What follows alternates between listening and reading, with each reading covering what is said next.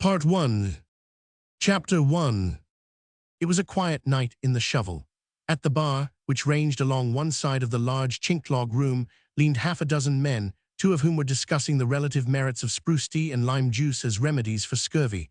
They argued with an air of depression and with intervals of morose silence. The other men scarcely heeded them. In a row, against the opposite wall, were the gambling games. The crap table was deserted. One lone man was playing at the faro table. The roulette ball was not even spinning, and the gamekeeper stood by the roaring, red-hot stove, talking with the young, dark-eyed woman, comely of face and figure, who was known from Juneau to Fort Yukon as the Virgin. 3 men sat in at stud poker, but they played with small chips and without enthusiasm, while there were no onlookers. On the floor of the dancing room, which opened out at the rear, 3 couples were waltzing drearily to the strains of a violin and a piano. Circle City was not deserted, nor was money tight. The miners were in from Moseyed Creek and the other diggings to the west. The summer washing had been good, and the men's pouches were heavy with dust and nuggets. The Klondike had not yet been discovered, nor had the miners of the Yukon learned the possibilities of deep digging and wood firing. No work was done in the winter, and they made a practice of hibernating in the large camps like Circle City during the long Arctic night. Time was heavy on their hands, their pouches were well filled, and the only social diversion to be found was in the saloons. Yet the Shovel was practically deserted, and the Virgin, standing by the stove, yawned with uncovered mouth and said to Charlie Bates, "If something don't happen soon, I'm gin to bed. What's the matter with the camp anyway? Everybody dead." Bates did not even trouble to reply, but went on moodily rolling a cigarette. Dan MacDonald, pioneer saloonman and gambler on the upper Yukon, owner and proprietor of the Tivoli and all its games, wandered forlornly across the great vacant space of floor and joined the two at the stove. "Anybody dead?" the Virgin asked him. "Looks like it," was the answer. "Then it must be the whole camp," she said with an air of finality and with another yawn. MacDonald grinned and nodded and opened his mouth to speak, when the front door swung wide and a man appeared in the light. A rush of frost, turned to vapor by the heat of the room, swirled about him to his knees and poured on across the floor, growing thinner and thinner and perishing a dozen feet from the stove. Taking the wisp broom from its nail inside the door, the newcomer brushed the snow from his moccasins and high German socks. He would have appeared a large man had not a huge French-Canadian stepped up to him from the bar and gripped his hand. "Hello, Daylight," was his greeting. "By gar, you good for sore eyes." "Hello, Louis, when did you all blow in?" returned the newcomer. "Come up and have a drink and tell us all about Bone Creek. Why, doggone you all, shake again. Where's that partner of yours? I'm looking for him." Another huge man detached himself from the bar to shake hands. Olaf Henderson and French Louis, partners together on Bone Creek, were the 2 largest men in the country, and though they were but half a head taller than the newcomer, between them he was dwarfed completely. "Hello, Olaf, you're my meat savvy that," said the one called Daylight. "Tomorrow's my birthday, and I'm going to put you all on your back, savvy. And you too, Louis. I can put you all on your back on my birthday, savvy. Come up and drink, Olaf, and I'll tell you all about it." The arrival of the newcomer seemed to send a flood of warmth through the place. "It's burning daylight," the Virgin cried, the first to recognize him as he came into the light. Charlie Bates' tight features relaxed at the sight, and MacDonald went over and joined the 3 at the bar. With the advent of burning daylight, the whole place became suddenly brighter and cheerier. The barkeepers were active, voices were raised, somebody laughed, and when the fiddler, peering into the front room, remarked to the pianist, "It's burning daylight," the waltz time perceptibly quickened, and the dancers, catching the contagion, began to whirl about as if they really enjoyed it. It was known to them of old time that nothing languished when burning daylight was around. He turned from the bar and saw the woman by the stove and the eager look of welcome she extended him. "Hello, Virgin, old girl," he called. "Hello, Charlie, what's the matter with you all? Why wear faces like that when coffins cost only 3 ounces? Come up, you all, and drink. Come up, you unburied dead, and name your poison. Come up, everybody. This is my night, and I'm going to ride it. Tomorrow I'm 30, and then I'll be an old man. It's the last fling of youth. Are you all with me? Surge along, then. Surge along." "Hold on there, Davis," he called to the faro dealer, who had shoved his chair back from the table. "I'm going you one flutter to see whether you all drink with me or we all drink with you." Pulling a heavy sack of gold dust from his coat pocket, he dropped it on the high card. "50, he said. The faro dealer slipped 2 cards. The high card won. He scribbled the amount on a pad, and the weigher at the bar balanced $50 worth of dust in the gold scales and poured it into Burning Daylight's sack. The waltz in the back room being finished, the 3 couples, followed by the fiddler and the pianist, and heading for the bar, caught Daylight's eye. "Surge along, you all," he cried. "Surge along and name it. This is my night, and it ain't a night that comes frequent. Surge up, you Siwashes and salmon-eaters. It's my night, I tell you all."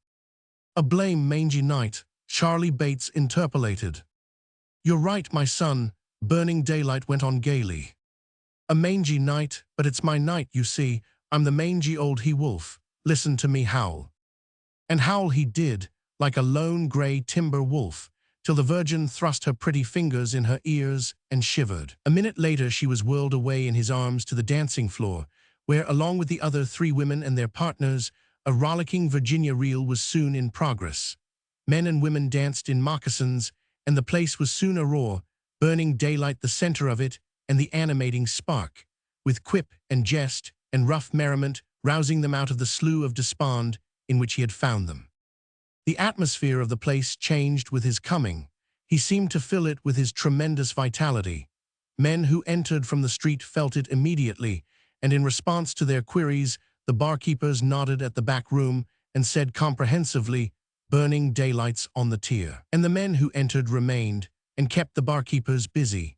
The gamblers took heart of life, and soon the tables were filled, the click of chips and whir of the roulette ball rising monotonously and imperiously above the hoarse rumble of men's voices and their oaths and heavy laughs.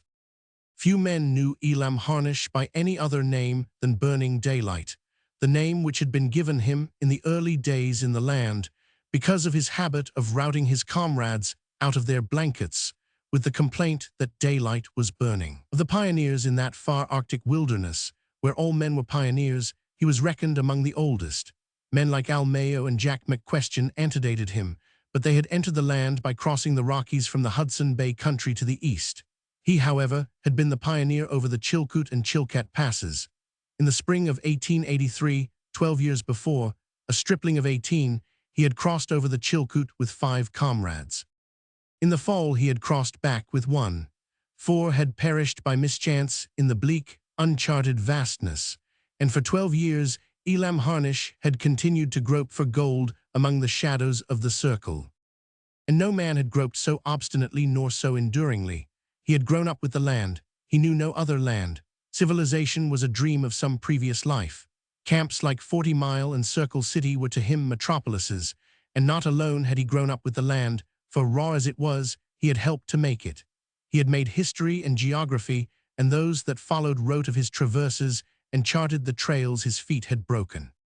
Heroes are seldom given to hero worship, but among those of that young land, young as he was accounted an elder hero. In point of time he was before them. In point of deed he was beyond them. In point of endurance it was acknowledged that he could kill the hardiest of them. Furthermore, he was accounted a nervy man, a square man, and a white man. In all lands where life is a hazard lightly played with and lightly flung aside, men turn, almost automatically, to gambling for diversion and relaxation. In the Yukon, men gambled their lives for gold, and those that won gold from the ground gambled for it with one another. Nor was Elam Harnish an exception. He was a man's man primarily, and the instinct in him to play the game of life was strong. Environment had determined what form that game should take. He was born on an Iowa farm, and his father had emigrated to eastern Oregon, in which mining country Elam's boyhood was lived. He had known nothing but hard knocks for big stakes. Pluck and endurance counted in the game, but the great god chance dealt the cards. Honest work for sure, but meager returns did not count. A man played big. He risked everything for everything, and anything less than everything meant that he was a loser. So for 12 Yukon years, Elam Harnish had been a loser. True, on Moosehide Creek the past summer he had taken out $20,000, and what was left in the ground was 20,000 more. But as he himself proclaimed, that was no more than getting his ante back. He had anteed his life for a dozen years, and 40,000 was a small pot for such a stake, the price of a drink and a dance at the Tivoli, of a winter's flutter at Circle City, and a grub stake for the year to come. The men of the Yukon reversed the old maxim till it read, hard come, easy go. At the end of the reel, Elam Harnish called the house up to drink again. Drinks were $1 apiece, gold rated at $16 an ounce. There were 30 in the house that accepted his invitation, and between every dance the house was Elam's guest. This was his night, and nobody was to be allowed to pay for anything. Not that Elam Harnish was a drinking man. Whiskey meant little to him. He was too vital and robust, too untroubled in mind and body, to incline to the slavery of alcohol. He spent months at a time on trail and river when he drank nothing stronger than coffee, while he had gone a year at a time without even coffee. But he was gregarious, and since the sole social expression of the Yukon was the saloon, he expressed himself that way. When he was a lad in the mining camps of the West, men had always done that. To him, it was the proper way for a man to express himself socially. He knew no other way. He was a striking figure of a man, despite his garb being similar to that of all the men in the Tivoli. Soft-tanned moccasins of moose hide, beaded in Indian designs, covered his feet. His trousers were ordinary overalls, his coat was made from a blanket. Long gauntleted leather mittens, lined with wool, hung by his side. They were connected in the Yukon fashion, by a leather thong passed around the neck and across the shoulders. On his head was a fur cap, the ear flaps raised and the tying cords dangling. His face, lean and slightly long, with the suggestion of hollows under the cheekbones, seemed almost Indian. The burnt skin and keen dark eyes contributed to this effect, though the bronze of the skin and the eyes themselves were essentially those of a white man. He looked older than 30, and yet smooth-shaven and without wrinkles, he was almost boyish. This impression of age was based on no tangible evidence. It came from the abstracter facts of the man, from what he had endured and survived, which was far beyond that of ordinary men. He had lived life naked and tensely, and something of all this smoldered in his eyes, vibrated in his voice, and seemed forever a whisper on his lips. The lips themselves were thin and prone to close tightly over the even, white teeth, but their harshness was retrieved by the upward curl at the corners of his mouth. This curl gave to him sweetness, as the minute puckers at the corners of the eyes gave him laughter. These necessary graces saved him from a nature that was essentially savage and that otherwise would have been cruel and bitter. The nose was lean, full-nostriled, and delicate, and of a size to fit the face, while the high forehead, as if to atone for its narrowness, was splendidly domed and symmetrical. In line with the Indian effect was his hair, very straight and very black, with a gloss to it that only health could give. "Burning daylight's burning candlelight," laughed Dan MacDonald, as an outburst of exclamations and merriment came from the dancers. "And he is dare boy to do it, eh, Louis?" said Olaf Henderson. "Yes, by gar, you bet on dat," said French Louis. "Dat boy is all gold." "And when God Almighty washes daylight's soul out on the last big sluicin' day," MacDonald interrupted, "why, God Almighty'll have to shovel gravel along with him into the sluice boxes." "Dot is gut," Olaf Henderson muttered, regarding the gambler with profound admiration. "Ver good," affirmed French Louis. "I think we take a drink on dat one time, eh?" Chapter 2. It was 2 in the morning when the dancers, bent on getting something to eat, adjourned the dancing for half an hour. And it was at this moment that Jack Kearns suggested poker.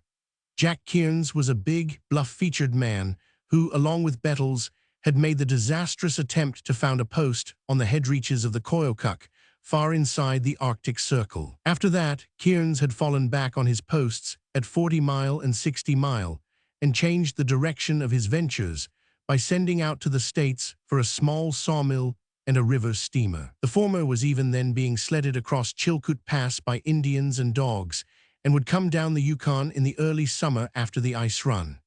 Later in the summer, when Bering Sea and the mouth of the Yukon cleared of ice, the steamer, put together at St. Michael's, was to be expected up the river loaded to the guards with supplies.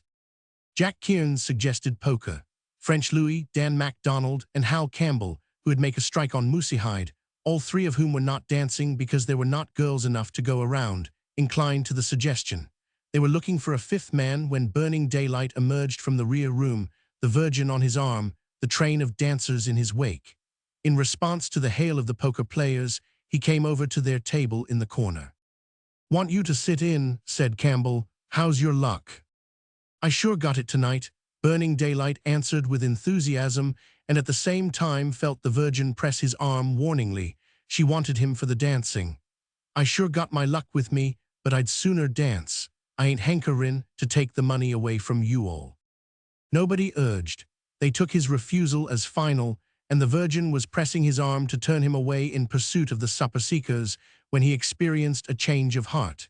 It was not that he did not want to dance, nor that he wanted to hurt her, but that insistent pressure on his arm put his free man nature in revolt. The thought in his mind was that he did not want any woman running him.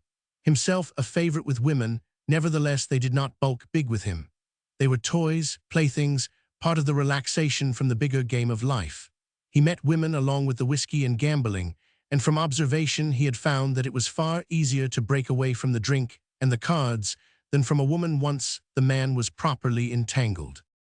He was a slave to himself, which was natural in one with a healthy ego, but he rebelled in ways either murderous or panicky at being a slave to anybody else.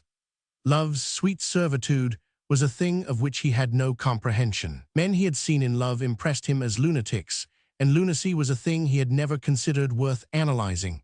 But comradeship with men was different from love with women. There was no servitude in comradeship.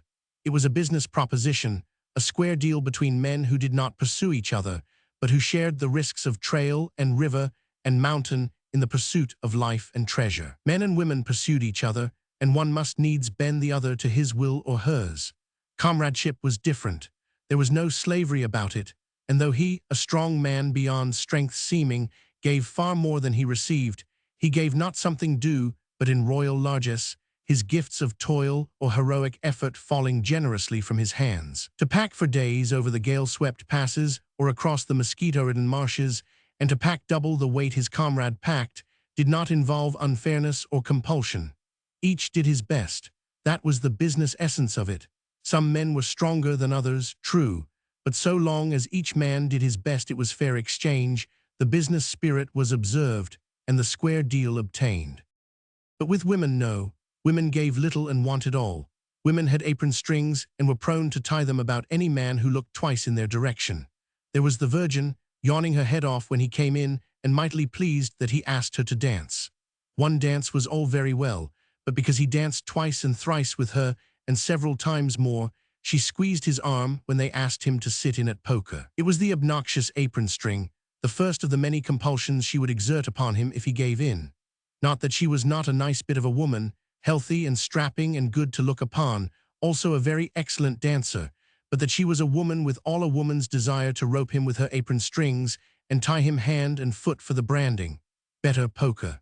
Besides, he liked poker as well as he did dancing. He resisted the pull on his arm by the mere negative mass of him, and said, "I sort of feel a hankering to give you all a flutter." Again came the pull on his arm. She was trying to pass the apron string around him. For the fraction of an instant, he was a savage, dominated by the wave of fear and murder that rose up in him.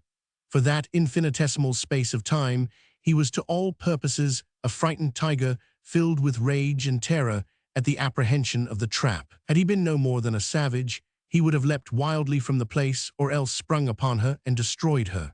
But in that same instant, there stirred in him the generations of discipline by which man had become an inadequate social animal. Tact and sympathy strove with him, and he smiled with his eyes into the Virgin's eyes as he said, "You all go and get some grub, I ain't hungry, and we'll dance some more by and by, the night's young yet, go to it, old girl." He released his arm and thrust her playfully on the shoulder, at the same time turning to the poker players. "Take off the limit, and I'll go you all." "Limit's the roof," said Jack Kearns. "Take off the roof."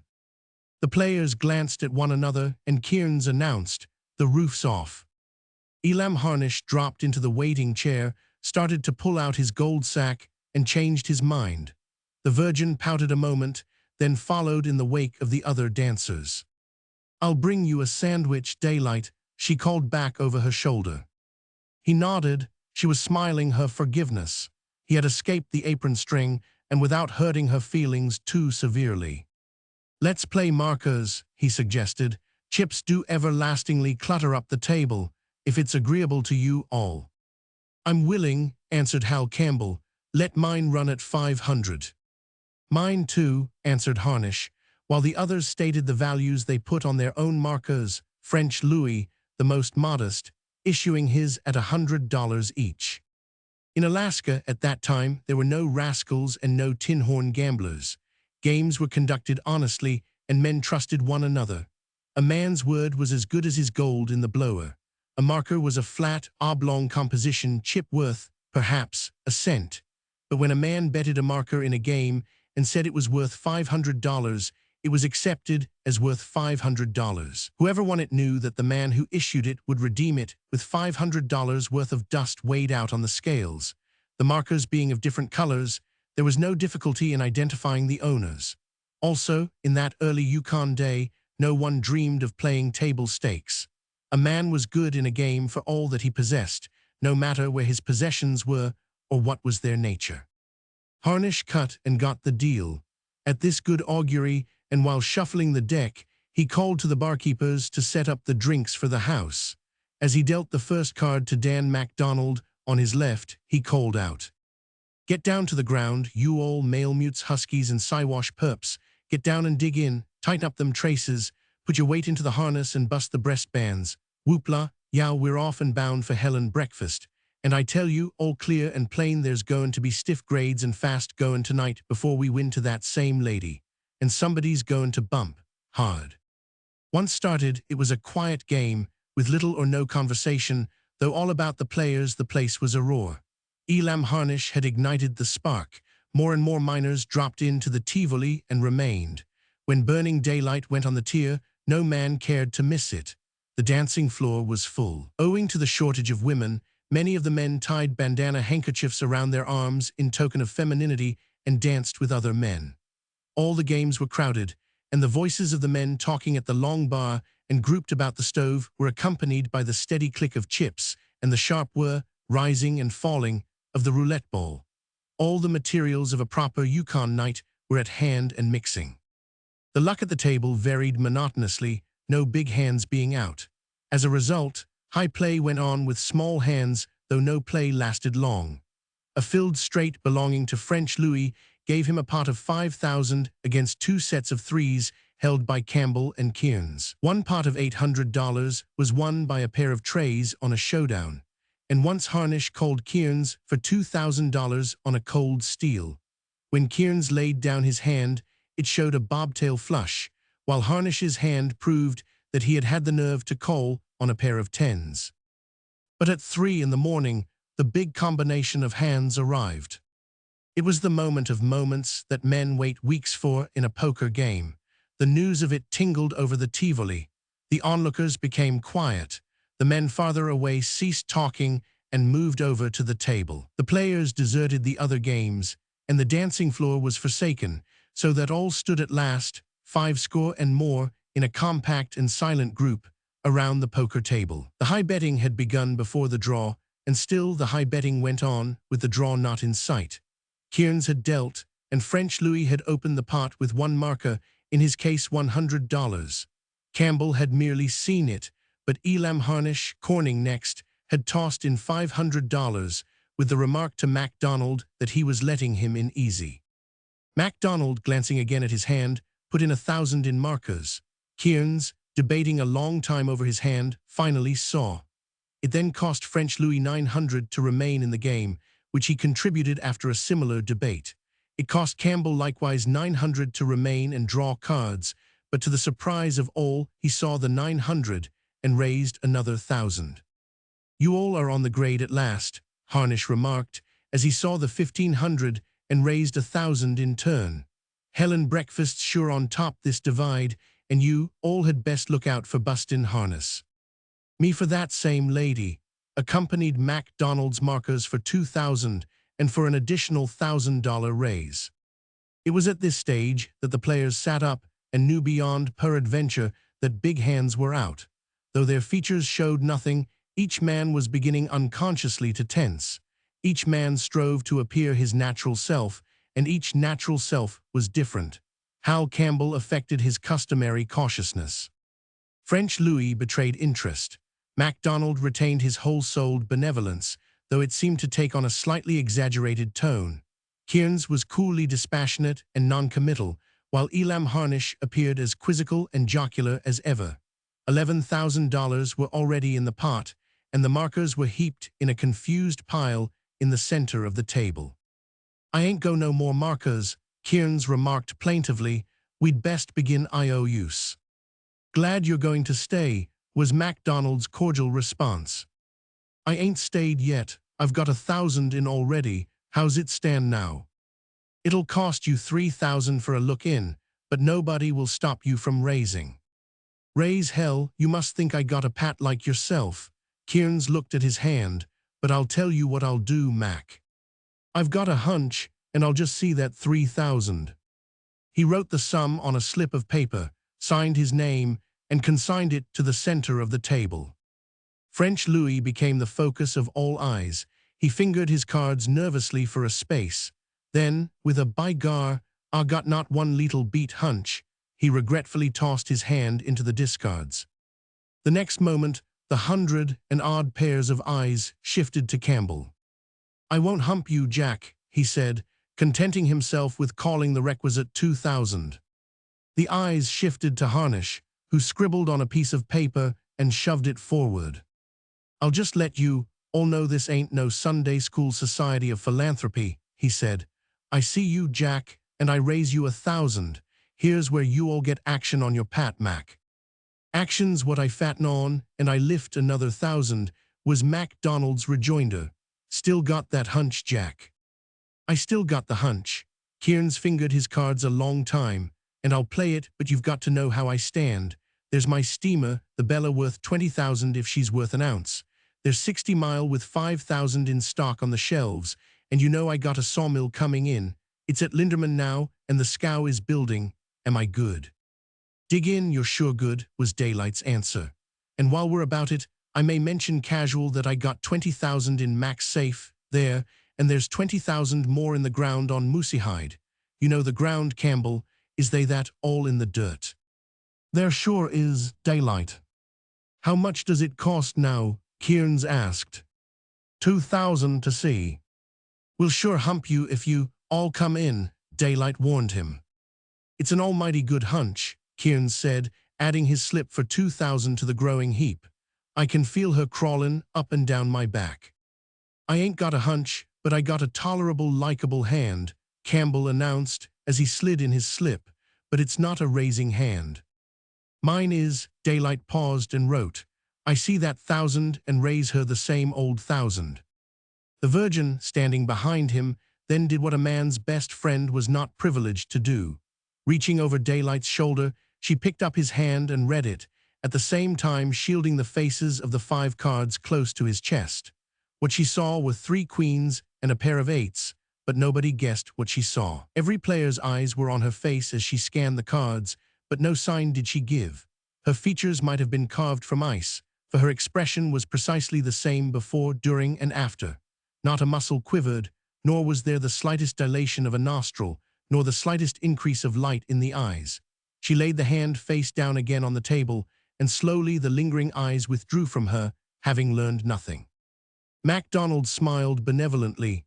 "I see you, Daylight, and I humped this time for 2,000. How's that hunch, Jack?" "Still a crawling, Mac. You got me now, but that hunch is a rip-snorter pursued-in sort of a critter, and it's my plain duty to ride it. I call for 3,000. And I got another hunch. Daylight's going to call too." "He sure is," Daylight agreed, after Campbell had thrown up his hand. "He knows when he's up against it, and he plays a cordon. I see that 2,000, and then I'll see the draw." In a dead silence, save for the low voices of the 3 players, the draw was made. $34,000 were already in the pot, and the play possibly not half over. To the Virgin's amazement, Daylight held up his 3 queens, discarding his 8s and calling for 2 cards, and this time not even she dared look at what he had drawn. She knew her limit of control, nor did he look. The two new cards lay face down on the table where they had been dealt to him. "Cards?" Cairns asked of MacDonald. "Got enough," was the reply. "You can draw if you want to, you know," Cairns warned him. "Nope, this'll do me." Cairns himself drew two cards, but did not look at them. Still Harnish let his cards lie. "I never bet in the teeth of a pat hand," he said slowly, looking at the saloon keeper. "You all start her rolling, Mac." MacDonald counted his cards carefully to make double sure it was not a foul hand, wrote a sum on a paper slip, and slid it into the pot with the simple utterance, 5,000. Cairns, with every eye upon him, looked at his two-card draw, counted the other three to dispel any doubt of holding more than 5 cards, and wrote on a betting slip. "I see you, Mac," he said, "and I raise her a little 1,000 just so as not to keep Daylight out." The concentrated gaze shifted to Daylight. He likewise examined his draw and counted his 5 cards. "I see that 6,000, and I raise her 5,000, just to try and keep you out, Jack." "And I raise you 5,000 just to lend a hand at keeping Jack out," MacDonald said in turn. His voice was slightly husky and strained, and a nervous twitch in the corner of his mouth followed speech. Cairns was pale, and those who looked on noted that his hand trembled as he wrote his slip, but his voice was unchanged. "I lift her along for 5,000, he said. Daylight was now the center. The kerosene lamps above flung high lights from the rash of sweat on his forehead. The bronze of his cheeks was darkened by the accession of blood. His black eyes glittered, and his nostrils were distended and eager. They were large nostrils, tokening his descent from savage ancestors who had survived by virtue of deep lungs and generous air passages. Yet, unlike MacDonald, his voice was firm and customary, and unlike Cairns, his hand did not tremble when he wrote. "I call for 10,000, he said. "Not that I'm afraid of you all, Mac, it's that hunch of Jack's." "I hump his hunch for 5,000 just the same," said MacDonald. "I had the best hand before the draw, and I still guess I got it." "Meb, this is a case where a hunch after the draw is better'n the hunch before," Cairns remarked. "Wherefore duty says, lift her, Jack, lift her, and so I lift her another 5,000. Daylight leaned back in his chair and gazed up at the kerosene lamps while he computed aloud. "I was in 9,000 before the draw, and I saw and raised 11,000. That makes 30. I'm only good for 10 more." He leaned forward and looked at Cairns. "So I call that 10,000. "You can raise if you want," Cairns answered. "Your dogs are good for 5,000 in this game." "Nary dog, you all can win my dust and dirt, but nary one of my dogs, I just call." MacDonald considered for a long time. No one moved or whispered. Not a muscle was relaxed on the part of the onlookers. Not the weight of a body shifted from one leg to the other. It was a sacred silence. Only could be heard the roaring draft of the huge stove, and from without, muffled by the log walls, the howling of dogs. It was not every night that high stakes were played on the Yukon, and for that matter, this was the highest in the history of the country. The saloon-keeper finally spoke. "If anybody else wins, they'll have to take a mortgage on the Tivoli." The two other players nodded. "So I called too." MacDonald added his slip for 5,000. Not one of them claimed the pot, and not one of them called the size of his hand. Simultaneously and in silence they faced their cards on the table, while a general tiptoeing and craning of necks took place among the onlookers. Daylight showed 4 queens and an ace, MacDonald 4 jacks and an ace, and Cairns 4 kings and a tray. Cairns reached forward with an encircling movement of his arm and drew the pot into him, his arm shaking as he did so. Daylight picked the ace from his hand and tossed it over alongside MacDonald's ace, saying, "That's what cheered me along, Mac. I knowed it was only kings that could beat me, and he had them." "What did you all have?" he asked, all interest, turning to Campbell. "Straight flush of 4, open at both ends, a good drawing hand." "You bet you could have made a straight flush, or a flush out of it." "That's what I thought," Campbell said sadly. "It cost me 6,000 before I quit." "I wished you all drawn," Daylight laughed. Then I wouldn't caught that fourth queen. Now I've got to take Billy Rawlins' mail contract and mush for Dyer. What's the size of the killing, Jack? Kearns attempted to count the pot, but was too excited. Daylight drew it across to him, with firm fingers separating and stacking the markers and IOUs, and with clear brain adding the sum. 127,000, he announced. You all can sell out now, Jack, and head for home. The winner smiled and nodded, but seemed incapable of speech. I'd shout the drinks, MacDonald said, only the house don't belong to me anymore. Yes, it does, Kearns replied, first wetting his lips with his tongue. Your note's good for any length of time, but the drinks are on me. Name your snake juice, you all, the winner pays. Daylight called out loudly to all about him, at the same time rising from his chair and catching the Virgin by the arm. Come on for real, you all dancers. The night's young yet, and it's hell and breakfast and the mail contract for me in the morning. Here, you all Rawlins, I hereby do take over that same contract, and I start for salt water at 9 a.m. Savvy? Come on, you all, where's that fiddler? Chapter 3. It was Daylight's night. He was the center and the head of the revel, unquenchably joyous, a contagion of fun. He multiplied himself, and in so doing multiplied the excitement. No prank he suggested was too wild for his followers, and all followed save those that developed into singing imbeciles and fell warbling by the wayside.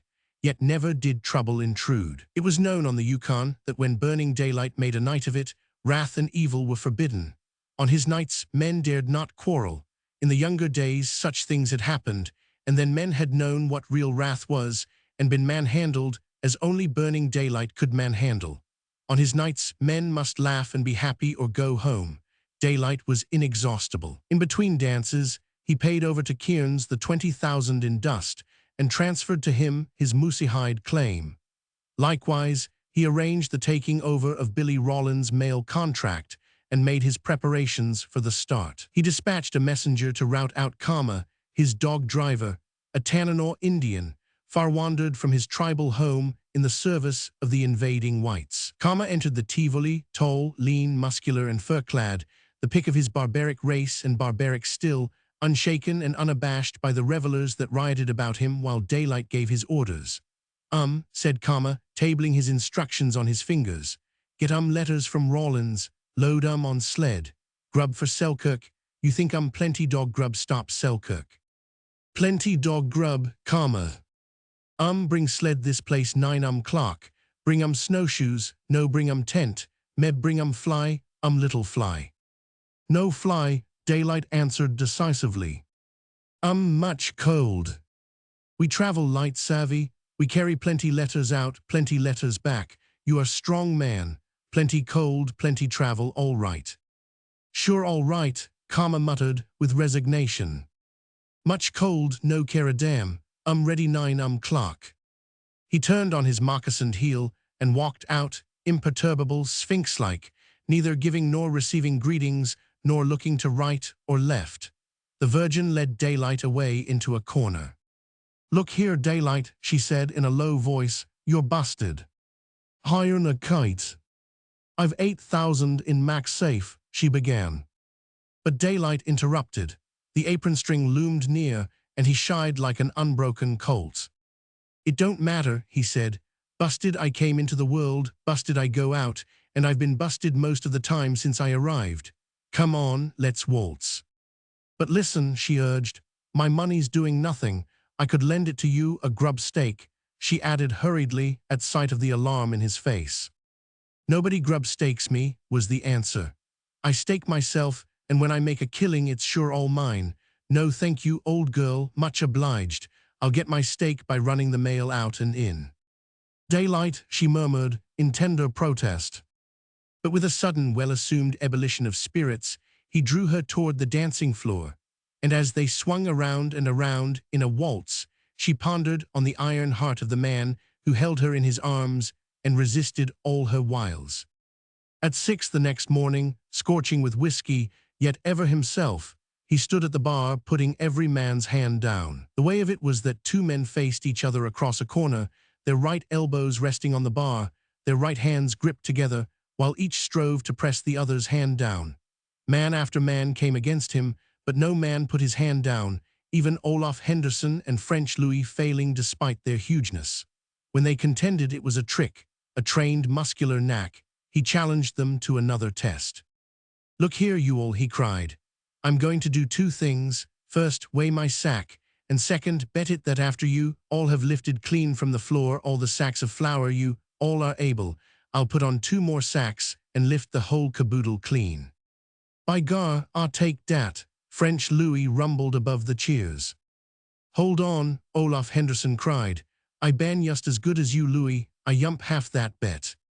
Put on the scales, Daylight's sack was found to balance an even $400, and Louis and Olaf divided the bet between them. 50-pound sacks of flour were brought in from MacDonald's cash. Other men tested their strength first.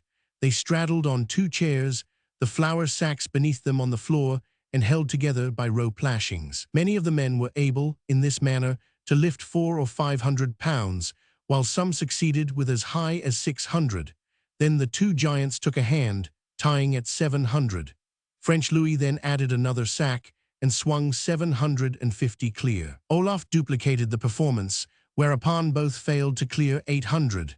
Again and again they strove, their foreheads beaded with sweat, their frames crackling with the effort. Both were able to shift the weight and to bump it, but clear the floor with it they could not. "By gar, Daylight, dis time you mek one big mistake," French Louis said, straightening up and stepping down from the chairs. "Only one damn Iron Man can do dat. 100 pun more, my frien, not 10 pound more." The sacks were unlashed, but when 2 sacks were added, Kearns interfered. "Only 1 sack more." "2," someone cried. 2 was the bet. "They didn't lift that last sack," Kearns protested. "They only lifted 750. But Daylight grandly brushed aside the confusion. "What's the good of you all botherin' around that way? What's 1 more sack? If I can't lift 3 more, I sure can't lift 2, put 'em in." He stood upon the chairs, squatted, and bent his shoulders down till his hands closed on the rope. He shifted his feet slightly, tautened his muscles with a tentative pull, then relaxed again, questing for a perfect adjustment of all the levers of his body. French Louis, looking on skeptically, cried out, "Pull like hell, Daylight, pull like hell." Daylight's muscles tautened a second time, and this time in earnest, until steadily all the energy of his splendid body was applied, and quite imperceptibly, without jerk or strain, the bulky 900 pounds rose from the door and swung back and forth, pendulum-like, between his legs. Olaf Henderson sighed a vast audible sigh.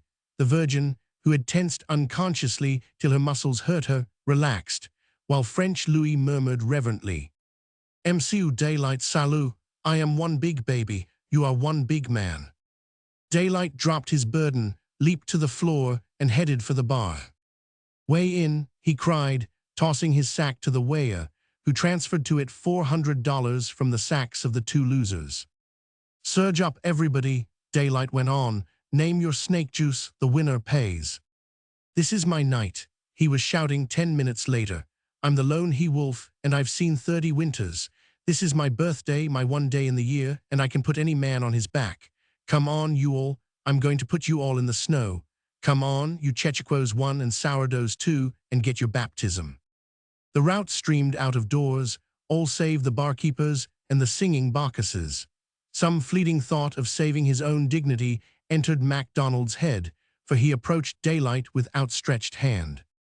"What, you first?" Daylight laughed, clasping the other's hand as if in greeting. "No, no," the other hurriedly disclaimed. "Just congratulations on your birthday. Of course you can put me in the snow. What chance have I against a man that lifts 900 pounds? MacDonald weighed 180 pounds, and Daylight had him gripped solely by his hand, yet by a sheer abrupt jerk, he took the saloon-keeper off his feet and flung him face downward in the snow. In quick succession, seizing the men nearest him, he threw half a dozen more. Resistance was useless. They flew helter-skelter out of his grips, landing in all manner of attitudes, grotesquely and harmlessly, in the soft snow. It soon became difficult, in the dim starlight, to distinguish between those thrown and those waiting their turn, and he began feeling their backs and shoulders, determining their status by whether or not he found them powdered with snow. "Baptized yet?" became his stereotyped question as he reached out his terrible hands. Several score lay down in the snow in a long row, while many others knelt in mock humility, scooping snow upon their heads and claiming the rite accomplished. But a group of 5 stood upright, backwoodsmen and frontiersmen, they eager to contest any man's birthday.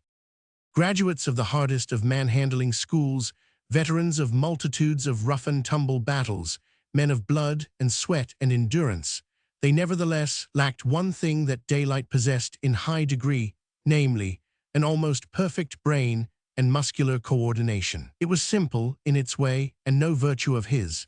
He had been born with this endowment. His nerves carried messages more quickly than theirs. His mental processes, culminating in acts of will, were quicker than theirs.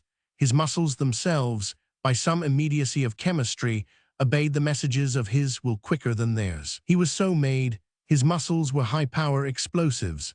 The levers of his body snapped into play like the jaws of steel traps. And in addition to all this, his was that super strength that is the dower of but one human in millions, a strength depending not on size but on degree, a supreme organic excellence residing in the stuff of the muscles themselves. Thus, so swiftly could he apply a stress that before an opponent could become aware and resist, the aim of the stress had been accomplished. In turn, so swiftly did he become aware of a stress applied to him that he saved himself by resistance or by delivering a lightning counter-stress. "It ain't no use you all standing there," Daylight addressed the waiting group. "You all might as well get right down and take your baptizing. You all might down me any other day in the year, but on my birthday I want you all to know I'm the best man. Is that Pat Hanrahan's mug looking hungry and willing? Come on, Pat." Pat Hanrahan, ex-bare-knuckle prize fighter and roughhouse expert, stepped forth. The 2 men came against each other in grips, and almost before he had exerted himself, the Irishman found himself in the merciless vice of a half-Nelson that buried him head and shoulders in the snow. Joe Hins, ex-lumberjack, came down with an impact equal to a fall from a 2-story building, his overthrow accomplished by a cross-buttock, delivered, he claimed, before he was ready. There was nothing exhausting in all this to Daylight. He did not heave and strain through long minutes. No time, practically, was occupied. His body exploded abruptly and terrifically in one instant, and on the next instant was relaxed. Thus Doc Watson, the gray-bearded, iron-bodied man without a past, a fighting terror himself, was overthrown in the fraction of a second preceding his own onslaught. As he was in the act of gathering himself for a spring, Daylight was upon him, and with such fearful suddenness as to crush him backward and down. Olaf Henderson, receiving his cue from this, attempted to take Daylight unaware, rushing upon him from one side as he stooped with extended hand to help Doc Watson up. Daylight dropped on his hands and knees, receiving in his side Olaf's knees. Olaf's momentum carried him clear over the obstruction in a long, flying fall. Before he could rise, Daylight had whirled him over on his back and was rubbing his face and ears with snow and shoving handfuls down his neck. "I ban just as good a man as you ban, Daylight," Olaf spluttered as he pulled himself to his feet. "But by Jupiter, I ban never see a grip like that." French Louis was the last of the 5, and he had seen enough to make him cautious. He circled and baffled for a full minute before coming to grips, and for another full minute they strained and reeled without either winning the advantage. And then, just as the contest was becoming interesting, Daylight effected one of his lightning shifts, changing all stresses and leverages, and at the same time delivering one of his muscular explosions. French Louis resisted till his huge frame crackled, and then slowly was forced over and under and downward. "The winner pays," Daylight cried, as he sprang to his feet and led the way back into the Tivoli. "Surge along you all, this way to the snake room." They lined up against the long bar, in places 2 or 3 deep, stamping the frost from their moccasined feet, for outside the temperature was 60 below. Bettles, himself, one of the gamest of the old-timers in deeds and daring, ceased from his drunken lay of the sassafras root, and titubated over to congratulate Daylight. But in the midst of it, he felt impelled to make a speech, and raised his voice oratorically. "I tell you fellers, I'm plumb proud to call Daylight my friend. We've hit the trail together afore now, and he's 18 carat from his moccasins up, Damn his mangy old hide anyway. He was a shaver when he first hit this country. When you fellers was his age, you ain't dry behind the ears yet. He never was no kid. He was born a full-grown man. And I tell you, a man had to be a man in them days. This wa'n't no effete civilization like it's come to be now. Bettles paused long enough to put his arm in a proper bear hug around Daylight's neck. When you and me mushed into the Yukon in the good old days, it didn't rain soup, and they wa'n't no free lunch joints. Our campfires was lit where we killed our game, and most of the time we lived on salmon tracks and rabbit bellies, ain't I right? But at the roar of laughter that greeted his inversion, Bettles released the bear hug and turned fiercely on them. Laugh, you mangy shorthorns, laugh. But I tell you plain and simple, the best of you ain't knee-high fit to tie Daylight's moccasin strings. Ain't I right, Campbell? Ain't I right, Mac? Daylight's one of the old guard, one of the real sourdoughs. And in them days, they wa'n't Ari a steamboat or Ari a trading post, and we cusses had to live a fens salmon bellies and rabbit tracks.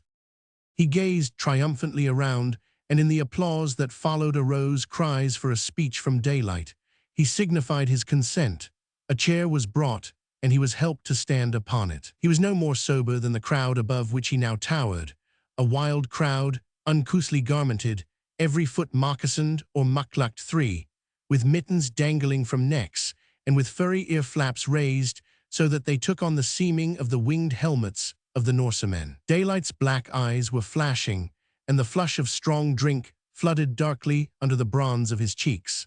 He was greeted with round on round of affectionate cheers, which brought a suspicious moisture to his eyes, albeit many of the voices were inarticulate and inebriate. And yet men have so behaved since the world began, feasting, fighting, and carousing, whether in the dark cave mouth or by the fire of the squatting place, in the palaces of imperial Rome and the rock strongholds of robber barons, or in the sky-aspiring hotels of modern times and in the boozing dens of Sailor Town. Just so were these men, empire builders in the Arctic light, boastful and drunken and clamorous, winning surcease for a few wild moments from the grim reality of their heroic toil. Modern heroes they, and in no wise different from the heroes of old time.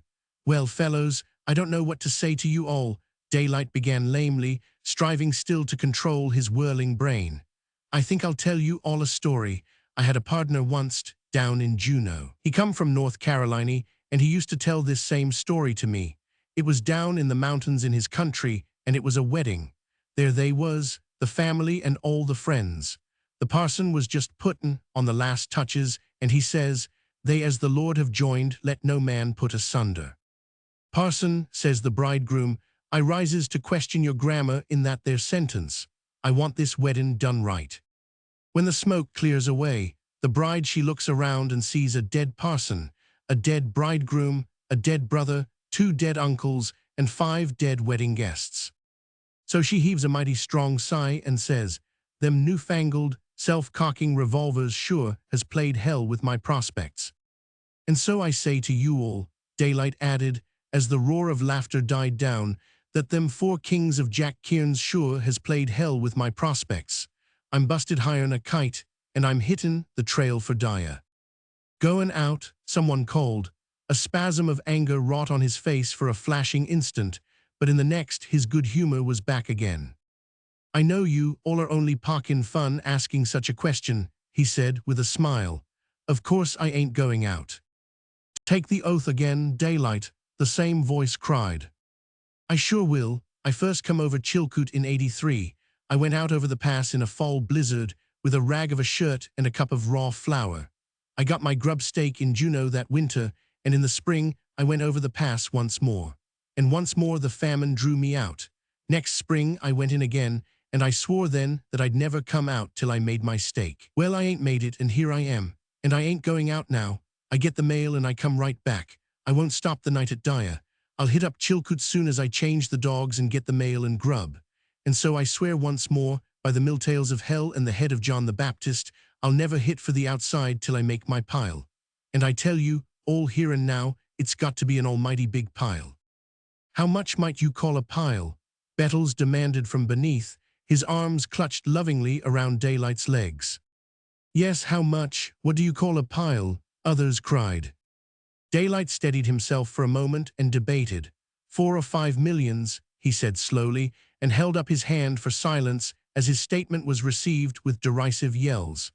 "I'll be real conservative and put the bottom notch at $1 million, and for not an ounce less that will I go out of the country." Again his statement was received with an outburst of derision.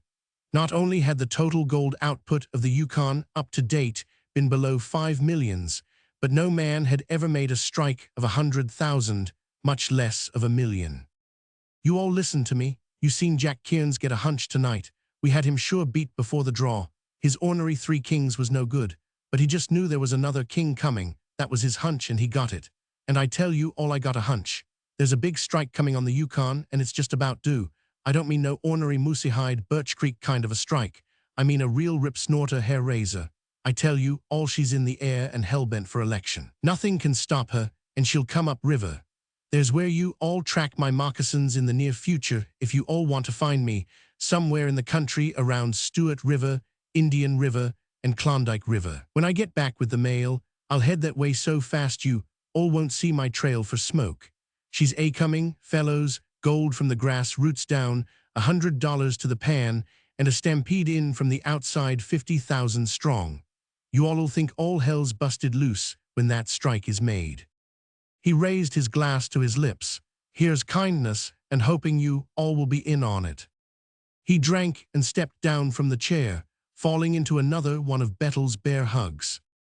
"If I was you, Daylight, I wouldn't mush today," Joe Hins counseled, coming in from consulting the spirit thermometer outside the door. "We're in for a good cold snap. It's 62 below now and still going down. Better wait till she breaks." Daylight laughed, and the old sourdoughs around him laughed. "Just like you shorthorns," Bettles cried, afeard of a little frost, and blamed little you know Daylight if you think frost kin stop M. "Freeze his lungs if he travels in it," was the reply. "Freeze pap and lollipop. Look here, Hins, you only been in this here country 3 years. You ain't seasoned yet. I've seen Daylight do 50 miles up on the Koyokuk on a day when the thermometer busted at 72. Hins shook his head dolefully. "Them's the kind that does freeze their lungs," he lamented. "If Daylight pulls out before this snap breaks, he'll never get through, and him travelin' without tent or fly." "It's 1,000 miles to Daya," Bettles announced, climbing on the chair and supporting his swaying body by an arm passed around Daylight's neck. "It's 1,000 miles, I'm sayin', and most of the trail unbroke, but I bet any Chechaquo, anything he wants, that Daylight makes Daya in 30 days. That's an average of over 33 miles a day," Doc Watson warned, "and I've traveled some myself. A blizzard on Chilkoot would tie him up for a week." "Yep," Bettles retorted, "and Daylight'll do the second 1,000 back again on end in 30 days more, and I got $500 that says so, and damn the blizzards." To emphasize his remarks, he pulled out a gold sack the size of a bologna sausage and thumped it down on the bar. Doc Watson thumped his own sack alongside. "Hold on," Daylight cried. "Bettles is right, and I want in on this. I bet 500 that 60 days from now I pull up at the Tivoli door with the Daya mail." A skeptical roar went up, and a dozen men pulled out their sacks. Jack Kearns crowded in close and caught Daylight's attention. "I take you, Daylight," he cried. 2 to 1 you don't, not in 75 days. "No charity, Jack," was the reply. "The bettin's even, and the time is 60 days. 75 days, and 2 to 1 you don't," Kearns insisted. 50 mile'll be wide open, and the remise rotten. "What you win from me is yours," Daylight went on. "And by thunder, Jack, you can't give it back that way. I won't bet with you. You're trying to give me money. But I tell you all one thing, Jack, I got another hunch. I'm going to win it back some one of these days. You all just wait till the big strike up river. Then you and me'll take the roof off and sit in a game that'll be full man's size. Is it a go?" They shook hands. "Of course he'll make it," Kearns whispered in Bettles' ear. "And there's 500 Daylights back in 60 days," he added aloud. Billy Rollins closed with the wager, and Bettles hugged Kearns ecstatically. "By Jupiter, I ban take that bet," Olaf Henderson said, dragging Daylight away from Bettles and Kearns. "Winner pays," Daylight shouted, closing the wager. "And I'm sure going to win," and 60 days is a long time between drinks, so I pay now. Name your brand, you hoochinoos, name your brand. Bettles, a glass of whiskey in hand, climbed back on his chair, and swaying back and forth, sang the one song he knew. Oh, it's Henry Ward Beecher. And Sunday school teachers all sing of the sassafras root. But you bet all the same, if it had its right name, it's the juice of the forbidden fruit. The crowd roared out the chorus. But you bet all the same, if it had its right name, it's the juice of the forbidden fruit. Somebody opened the outer door. A vague gray light filtered in. Burning daylight, someone called warningly. Daylight paused for nothing, heading for the door and pulling down his ear flaps. Karma stood outside by the sled, a long, narrow affair, 16 inches wide and 7.5 feet in length, its slatted bottom raised 6 inches above the steel-shod runners. On it, lashed with thongs of moose hide, were the light canvas bags that contained the mail and the food and gear for dogs and men. In front of it, in a single line, lay curled 5 frost-rimed dogs. They were huskies, matched in size and color, all unusually large and all gray. From their cruel jaws to their bushy tails, they were as like as peas in their likeness to timber wolves. Wolves they were, domesticated, it was true, but wolves in appearance and in all their characteristics. On top the sled load, thrust under the lashings and ready for immediate use, were 2 pairs of snowshoes. Bettles pointed to a robe of Arctic hareskins, the end of which showed in the mouth of a bag. That's his bed, he said. 6 pounds of rabbit skins, warmest thing he ever slept under, but I'm damned if it could keep me warm, and I can go some myself. Daylight's a hellfire furnace, that's what he is. I'd hate to be that Indian, Doc Watson remarked. He'll kill 'em sure, Bettles chanted exultantly. I know, I've been with Daylight on trail. That man ain't never been tired in his life. Don't know what it means. I seen him travel all day with wet socks at 45 below. There ain't another man living can do that. While this talk went on, Daylight was saying goodbye to those that clustered around him. The Virgin wanted to kiss him, and fuddled slightly though he was with the whiskey, he saw his way out without compromising with the apron string. He kissed the Virgin, but he kissed the other 3 women with equal partiality. He pulled on his long mittens, roused the dogs to their feet, and took his place at the G-pole 4. Mush, you beauties, he cried. The animals threw their weights against their breastbands on the instant, crouching low to the snow and digging in their claws. They whined eagerly, and before the sled had gone 6 lengths, both Daylight and Karma, in the rear, were running to keep up. And so, running, man and dogs dipped over the bank and down to the frozen bed of the Yukon, and in the gray light were gone. Chapter 4. On the river, where was a packed trail and where snowshoes were unnecessary, the dogs averaged 6 miles an hour. To keep up with them, the 2 men were compelled to run. Daylight and Karma relieved each other regularly at the G-pole, for here was the hard work of steering the flying sled and of keeping in advance of it.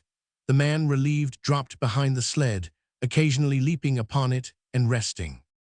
It was severe work, but of the sort that was exhilarating. They were flying, getting over the ground, making the most of the packed trail. Later on they would come to the unbroken trail, where 3 miles an hour would constitute good going.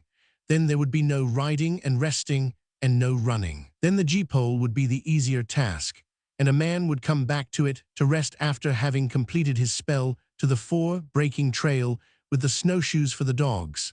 Such work was far from exhilarating also. They must expect places where for miles at a time they must toil over chaotic ice jams, where they would be fortunate if they made 2 miles an hour. And there would be the inevitable bad jams, short ones, it was true, but so bad that a mile an hour would require terrific effort. Karma and Daylight did not talk. In the nature of the work, they could not, nor in their own natures were they given to talking while they worked. At rare intervals, when necessary, they addressed each other in monosyllables, Karma, for the most part, contenting himself with grunts. Occasionally a dog whined or snarled, but in the main the team kept silent. Only could be heard the sharp, jarring grate of the steel runners over the hard surface and the creak of the straining sled. As if through a wall, Daylight had passed from the hum and roar of the Tivoli into another world, a world of silence and immobility. Nothing stirred. The Yukon slept under a coat of ice 3 feet thick. No breath of wind blew, nor did the sap move in the hearts of the spruce trees that forested the river banks on either hand. The trees, burdened with the last infinitesimal pennyweight of snow their branches could hold, stood in absolute petrifaction. The slightest tremor would have dislodged the snow, and no snow was dislodged. The sled was the one point of life and motion in the midst of the solemn quietude, and the harsh churn of its runners but emphasized the silence through which it moved. It was a dead world, and furthermore, a gray world. The weather was sharp and clear. There was no moisture in the atmosphere, no fog nor haze, yet the sky was a gray pall. The reason for this was that, though there was no cloud in the sky to dim the brightness of day, there was no sun to give brightness. Far to the south, the sun climbed steadily to meridian, but between it and the frozen Yukon intervened the bulge of the earth. The Yukon lay in a night shadow, and the day itself was in reality a long twilight light. At 12:15, where a wide bend of the river gave a long vista south, the sun showed its upper rim above the skyline. But it did not rise perpendicularly. Instead, it rose on a slant, so that by high noon it had barely lifted its lower rim clear of the horizon. It was a dim, wan sun. There was no heat to its rays, and a man could gaze squarely into the full orb of it without hurt to his eyes. No sooner had it reached meridian than it began its slant back beneath the horizon, and at 12:15, the earth threw its shadow again over the land. The men and dogs raced on. Daylight and Kama were both savages so far as their stomachs were concerned. They could eat irregularly in time and quantity, gorging hugely on occasion, and on occasion going long stretches without eating at all. As for the dogs, they ate but once a day, and then rarely did they receive more than a pound each of dried fish. They were ravenously hungry, and at the same time splendidly in condition. Like the wolves, their forebears, their nutritive processes were rigidly economical and perfect. There was no waste. The least particle of what they consumed was transformed into energy. And Kama and Daylight were like them. Descended themselves from the generations that had endured, they too endured. Theirs was the simple, elemental economy. A little food equipped them with prodigious energy. Nothing was lost. A man of soft civilization, sitting at a desk, would have grown lean and woebegone on the fare that kept Kama and Daylight at the top notch of physical efficiency. They knew, as the man at the desk never knows, what it is to be normally hungry all the time, so that they could eat any time. Their appetites were always with them and on edge, so that they bit voraciously into whatever offered, and with an entire innocence of indigestion. By 3 in the afternoon, the long twilight faded into night. The stars came out, very near and sharp and bright, and by their light dogs and men still kept the trail. They were indefatigable, and this was no record run of a single day, but the first day of 60 such days. Though Daylight had passed a night without sleep, a night of dancing and carouse, it seemed to have left no effect. For this there were 2 explanations. First, his remarkable vitality, and next, the fact that such nights were rare in his experience. Again enters the man at the desk, whose physical efficiency would be more hurt by a cup of coffee at bedtime than could Daylight's by a whole night long of strong drink and excitement. Daylight traveled without a watch, feeling the passage of time and largely estimating it by subconscious processes. By what he considered must be 6 o'clock, he began looking for a camping place. The trail, at a bend, plunged out across the river. Not having found a likely spot, they held on for the opposite bank a mile away. But midway, they encountered an ice jam which took an hour of heavy work to cross. At last Daylight glimpsed what he was looking for, a dead tree close by the bank. The sled was run in and up. Kama grunted with satisfaction, and the work of making camp was begun. The division of labor was excellent. Each knew what he must do. With one axe, Daylight chopped down the dead pine. Kama, with a snowshoe and the other axe, cleared away the 2 feet of snow above the Yukon ice and chopped a supply of ice for cooking purposes. A piece of dry birch bark started the fire, and Daylight went ahead with the cooking while the Indian unloaded the sled and fed the dogs their ration of dried fish. The food sacks he slung high in the trees beyond leaping reach of the huskies. Next, he chopped down a young spruce tree and trimmed off the boughs. Close to the fire, he trampled down the soft snow and covered the packed space with the boughs. On this flooring, he tossed his own and Daylight's gear bags, containing dry socks and underwear and their sleeping robes. Kama, however, had 2 robes of rabbit skin to Daylight's 1. They worked on steadily, without speaking, losing no time. Each did whatever was needed, without thought of leaving to the other the least task that presented itself to hand. Thus Kama saw when more ice was needed and went and got it, while a snowshoe, pushed over by the lunge of a dog, was stuck on end again by Daylight. While coffee was boiling, bacon frying, and flapjacks were being mixed, Daylight found time to put on a big pot of beans. Kama came back, sat down on the edge of the spruce boughs, and in the interval of waiting, mended harness. "I think dat skookum and booger make plenty fight maybe," Kama remarked as they sat down to eat. "Keep an eye on them," was Daylight's answer. And this was their sole conversation throughout the meal. Once, with a muttered imprecation, Kama leaped away, a stick of firewood in hand, and clubbed apart a tangle of fighting dogs. Daylight, between mouthfuls, fed chunks of ice into the tin pot where it thawed into water. The meal finished, Kama replenished the fire, cut more wood for the morning, and returned to the spruce bough bed and his harness mending. Daylight cut up generous chunks of bacon and dropped them in the pot of bubbling beans. The moccasins of both men were wet, and this, in spite of the intense cold. So when there was no further need for them to leave the oasis of spruce boughs, they took off their moccasins and hung them on short sticks to dry before the fire, turning them about. From time to time, when the beans were finally cooked, Daylight ran part of them into a bag of flour sacking 1.5 feet long and 3 inches in diameter. This he then laid on the snow to freeze. The remainder of the beans were left in the pot for breakfast. It was past 9 o'clock, and they were ready for bed. The squabbling and bickering among the dogs had long since died down, and the weary animals were curled in the snow, each with his feet and nose bunched together and covered by his wolf's brush of a tail. Kama spread his sleeping furs and lighted his pipe. Daylight rolled a brown paper cigarette, and the second conversation of the evening took place. "I think we come near 60 miles, said Daylight. I think so, said Kama. They rolled into their robes, all standing, each with a woolen Mackinaw jacket on in place of the parkas 5 they had worn all day.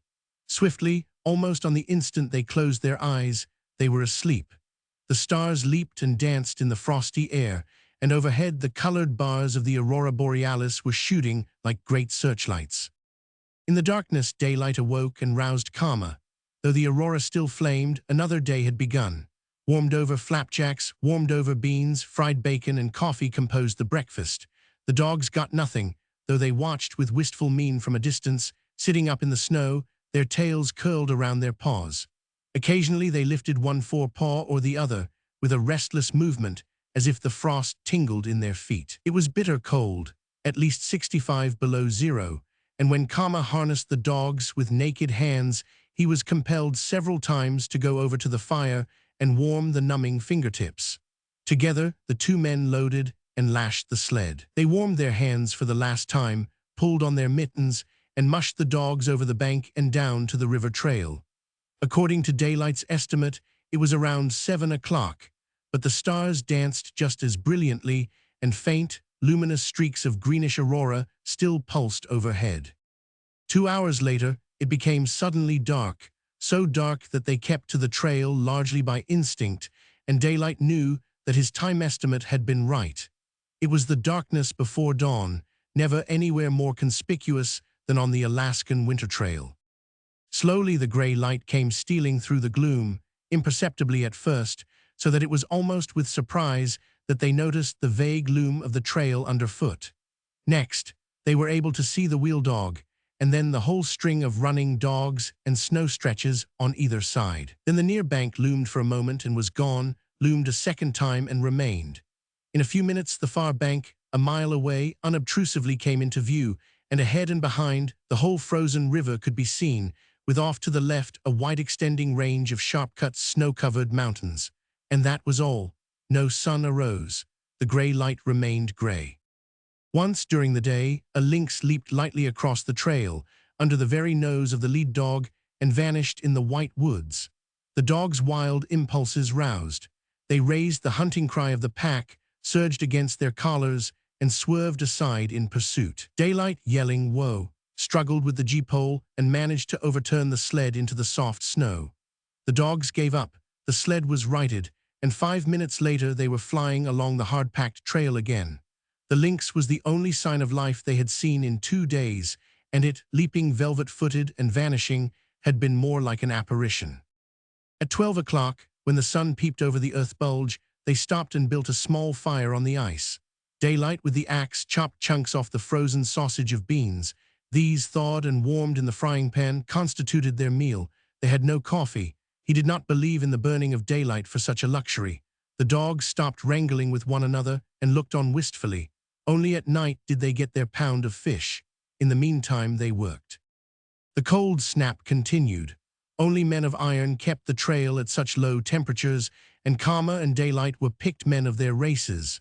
But Kama knew the other was the better man, and thus, at the start, he was himself foredoomed to defeat. Not that he slackened his effort or willingness by the slightest conscious degree, but that he was beaten by the burden he carried in his mind.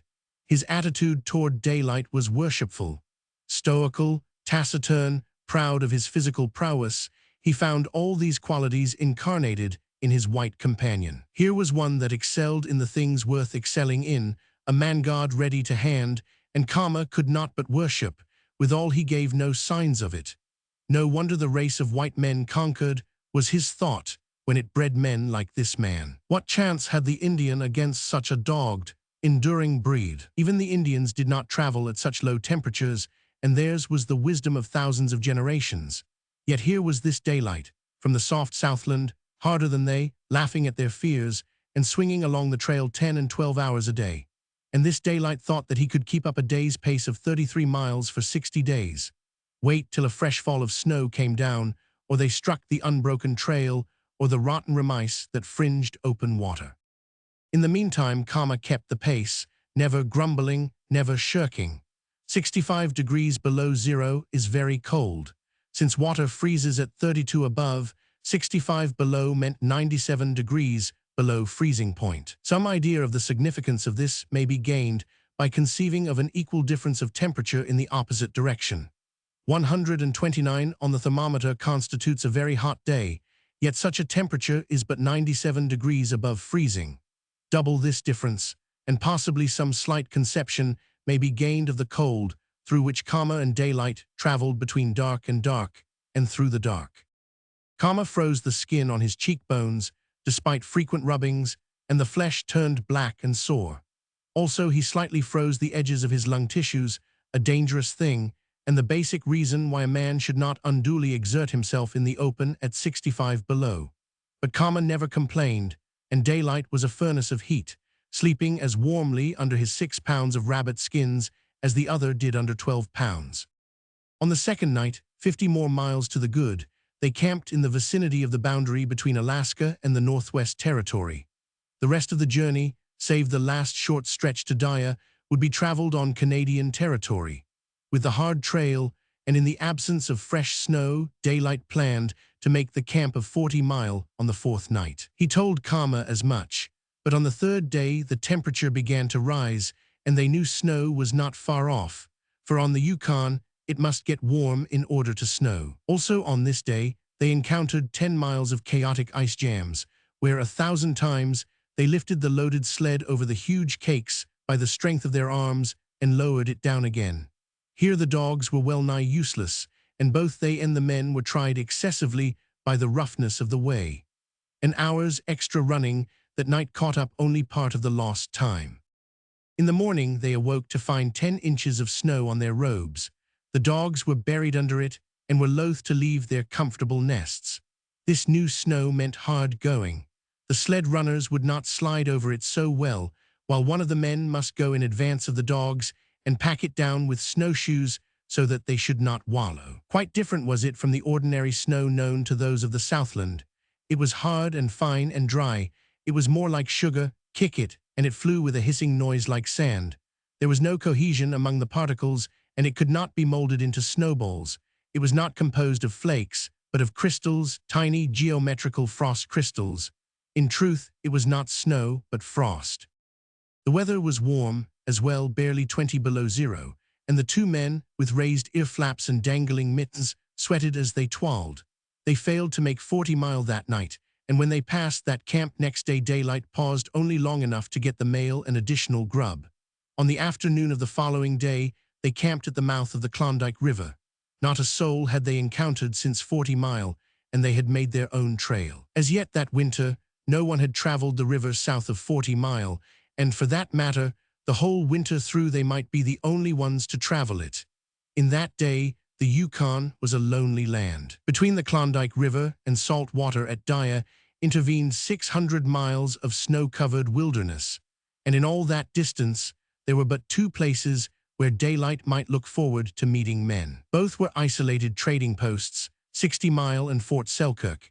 In the summertime, Indians might be met with at the mouths of the Stewart and White Rivers, at the Big and Little Salmons, and on Lake LaBarge. But in the winter, as he well knew, they would be on the trail of the moose herds, following them back into the mountains. That night, camped at the mouth of the Klondike, daylight did not turn in when the evening's work was done. Had a white man been present, daylight would have remarked that he felt his hunch working. As it was, he tied on his snowshoes, left the dogs curled in the snow and breathing heavily under his rabbit skins, and climbed up to the big flat above the high earth bank. But the spruce trees were too thick for an outlook, and he threaded his way across the flat and up the first steep slopes of the mountain at the back.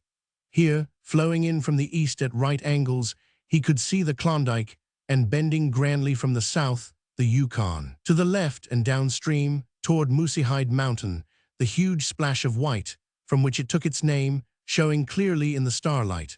Lieutenant Schwatka had given it its name, but he, daylight, had first seen it long before that intrepid explorer had crossed the Chilkoot and rafted down the Yukon. But the mountain received only passing notice. Daylight's interest was centered in the big flat itself, with deep water all along its edge for steamboat landings. A sure enough likely town site, he muttered, room for a camp of 40,000 men. All that's needed is the gold strike. He meditated for a space. $10 to the panel do it, and it'd be the all-firedest stampede Alaska ever seen. And if it don't come here, it'll come somewhere hereabouts. It's a sure good idea to keep an eye out for town sites all the way up. He stood a while longer, gazing out over the lonely flat, and visioning with constructive imagination the scene if the stampede did come. In fancy, he placed the sawmills, the big trading stores, the saloons and dance halls, and the long streets of miners' cabins. And along those streets, he saw thousands of men passing up and down, while before the stores were the heavy freighting sleds, with long strings of dogs attached. Also, he saw the heavy freighters pulling down the main street and heading up the frozen Klondike toward the imagined somewhere where the diggings must be located. He laughed and shook the vision from his eyes, descended to the level, and crossed the flat to camp. 5 minutes after he had rolled up in his robe, he opened his eyes and sat up, amazed that he was not already asleep. He glanced at the Indians sleeping beside him, at the embers of the dying fire, at the 5 dogs beyond, with their wolf's brushes curled over their noses, and at the 4 snowshoes standing upright in the snow. "It's sure hell the way that hunch works on me," he murmured. His mind reverted to the poker game. 4 kings, he grinned reminiscently. That was a hunch. He lay down again, pulled the edge of the robe around his neck and over his ear flaps, closed his eyes, and this time fell asleep. Chapter 5. At 60 Mile they restocked provisions, added a few pounds of letters to their load, and held steadily on. From 40 Mile they had had unbroken trail, and they could look forward only to unbroken trail clear to Daya. Daylight stood it magnificently, but the killing pace was beginning to tell on Karma. His pride kept his mouth shut, but the result of the chilling of his lungs in the cold snap could not be concealed. Microscopically small had been the edges of the lung tissue touched by the frost, but they now began to slough off, giving rise to a dry, hacking cough. Any unusually severe exertion precipitated spells of coughing, during which he was almost like a man in a fit. The blood congested in his eyes till they bulged, while the tears ran down his cheeks. A whiff of the smoke from frying bacon would start him off for a half-hour's paroxysm, and he kept carefully to windward when daylight was cooking. They plodded days upon days and without end over the soft, unpacked snow. It was hard, monotonous work, with none of the joy and blood stir that went with flying over hard surface. Now one man to the fore in the snowshoes, and now the other. It was a case of stubborn, unmitigated plod.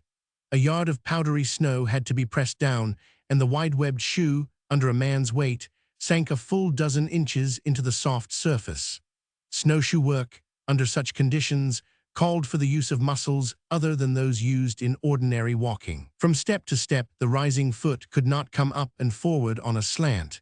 It had to be raised perpendicularly. When the snowshoe was pressed into the snow, its nose was confronted by a vertical wall of snow 12 inches high. If the foot, in rising, slanted forward the slightest bit, the nose of the shoe penetrated the obstructing wall and tipped downward till the heel of the shoe struck the man's leg behind. Thus up, straight up, 12 inches, each foot must be raised every time and all the time, ere the forward swing from the knee could begin. On this partially packed surface followed the dogs, the man at the gee-pole, and the sled. At the best, toiling as only picked men could toil, they made no more than 3 miles an hour. This meant longer hours of travel, and daylight, for good measure, and for a margin against accidents, hit the trail for 12 hours a day. Since 3 hours were consumed by making camp at night and cooking beans, by getting breakfast in the morning and breaking camp, and by thawing beans at the midday halt, 9 hours were left for sleep and recuperation, and neither men nor dogs wasted many minutes of those 9 hours. At Selkirk, the trading post near Pelly River, daylight suggested that Kama lay over, rejoining him on the back trip from Daya. A strayed Indian from Lake Lebarge was willing to take his place, but Kama was obdurate. He grunted with a slight intonation of resentment, and that was all. The dogs, however, daylight changed, leaving his own exhausted team to rest up against his return, while he went on with 6 fresh dogs. They traveled till 10 o'clock the night they reached Selkirk, and at 6 next morning they plunged ahead into the next stretch of wilderness of nearly 500 miles that lay between Selkirk and Daya. A second cold snap came on, but cold or warm, it was all the same, an unbroken trail. When the thermometer went down to 50 below, it was even harder to travel, for at that low temperature, the hard frost crystals were more like sand grains in the resistance they offered to the sled runners. The dogs had to pull harder than over the same snow at 20 or 30 below zero. Daylight increased the day's travel to 13 hours. He jealously guarded the margin he had gained, for he knew there were difficult stretches to come. It was not yet quite midwinter, and the turbulent 50-mile river vindicated his judgment. In many places it ran wide open, with precarious remice fringing it on either side. In numerous places, where the water dashed against the steep-sided bluffs, remice was unable to form. They turned and twisted, now crossing the river, now coming back again, sometimes making half a dozen attempts before they found a way over a particularly bad stretch. It was slow work. The ice bridges had to be tested, and either Daylight or Kama went in advance, snowshoes on their feet, and long poles carried crosswise in their hands. Thus, if they broke through, they could cling to the pole that bridged the hole made by their bodies. Several such accidents were the share of each. At 50 below zero, a man wet to the waist cannot travel without freezing, so each ducking meant delay. As soon as rescued, the wet man ran up and down to keep up his circulation, while his dry companion built a fire. Thus protected, a change of garments could be made, and the wet ones dried against the next misadventure. To make matters worse, this dangerous river travel could not be done in the dark, and their working day was reduced to the 6 hours of twilight. Every moment was precious, and they strove never to lose one. Thus, before the first hint of the coming of gray day, camp was broken, sled loaded, dogs harnessed, and the 2 men crouched waiting over the fire. Nor did they make the midday halt to eat. As it was, they were running far behind their schedule, each day eating into the margin they had run up. There were days when they made 15 miles, and days when they made a dozen. And there was one bad stretch where in 2 days they covered 9 miles, being compelled to turn their backs 3 times on the river and to portage sled and outfit over the mountains. At last they cleared the dread 50-mile river and came out on Lake Lebarge. Here was no open water nor jammed ice. For 30 miles or more, the snow lay level as a table, withal it lay 3 feet deep and was soft as flour. 3 miles an hour was the best they could make, but daylight celebrated the passing of the 50-mile by traveling late.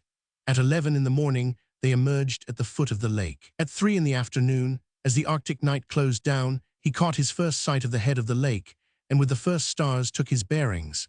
At 8 in the evening, they left the lake behind and entered the mouth of the Luz River. Here a halt of half an hour was made, while chunks of frozen boiled beans were thawed and the dogs were given an extra ration of fish. Then they pulled on up the river till 1 in the morning, when they made their regular camp. They had hit the trail 16 hours on end that day. The dogs had come in too tired to fight among themselves or even snarl, and Kama had perceptibly limped the last several miles. Yet daylight was on trail next morning at 6 o'clock. By 11, he was at the foot of White Horse, and that night saw him camped beyond the Box Cannon, the last bad river stretch behind him, the string of lakes before him. There was no let-up in his pace. 12 hours a day, 6 in the twilight and 6 in the dark, they toiled on the trail. 3 hours were consumed in cooking, repairing harnesses, and making and breaking camp, and the remaining 9 hours dogs and men slept as if dead. The iron strength of Kama broke. Day by day the terrific toil sapped him. Day by day he consumed more of his reserves of strength. He became slower of movement, the resiliency went out of his muscles, and his limp became permanent. Yet he labored stoically on, never shirking, never grunting a hint of complaint. Daylight was thin-faced and tired. He looked tired, yet somehow, with that marvelous mechanism of a body that was his, he drove on, ever on, remorselessly on. Never was he more a god in Kama's mind than in the last days of the southbound traverse, as the failing Indian watched him, ever to the fore, pressing onward with urgency of endurance, such as Kama had never seen nor dreamed could thrive in human form. The time came when Kama was unable to go in the lead and break trail, and it was a proof that he was far gone when he permitted daylight to toil all day at the heavy snowshoe work. Lake by lake they crossed the string of lakes from Marsh to Linderman and began the ascent of Chilkoot. By all rights, daylight should have camped below the last pitch of the pass at the dim end of day, but he kept on and over and down to Sheep Camp, while behind him raged a snowstorm that would have delayed him 24 hours. This last excessive strain broke Kama completely.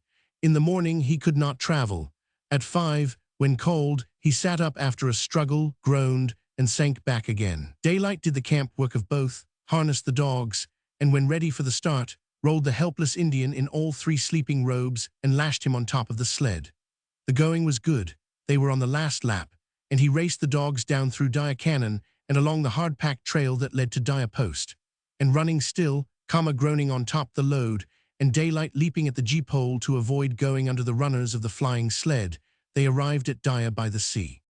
True to his promise, Daylight did not stop. An hour's time saw the sled loaded with the ingoing mail and grub, fresh dogs harnessed, and a fresh Indian engaged. Kama never spoke from the time of his arrival till the moment Daylight, ready to depart, stood beside him to say goodbye.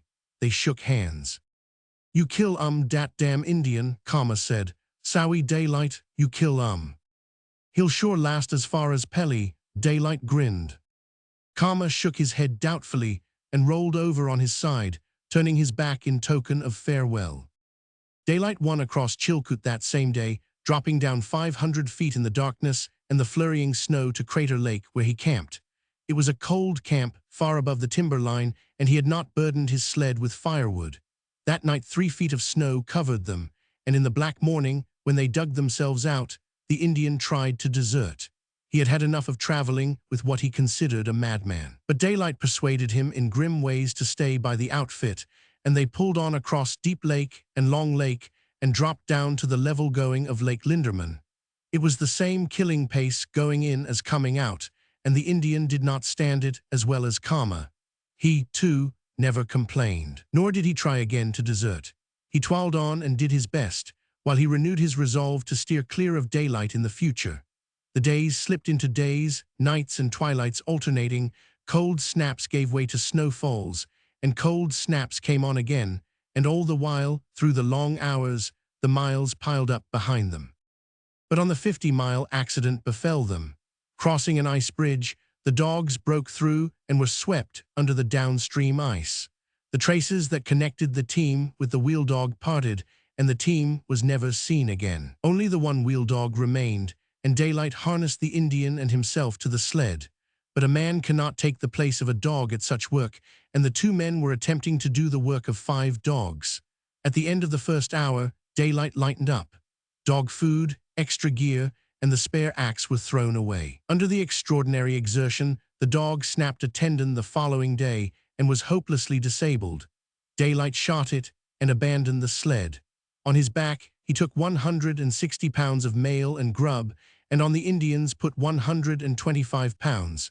The stripping of gear was remorseless. The Indian was appalled when he saw every pound of worthless mail matter retained, while beans, cups, pails, plates, and extra clothing were thrown by the board. 1 robe each was kept, 1 axe, 1 tin pail, and a scant supply of bacon and flour. Bacon could be eaten raw on a pinch, and flour stirred in hot water could keep men going. Even the rifle and the score of rounds of ammunition were left behind. And in this fashion, they covered the 200 miles to Selkirk. Daylight traveled late and early, the hours formerly used by camp-making and dog-tending being now devoted to the trail. At night they crouched over a small fire, wrapped in their robes, drinking flour broth and thawing bacon on the ends of sticks. And in the morning darkness, without a word, they arose, slipped on their packs, adjusted head straps, and hit the trail. The last miles into Selkirk, Daylight drove the Indian before him, a hollow-cheeked, gaunt-eyed wraith of a man who else would have lain down and slept or abandoned his burden of mail. At Selkirk, the old team of dogs, fresh and in condition, were harnessed, and the same day saw Daylight plodding on, alternating places at the gee-pole as a matter of course, with the Labarge Indian who had volunteered on the way out. Daylight was 2 days behind his schedule, and falling snow and unpacked trail kept him 2 days behind all the way to 40 Mile. And here the weather favored.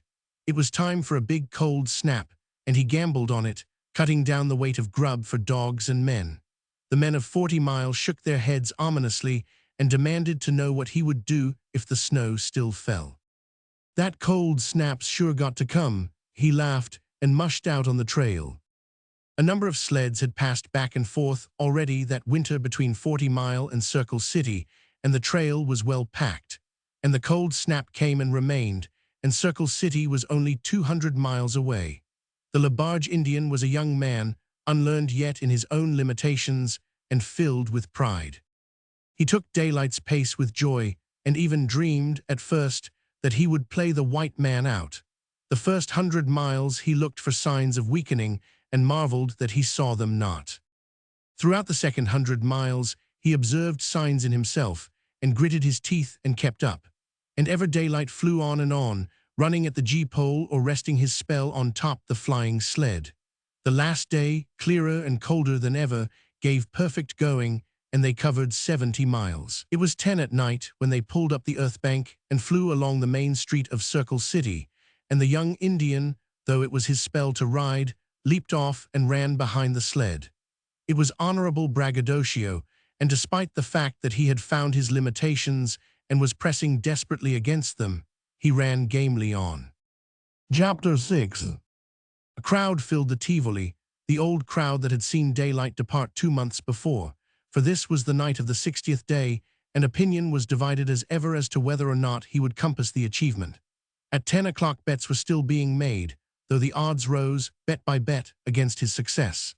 Down in her heart the Virgin believed he had failed, yet she made a bet of 20 ounces with Charlie Bates, against 40 ounces, that Daylight would arrive before midnight.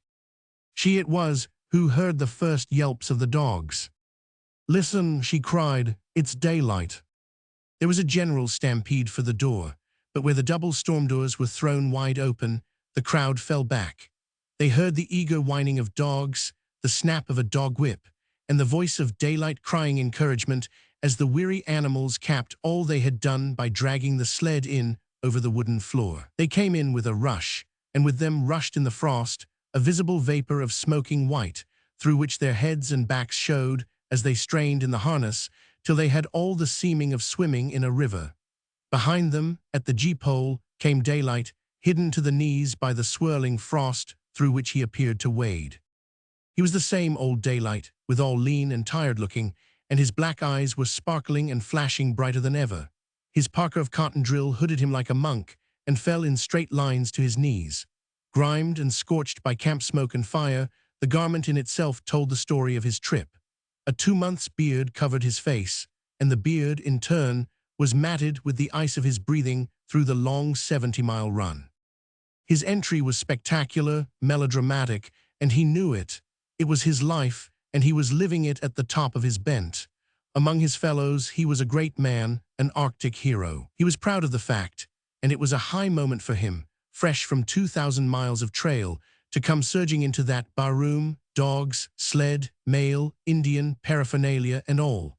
He had performed one more exploit that would make the Yukon ring with his name, he Burning Daylight, the king of travelers and dog mushers. He experienced a thrill of surprise as the roar of welcome went up, and as every familiar detail of the Tivoli greeted his vision, the long bar and the array of bottles, the gambling games, the big stove, the weigher at the gold scales, the musicians, the men and women, the Virgin, Celia and Nellie, Dan MacDonald, Bettles, Billy Rollins, Olaf Henderson, Doc Watson, all of them. It was just as he had left it, and in all seeming it might well be the very day he had left. The 60 days of incessant travel through the white wilderness suddenly telescoped and had no existence in time. They were a moment, an incident.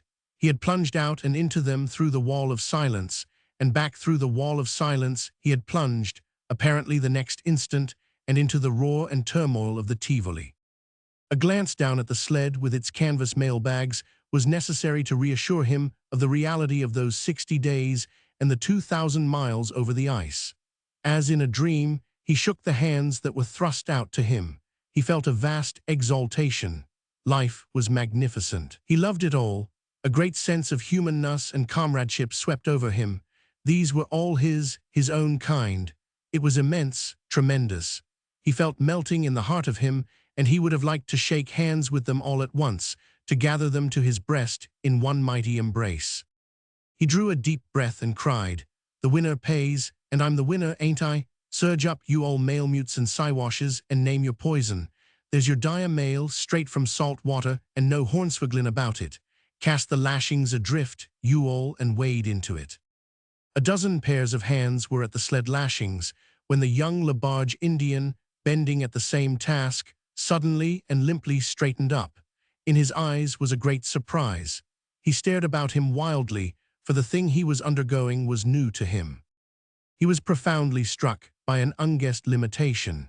He shook as with a palsy, and he gave at the knees, slowly sinking down to fall suddenly across the sled and to know the smashing blow of darkness across his consciousness. "Exhaustion," said Daylight. "Take him off and put him to bed, some of you all. He's sure a good Indian." Daylight's right was Doc Watson's verdict a moment later. The man's plumb tuckered out.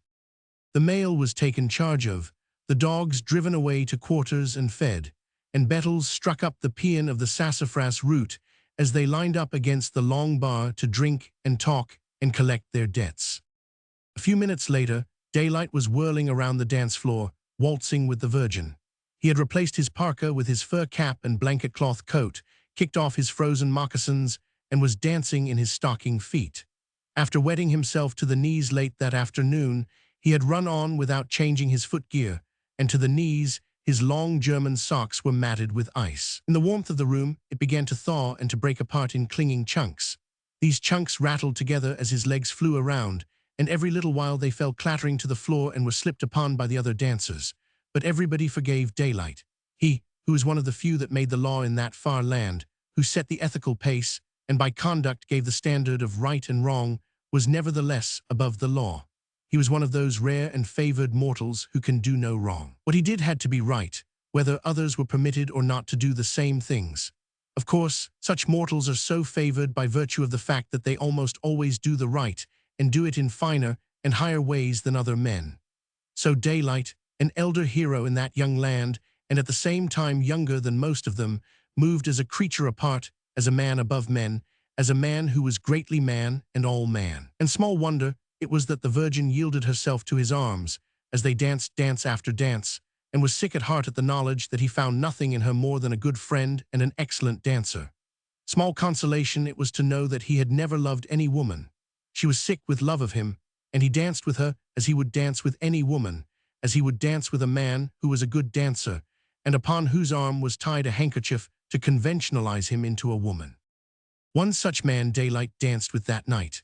Among frontiersmen, it has always been a test of endurance for one man to whirl another down, and when Ben Davis, the faro dealer, a gaudy bandana on his arm, got Daylight in a Virginia reel, the fun began. The reel broke up and all fell back to watch.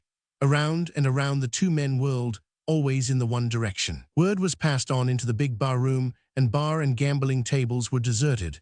Everybody wanted to see, and they packed and jammed the dance room. The musicians played on and on, and on the two men whirled. Davis was skilled at the trick, and on the Yukon he had put many a strong man on his back. But after a few minutes, it was clear that he, and not Daylight, was going. For a while longer they spun around, and then Daylight suddenly stood still, released his partner, and stepped back, reeling himself and fluttering his hands aimlessly, as if to support himself against the air. But Davis, a giddy smile of consternation on his face, gave sideways, turned in an attempt to recover balance, and pitched headlong to the floor. Still reeling and staggering and clutching at the air with his hands, Daylight caught the nearest girl and started on in a waltz. Again he had done the big thing. Weary from 2,000 miles over the ice and a run that day of 70 miles, he had whirled a fresh man down, and that man Ben Davis. Daylight loved the high places, and though few high places there were in his narrow experience, he had made a point of sitting in the highest he had ever glimpsed. The great world had never heard his name, but it was known far and wide in the vast silent north, by whites and Indians and Eskimos, from Bering Sea to the passes, from the head reaches of remotest rivers to the tundra shore of Point Barrow. Desire for mastery was strong in him, and it was all one whether wrestling with the elements themselves, with men, or with luck in a gambling game. It was all a game, life and its affairs, and he was a gambler to the core. Risk and chance were meat and drink. True, it was not altogether blind, for he applied wit and skill and strength, but behind it all was the everlasting luck, the thing that at times turned on its votaries and crushed the wise while it blessed the fools. Luck, the thing all men sought and dreamed to conquer. And so he, deep in his life processes, life itself sang the siren song of its own majesty, ever a whisper and urgent, counseling him that he could achieve more than other men, win out where they failed, ride to success where they perished. It was the urge of life, healthy and strong, unaware of frailty and decay, drunken with sublime complacence, ego-mad, enchanted by its own mighty optimism. And ever in vaguest whisperings and clearest trumpet calls came the message that sometime, somewhere, somehow, he would run luck down, make himself the master of luck, and tie it and brand it as his own. When he played poker, the whisper was of 4 aces and royal flushes. When he prospected, it was of gold in the grassroots, gold on bedrock, and gold all the way down. At the sharpest hazards of trail and river and famine, the message was that other men might die, but that he would pull through triumphant. It was the old lie of life fooling itself, believing itself immortal and indestructible, bound to achieve over other lives and win to its heart's desire. And so, reversing at times, Daylight waltzed off his dizziness and led the way to the bar. But a united protest went up. His theory that the winner paid was no longer to be tolerated. It was contrary to custom and common sense, and while it emphasized good fellowship, nevertheless, in the name of good fellowship, it must cease. The drinks were rightfully on Ben Davis, and Ben Davis must buy them. Furthermore, all drinks and general treats that Daylight was guilty of ought to be paid by the house, for Daylight brought much custom to it whenever he made a night. Bettles was the spokesman, and his argument, tersely and offensively vernacular, was unanimously applauded. Daylight grinned, stepped aside to the roulette table, and bought a stack of yellow chips.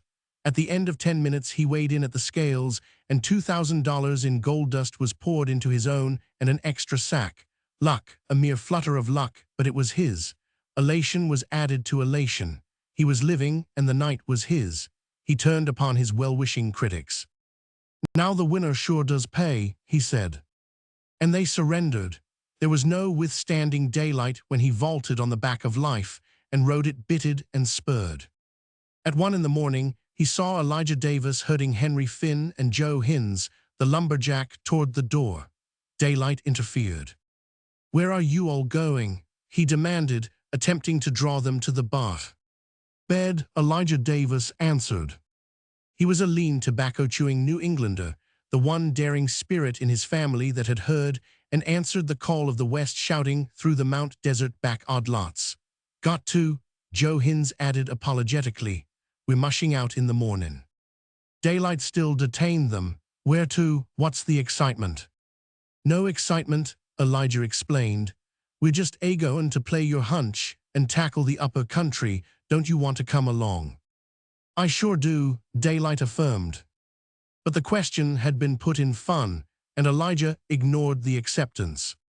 We're tackling the Stewart, he went on. Al Mayo told me he seen some likely-looking bars first time he come down the Stewart, and we're going to sample 'em while the rivers froze. You listen, Daylight, and mark my words, the time's comin' when winter diggins'll be all the go. There'll be men in them days that'll laugh at our summer scratchin' and ground wallerin'. At that time, winter mining was undreamed of on the Yukon. From the moss and grass, the land was frozen to bedrock, and frozen gravel, hard as granite, defied pick and shovel. In the summer, the men stripped the earth down as fast as the sun thawed it. Then was the time they did their mining. During the winter, they freighted their provisions, went moose hunting, got all ready for the summer's work, and then loafed the bleak, dark months through in the big central camps, such as Circle City and 40 Mile. Winter diggin's sure common, Daylight agreed. Wait till that big strike is made up river, then you all'll see a new kind of mining. What's to prevent wood burning and sinking shafts and drifting along bedrock? Won't need to timber. That frozen muck and gravel'll stand till hell is froze and its milltails is turned to ice cream. Why, they'll be working pay streaks 100 feet deep in them days, that's common. I'm sure going along with you all, Elijah. Elijah laughed, gathered his two partners up, and was making a second attempt to reach the door. Hold on, Daylight called, I sure mean it. The three men turned back suddenly upon him, in their faces surprise, delight, and incredulity. Gwan, you're foolin', said Finn, the other lumberjack, a quiet, steady Wisconsin man. There's my dogs and sled, Daylight answered. That'll make 2 teams and have the loads, though we all'll have to travel easy for a spell, for them dogs is sure tired. The 3 men were overjoyed, but still a trifle incredulous. Now look here, Joe Hins blurted out, none of your foolin', Daylight, we mean business. Will you come? Daylight extended his hand and shook. Then you'd best be gettin' to bed, Elijah advised. We're mooshin' out at 6, and 4 hours sleep is none so long. Meb we ought to lay over a day and let him rest up, Finn suggested. Daylight's pride was touched. No you don't, he cried. We all start at 6. What time do you all want to be called? 5. All right, I'll rouse you all out. You oughter have some sleep, Elijah counseled gravely. You can't go on forever. Daylight was tired, profoundly tired. Even his iron body acknowledged weariness. Every muscle was clamoring for bed and rest, was appalled at continuance of exertion and at thought of the trail again. All this physical protest welled up into his brain in a wave of revolt. But deeper down, scornful and defiant, was life itself, the essential fire of it, whispering that all Daylight's fellows were looking on, that now was the time to pile deed upon deed, to flaunt his strength in the face of strength. It was merely life, whispering its ancient lies, and in league with it was whiskey, with all its consummate effrontery and vainglory. Meb you all think I ain't weaned yet, Daylight demanded. Why, I ain't had a drink or a dance or seen a soul in 2 months. You all get to bed, I'll call you all at 5. And for the rest of the night, he danced on in his stocking feet, and at 5 in the morning, rapping thunderously on the door of his new partner's cabin, he could be heard singing the song that had given him his name. Burning daylight, you all Stewart River hunchers, burning daylight, burning daylight, burning daylight. Chapter 7. This time the trail was easier. It was better packed, and they were not carrying mail against time. The day's run was shorter, and likewise the hours on trail. On his mail run, Daylight had played out 3 Indians, but his present partners knew that they must not be played out when they arrived at the Stewart bars, so they set the slower pace. And under this milder toil, where his companions nevertheless grew weary, Daylight recuperated and rested up. At 40 Mile, they laid over 2 days for the sake of the dogs, and at 60 Mile Daylight's team was left with the trader. Unlike Daylight, after the terrible run from Selkirk to Circle City, they had been unable to recuperate on the back trail. So the four men pulled on from 60 Mile with a fresh team of dogs on Daylight's sled. The following night they camped in the cluster of islands at the mouth of the Stewart. Daylight talked town sights, and though the others laughed at him, he staked the whole maze of high, wooded islands. "Just supposing the big strike does come on the Stewart," he argued. "Meb you all'll be in on it, and then again meb you all won't. But I sure will. You all'd better reconsider and go in with me on it." But they were stubborn. "You're as bad as Harper and Joe Laddu," said Joe Hins. "They're always at that game. You know that big flat jest below the Klondike and under Mooseyhide Mountain? Well, the recorder at 40 Mile was tellin' me they staked that not a month ago, the Harper and Laddu town site." Ha ha ha. Elijah and Finn joined him in his laughter, but Daylight was gravely in earnest. "There she is," he cried. "The hunch is working. It's in the air, I tell you all. What they all staked the big flat for if they all didn't get the hunch. Wish I'd staked it." The regret in his voice was provocative of a second burst of laughter. "Laugh, you all laugh. That's what's the trouble with you all. You all think gold hunting is the only way to make a stake. But let me tell you all that when the big strike sure does come, you all'll do a little surface scratchin' and muckraking, but danged little you all'll have to show for it. You all laugh at quicksilver in the riffles and think flour gold was manufactured by God Almighty for the express purpose of fooling suckers and chechaquos. Nothing but coarse gold for you all. That's your way, not getting half of it out of the ground and losing into the tailings half of what you all do get. But the men that land big will be them that stake the town sites, organize the tradin' companies, start the banks." Here the explosion of mirth drowned him out.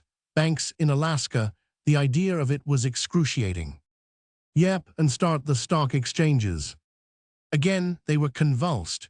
Joe Hins rolled over on his sleeping robe, holding his sides.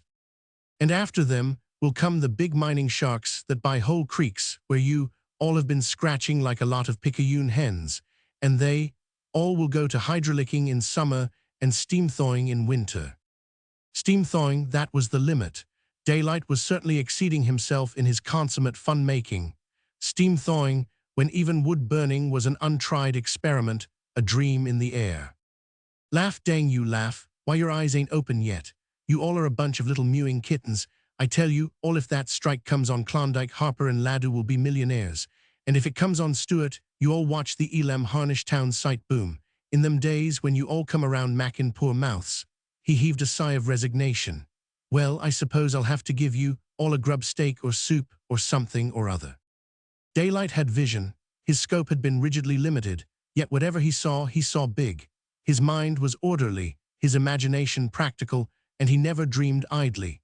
When he superimposed a feverish metropolis on a waste of timbered, snow-covered flat, he predicated first the gold strike that made the city possible, and next he had an eye for steamboat landings, sawmill and warehouse locations, and all the needs of a far northern mining city. But this, in turn, was the mere setting for something bigger, namely, the play of temperament.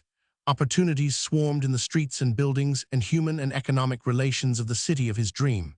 It was a larger table for gambling. The limit was the sky, with the Southland on one side and the Aurora Borealis on the other. The play would be big, bigger than any Yukoner had ever imagined, and he, Burning Daylight, would see that he got in on that play. In the meantime, there was naught to show for it but the hunch, but it was coming.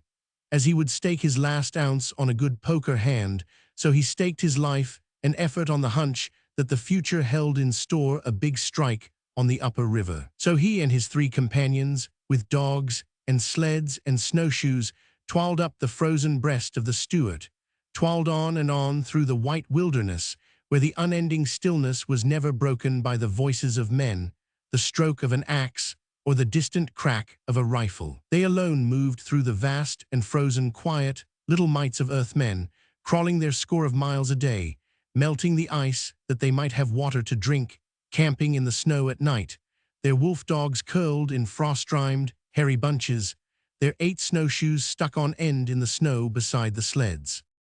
No signs of other men did they see, though once they passed a rude poling boat cached on a platform by the river bank.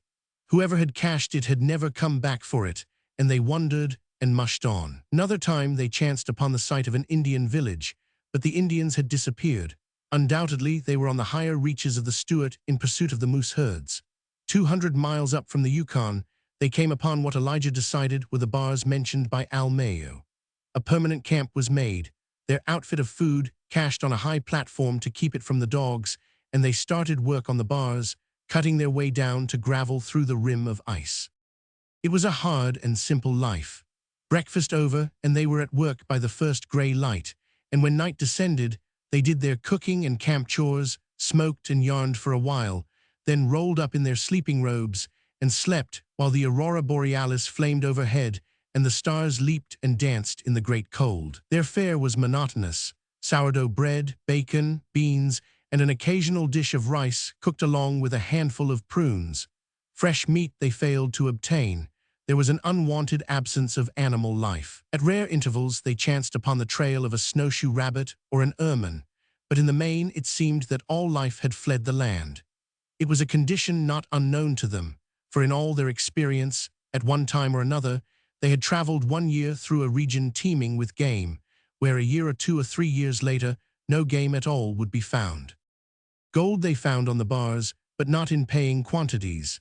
Elijah, while on a hunt for moose 50 miles away, had panned the surface gravel of a large creek and found good colors. They harnessed their dogs and with light outfits sledded to the place. Here, and possibly for the first time in the history of the Yukon, wood burning, in sinking a shaft, was tried. It was Daylight's initiative. After clearing away the moss and grass, a fire of dry spruce was built. 6 hours of burning thawed 8 inches of muck. Their picks drove full depth into it, and when they had shoveled out, another fire was started. They worked early and late, excited over the success of the experiment. 6 feet of frozen muck brought them to gravel, likewise frozen. Here progress was slower, but they learned to handle their fires better and were soon able to thaw 5 and 6 inches at a burning. Flour gold was in this gravel, and after 2 feet it gave away again to muck. At 17 feet, they struck a thin streak of gravel, and in it coarse gold, test pans running as high as $6 and $8. Unfortunately, this streak of gravel was not more than an inch thick. Beneath it was more muck, tangled with the trunks of ancient trees and containing fossil bones of forgotten monsters. But gold they had found, coarse gold, and what more likely than that the big deposit would be found on bedrock. Down to bedrock they would go if it were 40 feet away. They divided into 2 shifts, working day and night, on 2 shafts, and the smoke of their burning rose continually. It was at this time that they ran short of beans and that Elijah was dispatched to the main camp to bring up more grub. Elijah was one of the hard-bitten old-time travelers himself. The round trip was 100 miles, but he promised to be back on the 3rd day, 1 day going light, 2 days returning heavy. Instead, he arrived on the night of the 2nd day. They had just gone to bed when they heard him coming. "What in hell's the matter now?" Henry Finn demanded, as the empty sled came into the circle of firelight, and as he noted that Elijah's long, serious face was longer and even more serious.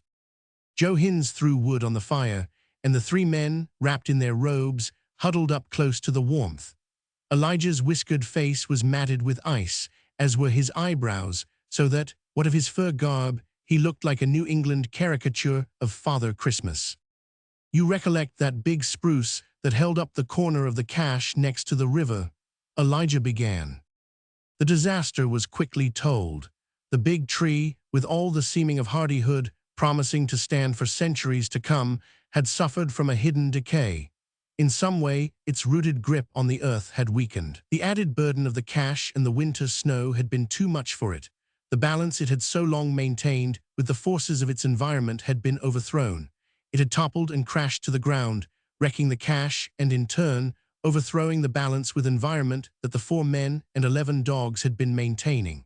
Their supply of grub was gone. The wolverines had got into the wrecked cache, and what they had not eaten they had destroyed. "They plumb ate all the bacon and prunes and sugar and dog food," Elijah reported, "and gosh darn my buttons if they didn't not open the sacks and scatter the flour and beans and rice from Dan to Beersheba. I found empty sacks where they'd dragged them 1/4 of a mile away." Nobody spoke for a long minute, It was nothing less than a catastrophe in the dead of an Arctic winter and in a game-abandoned land to lose their grub. They were not panic-stricken, but they were busy looking the situation squarely in the face and considering. Joe Hins was the first to speak. "We can pan the snow for the beans and rice, though there wa'n't more'n 8 or 10 pounds of rice left. And somebody will have to take a team and pull for 60 mile, Daylight said next. "I'll go," said Finn. They considered a while longer. "But how are we going to feed the other team and 3 men till he gets back?" Hins demanded. "Only one thing to it," was Elijah's contribution. "You'll have to take the other team, Joe, and pull up the Stewart till you find them Indians. Then you come back with a load of meat. You'll get here long before Henry can make it from 60 mile, and while you're gone there'll only be Daylight and me to feed, and we'll feed good and small. And in the morning we all'll pull for the cache and pan snow to find what grub we've got." Daylight lay back as he spoke and rolled in his robe to sleep, then added, "Better turn in for an early start. 2 of you can take the dogs down. Elijah and me'll skin out on both sides and see if we all can scare up a moose on the way down." Chapter 8. No time was lost. Hins and Finn, with the dogs already on short rations, were 2 days in pulling down. At noon of the 3rd day Elijah arrived, reporting no moose sign. That night Daylight came in with a similar report. As fast as they arrived, the men had started careful panning of the snow all around the cache. It was a large task, for they found stray beans fully 100 yards from the cache. One more day all the men toiled. The result was pitiful, and the 4 showed their caliber in the division of the few pounds of food that had been recovered. Little as it was, the lion's share was left with Daylight and Elijah. The men who pulled on with the dogs, 1 up the Stewart and 1 down, would come more quickly to grub. The 2 who remained would have to last out till the others returned. Furthermore, while the dogs, on several ounces each of beans a day, would travel slowly, nevertheless, the men who traveled with them, on a pinch, would have the dogs themselves to eat. But the men who remained, when the pinch came, would have no dogs. It was for this reason that Daylight and Elijah took the more desperate chance. They could not do less, nor did they care to do less. The days passed, and the winter began merging imperceptibly into the Northland spring that comes like a thunderbolt of suddenness. It was the spring of 1896 that was preparing. Each day the sun rose farther east of south, remained longer in the sky, and set farther to the west. March ended and April began, and Daylight and Elijah, lean and hungry, wondered what had become of their 2 comrades. Granting every delay and throwing in generous margins for good measure, the time was long since past when they should have returned. Without doubt, they had met with disaster. The party had considered the possibility of disaster for 1 man, and that had been the principal reason for dispatching the 2 in different directions. But that disaster should have come to both of them was the final blow. In the meantime, hoping against hope, Daylight and Elijah eked out a meager existence. The thaw had not yet begun, so they were able to gather the snow about the ruined cache and melt it in pots and pails and gold pans. Allowed to stand for a while, when poured off, a thin deposit of slime was found on the bottoms of the vessels. This was the flour, the infinitesimal trace of it scattered through thousands of cubic yards of snow. Also, in this slime occurred at intervals a water-soaked tea leaf or coffee ground, and there were in it fragments of earth and litter. But the farther they worked away from the site of the cache, the thinner became the trace of flour, the smaller the deposit of slime. Elijah was the older man, and he weakened first, so that he came to lie up most of the time in his furs. An occasional tree squirrel kept them alive. The hunting fell upon Daylight, and it was hard work. With but 30 rounds of ammunition, he dared not risk a miss, and since his rifle was a .45-90, he was compelled to shoot the small creatures through the head. There were very few of them, and days went by without seeing one. When he did see one, he took infinite precautions. He would stalk it for hours. A score of times, with arms that shook from weakness, he would draw a sight on the animal and refrain from pulling the trigger. His inhibition was a thing of iron. He was the master. Not till absolute certitude was his did he shoot. No matter how sharp the pangs of hunger and desire for that palpitating morsel of chattering life, he refused to take the slightest risk of a miss. He, born gambler, was gambling in the bigger way. His life was the stake, his cards were the cartridges, and he played as only a big gambler could play, with infinite precaution, with infinite consideration. Each shot meant a squirrel, and though days elapsed between shots, it never changed his method of play. Of the squirrels, nothing was lost. Even the skins were boiled to make broth, the bones pounded into fragments that could be chewed and swallowed. Daylight prospected through the snow and found occasional patches of mossberries. At the best, mossberries were composed practically of seeds and water, with a tough rind of skin about them. But the berries he found were of the preceding year, dry and shriveled, and the nourishment they contained verged on the minus quality. Scarcely better was the bark of young saplings, stewed for an hour and swallowed after prodigious chewing. April drew toward its close and spring smote the land. The days stretched out their length. Under the heat of the sun, the snow began to melt, while from down under the snow arose the trickling of tiny streams. For 24 hours the Chinook wind blew, and in that 24 hours the snow was diminished fully a foot in depth.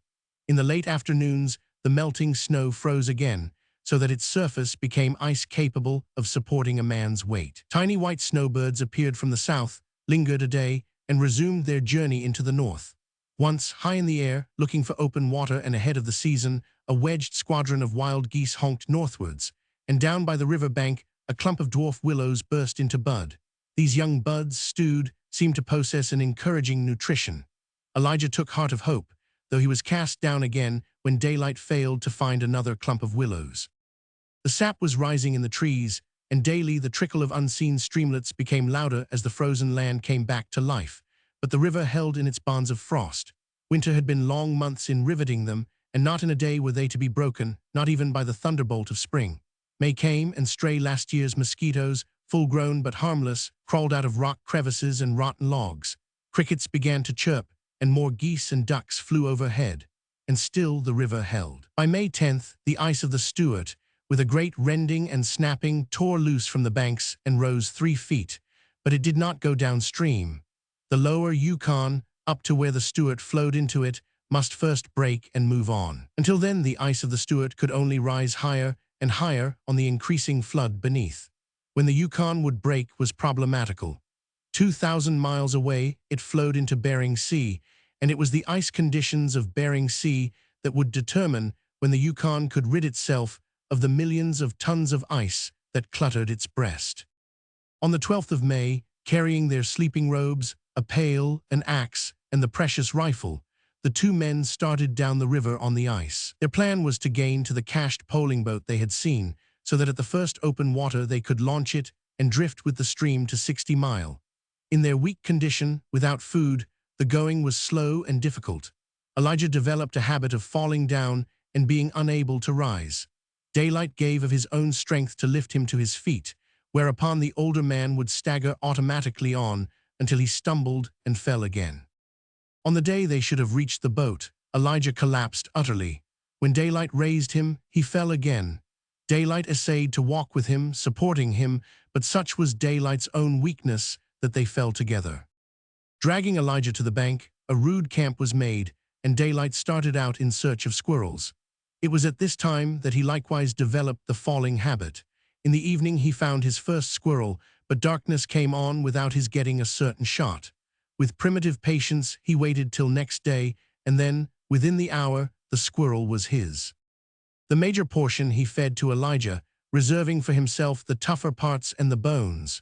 But such is the chemistry of life, that this small creature, this trifle of meat that moved, by being eaten, transmuted to the meat of the men the same power to move. No longer did the squirrel run up spruce trees, leap from branch to branch, or cling chattering to giddy perches. Instead, the same energy that had done these things flowed into the wasted muscles and reeling wills of the men, making them move, nay, moving them, till they tottered the several intervening miles to the cached boat, underneath which they fell together and lay motionless a long time. Light as the task would have been for a strong man to lower the small boat to the ground, it took Daylight hours, and many hours more, day by day, he dragged himself around it, lying on his side to calk the gaping seams with moss. Yet, when this was done, the river still held. Its ice had risen many feet, but would not start downstream. And one more task waited, the launching of the boat when the river ran water to receive it. Vainly Daylight staggered and stumbled and fell and crept through the snow that was wet with thaw, or across it when the night's frost still crusted it beyond the weight of a man, searching for one more squirrel, striving to achieve one more transmutation of furry leap and scolding chatter into the lifts and tugs of a man's body that would hoist the boat over the rim of shore ice and slide it down into the stream. Not till the 20th of May did the river break. The downstream movement began at 5 in the morning, and already were the days so long that Daylight sat up and watched the ice run. Elijah was too far gone to be interested in the spectacle. Though vaguely conscious, he lay without movement while the ice tore by, great cakes of it caroming against the bank, uprooting trees, and gouging out earth by hundreds of tons. All about them the land shook and reeled from the shock of these tremendous collisions. At the end of an hour the run stopped. Somewhere below it was blocked by a jam. Then the river began to rise, lifting the ice on its breast till it was higher than the bank. From behind ever more water bore down, and ever more millions of tons of ice added their weight to the congestion. The pressures and stresses became terrific. Huge cakes of ice were squeezed out till they popped into the air like melon seeds squeezed from between the thumb and forefinger of a child, while all along the banks a wall of ice was forced up. When the jam broke, the noise of grinding and smashing redoubled. For another hour the run continued. The river fell rapidly, but the wall of ice on top the bank and extending down into the falling water remained. The tail of the ice run passed, and for the first time in 6 months Daylight saw open water. He knew that the ice had not yet passed out from the upper reaches of the Stewart, that it lay in packs and jams in those upper reaches, and that it might break loose and come down in a second run any time, but the need was too desperate for him to linger. Elijah was so far gone that he might pass at any moment. As for himself, he was not sure that enough strength remained in his wasted muscles to launch the boat. It was all a gamble. If he waited for the second ice run, Elijah would surely die, and most probably himself. If he succeeded in launching the boat, if he kept ahead of the second ice run, if he did not get caught by some of the runs from the upper Yukon, if luck favored in all these essential particulars, as well as in a score of minor ones, they would reach 60 Mile and be saved. If, and again the if, he had strength enough to land the boat at 60 Mile and not go by. He set to work. The wall of ice was 5 feet above the ground on which the boat rested. First prospecting for the best launching place, he found where a huge cake of ice shelved upward from the river that ran 15 feet below to the top of the wall. This was a score of feet away, and at the end of an hour he had managed to get the boat that far. He was sick with nausea from his exertions, and at times it seemed that blindness smote him, for he could not see, his eyes vexed with spots and points of light that were as excruciating as diamond dust, his heart pounding up in his throat and suffocating him. Elijah betrayed no interest, did not move nor open his eyes, and Daylight fought out his battle alone. At last, falling on his knees from the shock of exertion, he got the boat poised on a secure balance on top the wall. Crawling on hands and knees, he placed in the boat his rabbit-skin robe, the rifle, and the pail. He did not bother with the axe. It meant an additional crawl of 20 feet and back, and if the need for it should arise, he well knew he would be past all need.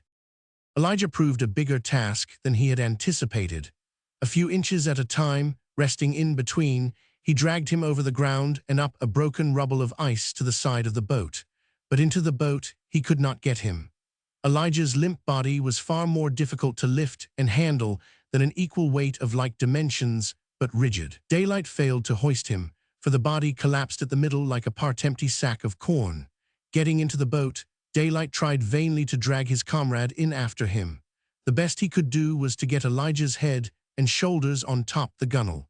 When he released his hold to heave from farther down the body, Elijah promptly gave at the middle and came down on the ice. In despair, Daylight changed his tactics. He struck the other in the face. "God Almighty, ain't you all a man?" he cried. "There, damn you all there."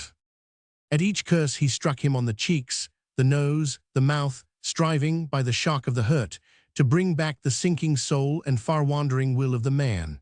The eyes fluttered open. "Now listen," he shouted hoarsely. "When I get your head to the gunwale, hang on, hear me, hang on, bite into it with your teeth, but hang on."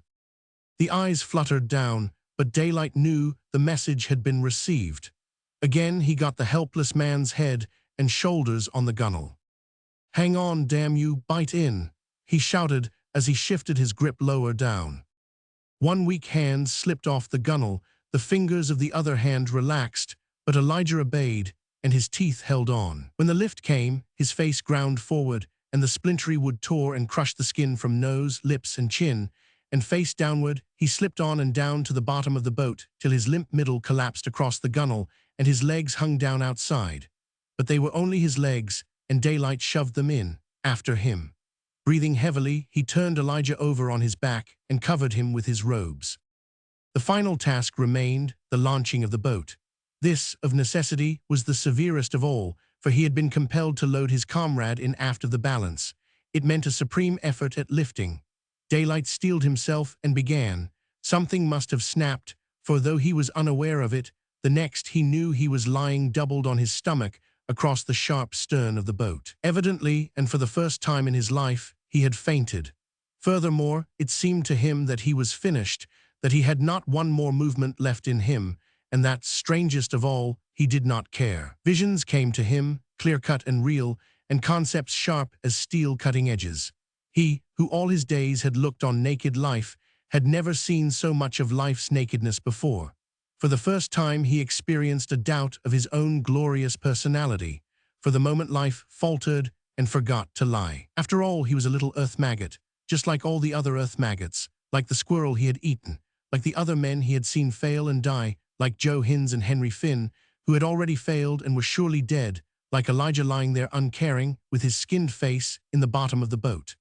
Daylight's position was such that from where he lay he could look up river to the bend, around which, sooner or later, the next ice run would come. And as he looked, he seemed to see back through the past to time when neither white man nor Indian was in the land, and ever he saw the same Stuart River, winter upon winter, breasted with ice, and spring upon spring bursting that ice asunder and running free.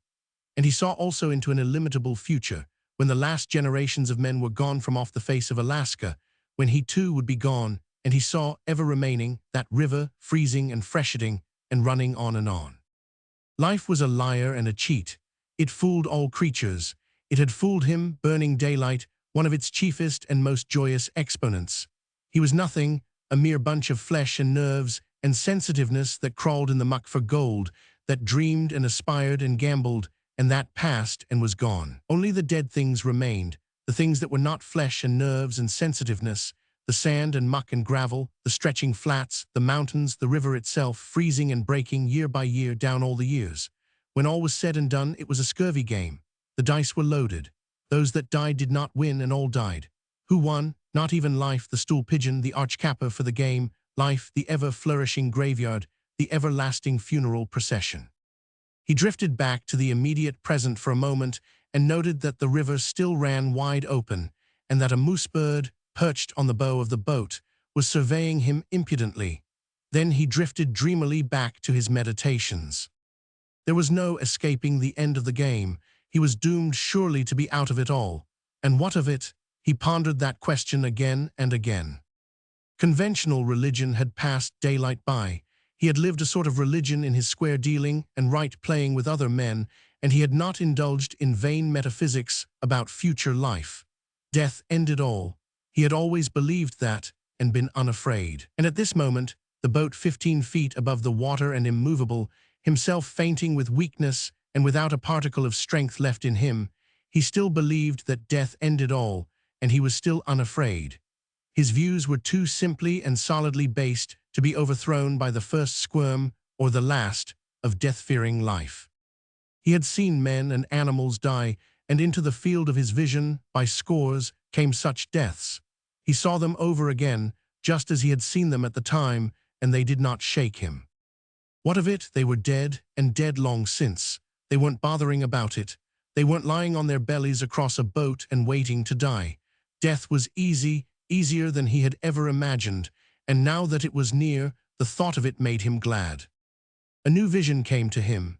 He saw the feverish city of his dream, the gold metropolis of the north, perched above the Yukon on a high earth bank and far spreading across the flat. He saw the river steamers tied to the bank and lined against it 3 deep.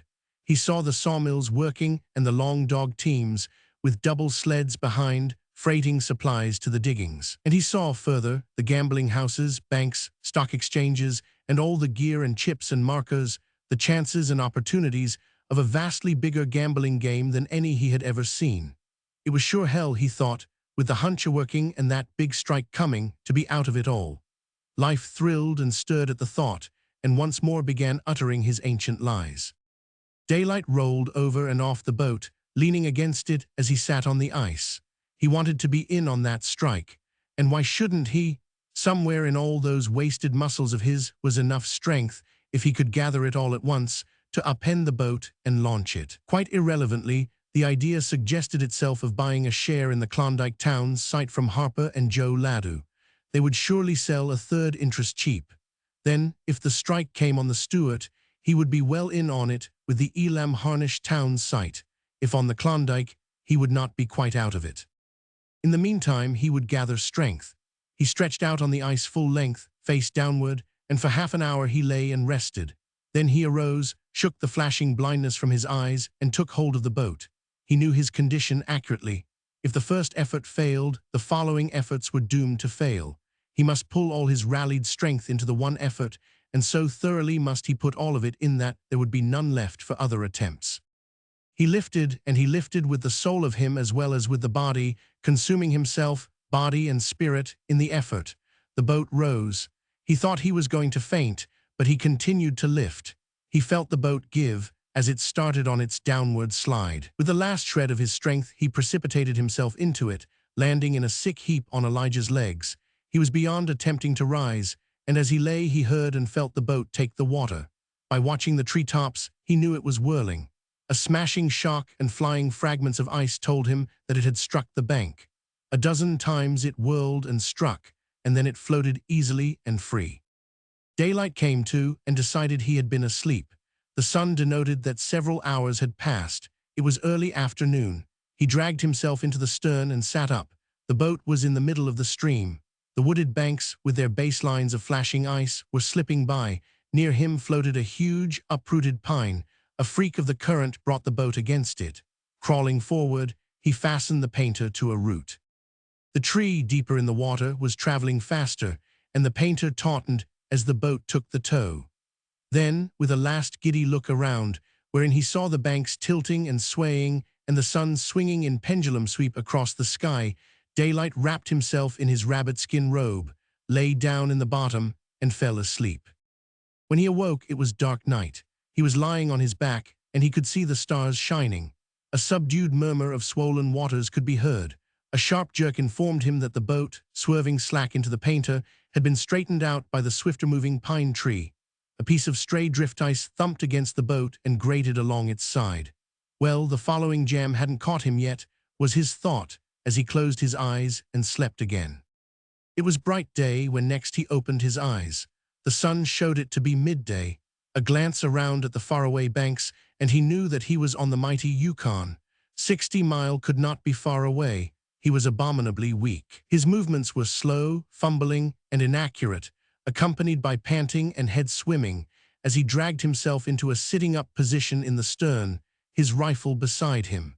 He looked a long time at Elijah, but could not see whether he breathed or not, and he was too immeasurably far away to make an investigation. He fell to dreaming and meditating again, dreams and thoughts being often broken by sketches of blankness, wherein he neither slept, nor was unconscious, nor was aware of anything. It seemed to him more like cogs slipping in his brain, and in this intermittent way he reviewed the situation. He was still alive, and most likely would be saved, but how came it that he was not lying dead across the boat on top the ice rim?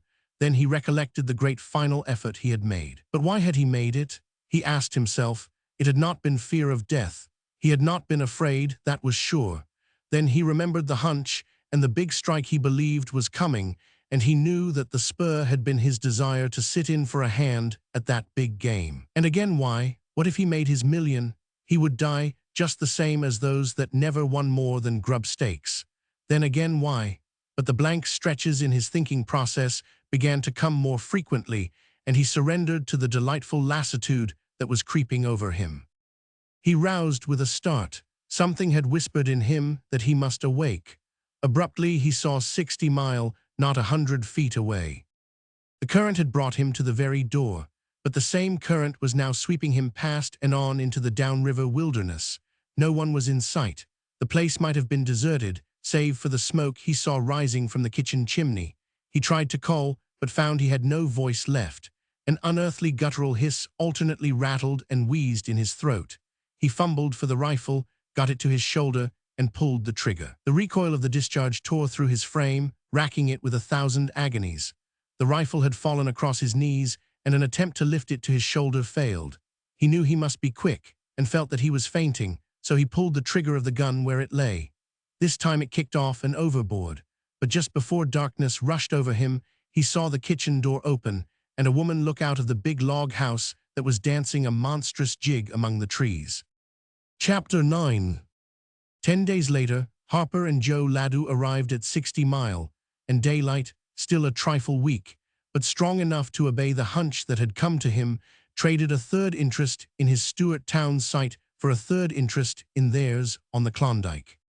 They had faith in the upper country, and Harper left downstream with a raft load of supplies to start a small post at the mouth of the Klondike.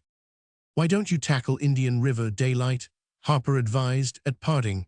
"There's whole slathers of creeks and draws draining in up there, and somewhere gold just crying to be found. That's my hunch. There's a big strike coming, and Indian River ain't going to be 1,000,000 miles away.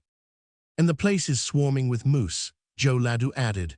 "Bob Henderson's up there somewhere, been there 3 years now, swearing something big is going to happen, living off and straight moose, and prospecting around like a crazy man." Daylight decided to go Indian River a-flutter, as he expressed it, but Elijah could not be persuaded into accompanying him. Elijah's soul had been seared by famine, and he was obsessed by fear of repeating the experience. "I just can't bear to separate from grub," he explained.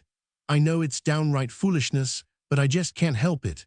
It's all I can do to tear myself away from the table when I know I'm full to bustin' and ain't got storage for another bite. I'm going back to circle to camp by a cache until I get cured." Daylight lingered a few days longer, gathering strength and arranging his meager outfit.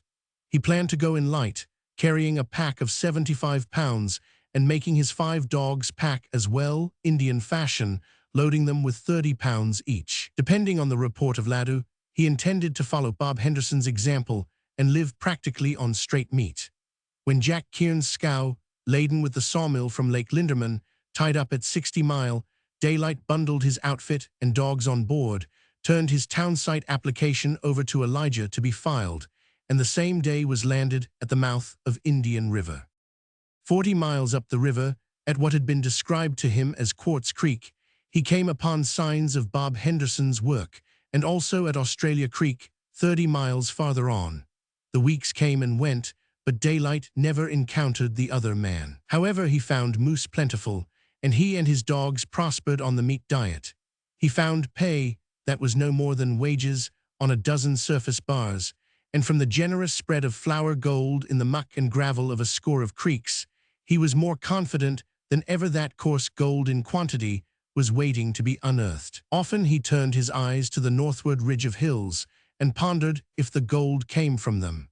In the end, he ascended Dominion Creek to its head, crossed the divide, and came down on the tributary to the Klondike that was later to be called Hunker Creek. While on the divide, had he kept the Big Dome on his right, he would have come down on the Gold Bottom, so named by Bob Henderson, whom he would have found at work on it, taking out the first pay gold ever panned on the Klondike. Instead, Daylight continued down Hunker to the Klondike and on to the summer fishing camp of the Indians on the Yukon. Here for a day he camped with Carmack, a squawman, and his Indian brother-in-law, Skookum Jim, bought a boat, and with his dogs on board, drifted down the Yukon to 40 Mile. August was drawing to a close, the days were growing shorter, and winter was coming on. Still with unbounded faith in his hunch that a strike was coming in the upper country, his plan was to get together a party of 4 or 5, and if that was impossible, at least a partner, and to pole back up the river before the freeze-up to do winter prospecting. But the men of 40 Mile were without faith. The diggings to the westward were good enough for them. Then it was that Carmack, his brother-in-law, Skookum Jim, and cultist Charlie another Indian, arrived in a canoe at 40 Mile, went straight to the gold commissioner, and recorded 3 claims and a discovery claim on Bonanza Creek. After that, in the Sourdough Saloon, that night, they exhibited coarse gold to the skeptical crowd. Men grinned and shook their heads. They had seen the motions of a gold strike gone through before. This was too patently a scheme of Harper's and Joe Ladu's, trying to entice prospecting in the vicinity of their town site and trading post. And who was Carmack? A squawman. And who ever heard of a squawman striking anything? And what was Bonanza Creek? Merely a moose pasture, entering the Klondike just above its mouth, and known to old-timers as Rabbit Creek. Now if Daylight or Bob Henderson had recorded claims and shown coarse gold, they'd known there was something in it. But Carmack, the squawman, and Skookum Jim, and cultist Charlie, no, that was asking too much. Daylight, too, was skeptical, and this despite his faith in the upper country. Had he not, only a few days before, seen Carmack loafing with his Indians and with never a thought of prospecting? But at 11 that night, sitting on the edge of his bunk and unlacing his moccasins, a thought came to him. He put on his coat and hat and went back to the Sourdough. Carmack was still there, flashing his coarse gold in the eyes of an unbelieving generation. Daylight ranged alongside of him and emptied Carmack's sack into a blower. This he studied for a long time. Then, from his own sack into another blower, he emptied several ounces of Circle City and 40 Mile gold. Again, for a long time, he studied and compared. Finally, he pocketed his own gold, returned Carmack's, and held up his hand for silence. "Boys, I want to tell you all something," he said. "She sure come, the upriver strike, and I tell you all clear and forcible, this is it. There ain't never been gold like that in a blower in this country before. It's new gold. It's got more silver in it. You all can see it by the color. Carmack sure made a strike. Who all's got faith to come along with me?" There were no volunteers. Instead, laughter and jeers went up. "Meb you got a town site up there," someone suggested. "I sure have," was the retort, "and a third interest in Harper and Ladu's, and I can see my corner lots selling out for more than your hen-scratching ever turned up on Birch Creek." "That's all right, Daylight," one curly parson interposed soothingly. "You've got a reputation, and we know you're dead sure on the square, but you're as likely as any to be mistook on a flim-flam game, such as these loafers is putting up. I ask you straight, when did Carmack do this here prospecting? You said yourself he was lying in camp, fishing salmon along with his Siwash relations, and that was only the other day." "And Daylight told the truth," Carmack interrupted excitedly. "And I'm telling the truth, the gospel truth. I wasn't prospecting, hadn't no idea of it. But when Daylight pulls out, the very same day, who drifts in down river on a raft load of supplies but Bob Henderson? He'd come out to 60 Mile, planning to go back up Indian River and portage the grub across the divide between Quartz Creek and Gold Bottom." "Where in hell's Gold Bottom?" Curly Parsons demanded. "Over beyond Bonanza, that was Rabbit Creek," the squawman went on. "It's a draw of a big creek that runs into the Klondike. That's the way I went up, but I come back by crossing the divide, keeping along the crest several miles and dropping down into Bonanza. 'Come along with me, Carmack, and get staked,' says Bob Henderson to me. 'I've hit it this time on Gold Bottom. I've took out 45 ounces already.' And I went along, Skookum Jim and cultist Charlie too, and we all staked on Gold Bottom. I come back by Bonanza on the chance of finding a moose. Along down Bonanza we stopped and cooked grub. I went to sleep, and what does Skookum Jim do but try his hand at prospecting? He'd been watching Henderson, you see. He goes right slap up to the foot of a birch tree, first pan, fills it with dirt, and washes out more'n $1 coarse gold. Then he wakes me up, and I goes at it. I got 2.5 the first lick. Then I named the creek, Bonanza, staked discovery, and we come here and recorded." He looked about him anxiously for signs of belief, but found himself in a circle of incredulous faces, all save Daylight, who had studied his countenance while he told his story. "How much is Harper and Ladu given you for manufacturing a stampede?" someone asked. "They don't know nothing about it," Carmack answered. "I tell you it's the God Almighty's truth. I washed out 3 ounces in an hour." "And there's the gold," Daylight said. "I tell you, all boys, they ain't never been gold like that in the blower before. Look at the color of it." "A trifle darker," Curly Parson said. Most likely Carmack's been carrying a couple of silver dollars along in the same sack. And what's more, if there's anything in it, why ain't Bob Henderson smoking along to record? He's up on Gold Bottom, Carmack explained. We made the strike coming back. A burst of laughter was his reward. Who all'll go partners with me and pull out in a poling boat tomorrow for this here bonanza? Daylight asked. No one volunteered. Then who all'll take a job from me, cash wages in advance, to pole up 1,000 pounds of grub? Curly Parsons and another, Pat Monahan, accepted, and with his customary speed, Daylight paid them their wages in advance and arranged the purchase of the supplies, though he emptied his sack in doing so. He was leaving the sourdough when he suddenly turned back to the bar from the door. Got another hunch, was the query. I sure have, he answered. Flour's sure going to be worth what a man will pay for it this winter up on the Klondike. Who'll lend me some money? On the instant, a score of the men who had declined to accompany him on the wild goose chase were crowding about him with proffered gold sacks. How much flour do you want? Asked the Alaska Commercial Company's storekeeper. About 2 tons. The proffered gold sacks were not withdrawn, though their owners were guilty of an outrageous burst of merriment. What are you going to do with 2 tons? The storekeeper demanded. Son, Daylight made reply, you all ain't been in this country long enough to know all its curves. I'm going to start a sauerkraut factory and combined dandruff remedy. He borrowed money right and left, engaging and paying 6 other men to bring up the flour in half as many more poling boats. Again, his sack was empty, and he was heavily in debt. Curly Parsons bowed his head on the bar with a gesture of despair. What gets me, he moaned, is what you're going to do with it all. I'll tell you all in simple A, B, C, and 1, 2, 3. Daylight held up one finger and began checking off. Hunch number 1, a big strike coming in upper country. Hunch number 2, Carmack's made it. Hunch number 3, ain't no hunch at all, it's a cinch. If 1 and 2 is right, then flour just has to go sky high. If I'm riding hunches 1 and 2, I just got to ride this cinch, which is number 3. If I'm right, flour'll balance gold on the scales this winter. I tell you all boys, when you all got a hunch, play it for all it's worth. What's luck good for if you all ain't to ride it? And when you all ride it, ride like hell. I've been years in this country just waiting for the right hunch to come along, and here she is. Well, I'm going to play her, that's all. Good night, you all, good night. Chapter 10. Still men were without faith in the strike.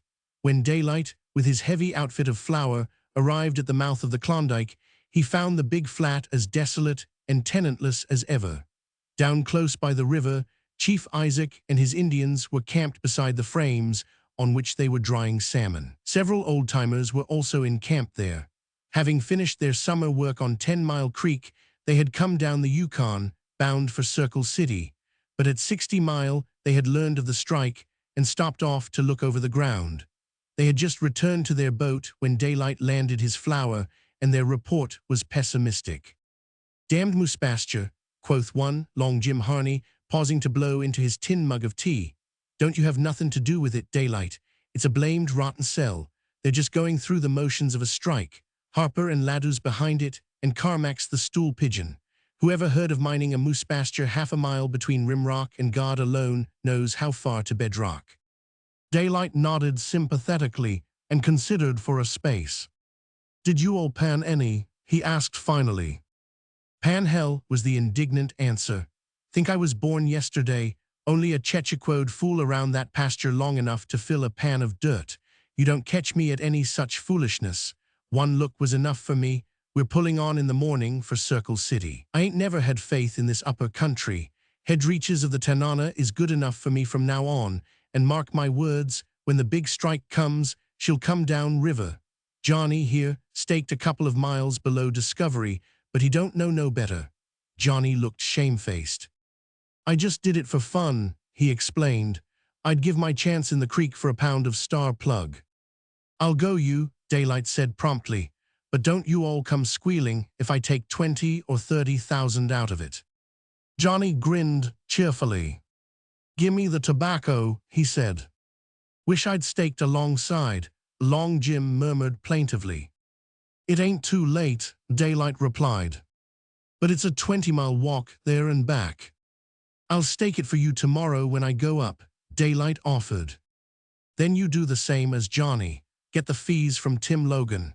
He's tending bar in the sourdough, and he'll lend it to me. Then fill in your own name, transfer to me, and turn the papers over to Tim." "Me too," chimed in the third old-timer. And for 3 pounds of star plug chewing tobacco, Daylight bought outright 3 500-foot claims on Bonanza. He could still stake another claim in his own name, the others being merely transfers. "Must say you're almighty brash with your chewing tobacco," Long Jim grinned. "Got a factory somewheres?" "Nope, but I got a hunch," was the retort. "And I tell you, all it's cheaper than dirt to ride her at the rate of 3 plugs for 3 claims." But an hour later, at his own camp, Joe Ladue strode in, fresh from Bonanza Creek. At first, non-committal over Carmack's strike, then, later dubious, he finally offered Daylight $100 for his share in the town site. "Cash?" Daylight queried. "Sure, there she is." So saying, Ladue pulled out his gold sack. Daylight hefted it absent-mindedly, and still absent-mindedly, untied the strings, and ran some of the gold dust out on his palm. It showed darker than any dust he had ever seen, with the exception of Carmack's. He ran the gold back, tied the mouth of the sack, and returned it to Ladue. "I guess you all need it more'n I do," was Daylight's comment. "Nope, got plenty more," the other assured him. "Where'd that come from?" Daylight was all innocence as he asked the question, and Ladue received the question as stolidly as an Indian. Yet for a swift instant they looked into each other's eyes, and in that instant an intangible something seemed to flash out from all the body and spirit of Joe Ladue. And it seemed to Daylight that he had caught this flash, sensed a secret something in the knowledge and plans behind the other's eyes. "You all know the creek better'n me," Daylight went on. "And if my share in the town site's worth 100 to you, all with what you all know, it's worth 100 to me whether I know it or not." "I'll give you 300, Ladue offered desperately. "Still the same reasoning. No matter what I don't know, it's worth to me whatever you all are willing to pay for it." Then it was that Joe Ladue shamelessly gave over. He led Daylight away from the camp and men and told him things in confidence. "She's sure there," he said in conclusion. "I didn't sluice it or cradle it. I panned it all in that sack yesterday on the rim rock. I tell you, you can shake it out of the grassroots. And what's on bedrock down in the bottom of the creek, they ain't no way of tellin'. But she's big, I tell you, big. Keep it quiet and locate all you can. It's in spots, but I wouldn't be none surprised if some of them claims yielded as high as 50,000. The only trouble is that it's spotted." A month passed by, and Bonanza Creek remained quiet. A sprinkling of men had staked, but most of them, after staking, had gone on down to 40 Mile and Circle City. The few that possessed sufficient faith to remain were busy building log cabins against the coming of winter. Carmack and his Indian relatives were occupied in building a sluice box and getting ahead of water. The work was slow, for they had to saw their lumber by hand from the standing forest. But farther down Bonanza were 4 men who had drifted in from upriver: Dan McGilvery, Dave McKay, Dave Edwards, and Harry Waugh. They were a quiet party, neither asking nor giving confidences, and they herded by themselves. But Daylight, who had panned the spotted rim of Carmack's claim and shaken coarse gold from the grassroots, and who had panned the rim at 100 other places up and down the length of the creek and found nothing, was curious to know what lay on bedrock. He had noted the 4 quiet men sinking a shaft close by the stream, and he had heard their whipsaw going as they made lumber for the sluice boxes. He did not wait for an invitation, but he was present the first day they sluiced. And at the end of 5 hours shoveling for one man, he saw them take out 13 ounces and a half of gold. It was coarse gold, running from pinheads to a $12 nugget, and it had come from off bedrock.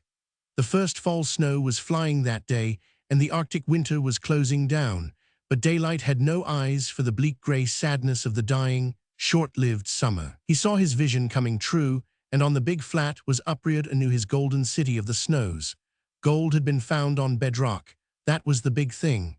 Carmack's strike was assured. Daylight staked a claim in his own name, adjoining the 3 he had purchased with his plug tobacco. This gave him a block of property 2,000 feet long and extending in width from rimrock to rimrock. Returning that night to his camp at the mouth of Klondike, he found in it Kama, the Indian he had left at Daya. Kama was traveling by canoe, bringing in the last mail of the year. In his possession was some $200 in gold dust, which Daylight immediately borrowed. In return, he arranged to stake a claim for him, which he was to record when he passed through 40 Mile. When Kama departed next morning, he carried a number of letters for Daylight, addressed to all the old-timers downriver, in which they were urged to come up immediately and stake.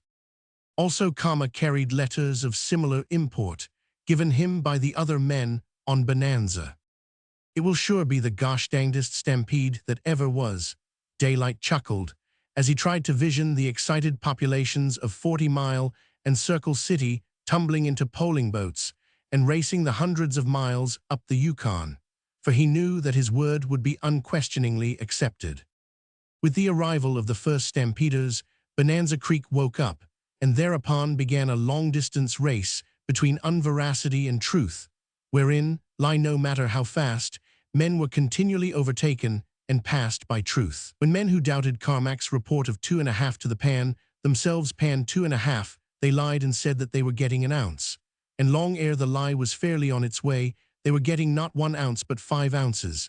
This they claimed was 10 ounces, but when they filled a pan of dirt to prove the lie, they washed out 12 ounces. And so it went. They continued valiantly to lie, but the truth continued to outrun them. One day in December, Daylight filled a pan from bedrock on his own claim and carried it into his cabin. Here, a fire burned and enabled him to keep water unfrozen in a canvas tank. He squatted over the tank and began to wash. Earth and gravel seemed to fill the pan. As he imparted to it a circular movement, the lighter, coarser particles washed out over the edge.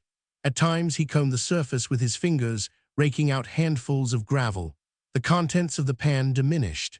As it drew near to the bottom, for the purpose of fleeting and tentative examination, he gave the pan a sudden sloshing movement, emptying it of water. And the whole bottom showed as if covered with butter. Thus the yellow gold flashed up as the muddy water was flirted away. It was gold, gold dust, coarse gold, nuggets, large nuggets. He was all alone. He set the pan down for a moment and thought long thoughts. Then he finished the washing and weighed the result in his scales. At the rate of $16 to the ounce, the pan had contained $700 and odd. It was beyond anything that even he had dreamed. His fondest anticipations had gone no farther than $20,000 or $30,000 to a claim, but here were claims worth $500,000 each at the least, even if they were spotted. He did not go back to work in the shaft that day, nor the next, nor the next. Instead, capped and mittened, a light stampeding outfit, including his rabbit skin robe strapped on his back, he was out and away on a many days' tramp over creeks and divides, inspecting the whole neighboring territory. On each creek he was entitled to locate one claim, but he was chary in thus surrendering up his chances. On Hunker Creek only did he stake a claim. Bonanza Creek he found staked from mouth to source, while every little draw and pup and gulch that drained into it was likewise staked. Little faith was had in these side streams. They had been staked by the hundreds of men who had failed to get in on Bonanza. The most popular of these creeks was Adams. The one least fancied was El Dorado, which flowed into Bonanza just above Carmack's discovery claim. Even Daylight disliked the looks of El Dorado, but still riding his hunch, he bought a half share in one claim on it for half a sack of flour. A month later he paid $800 for the adjoining claim. 3 months later, enlarging this block of property, he paid $40,000 for a third claim, and though it was concealed in the future, he was destined, not long after, to pay $150,000 for a fourth claim on the creek that had been the least liked of all the creeks. In the meantime, and from the day he washed $700 from a single pan and squatted over it and thought a long thought, he never again touched hand to pick and shovel. As he said to Joe Ladue the night of that wonderful washing, "Joe, I ain't never going to work hard again. Here's where I begin to use my brains. I'm going to farm gold. Gold will grow gold if you all have the savvy and can get hold of some for seed. When I seen them $700 in the bottom of the pan, I knew I had the seed at last." "Where are you going to plant it?" Joe Ladue had asked. And Daylight, with a wave of his hand, definitely indicated the whole landscape and the creeks that lay beyond the divides. There she is, he said, and you all just watch my smoke. There's millions here for the man who can see them, and I seen all them millions this afternoon when them $700 peeped up at me from the bottom of the pan and chirruped, well, if here ain't burning daylight come at last. Chapter 11. The hero of the Yukon in the younger days before the Carmack strike, Burning Daylight now became the hero of the strike. The story of his hunch and how he rode it was told up and down the land. Certainly he had ridden it far and away beyond the boldest, for no 5 of the luckiest held the value in claims that he held. And furthermore, he was still riding the hunch, and with no diminution of daring. The wise ones shook their heads and prophesied that he would lose every ounce he had won. He was speculating, they contended, as if the whole country was made of gold, and no man could win who played a placer strike in that fashion. On the other hand, his holdings were reckoned as worth millions, and there were men so sanguine that they held the man a fool who coppered 6 any bet Daylight laid. Behind his magnificent free-handedness and careless disregard for money were hard, practical judgment, imagination and vision, and the daring of the big gambler. He foresaw what with his own eyes he had never seen, and he played to win much or lose all. There's too much gold here in Bonanza to be just a pocket, he argued. It's sure come from a mother lode somewhere, and other creeks will show up. You all keep your eyes on Indian River. The creeks that drain that side the Klondike watershed are just as likely to have gold as the creeks that drain this side. And he backed this opinion to the extent of grubstaking 6 parties of prospectors across the big divide into the Indian River region. Other men, themselves failing to stake on lucky creeks, he put to work on his Bonanza claims. And he paid them well, $16 a day for an 8-hour shift, and he ran 3 shifts. He had grub to start them on, and when, on the last water, the Beller arrived loaded with provisions, he traded a warehouse site to Jack Kearns for a supply of grub that lasted all his men through the winter of 1896. And that winter, when famine pinched and flour sold for $2 a pound, he kept 3 shifts of men at work on all 4 of the Bonanza claims. Other mine owners paid $15 a day to their men, but he had been the first to put men to work, and from the first, he paid them a full ounce a day. One result was that his were picked men, and they more than earned their higher pay. One of his wildest plays took place in the early winter after the freeze-up. Hundreds of stampeders, after staking on other creeks than Bonanza, had gone on disgruntled downriver to 40 Mile and Circle City. Daylight mortgaged one of his Bonanza dumps with the Alaska Commercial Company and tucked a letter of credit into his pouch. Then he harnessed his dogs and went down on the ice at a pace that only he could travel. 1 Indian down, another Indian back, and 4 teams of dogs was his record. And at 40 Mile and Circle City he bought claims by the score. Many of these were to prove utterly worthless, but some few of them were to show up more astoundingly than any on Bonanza. He bought right and left, paying as low as $50 and as high as $5,000. This highest one he bought in the Tivoli Saloon. It was an upper claim on El Dorado, and when he agreed to the price, Jacob Wilkins, an old-timer just returned from a look at the moose pasture, got up and left the room, saying, "Daylight, I've known you 7 years, and you've always seemed sensible till now. And now you're just letting them rob you right and left. That's what it is, robbery. $5,000 for a claim on that damned moose pasture is bunco. I just can't stay in the room and see you buncoed that way." "I tell you all," Daylight answered, "Wilkins, Carmack strikes so big that we all can't see it all. It's a lottery. Every claim I buy is a ticket, and there's sure going to be some capital prizes." Jacob Wilkins, standing in the open door, sniffed incredulously. "Now supposing, Wilkins," Daylight went on, "supposing you all knew it was going to rain soup. What you all do? Buy spoons, of course. Well, I'm sure buying spoons.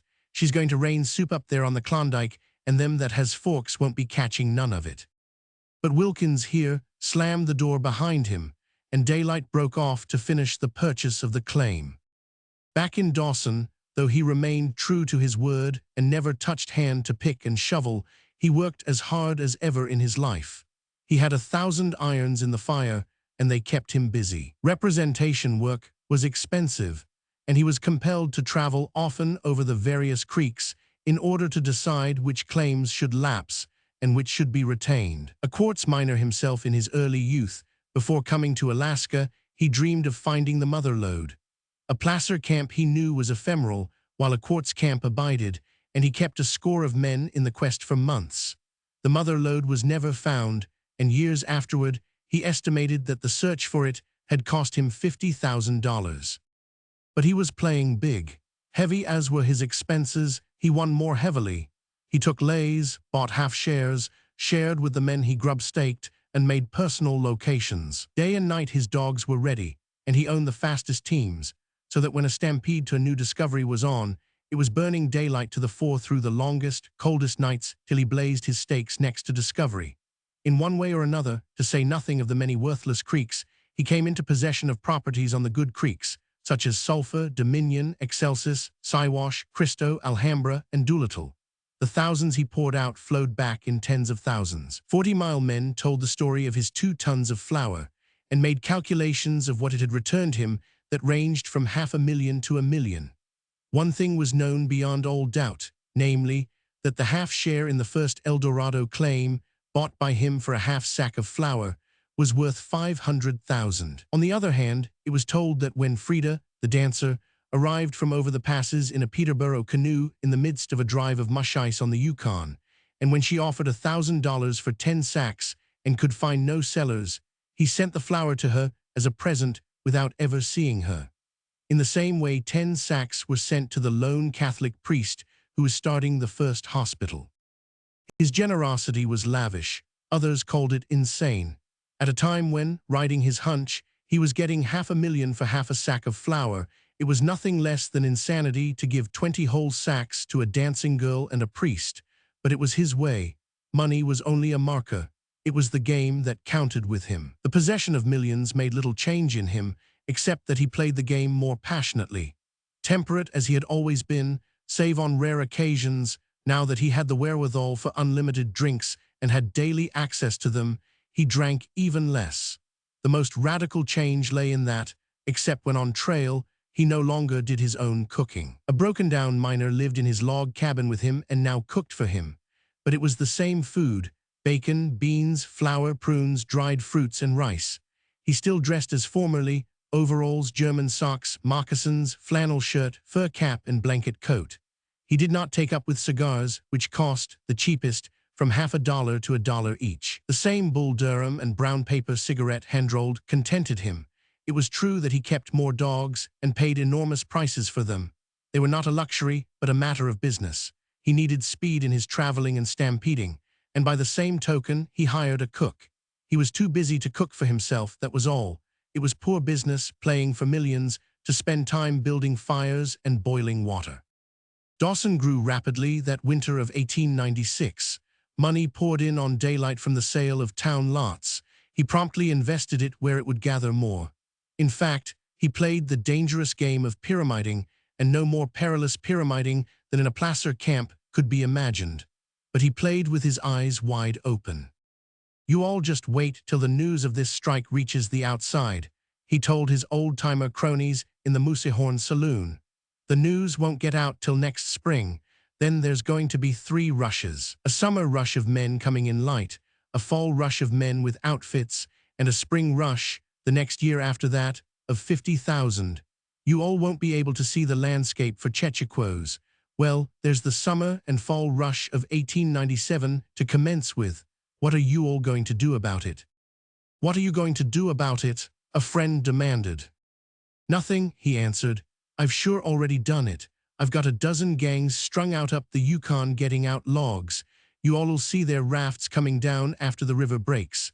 Cabins, they sure will be worth what a man can pay for them next fall. Lumber, it will sure go to top-notch. I've got 2 sawmills freighting in over the passes. They'll come down as soon as the lakes open up. And if you all are thinking of needing lumber, I'll make you all contracts right now, $300 a thousand, undressed." Corner lots in desirable locations sold that winter for from $10,000 to $30,000. Daylight sent word out over the trails and passes for the newcomers to bring down log rafts, and as a result, the summer of 1897 saw his sawmills working day and night, on 3 shifts, and still he had logs left over with which to build cabins. These cabins, land included, sold at from $1 to several $1,000s. 2-story log buildings in the business part of town brought him from $40,000 to $50,000 apiece. These fresh accretions of capital were immediately invested in other ventures. He turned gold over and over, until everything that he touched seemed to turn to gold. But that first wild winter of Carmack's strike taught Daylight many things. Despite the prodigality of his nature, he had poise. He watched the lavish waste of the mushroom millionaires and failed quite to understand it. According to his nature and outlook, it was all very well to toss an ante away in a night's frolic. That was what he had done the night of the poker game in Circle City when he lost $50,000, all that he possessed. But he had looked on that $50,000 as a mere ante. When it came to millions, it was different. Such a fortune was a stake, and was not to be sown on barroom floors, literally sown, flung broadcast out of the moosey-hide sacks by drunken millionaires who had lost all sense of proportion. There was McMahon, who ran up a single barroom bill of $38,000, and Jimmy the Rough, who spent $100,000 a month for 4 months in riotous living, and then fell down drunk in the snow one March night and was frozen to death. And Swiftwater Bill, who, after spending 3 valuable claims, an extravagance of debauchery, borrowed $3,000 with which to leave the country, and who, out of this sum, because the ladylove that had jilted him liked eggs, cornered the 110 dozen eggs on the Dawson market, paying $24 a dozen for them and promptly feeding them to the wolf dogs. Champagne sold at from $40 to $50 a quart, and canned oyster stew at $15. Daylight indulged in no such luxuries. He did not mind treating a barroom of men to whiskey at 50 cents a drink, but there was somewhere in his own extravagant nature a sense of fitness and arithmetic that revolted against paying $15 for the contents of an oyster can. On the other hand, he possibly spent more money in relieving hard-luck cases than did the wildest of the new millionaires on insane debauchery. Father Judge, of the hospital, could have told of far more important donations than that first 10 sacks of flour, and old-timers who came to Daylight invariably went away relieved according to their need. But $50 for a quart of fizzy champagne, that was appalling. And yet he still, on occasion, made one of his old-time hell-roaring nights, but he did so for different reasons. First, it was expected of him because it had been his way in the old days, and second, he could afford it. But he no longer cared quite so much for that form of diversion. He had developed in a new way the taste for power. It had become a lust with him. By far the wealthiest miner in Alaska, he wanted to be still wealthier. It was a big game he was playing in, and he liked it better than any other game. In a way, the part he played was creative. He was doing something. And at no time, striking another chord of his nature, could he take the joy in a $1 million El Dorado dump that was at all equivalent to the joy he took in watching his 2 sawmills working and the big downriver log rafts swinging into the bank in the Big Eddy just above Mooseyhide Mountain. Gold, even on the scales, was, after all, an abstraction. It represented things and the power to do. But the sawmills were the things themselves, concrete and tangible, and they were things that were a means to the doing of more things. They were dreams come true, hard and indubitable realizations of fairy gossamers. With the summer rush from the outside came special correspondence for the big newspapers and magazines, and one and all, using unlimited space, they wrote Daylight up, so that, so far as the world was concerned, Daylight loomed the largest figure in Alaska. Of course, after several months, the world became interested in the Spanish War and forgot all about him.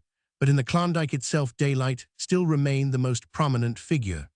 Passing along the streets of Dawson, all heads turned to follow him, and in the saloons chechaquos watched him awesomely, scarcely taking their eyes from him as long as he remained in their range of vision. Not alone was he the richest man in the country, but he was Burning Daylight, the pioneer, the man who, almost in the midst of antiquity of that young land, had crossed the Chilkoot and drifted down the Yukon to meet those elder giants, Al Mayo and Jack McQuestion. He was the Burning Daylight of scores of wild adventures, the man who carried word to the icebound whaling fleet across the tundra wilderness to the Arctic Sea, who raced the mail from Circle to salt water and back again in 60 days, who saved the whole Tanana tribe from perishing in the winter of '91.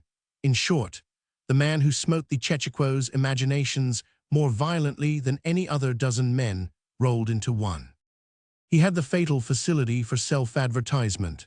Things he did, no matter how adventitious or spontaneous, struck the popular imagination as remarkable. And the latest thing he had done was always on men's lips, whether it was being first in the heartbreaking stampede to Danish Creek, in killing the record bald-face grizzly over on Sulphur Creek, or in winning the single-paddle canoe race on the Queen's birthday, after being forced to participate at the last moment by the failure of the sourdough representative to appear. Thus, one night in the Moosehorn, he locked horns with Jack Kearns in the long-promised return game of poker.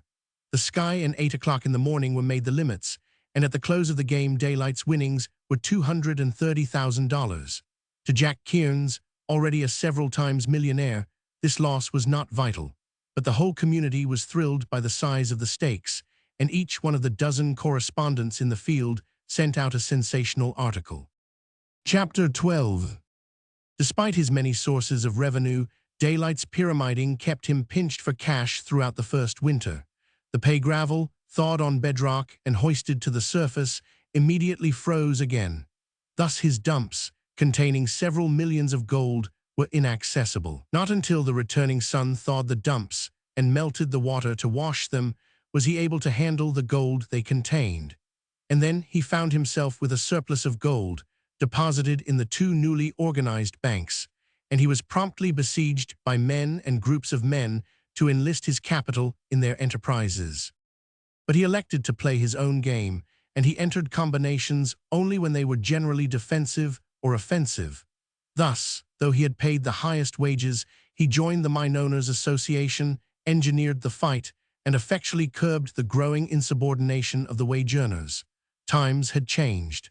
The old days were gone forever. This was a new era, and Daylight, the wealthy mine owner, was loyal to his class affiliations.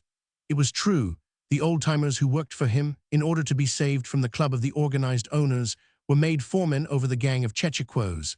But this, with Daylight, was a matter of heart, not head. In his heart he could not forget the old days, while with his head he played the economic game according to the latest and most practical methods. But outside of such group combinations of exploiters, he refused to bind himself to any man's game. He was playing a great lone hand, and he needed all his money for his own backing. The newly founded stock exchange interested him keenly. He had never before seen such an institution, but he was quick to see its virtues and to utilize it. Most of all, it was gambling, and on many an occasion not necessary for the advancement of his own schemes. He, as he called it, went the stock exchange aflutter, out of sheer wantonness and fun. "It sure beats faro," was his comment one day, when, after keeping the Dawson's speculators in a fever for a week by alternate bulling and bearing, he showed his hand and cleaned up what would have been a fortune to any other man. Other men, having made their strike, had headed south for the States, taking a furlough from the grim Arctic battle. But asked when he was going outside, Daylight always laughed and said when he had finished playing his hand. He also added that a man was a fool to quit a game just when a winning hand had been dealt him. It was held by the thousands of hero-worshipping Chechequos that Daylight was a man absolutely without fear. But Bettles and Dan MacDonald and other sourdoughs shook their heads and laughed as they mentioned women, and they were right. He had always been afraid of them from the time, himself a lad of 17, when Queen Anne of Juneau made open and ridiculous love to him. For that matter, he never had known women. Born in a mining camp where they were rare and mysterious, having no sisters, his mother dying while he was an infant, he had never been in contact with them. True, running away from Queen Anne, he had later encountered them on the Yukon and cultivated an acquaintance with them. The pioneer ones who crossed the passes on the trail of the men who had opened up the first diggings. But no lamb had ever walked with a wolf in greater fear and trembling than had he walked with them. It was a matter of masculine pride that he should walk with them, and he had done so in fair seeming, but women had remained to him a closed book, and he preferred a game of solo or 7-up any time. and now known as the King of the Klondike, carrying several other royal titles, such as El Dorado King, Bonanza King, the Lumber Baron, and the Prince of the Stampeders, not to omit the proudest appellation of all, namely, the Father of the Sourdoughs. He was more afraid of women than ever. As never before they held out their arms to him, and more women were flocking into the country day by day. It mattered not whether he sat at dinner in the Gold Commissioner's house, called for the drinks in a dancing hall, or submitted to an interview from the woman representative of the New York Sun. One and all of them held out their arms. There was one exception, and that was Frida, the girl that danced, and to whom he had given the flower. She was the only woman in whose company he felt at ease, for she alone never reached out her arms, and yet it was from her that he was destined to receive next to his severest fright. It came about in the fall of 1897. He was returning from one of his dashes, this time to inspect Henderson, a creek that entered the Yukon just below the Stewart. Winter had come on with a rush, and he fought his way down the Yukon 70 miles in a frail Peterborough canoe in the midst of a run of mush ice. Hugging the rim ice that had already solidly formed, he shot across the ice-spewing mouth of the Klondike just in time to see a lone man dancing excitedly on the rim and pointing into the water. Next, he saw the fur-clad body of a woman, face under, sinking in the midst of the driving mush ice. A lane opening in the swirl of the current, it was a matter of seconds to drive the canoe to the spot, reach to the shoulder in the water, and draw the woman gingerly to the canoe's side. It was Frida, and all might yet have been well with him had she not, later, when brought back to consciousness, blazed at him with angry blue eyes and demanded, "Why did you? Oh, why did you?" This worried him. In the nights that followed, instead of sinking immediately to sleep as was his wont, he lay awake, visioning her face and that blue blaze of wrath, and conning her words over and over. They rang with sincerity. The reproach was genuine. She had meant just what she said, and still he pondered. The next time he encountered her, she had turned away from him angrily and contemptuously. And yet again, she came to him to beg his pardon, and she dropped a hint of a man somewhere, sometime, she said not how, who had left her with no desire to live. Her speech was frank, but incoherent, and all he gleaned from it was that the event, whatever it was, had happened years before. Also, he gleaned that she had loved the man. That was the thing, love. It caused the trouble. It was more terrible than frost or famine. Women were all very well, in themselves good to look upon and likable, but along came this thing called love, and they were seared to the bone by it, made so irrational that one could never guess what they would do next. This Frida woman was a splendid creature, full-bodied, beautiful, and nobody's fool. But love had come along and soured her on the world, driving her to the Klondike and to suicide so compellingly that she was made to hate the man that saved her life.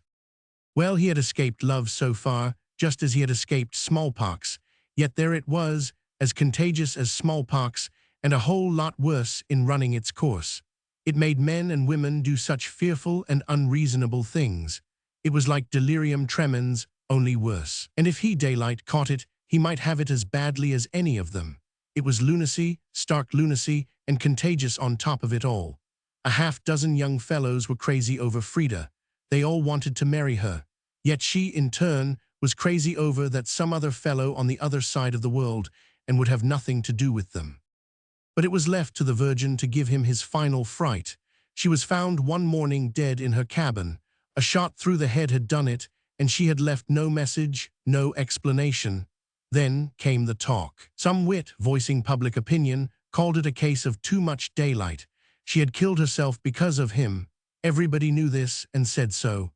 The correspondents wrote it up, and once more Burning Daylight, King of the Klondike, was sensationally featured in the Sunday supplements of the United States. The Virgin had straightened up, so the feature stories ran, and correctly so. Never had she entered a Dawson City dance hall. When she first arrived from Circle City, she had earned her living by washing clothes. Next, she had bought a sewing machine and made men's drill parkas, fur caps, and moosehide mittens. Then she had gone as a clerk into the first Yukon bank. All this and more was known and told, though one and all were agreed that Daylight, while the cause, had been the innocent cause of her untimely end. And the worst of it was that Daylight knew it was true. Always would he remember that last night he had seen her. He had thought nothing of it at the time, but looking back, he was haunted by every little thing that had happened. In the light of the tragic event, he could understand everything, her quietness, that calm certitude as if all vexing questions of living had been smoothed out and were gone, and that certain ethereal sweetness about all that she had said and done that had been almost maternal. He remembered the way she had looked at him, how she had laughed when he narrated Mickey Darland's mistake in staking the fraction on Skookum Gulch. Her laughter had been lightly joyous, while at the same time it had lacked its old-time robustness. Not that she had been grave or subdued. On the contrary, she had been so patently content, so filled with peace. She had fooled him, fool that he was. He had even thought that night that her feeling for him had passed, and he had taken delight in the thought, and caught visions of the satisfying future friendship that would be theirs with this perturbing love out of the way. And then, when he stood at the door, cap in hand, and said good night, it had struck him at the time as a funny and embarrassing thing, her bending over his hand and kissing it. He had felt like a fool, but he shivered now when he looked back on it and felt again the touch of her lips on his hand. She was saying goodbye, an eternal goodbye, and he had never guessed. At that very moment, and for all the moments of the evening, coolly and deliberately, as he well knew her way, she had been resolved to die. If he had only known it, untouched by the contagious malady himself, nevertheless he would have married her if he had had the slightest inkling of what she contemplated. And yet he knew, furthermore, that hers was a certain stiff-kneed pride that would not have permitted her to accept marriage as an act of philanthropy. There had really been no saving her, after all. The love disease had fastened upon her, and she had been doomed from the first to perish of it. Her one possible chance had been that he, too, should have caught it, and he had failed to catch it. Most likely, if he had, it would have been from Frida or some other woman. There was Dartworthy, the college man who had staked the rich fraction on Bonanza above Discovery. Everybody knew that old Doolittle's daughter, Bertha, was madly in love with him. Yet, when he contracted the disease of all women, it had been with the wife of Colonel Walthstone, the great Guggenhammer mining expert. Result: 3 lunacy cases, Dartworthy selling out his mine for 1/10 its value, the poor woman sacrificing her respectability and sheltered nook in society to flee with him in an open boat down the Yukon, and Colonel Walthstone, breathing murder and destruction, taking out after them in another open boat. The whole impending tragedy had moved on down the muddy Yukon, passing 40 Mile and Circle and losing itself in the wilderness beyond. But there it was, love, disorganizing men's and women's lives, driving toward destruction and death, turning topsy-turvy everything that was sensible and considerate, making bawds or suicides out of virtuous women, and scoundrels and murderers out of men who had always been clean and square. For the first time in his life, Daylight lost his nerve. He was badly and avowedly frightened. Women were terrible creatures, and the love germ was especially plentiful in their neighborhood. And they were so reckless, so devoid of fear. They were not frightened by what had happened to the Virgin. They held out their arms to him more seductively than ever.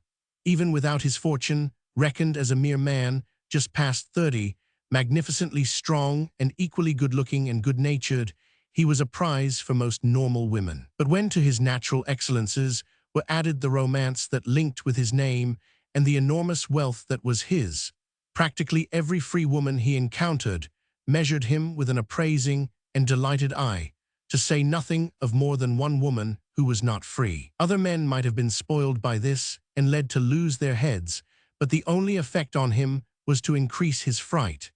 As a result, he refused most invitations to houses where women might be met, and frequented bachelor boards and the Moosehorn Saloon, which had no dance hall attached.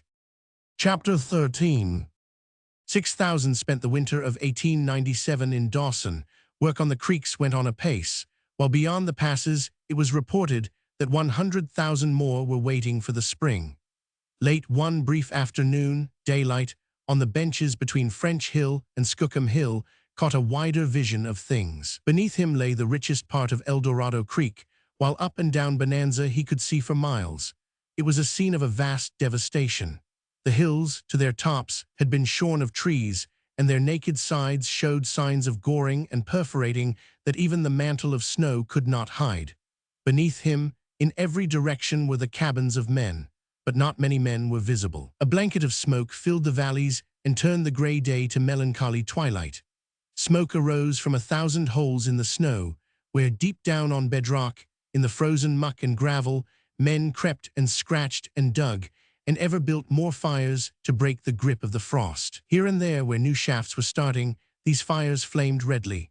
Figures of men crawled out of the holes, or disappeared into them, or on raised platforms of hand-hewn timber, windlassed the thawed gravel to the surface, where it immediately froze. The wreckage of the spring washing appeared everywhere, piles of sluice boxes, sections of elevated flumes, huge water wheels, all the debris of an army of gold-mad men. "Itall's plain gophering," Daylight muttered aloud. He looked at the naked hills and realized the enormous wastage of wood that had taken place. From this bird's-eye view, he realized the monstrous confusion of their excited workings. It was a gigantic inadequacy. Each worked for himself, and the result was chaos. In this richest of diggings, it cost out by their feverish, unthinking methods, another dollar was left hopelessly in the earth. Given another year, and most of the claims would be worked out, and the sum of the gold taken out would no more than equal what was left behind. Organization was what was needed, he decided, and his quick imagination sketched El Dorado Creek, from mouth to source, and from mountaintop to mountaintop, in the hands of one capable management. Even steam thawing, as yet untried but bound to come, he saw would be a makeshift. What should be done was to hydraulic the valley sides and benches, and then, on the creek bottom, to use gold dredges such as he had heard described as operating in California. There was the very chance for another big killing. He had wondered just what was precisely the reason for the Guggenhammers and the big English concerns sending in their high-salaried experts. That was their scheme. That was why they had approached him for the sale of worked-out claims and tailings. They were content to let the small mine owners gopher out what they could, for there would be millions in the leavings. And gazing down on the smoky inferno of crude effort, Daylight outlined the new game he would play, a game in which the Guggenhammers and the rest would have to reckon with him.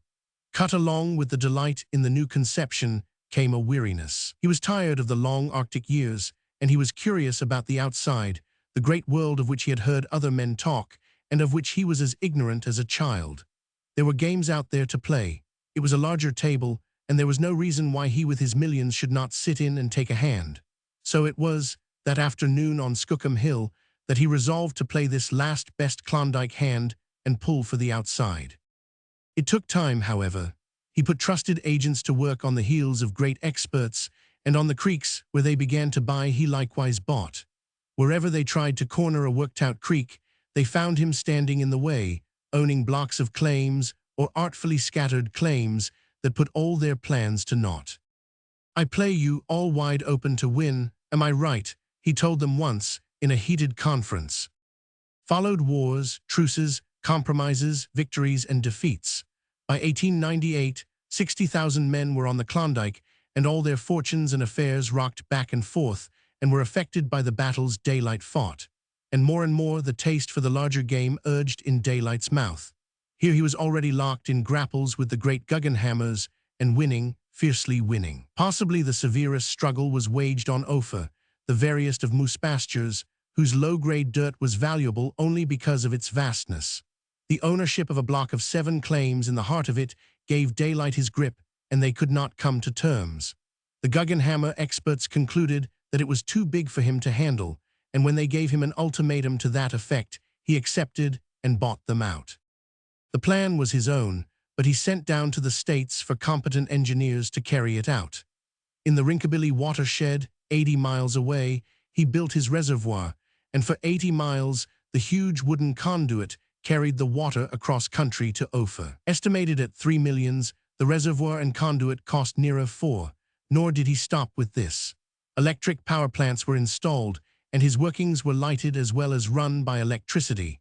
Other sourdoughs, who had struck it rich in excess of all their dreams, shook their heads gloomily, warned him that he would go broke, and declined to invest in so extravagant a venture. But Daylight smiled and sold out the remainder of his townsite holdings. He sold at the right time at the height of the placer boom, when he prophesied to his old cronies in the Moosehorn Saloon that within 5 years town lots in Dawson could not be given away, while the cabins would be chopped up for firewood. he was laughed at roundly and assured that the mother lode would be found ere that time.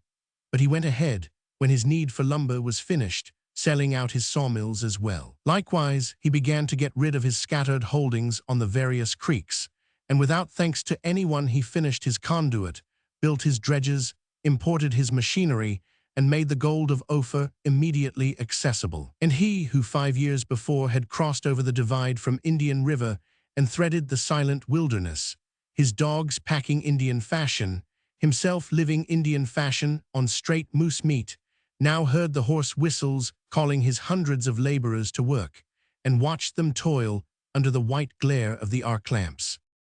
But having done the thing, he was ready to depart, and when he let the word go out, the Guggenhammers vied with the English concerns and with a new French company in bidding for Ophir and all its plant. The Guggenhammers bid highest, and the price they paid netted Daylight a clean $1,000,000.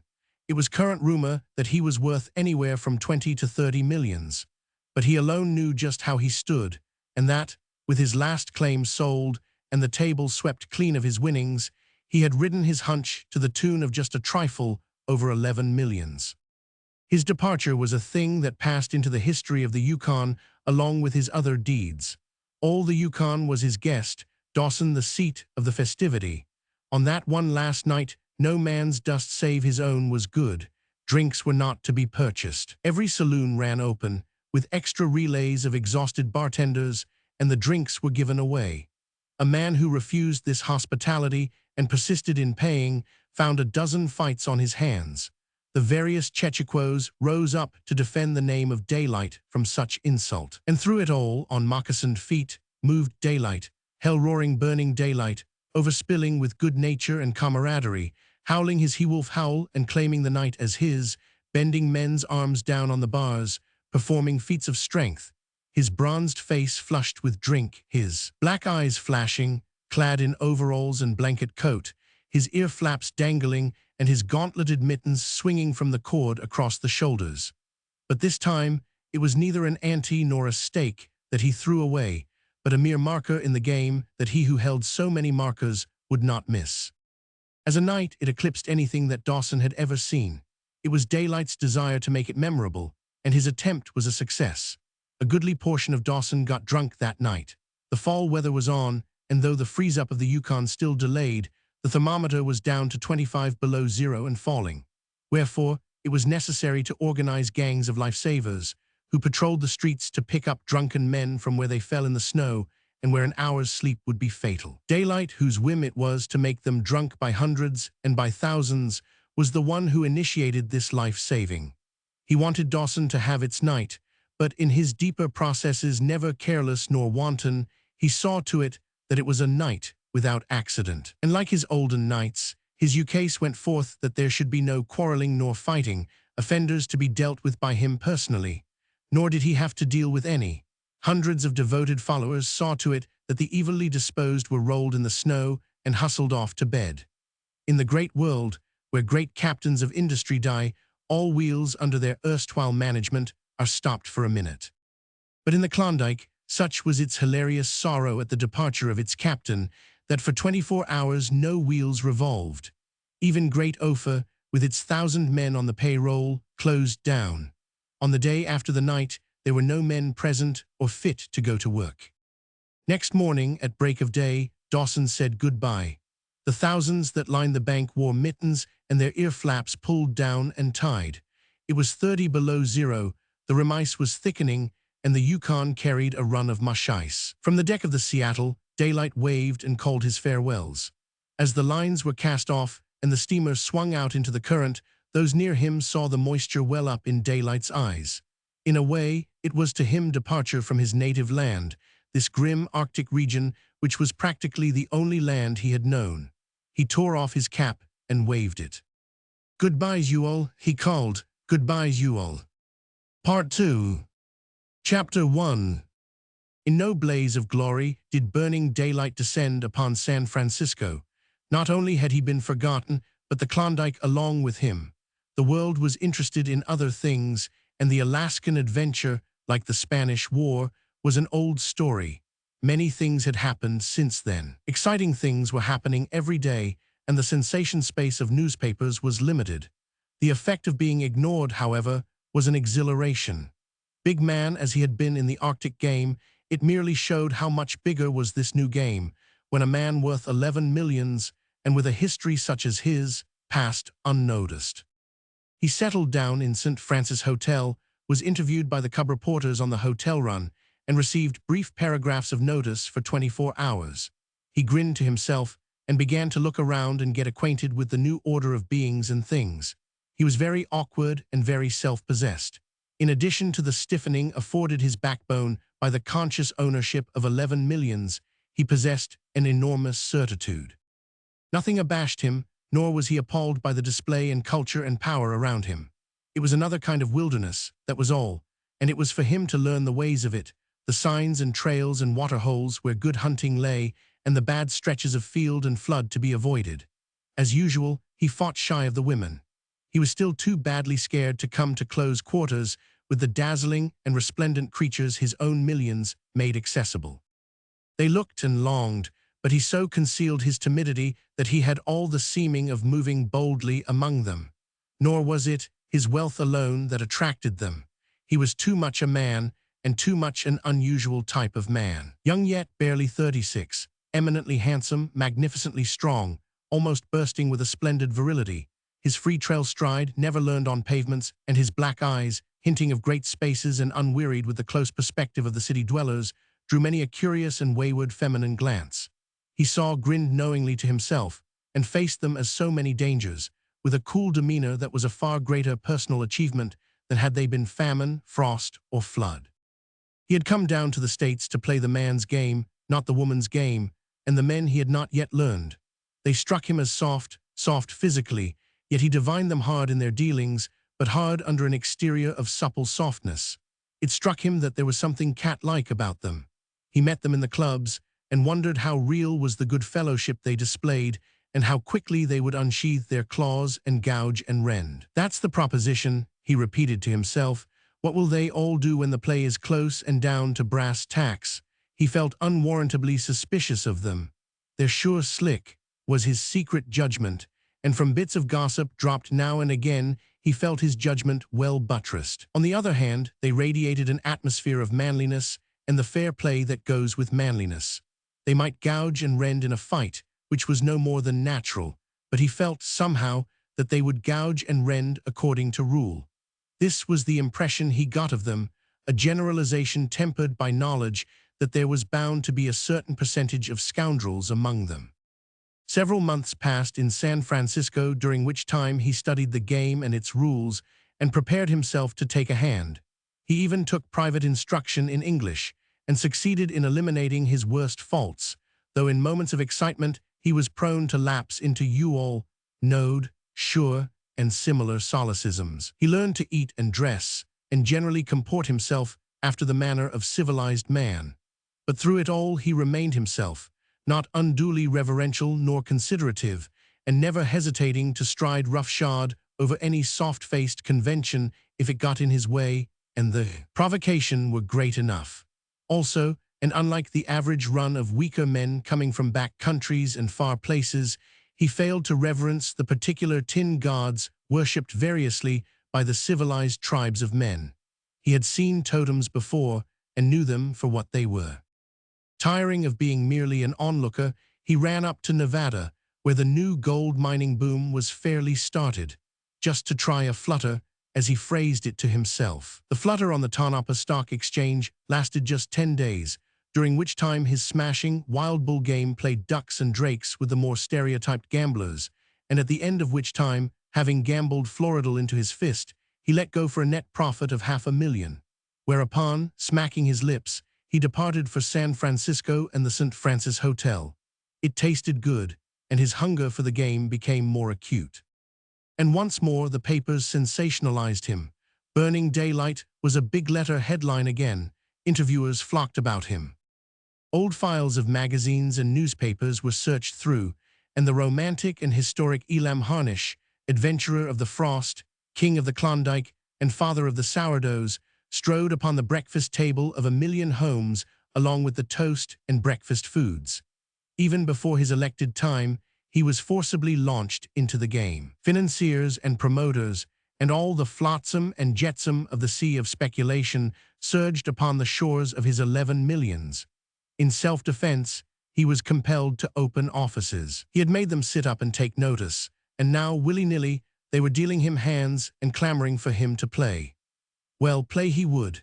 He'd show 'em, even despite the elated prophecies made of how swiftly he would be trimmed, prophecies coupled with descriptions of the bucolic game he would play and of his wild and woolly appearance.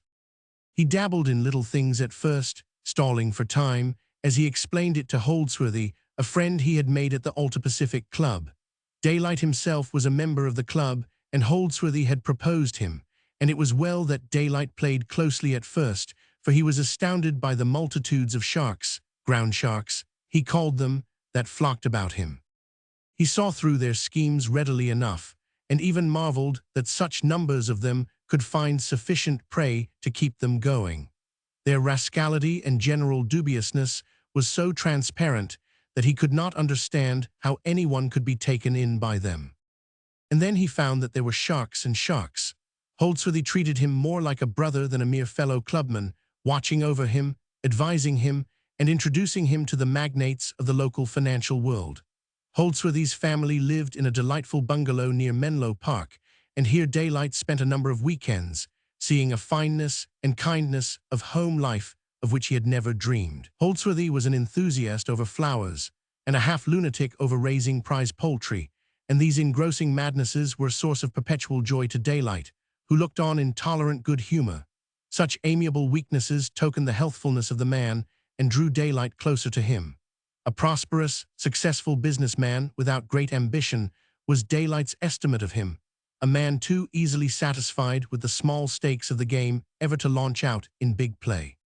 On one such weekend visit, Holdsworthy let him in on a good thing, a good little thing, a brickyard at Glen Ellen. Daylight listened closely to the other's description of the situation. It was a most reasonable venture, and Daylight's one objection was that it was so small a matter and so far out of his line, and he went into it only as a matter of friendship, Holdsworthy explaining that he was himself already in a bit, and that while it was a good thing, he would be compelled to make sacrifices in other directions in order to develop it. Daylight advanced the capital, $50,000, and as he laughingly explained afterward, "I was stung, all right, but it wasn't Holdsworthy that did it half as much as those blamed chickens and fruit trees of his." It was a good lesson, however, for he learned that there were few faiths in the business world, and that even the simple, homely faith of breaking bread and eating salt counted for little in the face of a worthless brickyard and $50,000 in cash. But the sharks and sharks of various orders and degrees, he concluded, were on the surface. Deep down, he divined, were the integrities and the stabilities. These big captains of industry and masters of finance, he decided, were the men to work with. By the very nature of their huge deals and enterprises, they had to play fair. No room there for little sharpers' tricks and bunco games. It was to be expected that little men should salt gold mines with a shotgun and work off worthless brickyards on their friends, but in high finance, such methods were not worthwhile. There the men were engaged in developing the country, organizing its railroads, opening up its mines, making accessible its vast natural resources. Their play was bound to be big and stable. "They sure can't afford tin-horn tactics," was his summing up. So it was that he resolved to leave the little men, the Holdsworthys, alone, and while he met them in good fellowship, he chummed with none and formed no deep friendships. He did not dislike the little men, the men of the Alta Pacific, for instance. He merely did not elect to choose them for partners in the big game in which he intended to play. What that big game was, even he did not know. He was waiting to find it. And in the meantime, he played small hands, investing in several arid lands reclamation projects and keeping his eyes open for the big chance when it should come along. And then he met John Dowsed, the great John Dowsed. The whole thing was fortuitous. This cannot be doubted, as Daylight himself knew. It was by the merest chance, when in Los Angeles, that he heard the tuna were running strong at Santa Catalina and went over to the island instead of returning directly to San Francisco as he had planned. There he met John Dowsed, resting off for several days in the middle of a flying western trip. Dowst had of course heard of the spectacular Klondike King and his rumored 30 millions, and he certainly found himself interested by the man in the acquaintance that was formed. Somewhere along in this acquaintanceship, the idea must have popped into his brain, but he did not broach it, preferring to mature it carefully. So he talked in large general ways and did his best to be agreeable and win Daylight's friendship. It was the first big magnate Daylight had met face to face, and he was pleased and charmed. There was such a kindly humanness about the man, such a genial democraticness, that Daylight found it hard to realize that this was the John Dowst, president of a string of banks, insurance manipulator, reputed ally of the lieutenants of Standard Oil, and known ally of the Guggenhammers. Nor did his looks belie his reputation and his manner. Physically, he guaranteed all that Daylight knew of him. Despite his 60 years and snow-white hair, his handshake was firmly hearty, and he showed no signs of decrepitude, walking with a quick, snappy step, making all movements definitely and decisively. His skin was a healthy pink, and his thin, clean lips knew the way to writhe heartily over a joke. He had honest blue eyes of palest blue. They looked out at one keenly and frankly from under shaggy gray brows. His mind showed itself disciplined and orderly, and its workings struck Daylight as having all the certitude of a steel trap. He was a man who knew and who never decorated his knowledge with foolish frills of sentiment or emotion. That he was accustomed to command was patent, and every word and gesture tingled with power. Combined with this was his sympathy and tact, and Daylight could note easily enough all the earmarks that distinguished him from a little man of the Holdsworthy caliber. Daylight knew also his history, the prime old American stock from which he had descended, his own war record, the John Dowst before him who had been one of the banking buttresses of the cause of the Union, the Commodore Dowst of the War of 1812, the General Dowst of Revolutionary fame, and that first Far Dowst, owner of lands and slaves in early New England. "He's sure the real thing," he told one of his fellow clubmen afterwards in the smoking room of the Alta Pacific. "I tell you, Gallon, he was a genuine surprise to me. I knew the big ones had to be like that, but I had to see him to really know it. He's one of the fellows that does things. You can see it sticking out all over him. He's 1 in 1,000, that's straight, a man to tie to. There's no limit to any game he plays, and you can stack on it that he plays right up to the handle. I bet he can lose or win half a dozen million without batting an eye." Gallon puffed at his cigar, and at the conclusion of the panegyric regarded the other curiously, but Daylight, ordering cocktails, failed to note this curious stare. "Going in with him on some deal, I suppose," Gallon remarked. "Nope, not the slightest idea. Here's kindness. I was just explaining that I'd come to understand how these big fellows do big things. Why, d'you know, he gave me such a feeling that he knew everything that I was plumb ashamed of myself. I guess I could give him cards and spades when it comes to driving a dog team, though," Daylight observed after a meditative pause. "And I really believe I could put him on to a few wrinkles in poker and placer mining, and maybe in paddling a birch canoe. And maybe I stand a better chance to learn the game he's been playing all his life than he would stand of learning the game I played up north." Chapter 2. It was not long afterward that Daylight came on to New York. A letter from John Dowst had been the cause, a simple little typewritten letter of several lines, but Daylight had thrilled as he read it. He remembered the thrill that was his, a callow youth of 15, when in Tempers Butte, through lack of a fourth man, Tom Galsworthy, the gambler, had said, "Get in, kid, take a hand." That thrill was his now. The bald, typewritten sentences seemed gorged with mystery. "Our Mr. Howison will call upon you at your hotel. He is to be trusted. We must not be seen together. You will understand after we have had our talk." Daylight conned the words over and over. That was it. The big game had arrived, and it looked as if he were being invited to sit in and take a hand. Surely, for no other reason would one man so peremptorily invite another man to make a journey across the continent. They met, thanks to our Mr. Howison, up the Hudson in a magnificent country home. Daylight, according to instructions, arrived in a private motor car which had been furnished him. Whose car it was he did not know any more than did he know the owner of the house, with its generous, rolling, tree-studded lawns. Dowst was already there, and another man whom Daylight recognized before the introduction was begun. It was Nathaniel Letton, and none other. Daylight had seen his face a score of times in the magazines and newspapers and read about his standing in the financial world and about his endowed University of Daratona. He likewise struck Daylight as a man of power, though he was puzzled in that he could find no likeness to Dowst, except in the matter of cleanness, a cleanness that seemed to go down to the deepest fibers of him. Nathaniel Letton was unlike the other in every particular. Thin to emaciation, he seemed a cold flame of a man of a mysterious, chemic sort of flame, who, under a glacier-like exterior, conveyed, somehow, the impression of the ardent heat of 1,000 suns. His large gray eyes were mainly responsible for this feeling, and they blazed out feverishly from what was almost a death's head, so thin was the face, the skin of which was a ghastly, dull, dead white. Not more than 50, thatched with a sparse growth of iron-gray hair, he looked several times the age of Dowst. Yet Nathaniel Letton possessed control. Daylight could see that plainly. He was a thin-faced ascetic, living in a state of high, attenuated calm, a molten planet under a transcontinental ice sheet. And yet, above all, most of all, Daylight was impressed by the terrific and almost awful cleanness of the man. There was no dross in him. He had all the seeming of having been purged by fire. Daylight had the feeling that a healthy man oath would be a deadly offense to his ears, a sacrilege and a blasphemy. They drank, that is, Nathaniel Letton took mineral water served by the smoothly operating machine of a lackey who inhabited the place, while Dowst took scotch and soda and Daylight a cocktail. Nobody seemed to notice the unusualness of a martini at midnight, though Daylight looked sharply for that very thing, for he had long since learned that martinis had their strictly appointed times and places. But he liked martinis, and being a natural man, he chose deliberately to drink when and how he pleased.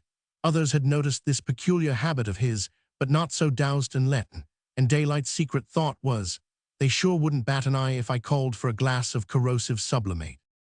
Leon Guggenhammer arrived in the midst of the drink and ordered scotch. Daylight studied him curiously. This was one of the great Guggenhammer family, a younger one, but nevertheless one of the crowd with which he had locked grapples in the north. Nor did Leon Guggenhammer fail to mention cognizance of that old affair. He complimented Daylight on his prowess. Echoes of Ophir came down to us, you know, and I must say, Mr. Daylight, Mr. Harnish, that you whipped us roundly in that affair. Echoes, Daylight could not escape the shock of the phrase. Echoes had come down to them of the fight into which he had flung all his strength, and the strength of his Klondike millions. The Guggenhammers sure must go some when a fight of that dimension was no more than a skirmish of which they deigned to hear echoes. They sure play an almighty big game down here, was his conclusion, accompanied by a corresponding elation that it was just precisely that almighty big game in which he was about to be invited to play a hand. For the moment, he poignantly regretted that rumor was not true, and that his 11 millions were not in reality 30 millions. Well, that much he would be frank about. He would let them know exactly how many stacks of chips he could buy. Leon Guggenhammer was young and fat, not a day more than 30. His face, save for the adumbrated puff sacks under the eyes, was as smooth and lineless as a boy's. He, too, gave the impression of cleanness. He showed in the pink of health. His unblemished, smooth-shaven skin shouted advertisement of his splendid physical condition. In the face of that perfect skin, his very fatness and mature, rotund paunch could be nothing other than normal. He was constituted to be prone to fatness, that was all. The talk soon centered down to business, though Guggenhammer had first to say his say about the forthcoming international yacht race and about his own palatial steam yacht, the Electra, whose recent engines were already antiquated. Dowst broached the plan, aided by an occasional remark from the other two, while Daylight asked questions. Whatever the proposition was, he was going into it with his eyes open, and they filled his eyes with the practical vision of what they had in mind. "They will never dream you are with us," Guggenhammer interjected, as the outlining of the matter drew to a close, his handsome Jewish eyes flashing enthusiastically. "They'll think you are raiding on your own in proper buccaneer style. Of course, you understand, Mr. Harnish, the absolute need for keeping our alliance in the dark," Nathaniel Letton warned gravely. Daylight nodded his head. "And you also understand," Letton went on, "that the result can only be productive of good. The thing is legitimate and right, and the only ones who may be hurt are the stock gamblers themselves. It is not an attempt to smash the market. As you see yourself, you are to bull the market. The honest investor will be the gainer. Yes, that's the very thing, Dowse said. The commercial need for copper is continually increasing. Ward Valley Copper and all that it stands for, practically 1/4 of the world's supply, as I have shown you, is a big thing. How big, even we can scarcely estimate. Our arrangements are made. We have plenty of capital ourselves, and yet we want more. Also, there is too much Ward Valley out to suit our present plans. Thus we kill both birds with one stone. And I am the stone, Daylight broke in with a smile. Yes, just that. Not only will you bull Ward Valley, but you will at the same time gather Ward Valley in. This will be of inestimable advantage to us, while you and all of us will profit by it as well. And as Mr. Letton has pointed out, the thing is legitimate and square.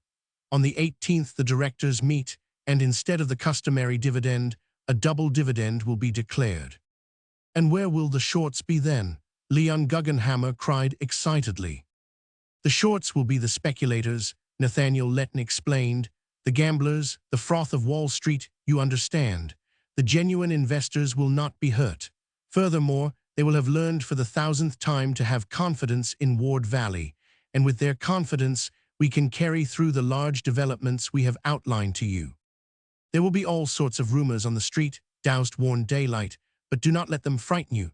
These rumors may even originate with us. You can see how and why clearly, but rumors are to be no concern of yours. You are on the inside. All you have to do is buy, and keep on buying to the last stroke. When the directors declare the double dividend, Ward Valley will jump so that it won't be feasible to buy after that. What we want, Letton took up the strain, pausing significantly to sip his mineral water. What we want is to take large blocks of Ward Valley off the hands of the public. We could do this easily enough by depressing the market and frightening the holders. And we could do it more cheaply in such fashion. But we are absolute masters of the situation, and we are fair enough to buy Ward Valley on a rising market. Not that we are philanthropists, but that we need the investors in our big development scheme. Nor do we lose directly by the transaction. The instant the action of the directors becomes known, Ward Valley will rush heavenward. In addition, and outside the legitimate field of the transaction, we will pinch the shorts for a very large sum. But that is only incidental, you understand, and in a way unavoidable. On the other hand, we shall not turn up our noses at that phase of it. The shorts shall be the veriest gamblers, of course, and they will get no more than they deserve. And one other thing, Mr. Harnish, Guggenhammer said, if you exceed your available cash or the amount you care to invest in the venture, don't fail immediately to call on us. Remember, we are behind you. Yes, we are behind you, Dowse repeated. Nathaniel Letton nodded his head in affirmation. Now about that double dividend on the 18th. John Dowse drew a slip of paper from his notebook and adjusted his glasses. Let me show you the figures, here you see. And thereupon, he entered into a long technical and historical explanation of the earnings and dividends of Ward Valley from the day of its organization. The whole conference lasted not more than an hour, during which time Daylight lived at the topmost of the highest peak of life that he had ever scaled. These men were big players, they were powers. True, as he knew himself, they were not the real inner circle. They did not rank with the Morgans and Harrimans, and yet they were in touch with those giants and were themselves lesser giants. He was pleased, too, with their attitude toward him. They met him deferentially, but not patronizingly. It was the deference of equality, and Daylight could not escape the subtle flattery of it, for he was fully aware that in experience as well as wealth, they were far and away beyond him. We'll shake up the speculating crowd, Leon Guggenhammer proclaimed jubilantly as they rose to go.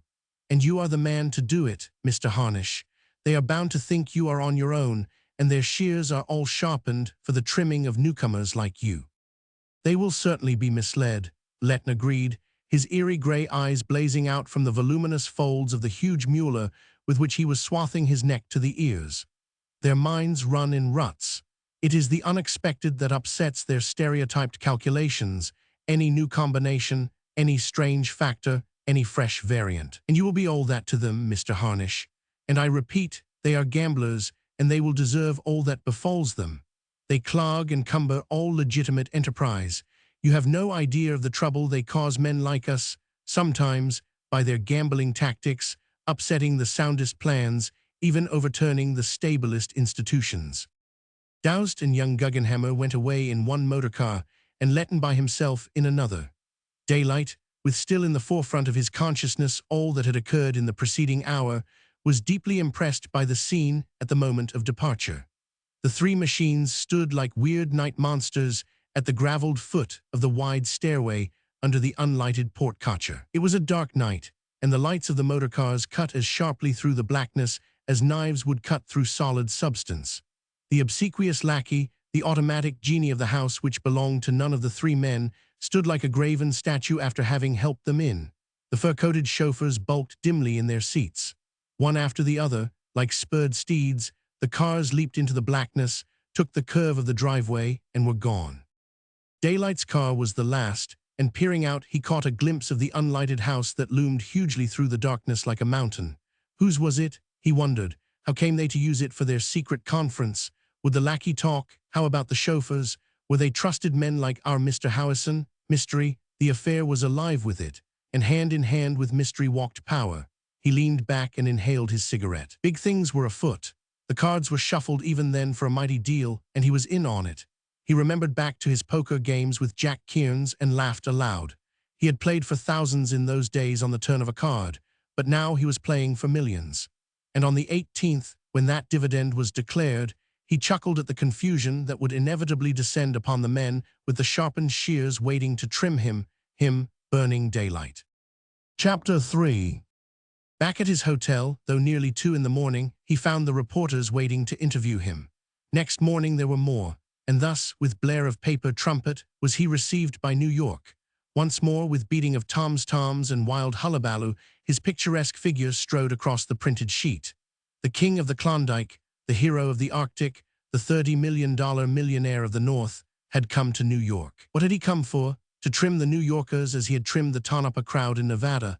Wall Street had best watch out, for the wild man of Klondike had just come to town. Or perchance would Wall Street trim him? Wall Street had trimmed many wild men. Would this be burning Daylight's fate? Daylight grinned to himself and gave out ambiguous interviews. It helped the game, and he grinned again as he meditated that Wall Street would sure have to go some before it trimmed him. They were prepared for him to play, and when heavy buying of Ward Valley began, it was quickly decided that he was the operator. Financial gossip buzzed and hummed. He was after the Guggenhammers once more. The story of Ophir was told over again and sensationalized until even Daylight scarcely recognized it. Still, it was all grist to his mill. The stock gamblers were clearly befooled. Each day he increased his buying, and so eager were the sellers that Ward Valley rose but slowly. It sure beats poker, Daylight whispered gleefully to himself as he noted the perturbation he was causing. The newspapers hazarded countless guesses and surmises, and Daylight was constantly dogged by a small battalion of reporters. His own interviews were gems. Discovering the delight the newspapers took in his vernacular, in his you-alls and shures and surge-ups, he even exaggerated these particularities of speech, exploiting the phrases he had heard other frontiersmen use, and inventing occasionally a new one of his own. A wildly exciting time was his during the week preceding Thursday the 18th. Not only was he gambling as he had never gambled before, but he was gambling at the biggest table in the world, and for stakes so large that even the case-hardened habitues of that table were compelled to sit up. In spite of the unlimited selling, his persistent buying compelled Ward Valley steadily to rise, and as Thursday approached, the situation became acute. Something had to smash. How much Ward Valley was this Klondike gambler going to buy? How much could he buy? What was the Ward Valley crowd doing all this time? Daylight appreciated the interviews with them that appeared, interviews delightfully placid and noncommittal. Leon Guggenhammer even hazarded the opinion that this Northland Croesus might possibly be making a mistake, but not that they cared, John Dowst explained, nor did they object. While in the dark regarding his intentions, of one thing they were certain, namely that he was bulling Ward Valley, and they did not mind that. No matter what happened to him and his spectacular operations, Ward Valley was all right and would remain all right, as firm as the Rock of Gibraltar. No, they had no Ward Valley to sell, thank you. This purely fictitious state of the market was bound shortly to pass, and Ward Valley was not to be induced to change the even tenor of its way by any insane stock exchange flurry. "It is purely gambling from beginning to end," were Nathaniel Letton's words, "and we refuse to have anything to do with it or to take notice of it in any way." During this time, Daylight had several secret meetings with his partners, one with Leon Guggenhammer, one with John Dowst, and two with Mr. Howison. Beyond congratulations, they really amounted to nothing, for, as he was informed, everything was going satisfactorily. But on Tuesday morning, a rumor that was disconcerting came to Daylight's ears. It was also published in the Wall Street Journal, and it was to the effect, on apparently straight inside information, that on Thursday, when the directors of Ward Valley met, instead of the customary dividend being declared, an assessment would be levied. It was the first check Daylight had received. It came to him with a shock that if the thing were so, he was a broken man. And it also came to him that all this colossal operating of his was being done on his own money. Dowst, Guggenhammer, and Letton were risking nothing. It was a panic, short-lived, it was true, but sharp enough while it lasted to make him remember Holdsworthy and the Brickyard, and to impel him to cancel all buying orders while he rushed to a telephone. "Nothing in it, only a rumor," came Leon Guggenhammer's throaty voice in the receiver. "As you know," said Nathaniel Letton, "I am one of the directors, and I should certainly be aware of it were such action contemplated. And John Dowst, I warned you against just such rumors. There is not an iota of truth in it, certainly not. I tell you on my honor as a gentleman." Heartily ashamed of himself for his temporary loss of nerve, Daylight returned to his task. The cessation of buying had turned the stock exchange into a bedlam, and down all the line of stocks, the bears were smashing. Ward Valley, as the ape, received the brunt of the shock and was already beginning to tumble. Daylight calmly doubled his buying orders. And all through Tuesday and Wednesday and Thursday morning, he went on buying, while Ward Valley rose triumphantly higher. Still they sold, and still he bought, exceeding his power to buy many times over when delivery was taken into account. What of that? On this day the double dividend would be declared, he assured himself. The pinch of delivery would be on the shorts. They would be making terms with him. And then the thunderbolt struck. True to the rumor, Ward Valley levied the assessment. Daylight threw up his arms. He verified the report and quit. Not alone Ward Valley, but all securities were being hammered down by the triumphant bears. As for Ward Valley, Daylight did not even trouble to learn if it had fetched bottom or was still tumbling. Not stunned, not even bewildered, while Wall Street went mad, Daylight withdrew from the field to think it over. After a short conference with his brokers, he proceeded to his hotel, on the way picking up the evening papers and glancing at the headlines. Burning Daylight cleaned out, he read, "Daylight gets his, another Westerner fails to find easy money." As he entered his hotel, a later edition announced the suicide of a young man, a lamb, who had followed Daylight's play. "What in hell did he want to kill himself for?" was Daylight's muttered comment. He passed up to his rooms, ordered a martini cocktail, took off his shoes, and sat down to think. After half an hour, he roused himself to take the drink, and as he felt the liquor pass warmingly through his body, his features relaxed into a slow, deliberate, yet genuine grin. He was laughing at himself. "Buncoed, by gosh," he muttered. Then the grin died away, and his face grew bleak and serious. Leaving out his interests in the several Western reclamation projects, which were still assessing heavily, he was a ruined man, but harder hit than this was his pride. He had been so easy, they had gold-bricked him, and he had nothing to show for it. The simplest farmer would have had documents, while he had nothing but a gentleman's agreement, and a verbal one at that. Gentleman's agreement. He snorted over it. John Dowst's voice, just as he had heard it in the telephone receiver, sounded in his ears the words, "On my honor as a gentleman." They were sneak thieves and swindlers, that was what they were, and they had given him the double cross. The newspapers were right. He had come to New York to be trimmed, and Messrs. Dowst, Letton, and Guggenhammer had done it. He was a little fish, and they had played with him 10 days, ample time in which to swallow him, along with his 11 millions. Of course, they had been unloading on him all the time, and now they were buying Ward Valley back for a song ere the market righted itself. Most probably, out of his share of the swag, Nathaniel Letton would erect a couple of new buildings for that university of his. Leon Guggenhammer would buy new engines for that yacht, or a whole fleet of yachts. But what the devil doused would do with his whack was beyond him, most likely start another string of banks. And Daylight sat and consumed cocktails and saw back in his life to Alaska and lived over the grim years in which he had battled for his 11 millions. For a while murder ate at his heart, and wild ideas and sketchy plans of killing his betrayers flashed through his mind. That was what that young man should have done instead of killing himself. He should have gone gunning. Daylight unlocked his grip and took out his automatic pistol, a big Colt's .44. He released the safety catch with his thumb and, operating the sliding outer barrel, ran the contents of the clip through the mechanism. The 8 cartridges slid out in a stream. He refilled the clip, threw a cartridge into the chamber, and with the trigger at full cock, thrust up the safety ratchet. He shoved the weapon into the side pocket of his coat, ordered another martini, and resumed his seat. He thought steadily for an hour, but he grinned no more. Lines formed in his face, and in those lines were the travail of the North, the bite of the frost, all that he had achieved and suffered, the long, unending weeks of trail, the bleak tundra shore of Point Barrow, the smashing ice jam of the Yukon, the battles with animals and men, the lean-dragged days of famine, the long months of stinging hell among the mosquitoes of the Koyokuk, the toil of pick and shovel, the scars and mars of packstrap and tumpline, the straight meat diet with the dogs, and all the long procession of 20 full years of toil and sweat and endeavor.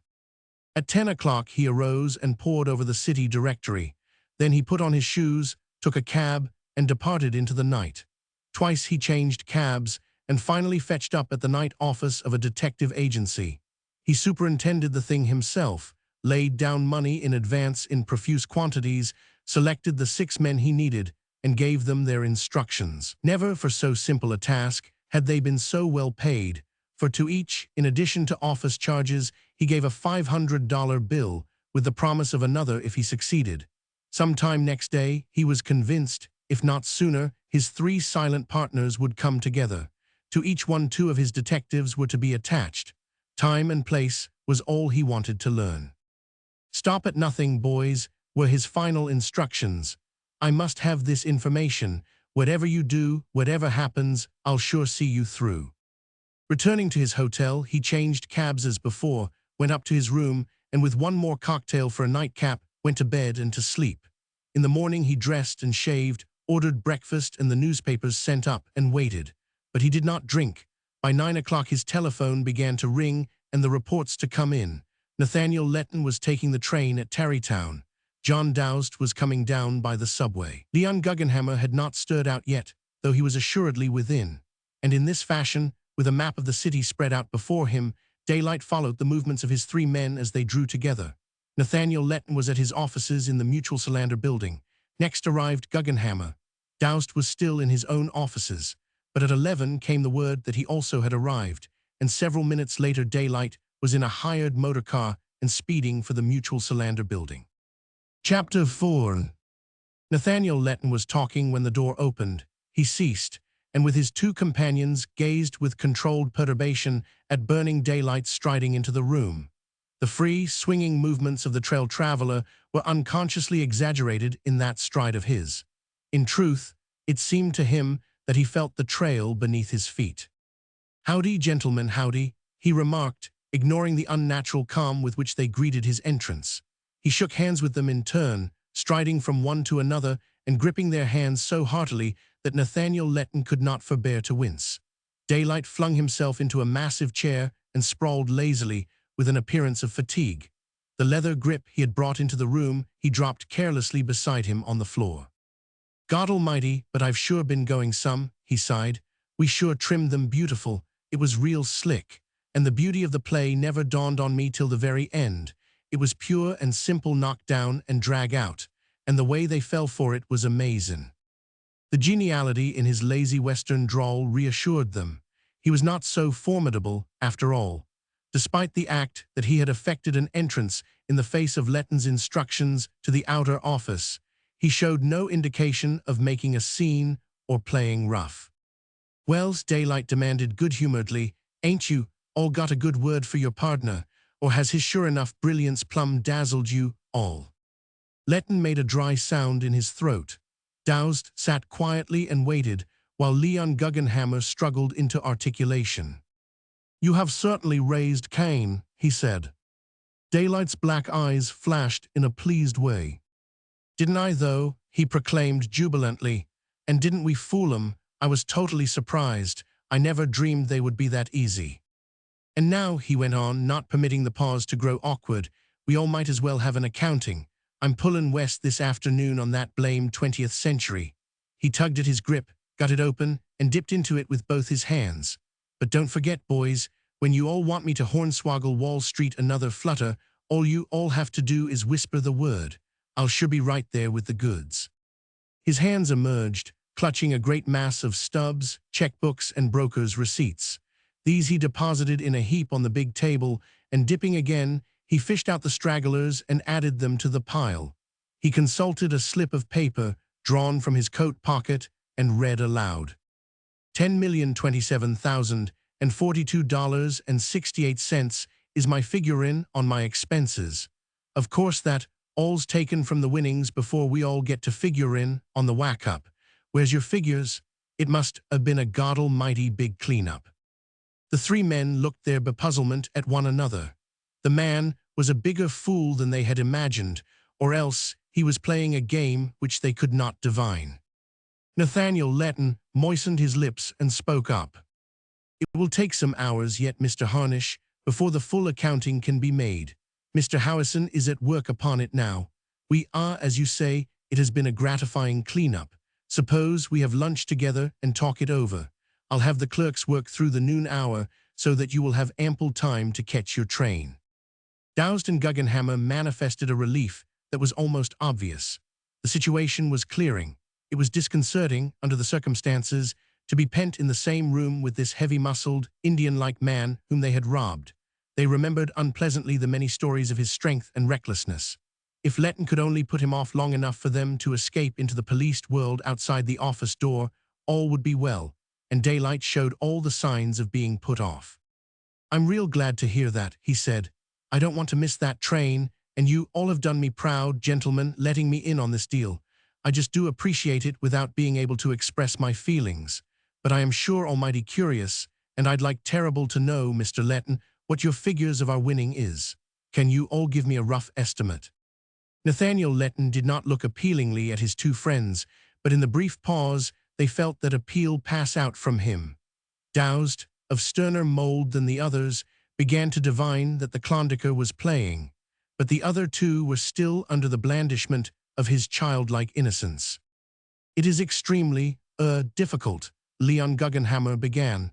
"You see, Ward Valley has fluctuated so, that no estimate can possibly be made in advance," Letton supplemented. Approximated, Daylight counseled cheerfully. "It don't hurt if you all are $1 million or so out one side or the other. The figures'll straighten that up, but I'm that curious I'm just itching all over. What d'ye say?" "Why continue to play at cross purposes?"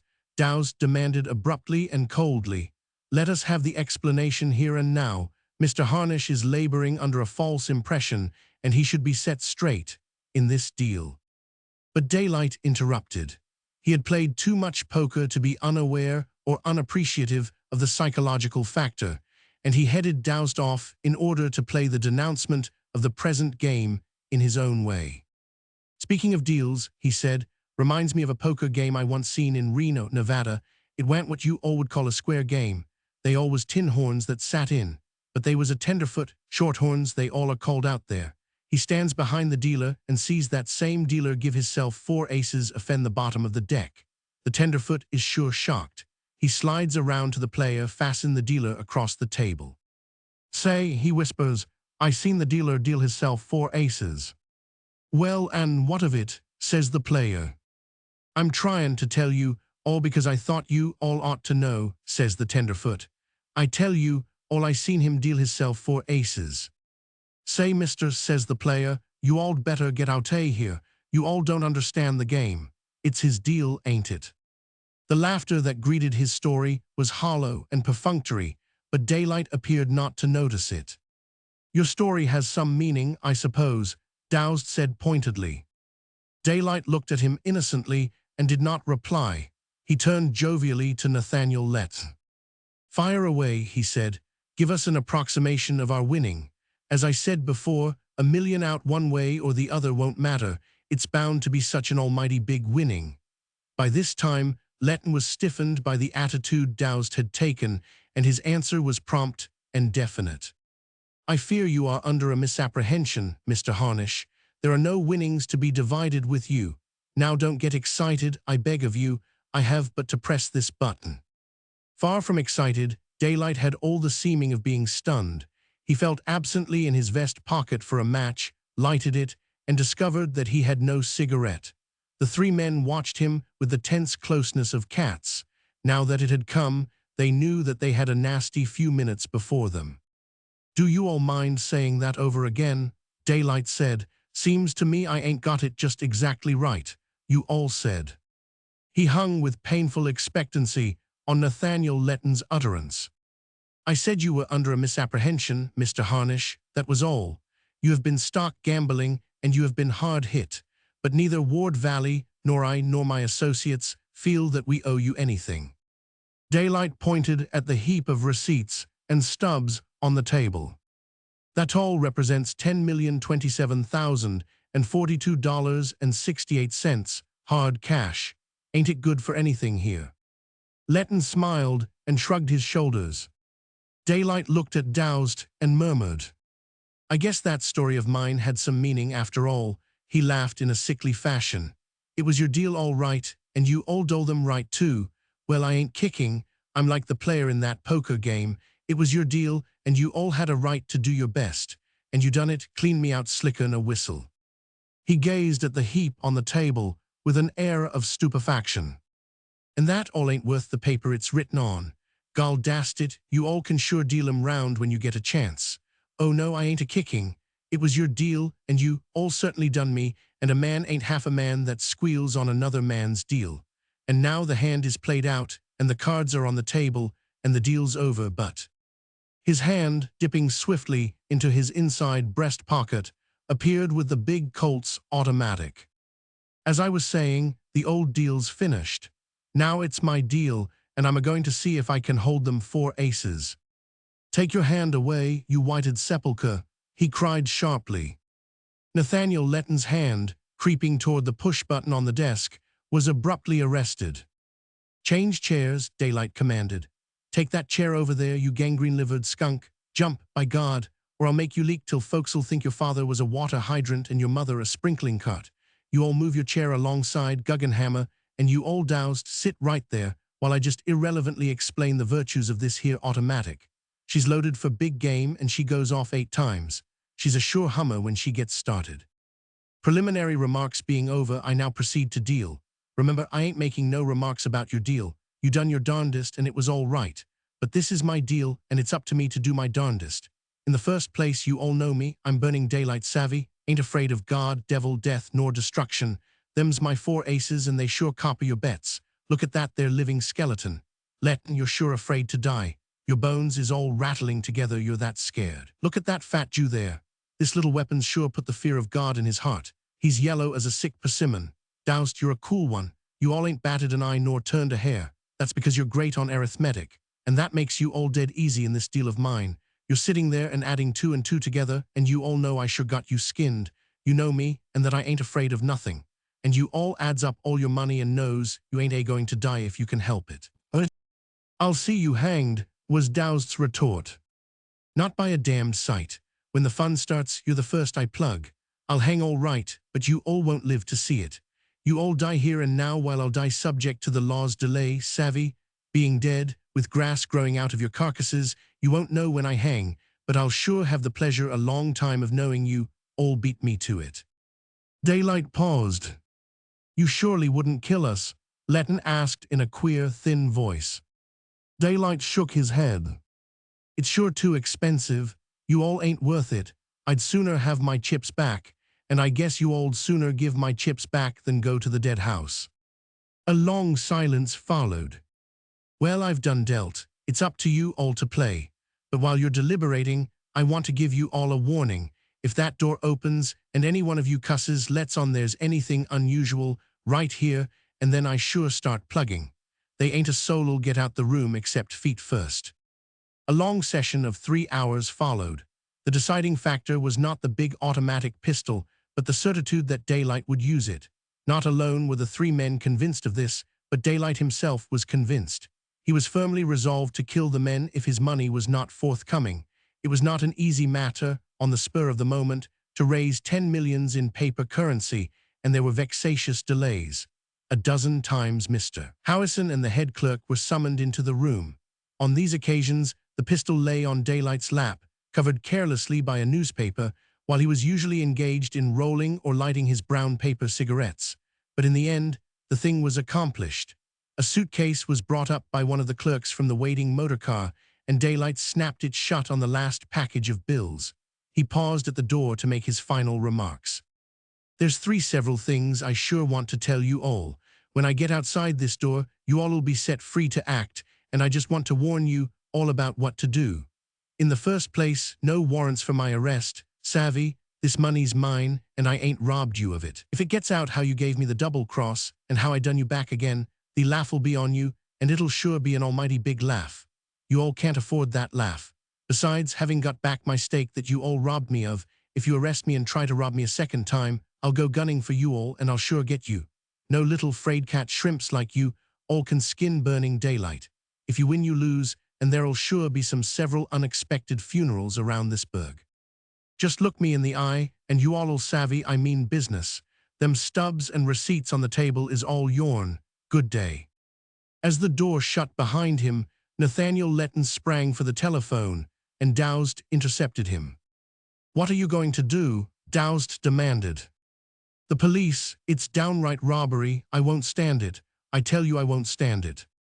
Dowsed smiled grimly, but at the same time bore the slender financier back and down into his chair. "We'll talk it over," he said, and in Leon Guggenhammer he found an anxious ally. And nothing ever came of it. The thing remained a secret with the 3 men, nor did Daylight ever give the secret away, though that afternoon, leaning back in his stateroom on the 20th century, his shoes off and feet on a chair, he chuckled long and heartily. New York remained forever puzzled over the affair, nor could it hit upon a rational explanation. By all rights, Burning Daylight should have gone broke, yet it was known that he immediately reappeared in San Francisco, possessing an apparently unimpaired capital. This was evidenced by the magnitude of the enterprises he engaged in, such as, for instance, Panama Mail, by sheer weight of money and fighting power wresting the control away from Shiftily, and selling out in 2 months to the Harriman interests at a rumored enormous advance. Chapter 5. Back in San Francisco, Daylight quickly added to his reputation in ways it was not an enviable reputation. Men were afraid of him. He became known as a fighter, a fiend, a tiger.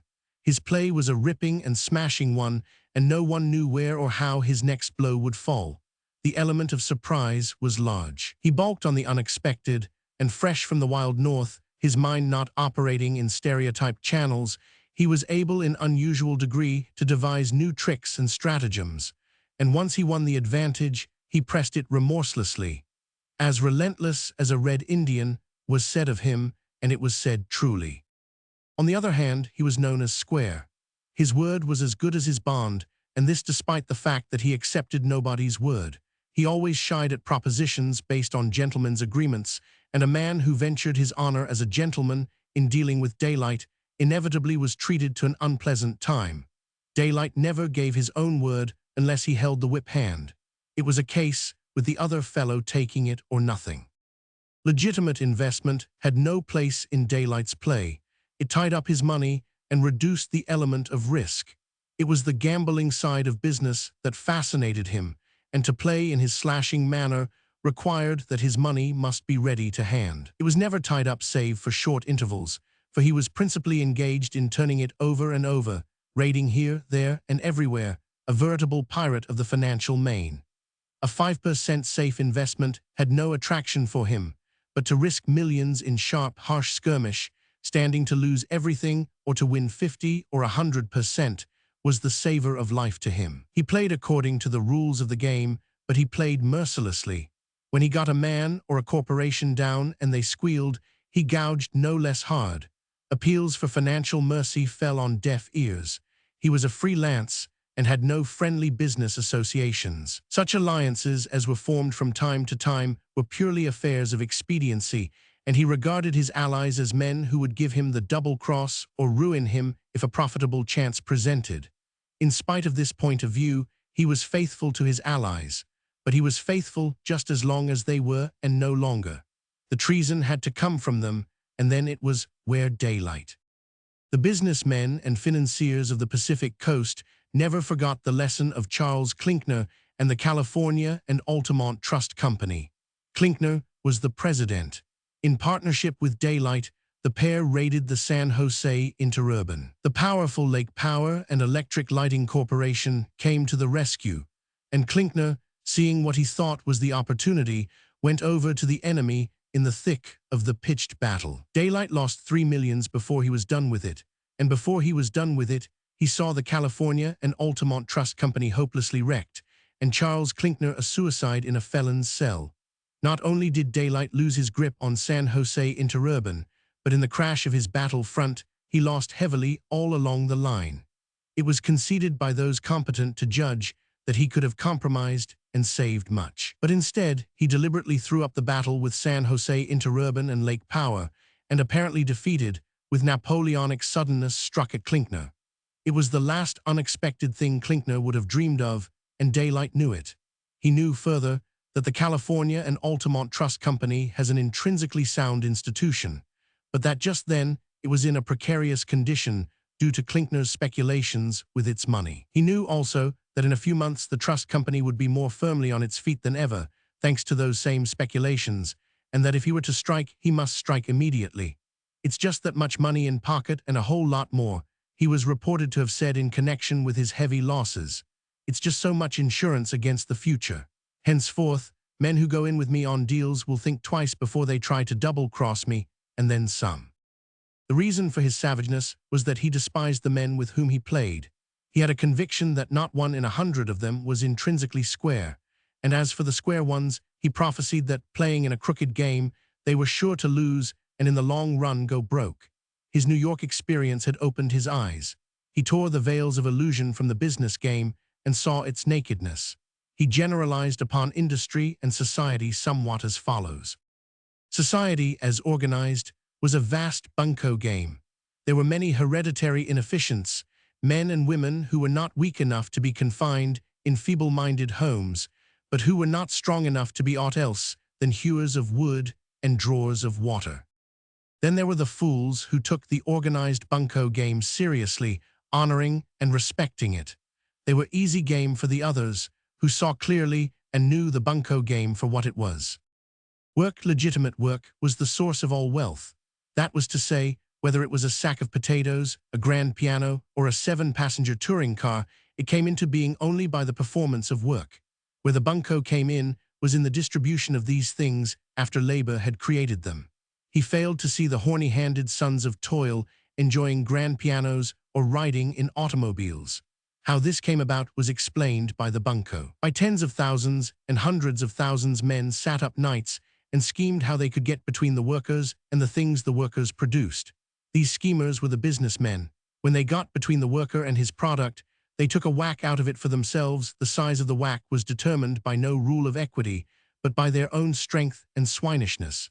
It was always a case of all the traffic can bear. He saw all men in the business game doing this. One day, in a mellow mood, induced by a string of cocktails and a hearty lunch, he started a conversation with Jones, the elevator boy. Jones was a slender, mop-headed, man-grown, truculent flame of an individual who seemed to go out of his way to insult his passengers. It was this that attracted Daylight's interest, and he was not long in finding out what was the matter with Jones. He was a proletarian, according to his own aggressive classification, and he had wanted to write for a living. Failing to win with the magazines, and compelled to find himself in food and shelter, he had gone to the little valley of Petacha, not 100 miles from Los Angeles. Here, toiling in the daytime, he planned to write and study at night. But the railroad charged all the traffic would bear. Petacha was a desert valley and produced only 3 things: cattle, firewood, and charcoal. For freight to Los Angeles on a carload of cattle, the railroad charged $8. This, Jones explained, was due to the fact that the cattle had legs and could be driven to Los Angeles at a cost equivalent to the charge per car load. But firewood had no legs, and the railroad charged just precisely $24 a carload. This was a fine adjustment, for by working hammer and tongs through a 12-hour day, after freight had been deducted from the selling price of the wood in Los Angeles, the wood chopper received $1.60. Jones had thought to get ahead of the game by turning his wood into charcoal. His estimates were satisfactory, but the railroad also made estimates. It issued a rate of $42 a car on charcoal. At the end of 3 months, Jones went over his figures and found that he was still making $1.60 a day. "So I quit," Jones concluded. "I went hobbling for a year, and I got back at the railroads. Leaving out the little things, I came across the Sierras in the summer and touched a match to the snow sheds. They only had a little $30,000 fire. I guess that squared up all balances due on Petacha." "Son, ain't you afraid to be turning loose such information?" Daylight gravely demanded. "Not on your life," quoth Jones. "They can't prove it. You could say I said so, and I could say I didn't say so, and a hell of a lot that evidence would amount to with a jury." Daylight went into his office and meditated a while. That was it, all the traffic would bear. From top to bottom, that was the rule of the game, and what kept the game going was the fact that a sucker was born every minute. If a Jones were born every minute, the game wouldn't last very long. Lucky for the players that the workers weren't Joneses. But there were other and larger phases of the game. Little businessmen, shopkeepers, and such ilk took what whack they could out of the product of the worker. But after all, it was the large businessmen who formed the workers through the little businessmen. When all was said and done, the latter, like Jones in Petacha Valley, got no more than wages out of their whack. In truth, they were hired men for the large businessmen. Still again, higher up, were the big fellows. They used vast and complicated paraphernalia for the purpose, on a large scale of getting between hundreds of thousands of workers and their products. These men were not so much mere robbers as gamblers, and not content with their direct winnings being essentially gamblers, they raided one another. They called this feature of the game high finance. They were all engaged primarily in robbing the worker, but every little while they formed combinations and robbed one another of the accumulated loot. This explained the $50,000 raid on him by Holdsworthy and the $10 million raid on him by Doust, Letton, and Guggenhammer. And when he raided Panama Mail, he had done exactly the same thing. Well, he concluded, it was finer sport robbing the robbers than robbing the poor, stupid workers. Thus, all unread in philosophy, Daylight preempted for himself the position and vocation of a 20th century Superman. He found, with rare and mythical exceptions, that there was no noblesse oblige among the business and financial supermen. As a clever traveler had announced in an after-dinner speech at the Alta Pacific, there was honor amongst thieves, and this was what distinguished thieves from honest men. That was it. It hit the nail on the head. These modern supermen were a lot of sordid banditti who had the successful effrontery to preach a code of right and wrong to their victims which they themselves did not practice. With them, a man's word was good just as long as he was compelled to keep it. Thou shalt not steal was only applicable to the honest worker. They, the supermen, were above such commandments. They certainly stole and were honored by their fellows according to the magnitude of their stealings. The more Daylight played the game, the clearer the situation grew. Despite the fact that every robber was keen to rob every other robber, the band was well organized. It practically controlled the political machinery of society, from the ward politician up to the Senate of the United States. It passed laws that gave it privilege to rob. It enforced these laws by means of the police, the marshals, the militia and regular army, and the courts. And it was a snap. A Superman's chiefest danger was his fellow Superman. The great stupid mass of the people did not count. They were constituted of such inferior clay that the veriest chicanery fooled them. The Superman manipulated the strings, and when robbery of the workers became too slow or monotonous, they turned loose and robbed one another. Daylight was philosophical, but not a philosopher. He had never read the books. He was a hard-headed, practical man, and farthest from him was any intention of ever reading the books. He had lived life in the simple, where books were not necessary for an understanding of life, and now life in the complex appeared just as simple. He saw through its frauds and fictions and found it as elemental as on the Yukon. Men were made of the same stuff. They had the same passions and desires. Finance was poker on a larger scale. The men who played were the men who had stakes. The workers were the fellows toiling for grub stakes. He saw the game played out according to the everlasting rules, and he played a hand himself. The gigantic futility of humanity, organized and befuddled by the bandits, did not shock him. It was the natural order. Practically all human endeavors were futile. He had seen so much of it. His partners had starved and died on the Stuart. Hundreds of old-timers had failed to locate on Bonanza and El Dorado, while Swedes and Chechequos had come in on the moose pasture and blindly staked millions. It was life, and life was a savage proposition at best. Men in civilization robbed because they were so made. They robbed just as cats scratched, famine pinched, and frost bit. So it was that Daylight became a successful financier. He did not go in for swindling the workers. Not only did he not have the heart for it, but it did not strike him as a sporting proposition. The workers were so easy, so stupid. It was more like slaughtering fat hand-reared pheasants on the English preserves he had heard about. The sport to him was in waylaying the successful robbers and taking their spoils from them. There was fun and excitement in that, and sometimes they put up the very devil of a fight. Like Robin Hood of old, Daylight proceeded to rob the rich, and in a small way to distribute to the needy. But he was charitable after his own fashion. The great mass of human misery meant nothing to him. That was part of the everlasting order. He had no patience with the organized charities and the professional charity mongers. Nor, on the other hand, was what he gave a conscience dole. He owed no man, and restitution was unthinkable. What he gave was a largesse, a free, spontaneous gift, and it was for those about him. He never contributed to an earthquake fund in Japan, nor to an open-air fund in New York City. Instead, he financed Jones, the elevator boy, for a year that he might write a book. When he learned that the wife of his waiter at the St. Francis was suffering from tuberculosis, he sent her to Arizona, and later, when her case was declared hopeless, he sent the husband, too, to be with her to the end. Likewise, he bought a string of horsehair bridles from a convict in a Western penitentiary, who spread the good news until it seemed to Daylight that half the convicts in that institution were making bridles for him. He bought them all, paying from $20 to $50 each for them. They were beautiful and honest things, and he decorated all the available wall space of his bedroom with them. The grim Yukon life had failed to make Daylight hard. It required civilization to produce this result. In the fierce, savage game he now played, his habitual geniality imperceptibly slipped away from him, as did his lazy Western drawl.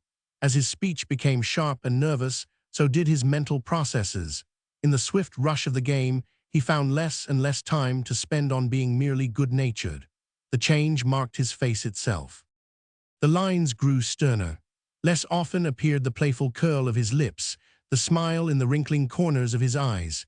The eyes themselves, black and flashing, like an Indian's, betrayed glints of cruelty and brutal consciousness of power. His tremendous vitality remained and radiated from all his being, but it was vitality under the new aspect of the man-trampling man-conqueror.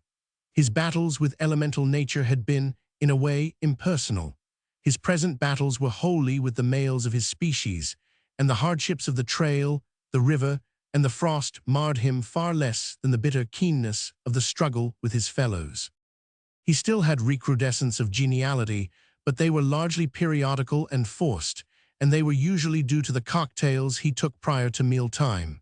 In the North, he had drunk deeply and at irregular intervals, but now his drinking became systematic and disciplined. It was an unconscious development, but it was based upon physical and mental condition. The cocktails served as an inhibition.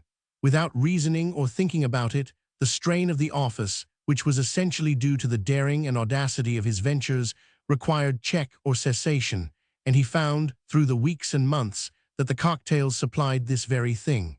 They constituted a stone wall. He never drank during the morning, nor in office hours, but the instant he left the office, he proceeded to rear this wall of alcoholic inhibition athwart his consciousness. The office became immediately a closed affair. It ceased to exist. In the afternoon, after lunch, It lived again for 1 or 2 hours. When leaving it, he rebuilt the wall of inhibition. Of course, there were exceptions to this, and such was the rigor of his discipline that if he had a dinner or a conference before him in which, in a business way, he encountered enemies or allies and planned or prosecuted campaigns, he abstained from drinking.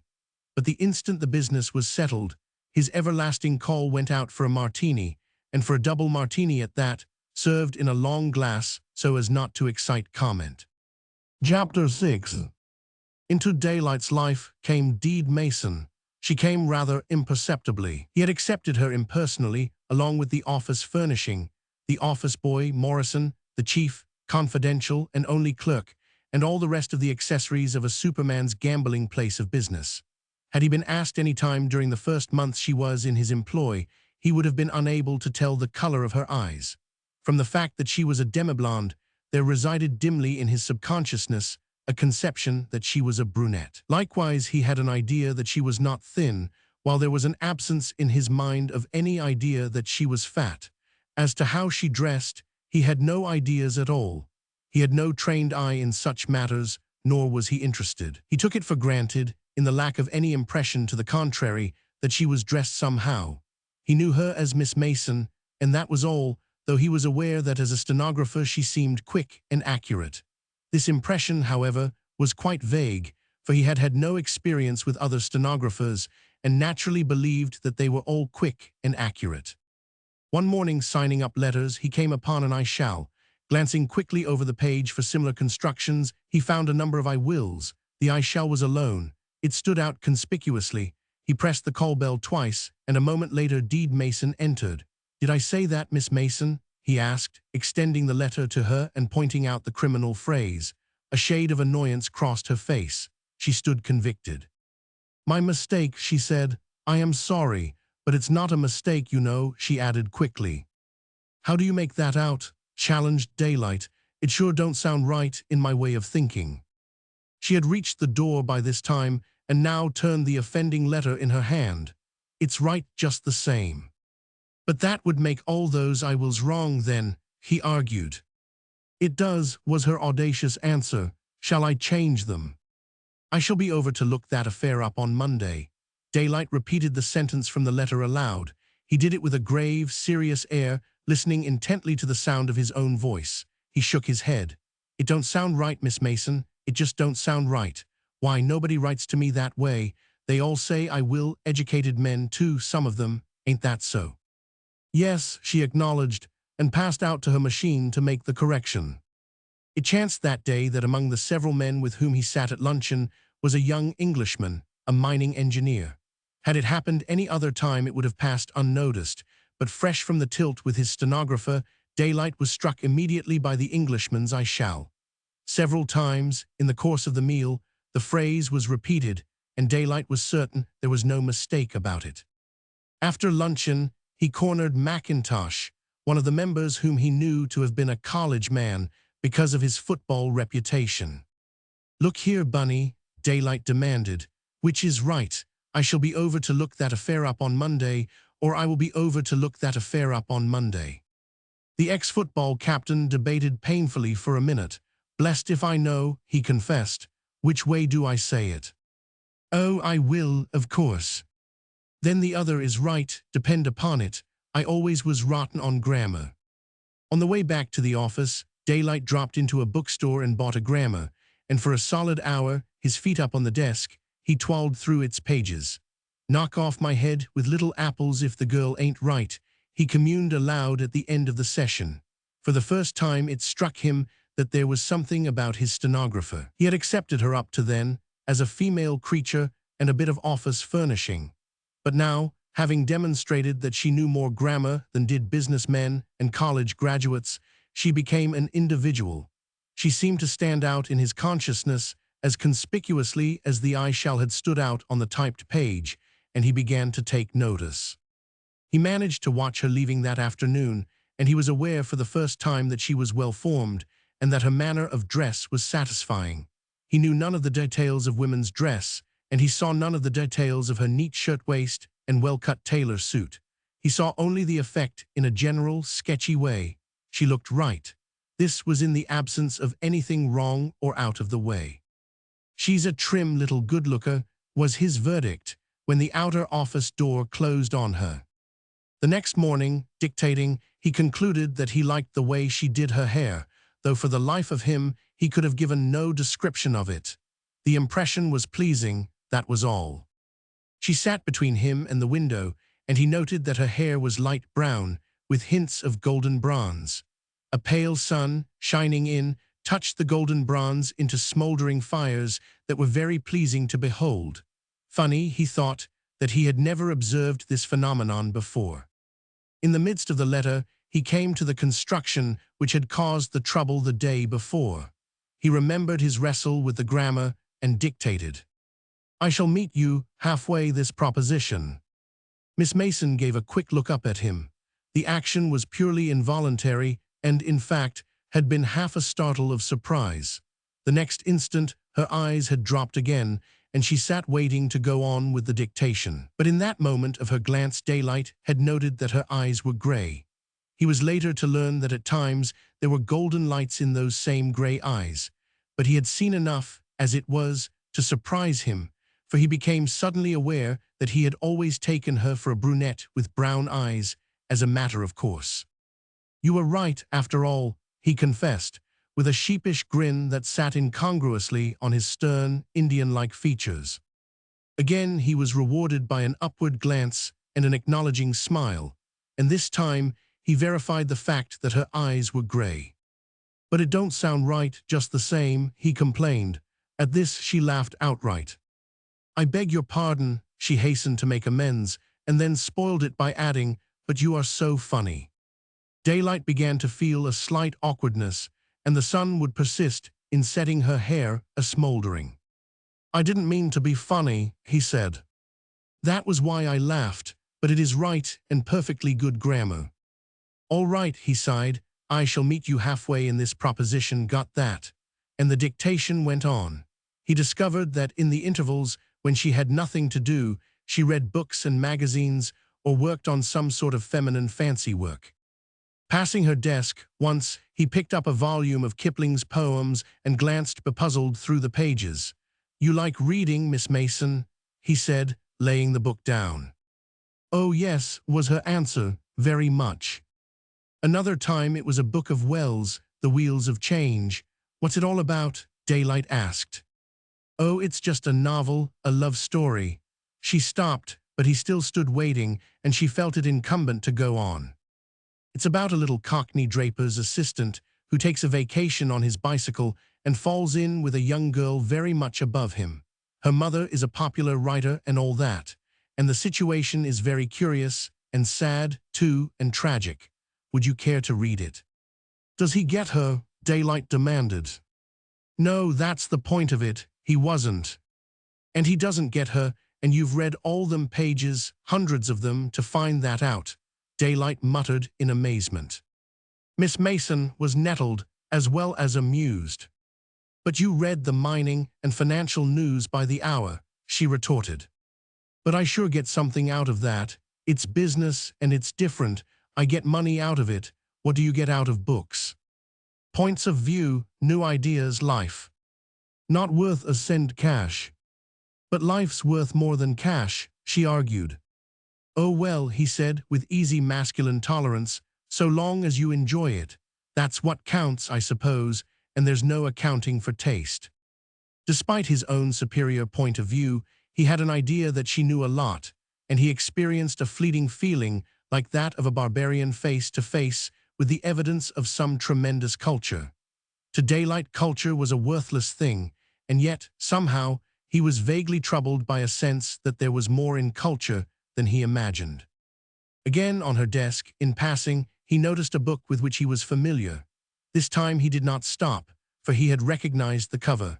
It was a magazine correspondence book on the Klondike, and he knew that he and his photograph figured in it, and he knew, also, of a certain sensational chapter concerned with a woman's suicide, and with one too much Daylight. After that he did not talk with her again about books. He imagined what erroneous conclusions she had drawn from that particular chapter, and it stung him the more in that they were undeserved. Of all unlikely things, to have the reputation of being a lady killer, he, burning daylight, and to have a woman kill herself out of love for him. He felt that he was a most unfortunate man and wondered by what luck that one book of all the thousands of books should have fallen into his stenographer's hands. For some days afterward, he had an uncomfortable sensation of guiltiness whenever he was in Miss Mason's presence, and once he was positive that he caught her looking at him with a curious, intent gaze, as if studying what manner of man he was. He pumped Morrison, the clerk, who had first to vent his personal grievance against Miss Mason before he could tell what little he knew of her. She comes from Siskiyou County. She's very nice to work with in the office, of course, but she's rather stuck on herself, exclusive, you know. How do you make that out? Daylight queried. Well, she thinks too much of herself to associate with those she works with, in the office here, for instance. She won't have anything to do with a fellow, you see. I've asked her out repeatedly to the theater and the shoots and such things, but nothing doing. Says she likes plenty of sleep and can't stay up late, and has to go all the way to Berkeley, that's where she lives. This phase of the report gave Daylight a distinct satisfaction. She was a bit above the ordinary, and no doubt about it, but Morrison's next words carried a hurt. But that's all hot air. She's running with the university boys, that's what she's doing. She needs lots of sleep and can't go to the theater with me, but she can dance all hours with them. I've heard it pretty straight that she goes to all their hops and such things. Rather stylish and high-toned for a stenographer, I'd say. And she keeps a horse, too. She rides astride all over those hills out there. I saw her one Sunday myself. Oh, she's a high flyer, and I wonder how she does it. 65 a month don't go far. Then she has a sick brother, too. Live with her people? Daylight asked. No, hasn't got any. They were well-to-do, I've heard. They must have been, or that brother of hers couldn't have gone to the University of California. Her father had a big cattle ranch, but he got to fooling with mines or something and went broke before he died. Her mother died long before that. Her brother must cost a lot of money. He was a husky once, played football, was great on hunting and being out in the mountains and such things. He got his accident breaking horses, and then rheumatism or something got into him. One leg is shorter than the other and withered up some. He has to walk on crutches. I saw her out with him once, crossing the ferry. The doctors have been experimenting on him for years, and he's in the French hospital now, I think. All of which sidelights on Miss Mason went to increase Daylight's interest in her. Yet, much as he desired, he failed to get acquainted with her. He had thoughts of asking her to luncheon, but his was the innate chivalry of the frontiersman, and the thoughts never came to anything. He knew a self-respecting, square-dealing man was not supposed to take his stenographer to luncheon. Such things did happen, he knew, for he heard the chaffing gossip of the club, but he did not think much of such men and felt sorry for the girls. He had a strange notion that a man had less rights over those he employed than over mere acquaintances or strangers. Thus, had Miss Mason not been his employee, he was confident that he would have had her to luncheon or the theater in no time. But he felt that it was an imposition for an employer, because he bought the time of an employee in working hours, to presume in any way upon any of the rest of that employee's time. To do so was to act like a bully. The situation was unfair. It was taking advantage of the fact that the employee was dependent on one for a livelihood. The employee might permit the imposition through fear of angering the employer and not through any personal inclination at all. In his own case, he felt that such an imposition would be peculiarly obnoxious, for had she not read that cursed Klondike correspondence book? A pretty idea she must have of him, a girl that was too high-toned to have anything to do with a good-looking, gentlemanly fellow like Morrison. Also, and down under all his other reasons, Daylight was timid. The only thing he had ever been afraid of in his life was woman, and he had been afraid all his life. Nor was that timidity to be put easily to flight now that he felt the first glimmering need and desire for woman. The specter of the apron string still haunted him and helped him to find excuses for getting on no forwarder with Deed Mason. Chapter 7. Not being favored by chance in getting acquainted with Deed Mason, Daylight's interest in her slowly waned.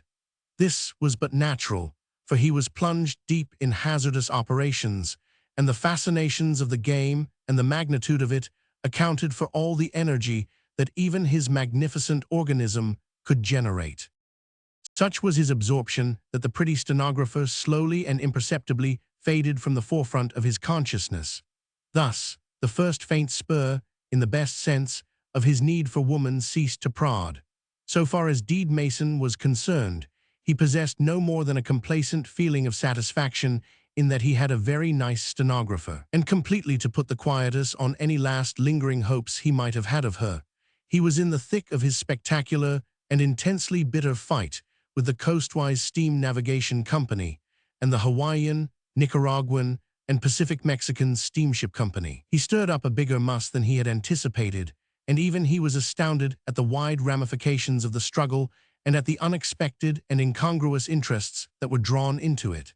Every newspaper in San Francisco turned upon him. It was true, one or two of them had first intimated that they were open to subsidization, but Daylight's judgment was that the situation did not warrant such expenditure. Up to this time, the press had been amusingly tolerant and good-naturedly sensational about him. But now, he was to learn what virulent scrupulousness an antagonized press was capable of. Every episode of his life was resurrected to serve as foundations for malicious fabrications. Daylight was frankly amazed at the new interpretation put upon all he had accomplished and the deeds he had done. From an Alaskan hero, he was metamorphosed into an Alaskan bully, liar, desperado, and all-around bad man. Not content with this, lies upon lies, out of whole cloth, were manufactured about him. He never replied, though once he went to the extent of disburdening his mind to half a dozen reporters. "Do your damnedest," he told them. "Burning Daylight's bucked bigger things than your dirty, lying sheets, and I don't blame you boys. That is not much. You can't help it. You've got to live. There's a mighty lot of women in this world that make their living in similar fashion to yours because they're not able to do anything better. Somebody's got to do the dirty work, and it might as well be you. You're paid for it, and you ain't got the backbone to rustle cleaner jobs." The socialist press of the city jubilantly exploited this utterance, scattering it broadcast over San Francisco in tens of thousands of paper dodgers. And the journalists, stung to the quick, retaliated with the only means in their power printers' ink abuse. The attack became bitterer than ever.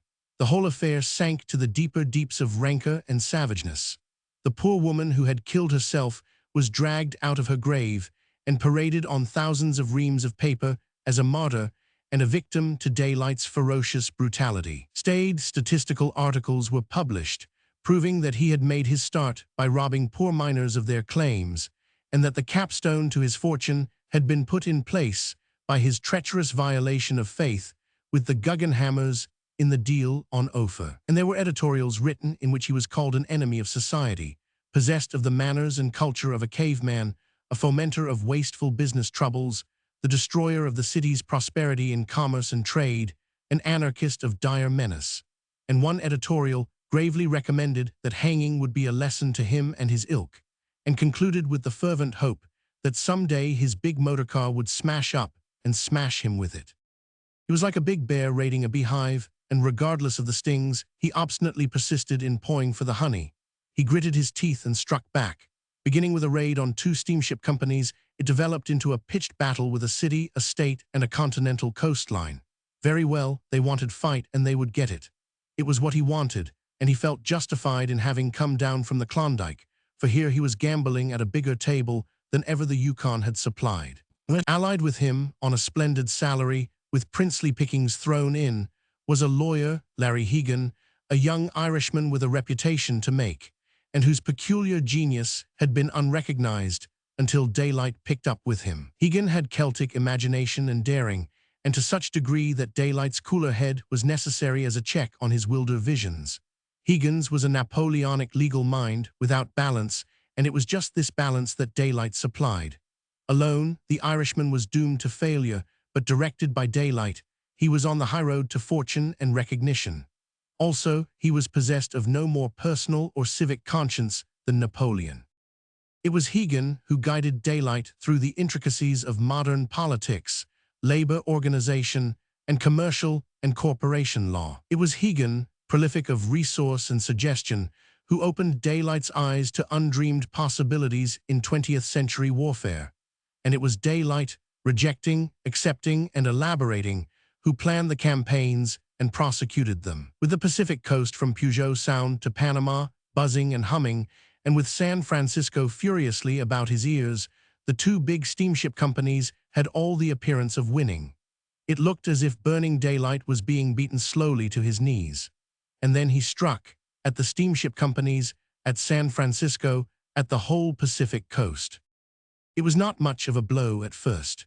A Christian Endeavor convention being held in San Francisco, a row was started by Express Drivers Union number 927 over the handling of a small heap of baggage at the ferry building. A few heads were broken, a score of arrests made, and the baggage was delivered. No one would have guessed that behind this petty wrangle was the fine Irish hand of Yukon, made potent by the Klondike gold of Burning Daylight.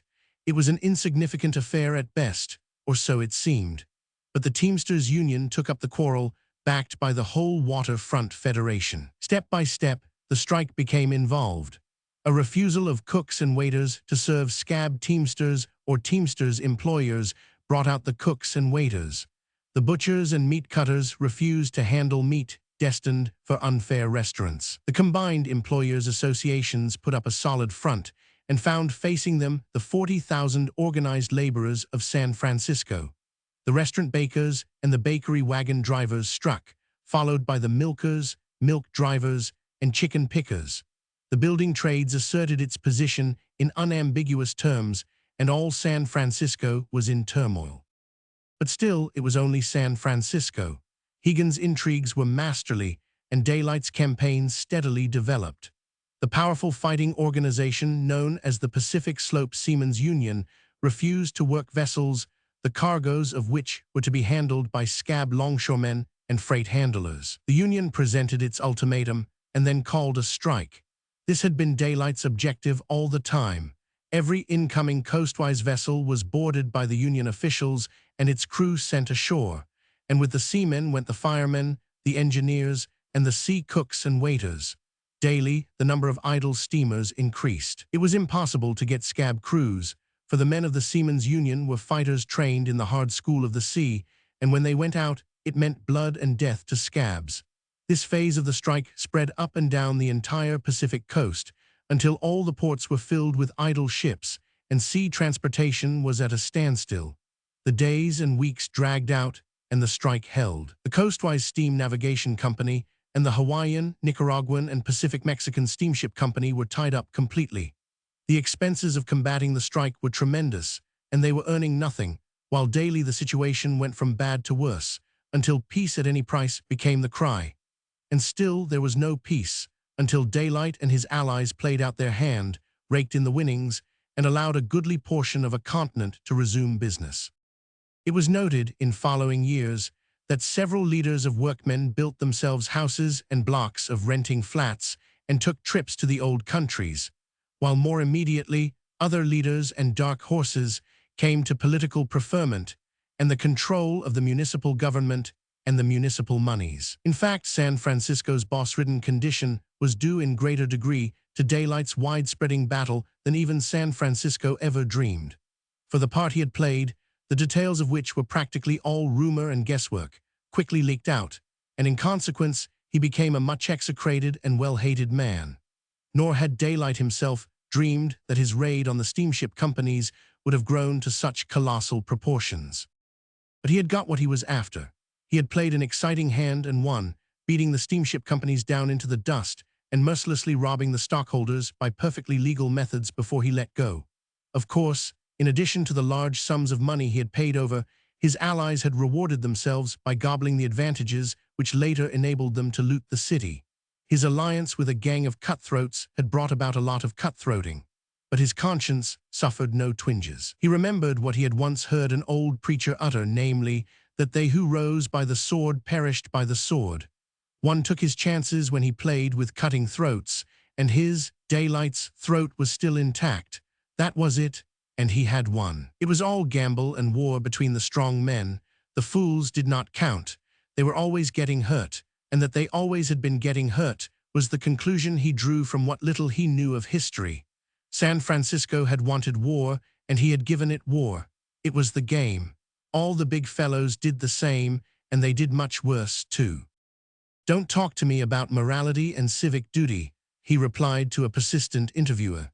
"If you quit your job tomorrow and went to work on another paper, you would write just what you were told to write. It's morality and civic duty now with you. On the new job, it would be backing up a thieving railroad with morality and civic duty, I suppose. Your price, my son, is just about 30 per week. That's what you sell for. But your paper would sell for a bit more. Pay its price today, and it would shift its present rotten policy to some other rotten policy, but it would never let up on morality and civic duty. And all because a sucker is born every minute. So long as the people stand for it, they'll get it good and plenty, my son, and the shareholders and business interests might as well shut up squawking about how much they've been hurt. You never hear Ari squeal out of them when they've got the other fellow down and are gouging him.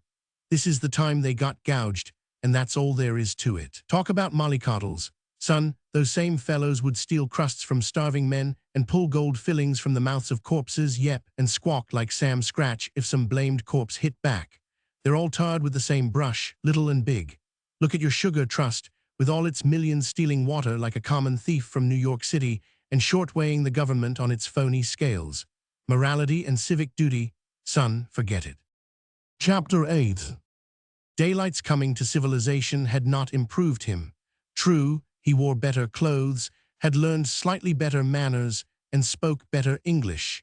As a gambler and a man-trampler, he had developed remarkable efficiency. Also, he had become used to a higher standard of living, and he had whetted his wits to razor sharpness in the fierce, complicated struggle of fighting males.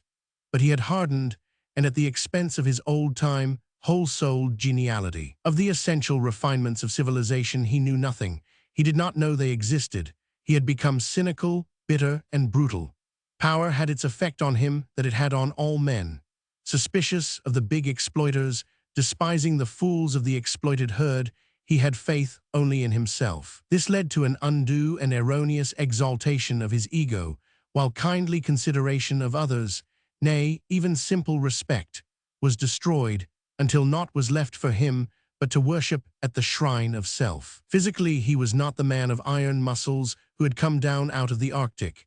He did not exercise sufficiently, ate more than was good for him, and drank altogether too much. His muscles were getting flabby, and his tailor called attention to his increasing waistband. In fact, Daylight was developing a definite paunch. This physical deterioration was manifest likewise in his face. The lean Indian visage was suffering a city change. The slight hollows in the cheeks under the high cheekbones had filled out. The beginning of puff sacks under the eyes was faintly visible. The girth of the neck had increased, and the first crease and fold of a double chin were becoming plainly discernible. The old effect of asceticism, bred of terrific hardships and toil, had vanished.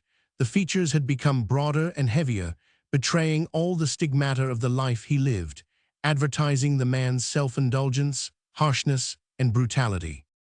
Even his human affiliations were descending.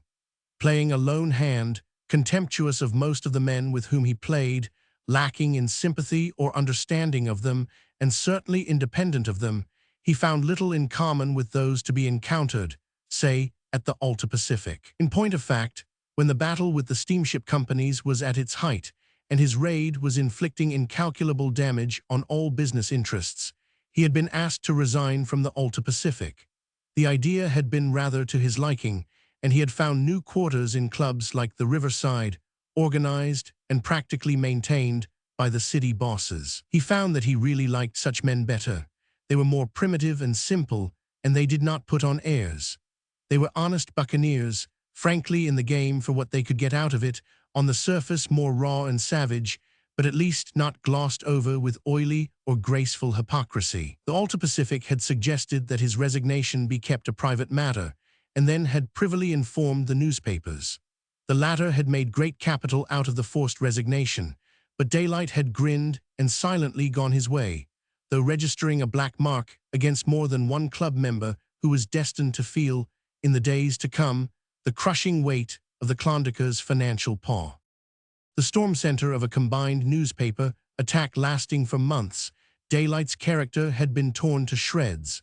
There was no fact in his history that had not been distorted into a criminality or a vice. This public making of him over into an iniquitous monster had pretty well crushed any lingering hope he had of getting acquainted with Deed Mason. He felt that there was no chance for her ever to look kindly on a man of his caliber, and beyond increasing her salary to $75 a month, he proceeded gradually to forget about her. The increase was made known to her through Morrison, and later she thanked daylight, and that was the end of it. One weekend, feeling heavy and depressed and tired of the city and its ways, he obeyed the impulse of a whim that was later to play an important part in his life. The desire to get out of the city for a whiff of country air and for a change of scene was the cause.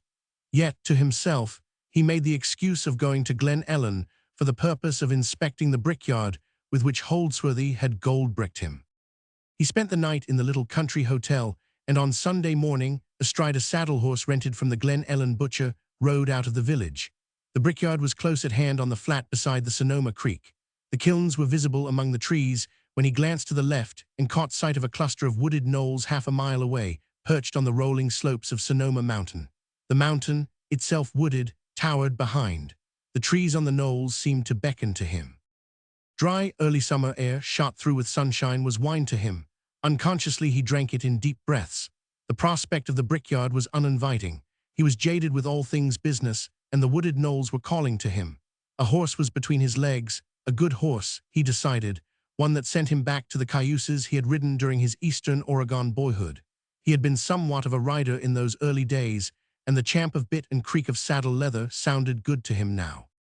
Resolving to have his fun first, and to look over the brickyard afterward, he rode on up the hill, prospecting for a way across country to get to the knolls.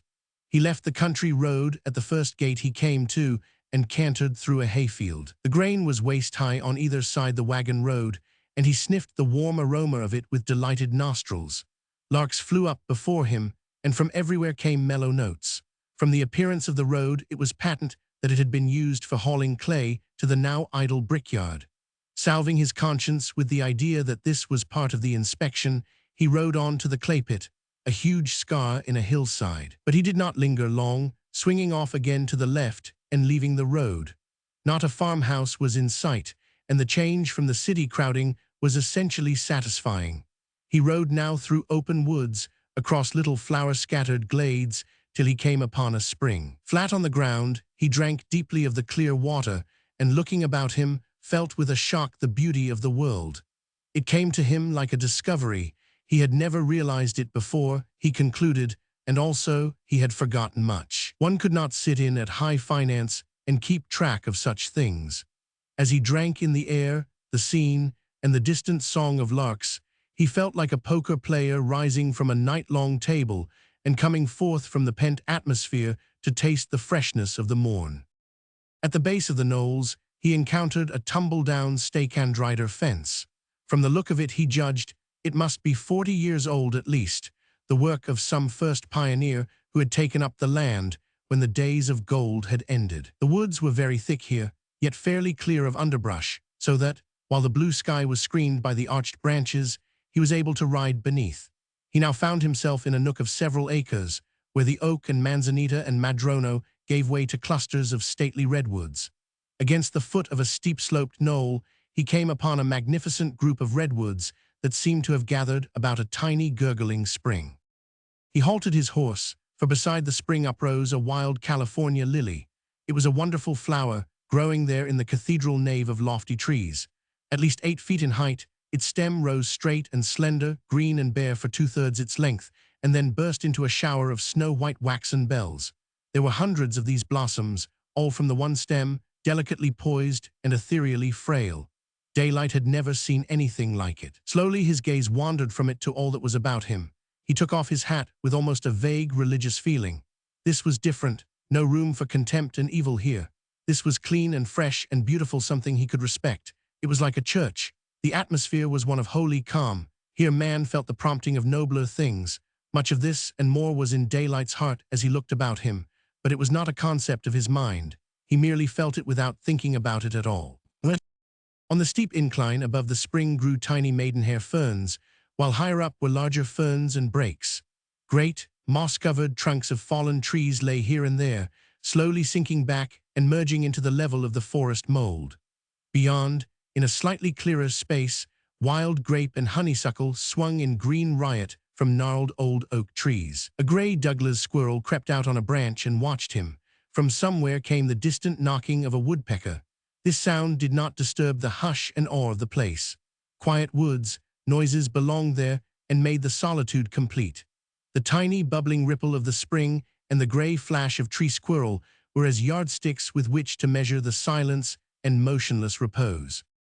Might be 1,000,000 miles from anywhere, Daylight whispered to himself. But ever his gaze returned to the wonderful lily beside the bubbling spring. He tethered the horse and wandered on foot among the knolls. Their tops were crowned with century-old spruce trees, and their sides clothed with oaks and madronos and native holly.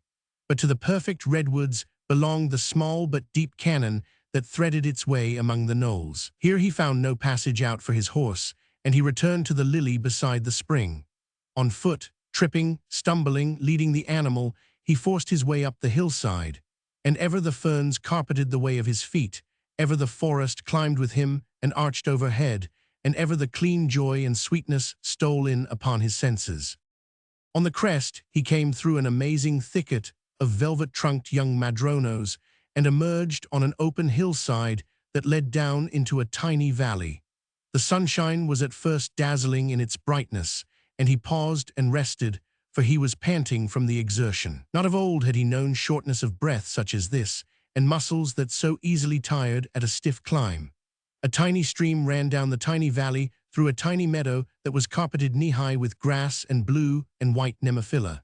The hillside was covered with mariposa lilies and wild hyacinth, down through which his horse dropped slowly, with circumspect feet and reluctant gait. Crossing the stream, Daylight followed a faint cattle trail over a low, rocky hill and through a wine-wooded forest of manzanita, and emerged upon another tiny valley, down which filtered another spring-fed, meadow-bordered streamlet. A jackrabbit bounded from a bush under his horse's nose, leaped the stream, and vanished up the opposite hillside of scrub oak. Daylight watched it admiringly as he rode on to the head of the meadow. Here he startled up a many-pronged buck that seemed to soar across the meadow and to soar over the stake-and-rider fence, and still soaring, disappeared in a friendly copse beyond. Daylight's delight was unbounded. It seemed to him that he had never been so happy. His old woods training was aroused, and he was keenly interested in everything in the moss on the trees and branches, in the bunches of mistletoe hanging in the oaks, in the nest of a wood rat, in the watercress growing in the sheltered eddies of the little stream, in the butterflies drifting through the rifted sunshine and shadow, in the blue jays that flashed in splashes of gorgeous color across the forest aisles, in the tiny birds, like wrens, that hopped among the bushes and imitated certain minor quail calls, and in the crimson-crested woodpecker that ceased its knocking and cocked its head on one side to survey him. Crossing the stream, he struck faint vestiges of a wood road, used, evidently, a generation back, when the meadow had been cleared of its oaks. He found a hawk's nest on the lightning-shattered tipmost top of a 6-foot redwood, and to complete it, all his horse stumbled upon several large broods of half-grown quail, and the air was filled with the thrum of their flight. He halted and watched the young ones petrifying and disappearing on the ground before his eyes, and listening to the anxious calls of the old ones hidden in the thickets. "It sure beats country places and bungalows at Menlo Park," he communed aloud, "and if ever I get the hankering for country life, it's me for this every time." The old wood road led him to a clearing where a dozen acres of grapes grew on wine-red soil. A cowpath, more trees and thickets, and he dropped down a hillside to the southeast exposure. Here, poised above a big forested canon and looking out upon Sonoma Valley, was a small farmhouse. With its barn and outhouses, it snuggled into a nook in the hillside, which protected it from west and north. It was the erosion from this hillside, he judged, that had formed the little level stretch of vegetable garden. The soil was fat and black, and there was water in plenty, for he saw several faucets running wide open. Forgotten was the brickyard. Nobody was at home, but Daylight dismounted and ranged the vegetable garden, eating strawberries and green peas, inspecting the old adobe barn and the rusty plow and harrow, and rolling and smoking cigarettes while he watched the antics of several broods of young chickens and the mother hens. A foot-trail that led down the wall of the big canyon invited him, and he proceeded to follow it. A water pipe, usually above ground, paralleled the trail, which he concluded led upstream to the bed of the creek. The wall of the canyon was several hundred feet from top to bottom, and magnificent were the untouched trees that the place was plunged in perpetual shade. He measured with his eye spruces 5 and 6 feet in diameter and redwoods even larger. One such he passed, a twister that was at least 10 or 11 feet through. The trail led straight to a small dam where was the intake for the pipe that watered the vegetable garden. Here, beside the stream, were alders and laurel trees, and he walked through fern brakes higher than his head. Velvety moss was everywhere, out of which grew maidenhair and gold-back ferns. Save for the dam, it was a virgin wild. No axe had invaded, and the trees died only of old age and stress of winter storm. The huge trunks of those that had fallen lay moss-covered, slowly resolving back into the soil from which they sprang. Some had lain so long that they were quite gone, though their faint outlines level with the mold could still be seen. Others bridged the stream, and from beneath the bulk of one monster, half a dozen younger trees, overthrown and crushed by the fall, growing out along the ground, still lived and prospered, their roots bathed by the stream, their upshooting branches catching the sunlight through the gap that had been made in the forest roof. Back at the farmhouse, daylight mounted and rode on away from the ranch and into the wilder canyons and steeper steeps beyond. Nothing could satisfy his holiday spirit now but the ascent of Sonoma Mountain. And here on the crest, 3 hours afterward, he emerged, tired and sweaty, garments torn and face and hands scratched, but with sparkling eyes and an unwanted zestfulness of expression. He felt the illicit pleasure of a schoolboy playing truant. The big gambling table of San Francisco seemed very far away, but there was more than illicit pleasure in his mood. It was as though he were going through a sort of cleansing bath. No room here for all the sordidness, meanness, and viciousness that filled the dirty pool of city existence. Without pondering in detail upon the matter at all, his sensations were of purification and uplift. Had he been asked to state how he felt, he would merely have said that he was having a good time, for he was unaware in his self-consciousness of the potent charm of nature that was percolating through his city-rotted body and brain, potent, in that he came of an abysmal past of wilderness dwellers, while he was himself coated with but the thinnest rind of crowded civilization. There were no houses in the summit of Sonoma Mountain, and all alone under the azure California sky, he reined in on the southern edge of the peak. He saw open pasture country, intersected with wooded canyons, descending to the south and west from his feet, crease on crease and roll on roll, from lower level to the floor of Petaluma Valley, flat as a billiard table, a cardboard affair, all patches and squares of geometrical regularity, where the fat freeholds were farmed. Beyond, to the west, rose range on range of mountains cuddling purple mists of atmosphere in their valleys, and still beyond, over the last range of all, he saw the silver sheen of the Pacific. Swinging his horse, he surveyed the west and north, from Santa Rosa to St. Helena and on to the east, across Sonoma to the chaparral-covered range that shut off the view of Napa Valley. Here, part way up the eastern wall of Sonoma Valley, in range of a line intersecting the little village of Glen Ellen, he made out a scar upon a hillside. His first thought was that it was the dump of a mine tunnel, but remembering that he was not in gold-bearing country, he dismissed the scar from his mind and continued the circle of his survey to the southeast, where, across the waters of San Pablo Bay, he could see sharp and distant the twin peaks of Mount Diablo.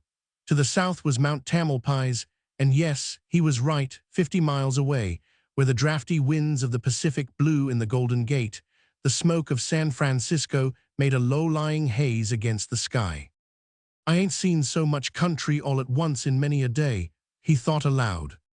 He was loath to depart, and it was not for an hour that he was able to tear himself away and take the descent of the mountain. Working out a new route just for the fun of it, late afternoon was upon him when he arrived back at the wooded knolls. Here, on the top of one of them, his keen eyes caught a glimpse of a shade of green sharply differentiated from any he had seen all day. Studying it for a minute, he concluded that it was composed of 3 cypress trees, and he knew that nothing else than the hand of man could have planted them there. Impelled by curiosity purely boyish, he made up his mind to investigate. So densely wooded was the knoll, and so steep, that he had to dismount and go up on foot, at times even on hands and knees, struggling hard to force a way through the thicker underbrush. He came out abruptly upon the cypresses. They were enclosed in a small square of ancient fence. The pickets, he could plainly see, had been hewn and sharpened by hand. Inside were the mounds of 2 children's graves. 2 wooden headboards, likewise hand-hewn, told the state little David, born 1855, died 1859, and little Roy, born 1853, died 1860. The poor little kids, Daylight muttered. The graves showed signs of recent care.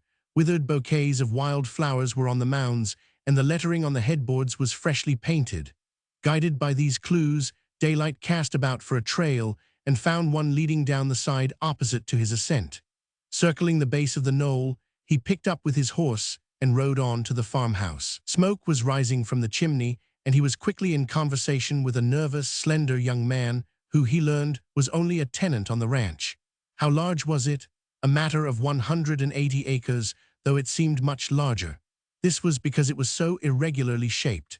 Yes, it included the clay pit and all the knolls, and its boundary that ran along the big cannon was over a mile long.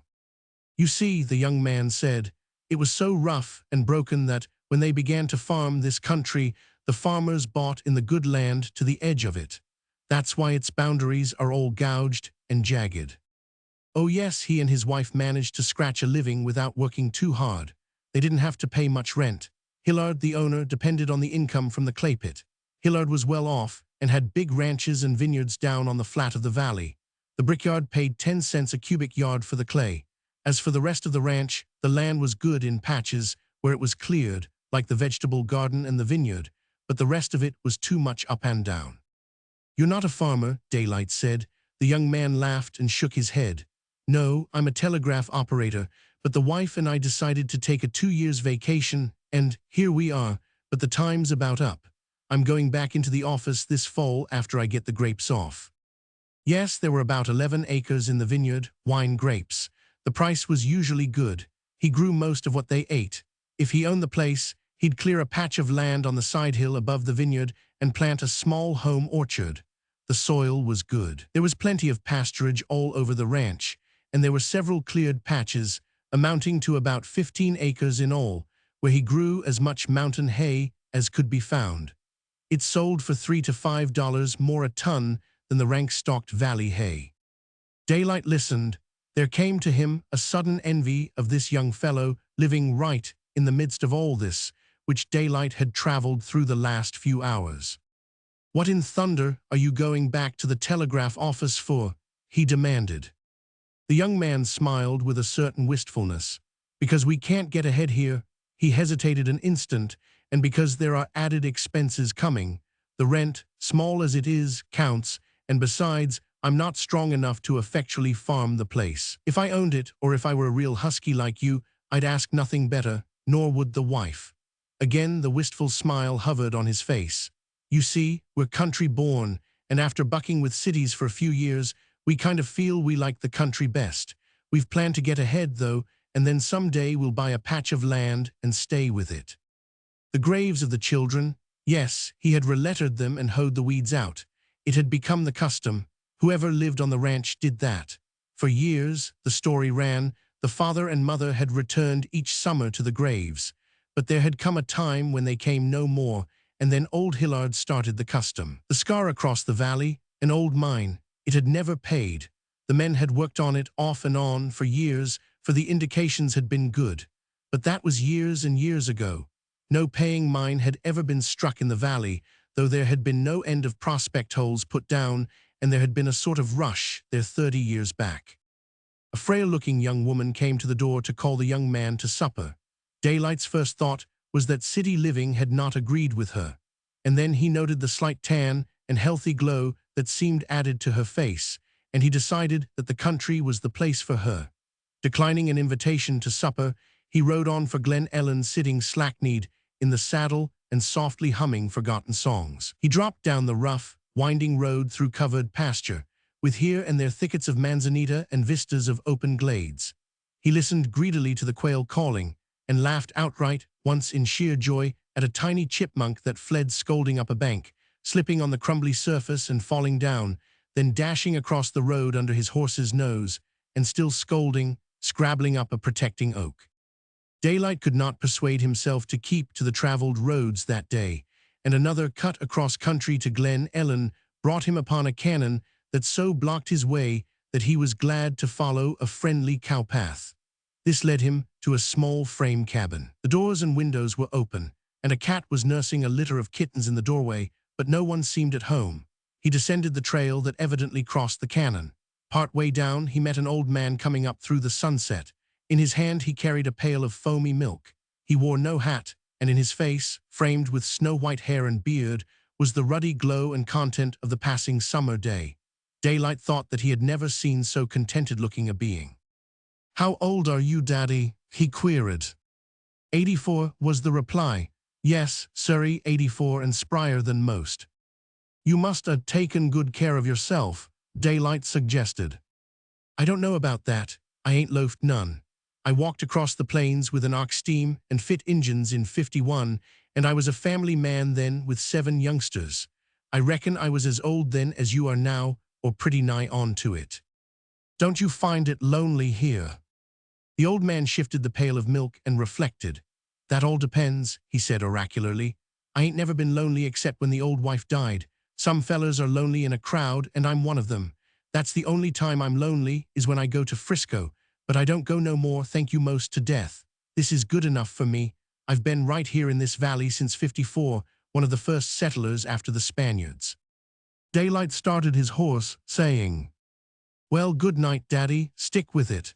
You got all the young bloods skinned, and I guess you've sure buried a mighty sight of them." The old man chuckled, and Daylight rode on, singularly at peace with himself and all the world. It seemed that the old contentment of trail and camp he had known on the Yukon had come back to him. He could not shake from his eyes the picture of the old pioneer coming up the trail through the sunset light. He was certainly going some for 84.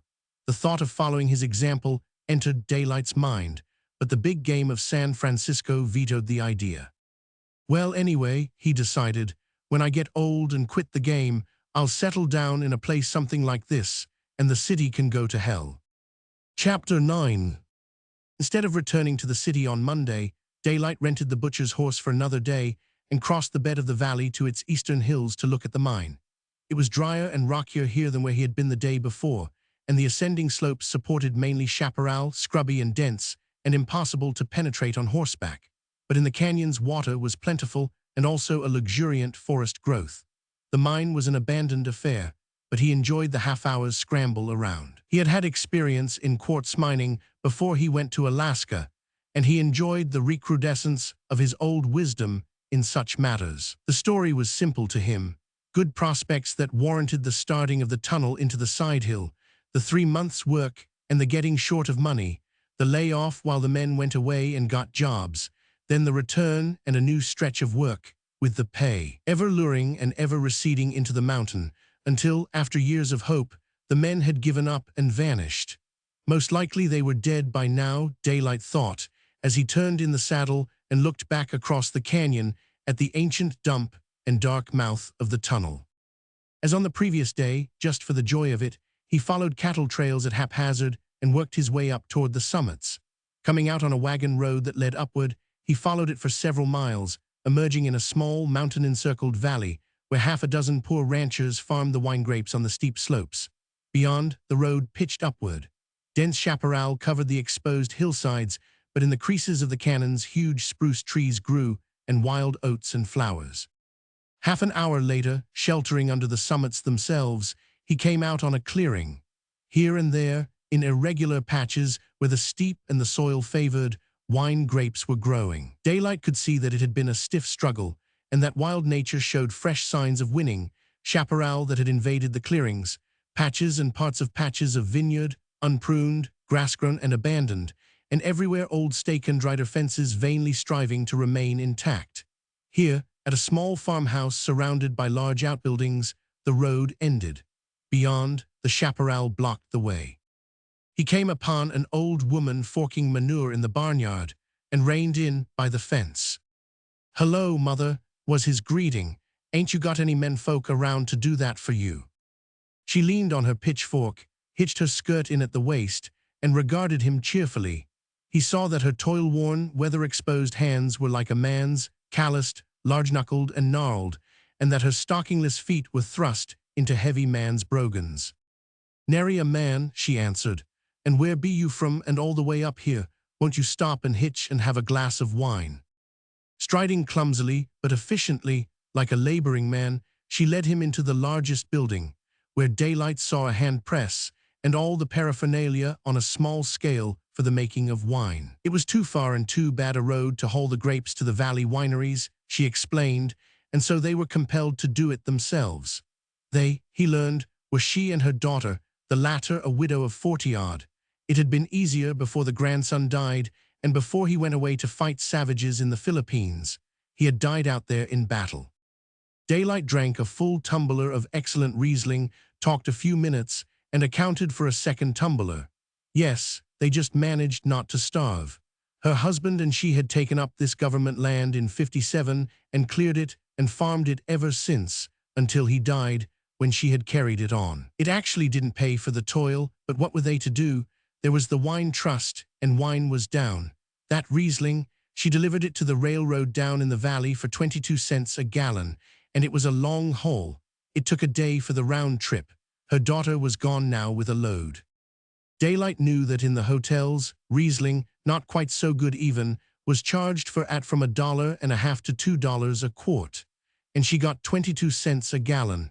That was the game. She was one of the stupid lowly, she and her people before her, the ones that did the work, drove their oxen across the plains, cleared and broke the virgin land, toiled all days and all hours, paid their taxes, and sent their sons and grandsons out to fight and die for the flag that gave them such ample protection that they were able to sell their wine for 22 cents.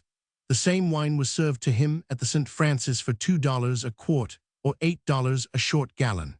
That was it. Between her and her hand press on the mountain clearing and him ordering his wine in the hotel was a difference of $7.78. A clique of sleek men in the city got between her and him to just about that amount. And besides them, there was a horde of others that took their whack. They called it railroading, high finance, banking, wholesaling, real estate, and such things, but the point was that they got it, while she got what was left, 22 cents. Oh well, a sucker was born every minute, he sighed to himself, and nobody was to blame. It was all a game, and only a few could win, but it was damned hard on the suckers. "How old are you, mother?" he asked. 79, come next January. "Worked pretty hard, I suppose." "Since I was 7, I was bound out in Michigan State until I was woman-grown. Then I married, and I reckon the work got harder and harder." "When are you going to take a rest?" She looked at him as though she chose to think his question facetious, and did not reply. "Do you believe in God?" She nodded her head. "Then you get it all back," he assured her, but in his heart he was wondering about God, that allowed so many suckers to be born and that did not break up the gambling game by which they were robbed from the cradle to the grave. "How much of that Riesling you got?" She ran her eyes over the casks and calculated, just short of 800 gallons. He wondered what he could do with all of it, and speculated as to whom he could give it away. "What would you do if you got $1 a gallon for it?" he asked. "Drop dead, I suppose." "No, speaking seriously. Get me some false teeth, shingle the house, and buy a new wagon. The road's mighty hard on wagons. And after that, buy me a coffin." "Well, they're yours, mother, coffin and all." She looked her incredulity. "No, I mean it, and there's 50 to bind the bargain, never mind the receipt. It's the rich ones that need watching, their memories being so infernal short, you know. Here's my address. You've got to deliver it to the railroad. And now show me the way out of here. I want to get up to the top." On through the chaparral he went, following faint cattle trails and working slowly upward till he came out on the divide and gazed down into Napa Valley and back across to Sonoma Mountain. "A sweet land," he muttered, "an almighty sweet land." Circling around to the right and dropping down along the cattle trails, he quested for another way back to Sonoma Valley, but the cattle trails seemed to fade out, and the chaparral to grow thicker with a deliberate viciousness, and even when he won through in places, the cannon and small feeders were too precipitous for his horse and turned him back. But there was no irritation about it. He enjoyed it all, for he was back at his old game of bucking nature. Late in the afternoon he broke through and followed a well-defined trail down a dry cannon. Here he got a fresh thrill. He had heard the baying of the hounds some minutes before, and suddenly, across the bare face of the hill above him, he saw a large buck in flight. And not far behind came the deerhound, a magnificent animal. Daylight sat tense in his saddle and watched until they disappeared, his breath just a trifle shorter, as if he too were in the chase, his nostrils distended, and in his bones the old hunting ache and memories of the days before he came to live in cities. The dry cannon gave place to one with a slender ribbon of running water. The trail ran into a wood road, and the wood road emerged across a small flat upon a slightly traveled county road. There were no farms in this immediate section and no houses. The soil was meager, the bedrock either close to the surface or constituting the surface itself. Manzanita and scrub oak, however, flourished and walled the road on either side with a jungle growth. And out a runway through this growth, a man suddenly scuttled in a way that reminded Daylight of a rabbit. He was a little man in patched overalls, bareheaded, with a cotton shirt open at the throat and down the chest. The sun was ruddy brown in his face, and by it his sandy hair was bleached on the ends to peroxide blonde. He signed to Daylight to halt and held up a letter. "If you're going to town, I'd be obliged if you mail this." "I sure will." Daylight put it into his coat pocket. "Do you live hereabouts, stranger?" But the little man did not answer. He was gazing at Daylight in a surprised and steadfast fashion. "I know you," the little man announced. "You're Elam Harnish, burning Daylight, the papers call you, am I right?" Daylight nodded. "But what under the sun are you doing here in the chaparral?" Daylight grinned as he answered, drumming up trade for a free rural delivery route. "Well, I'm glad I wrote that letter this afternoon," the little man went on, "or else I'd have missed seeing you. I've seen your photo in the papers many a time, and I've a good memory for faces.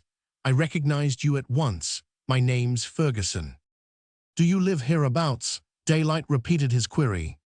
"Oh yes, I've got a little shack back here in the bush 100 yards, and a pretty spring, and a few fruit trees and berry bushes. Come in and take a look. And that spring is a dandy. You never tasted water like it. Come in and try it." Walking and leading his horse, Daylight followed the quick-stepping, eager little man through the green tunnel and emerged abruptly upon the clearing, if clearing it might be called, where wild nature and man's earth-scratching were inextricably blended. It was a tiny nook in the hills, protected by the steep walls of a cannon mouth. Here were several large oaks, evidencing a richer soil. The erosion of ages from the hillside had slowly formed this deposit of fat earth. Under the oaks, almost buried in them, stood a rough, unpainted cabin, the wide veranda of which, with chairs and hammocks, advertised an out-of-doors bedchamber. Daylight's keen eyes took in everything. The clearing was irregular, following the patches of the best soil, and every fruit tree and berry bush, and even each vegetable plant, had the water personally conducted to it. The tiny irrigation channels were everywhere, and along some of them the water was running. Ferguson looked eagerly into his visitor's face for signs of approbation. "What do you think of it, eh?" "Hand-reared and manicured, every blessed tree," Daylight laughed, but the joy and satisfaction that shone in his eyes contented the little man. "Why, d'ye know, I know every one of those trees as if they were sons of mine. I planted them, nursed them, fed them, and brought them up. Come on and peep at the spring." "It's sure a hummer," was Daylight's verdict, after due inspection and sampling, as they turned back for the house. The interior was a surprise. The cooking being done in the small, lean-to kitchen, the whole cabin formed a large living room. A great table in the middle was comfortably littered with books and magazines. All the available wall space, from floor to ceiling, was occupied by filled bookshelves. It seemed to Daylight that he had never seen so many books assembled in one place. Skins of wildcat, coon, and deer lay about on the pine-board floor. Shot them myself, and tanned them too, Ferguson proudly asserted. The crowning feature of the room was a huge fireplace of rough stones and boulders. Built it myself, Ferguson proclaimed, and by God she drew. Never a wisp of smoke anywhere save in the pointed channel, and that during the big southeasters. Daylight found himself charmed and made curious by the little man. Why was he hiding away here in the chaparral, he and his books? He was nobody's fool, anybody could see that. Then why? The whole affair had a tinge of adventure, and Daylight accepted an invitation to supper, half prepared to find his host a raw fruit and nut eater or some similar sort of health faddist. At table, while eating rice and jackrabbit curry, the latter shot by Ferguson, they talked it over, and Daylight found the little man had no food views. He ate whatever he liked, and all he wanted, avoiding only such combinations that experience had taught him disagreed with his digestion. Next, Daylight surmised that he might be touched with religion, but quest about as he would, in a conversation covering the most divergent topics, he could find no hint of queerness or unusualness. So it was, when between them they had washed and wiped the dishes and put them away, and had settled down to a comfortable smoke, that Daylight put his question. "Look here, Ferguson, ever since we got together, I've been casting about to find out what's wrong with you, to locate a screw loose somewhere, but I'll be danged if I've succeeded. What are you doing here anyway? What made you come here? What were you doing for a living before you came here? Go ahead and elucidate yourself." Ferguson frankly showed his pleasure at the questions. "First of all," he began, "the doctors wound up by losing all hope for me, gave me a few months at best, and that, after a course in sanatoriums and a trip to Europe and another to Hawaii. They tried electricity and forced feeding and fasting. I was a graduate of about everything in the curriculum. They kept me poor with their bills while I went from bad to worse. The trouble with me was twofold. First, I was a born weakling, and next, I was living unnaturally, too much work and responsibility and strain. I was managing editor of the Times-Tribune." Daylight gasped mentally, for the Times-Tribune was the biggest and most influential paper in San Francisco, and always had been so. "And I wasn't strong enough for the strain. Of course my body went back on me, and my mind too, for that matter. It had to be bolstered up with whiskey, which wasn't good for it any more than was the living in clubs and hotels good for my stomach and the rest of me. That was what ailed me. I was living all wrong." He shrugged his shoulders and drew at his pipe. "When the doctors gave me up, I wound up my affairs and gave the doctors up. That was 15 years ago. I'd been hunting through here when I was a boy, on vacations from college, and when I was all down and out, it seemed a yearning came to me to go back to the country. So I quit everything, absolutely, and came to live in the Valley of the Moon. That's the Indian name, you know, for Sonoma Valley. I lived in the Linta the first year, then I built the cabin and sent for my books. I never knew what happiness was before, nor health. Look at me now and dare to tell me that I look 47. "I wouldn't give a day over 40, Daylight confessed. "Yet the day I came here I looked nearer 60, and that was 15 years ago." They talked along, and Daylight looked at the world from new angles. Here was a man, neither bitter nor cynical, who laughed at the city dwellers and called them lunatics, a man who did not care for money, and in whom the lust for power had long since died. As for the friendship of the city dwellers, his host spoke in no uncertain terms. "What did they do, all the chaps I knew, the chaps in the clubs with whom I'd been cheek by jowl for heaven knows how long? I was not beholden to them for anything, and when I slipped out, there was not one of them to drop me a line and say, 'How are you, old man? Anything I can do for you?' For several weeks it was, 'What's become of Ferguson?' After that, I became a reminiscence and a memory. Yet every last one of them knew I had nothing but my salary and that I'd always lived a lap ahead of it." "But what do you do now?" was Daylight's query. "You must need cash to buy clothes and magazines." "A week's work or a month's work, now and again, plowing in the winter or picking grapes in the fall, and there's always odd jobs with the farmers through the summer. I don't need much, so I don't have to work much. Most of my time I spend fooling around the place. I could do hack work for the magazines and newspapers, but I prefer the plowing and the grape picking. Just look at me and you can see why. I'm hard as rocks, and I like the work. but I tell you a chap's got to break into it. It's a great thing when he's learned to pick grapes a whole long day and come home at the end of it with that tired, happy feeling, instead of being in a state of physical collapse. That fireplace, those big stones, I was soft then, a little anemic alcoholic degenerate, with the spunk of a rabbit and about 1% as much stamina, and some of those big stones nearly broke my back and my heart. But I persevered, and used my body in the way nature intended it should be used, not bending over a desk and swilling whiskey. And well, here I am, a better man for it, and there's the fireplace, fine and dandy, eh? And now tell me about the Klondike, and how you turned San Francisco upside down with that last raid of yours. You're a bonny fighter, you know, and you touch my imagination, though my cooler reason tells me that you are a lunatic like the rest. The lust for power, it's a dreadful affliction. Why didn't you stay in your Klondike? Or why don't you clear out and live a natural life, for instance, like mine? You see, I can ask questions too. Now you talk and let me listen for a while. It was not until 10 o'clock that daylight parted from Ferguson. As he rode along through the starlight, the idea came to him of buying the ranch on the other side of the valley. There was no thought in his mind of ever intending to live on it. His game was in San Francisco, but he liked the ranch, and as soon as he got back to the office, he would open up negotiations with Hillard. Besides, the ranch included the clay pit, and it would give him the whip hand over Holdsworthy if he ever tried to cut up any didos. Chapter 10. The time passed, and daylight played on at the game. But the game had entered upon a new phase. The lust for power in the mere gambling and winning was metamorphosing into the lust for power in order to revenge. There were many men in San Francisco against whom he had registered black marks, and now and again, with one of his lightning strokes, he erased such a mark. He asked no quarter, he gave no quarter. Men feared and hated him, and no one loved him, except Larry Hegan, his lawyer, who would have laid down his life for him.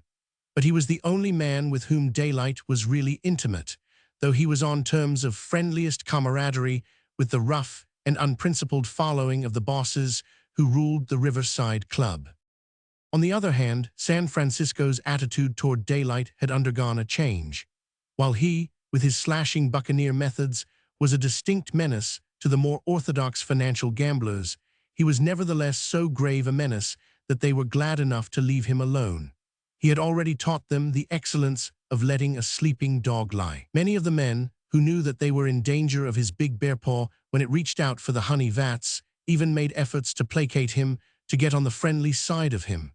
The Alta Pacific approached him confidentially with an offer of reinstatement, which he promptly declined. He was after a number of men in that club, and whenever opportunity offered, he reached out for them and mangled them. Even the newspapers, with one or two blackmailing exceptions, ceased abusing him and became respectful. In short, he was looked upon as a bald-faced grizzly from the Arctic wilds to whom it was considered expedient to give the trail. At the time he raided the steamship companies, they had yapped at him and worried him, the whole pack of them, only to have him whirl around and whip them in the fiercest pitched battle San Francisco had ever known. Not easily forgotten was the Pacific Slope Seamen's strike and the giving over of the municipal government to the labor bosses and grafters. The destruction of Charles Klinkner and the California and Altamont Trust Company had been a warning, but it was an isolated case. They had been confident in strength in numbers until he taught them better. Daylight still engaged in daring speculations, as for instance, at the impending outbreak of the Japanese-Russian War, when in the face of the experience and power of the shipping gamblers, he reached out and clutched practically a monopoly of available steamer charters. There was scarcely a battered tramp on the seven seas that was not his on-time charter. As usual, his position was, "You've got to come and see me," which they did, and to use another of his phrases, they paid through the nose for the privilege. And all his venturing and fighting had now but one motive. Someday, as he confided to Hegan when he'd made a sufficient stake, he was going back to New York and knock the spots out of Messrs. Doused, Letton, and Guggenhammer. He'd show them what an all-around general buzzsaw he was, and what a mistake they'd made ever to monkey with him. But he never lost his head, and he knew that he was not yet strong enough to go into death grapples with those three early enemies. In the meantime, the black marks against them remained for a future easement day. Deed Mason was still in the office. He had made no more overtures, discussed no more books and no more grammar. He had no active interest in her, and she was to him a pleasant memory of what had never happened, a joy which, by his essential nature, he was barred from ever knowing. Yet, while his interest had gone to sleep, and his energy was consumed in the endless battles he waged, he knew every trick of the light on her hair, every quick denote mannerism of movement, every line of her figure as expounded by her tailor-made gowns. Several times, 6 months or so apart, he had increased her salary, until now she was receiving $90 a month. Beyond this, he dared not go, though he had got around it by making the work easier. This he had accomplished after her return from a vacation by retaining her substitute as an assistant. Also, he had changed his office suite, so that now the two girls had a room by themselves. His eye had become quite critical wherever Deed Mason was concerned. He had long since noted her pride of carriage. It was unobtrusive, yet it was there. He decided, from the way she carried it, that she deemed her body a thing to be proud of, to be cared for as a beautiful and valued possession. In this, and in the way she carried her clothes, he compared her with her assistant, with the stenographers he encountered in other offices, with the women he saw on the sidewalks. She's sure well put up, he communed with himself, and she sure knows how to dress and carry it off without being stuck on herself and without laying it on thick. The more he saw of her, and the more he thought he knew of her, the more unapproachable did she seem to him. But since he had no intention of approaching her, this was anything but an unsatisfactory fact. He was glad he had her in his office and hoped she'd stay, and that was about all. Daylight did not improve with the passing years. The life was not good for him. He was growing stout and soft, and there was unwanted flabbiness in his muscles. The more he drank cocktails, the more he was compelled to drink in order to get the desired result, the inhibitions that eased him down from the concert pitch of his operations. And with this went wine, too, at meals, and the long drinks after dinner of scotch and soda at the riverside. Then, too, his body suffered from lack of exercise, and from lack of decent human associations, his moral fibers were weakening. Never a man to hide anything, some of his escapades became public, such as speeding, and of joyrides in his big red motorcar down to San Jose with companions distinctly sporty, incidents that were narrated as good fun and comically in the newspapers. Nor was there anything to save him. Religion had passed him by. A long time dead was his epitome of that phase of speculation. He was not interested in humanity. According to his rough-hewn sociology, it was all a gamble. God was a whimsical, abstract, mad thing called luck. As to how one happened to be born, whether a sucker or a robber, was a gamble to begin with. Luck dealt out the cards, and the little babies picked up the hands allotted them. Protest was vain. Those were their cards, and they had to play them, willy-nilly, hunchbacked or straight-backed, crippled or clean-limbed, addle-pated or clear-headed. There was no fairness in it. The cards most picked up put them into the sucker class. The cards of a few enabled them to become robbers. The playing of the cards was life, the crowd of players society. The table was the earth, and the earth, in lumps and chunks, from loaves of bread to big red motorcars, was the stake. And in the end, lucky and unlucky, they were all a long time dead. It was hard on the stupid lowly, for they were coppered to lose from the start. But the more he saw of the others, the apparent winners, the less it seemed to him that they had anything to brag about.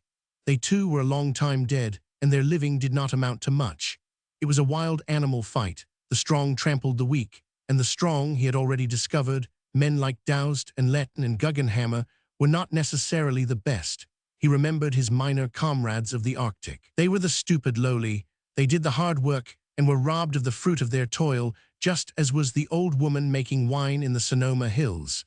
And yet they had finer qualities of truth and loyalty and square dealing than did the men who robbed them. The winners seemed to be the crooked ones, the unfaithful ones, the wicked ones, and even they had no say in the matter.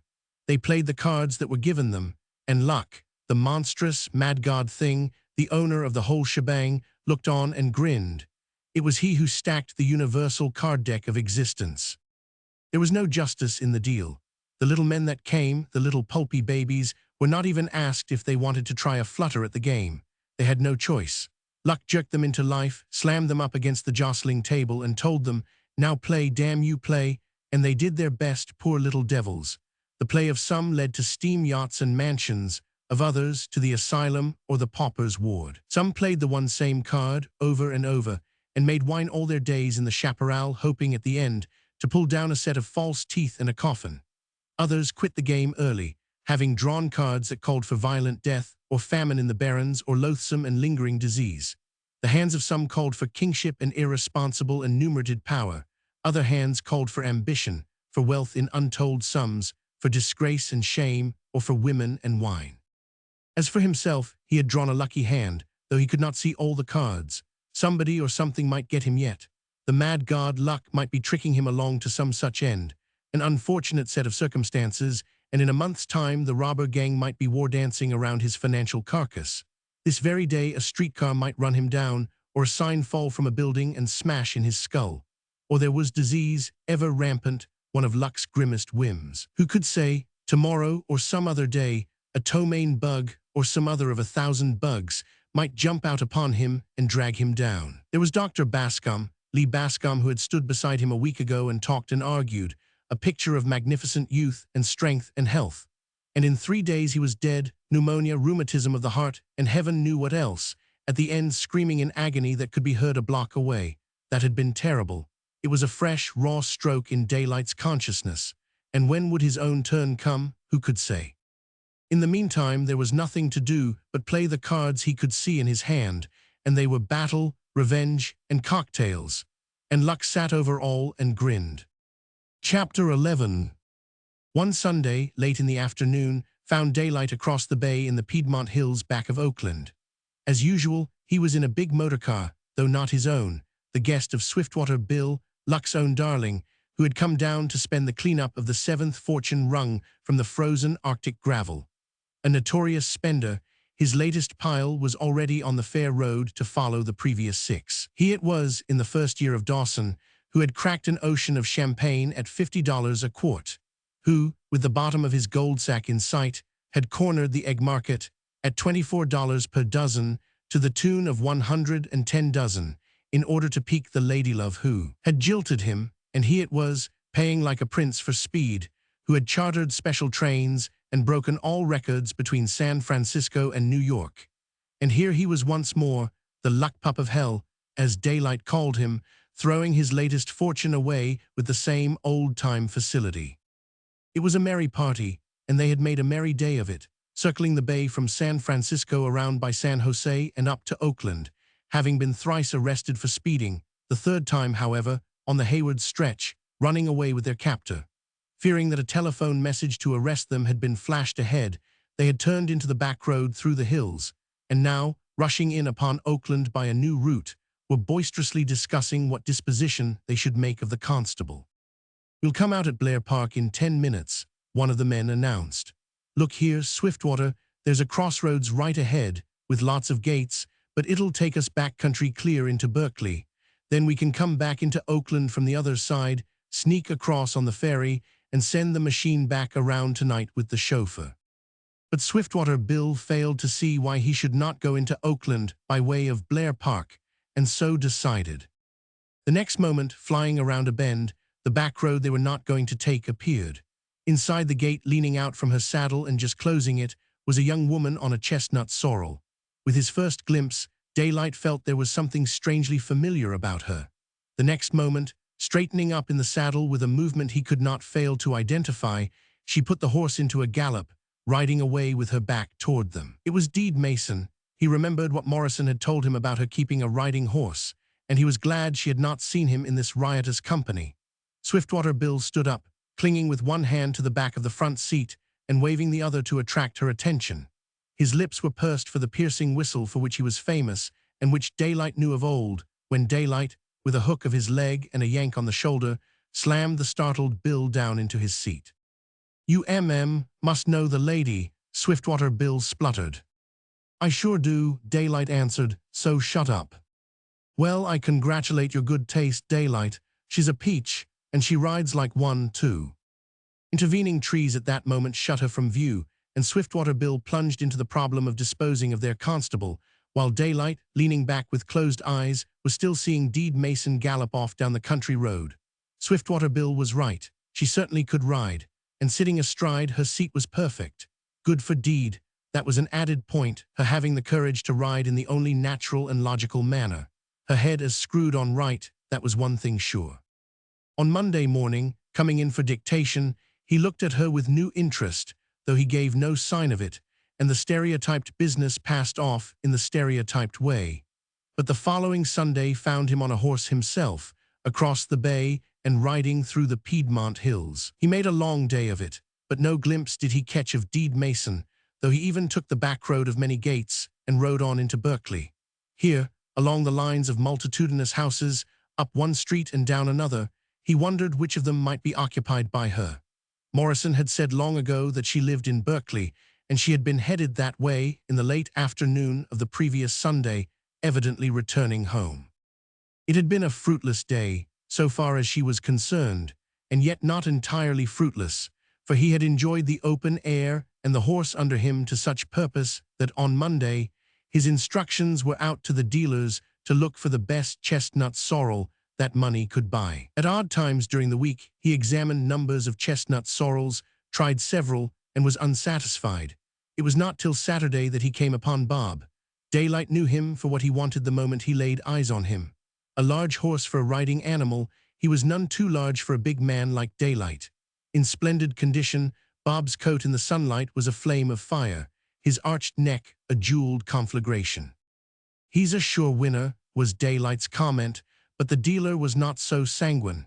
He was selling the horse on commission, and its owner had insisted on Bob's true character being given. The dealer gave it.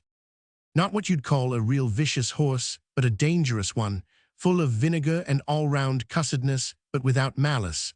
Just as soon kill you as not, but in a playful sort of way, you understand, without meaning to at all. Personally, I wouldn't think of riding him, but he's a stayer. Look at them lungs, and look at them legs. Not a blemish, he's never been hurt or worked. Nobody ever succeeded in taking it out of him. Mountain horse, too, trail broke and all that, being raised in rough country, sure-footed as a goat, so long as he don't get it into his head to cut up. Don't shy, ain't really afraid but makes believe. Don't buck but rears. Got to ride him with a martingale. Has a bad trick of whirling around without cause. It's his idea of a joke on his rider. It's all just how he feels. One day he'll ride along peaceable and pleasant for 20 miles. Next day, before you get started, he's well-nigh unmanageable. Knows automobiles so he can lay down alongside of one and sleep or eat hay out of it. He'll let 19 go by without batting an eye, and meb the 20th, just because he's feeling frisky, he'll cut up over like a range cayuse. Generally speaking, too lively for a gentleman and too unexpected. Present owner nicknamed him Judas Iscariot and refuses to sell without the buyer knowing all about him first.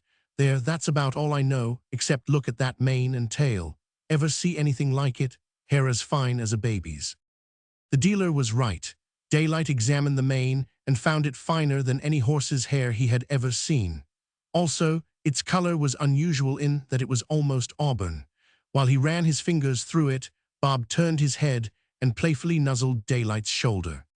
"Saddle him up and I'll try him," he told the dealer. "I wonder if he's used to spurs. No English saddle, mind.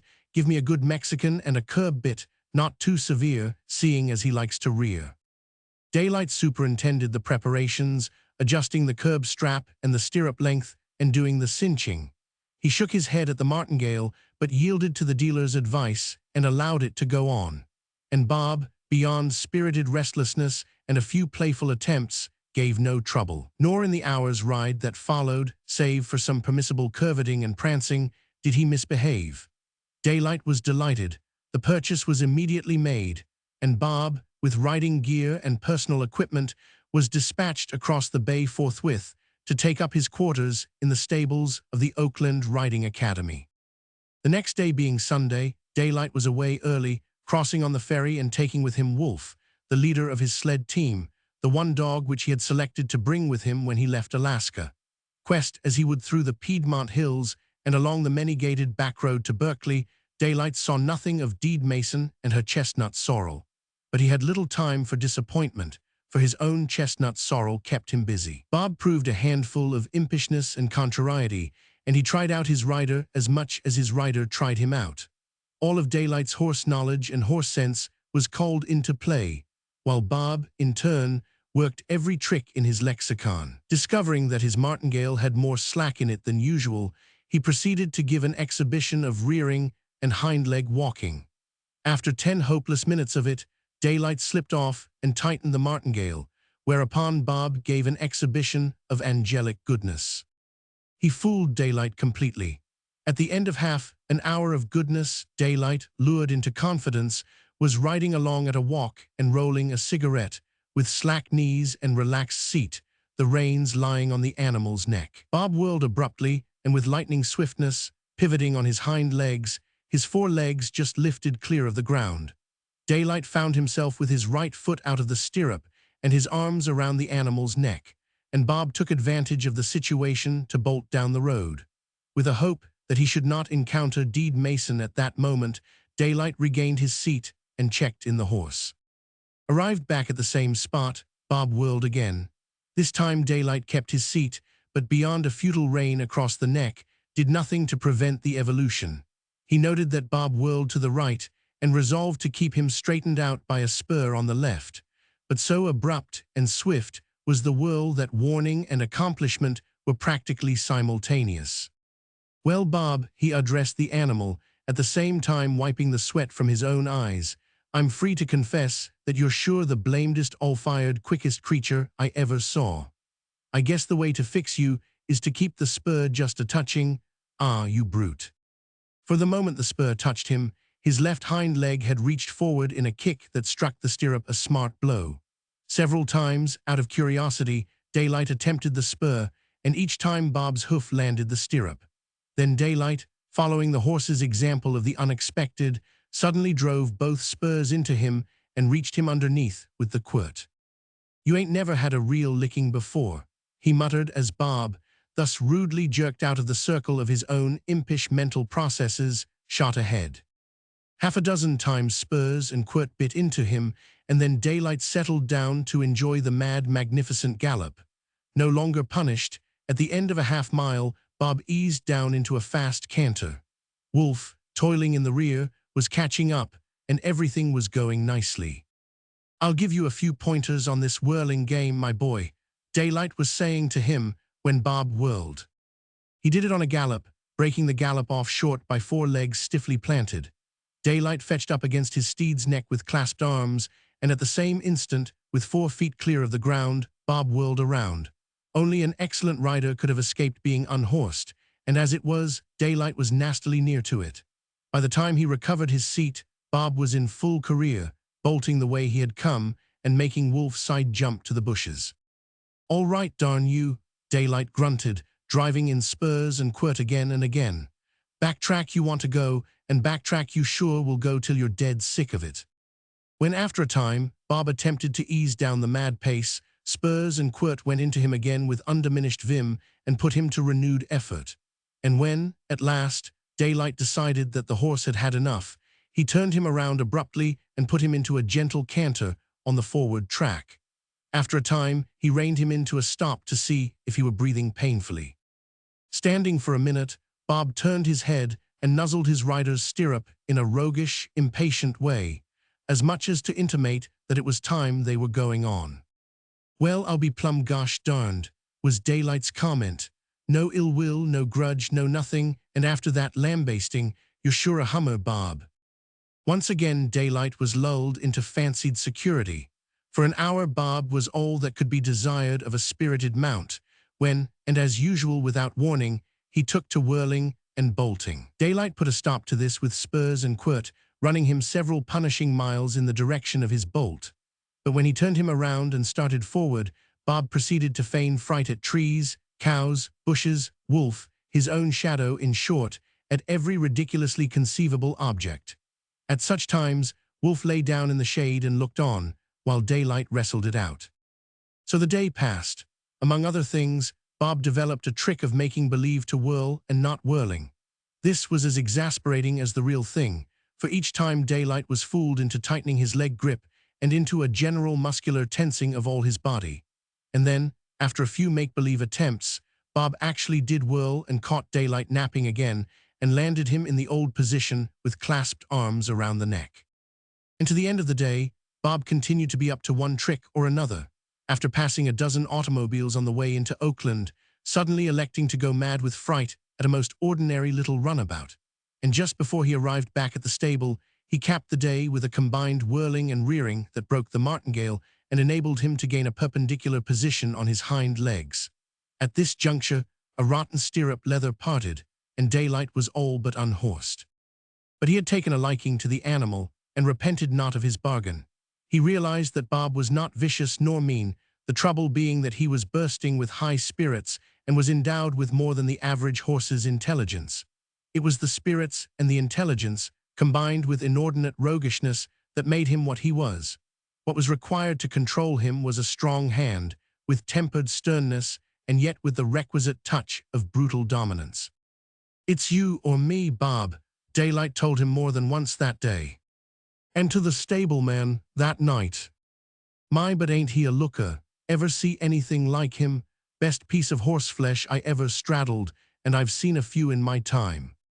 And to Bob, who had turned his head and was up to his playful nuzzling, "Goodbye, you little bit of all right.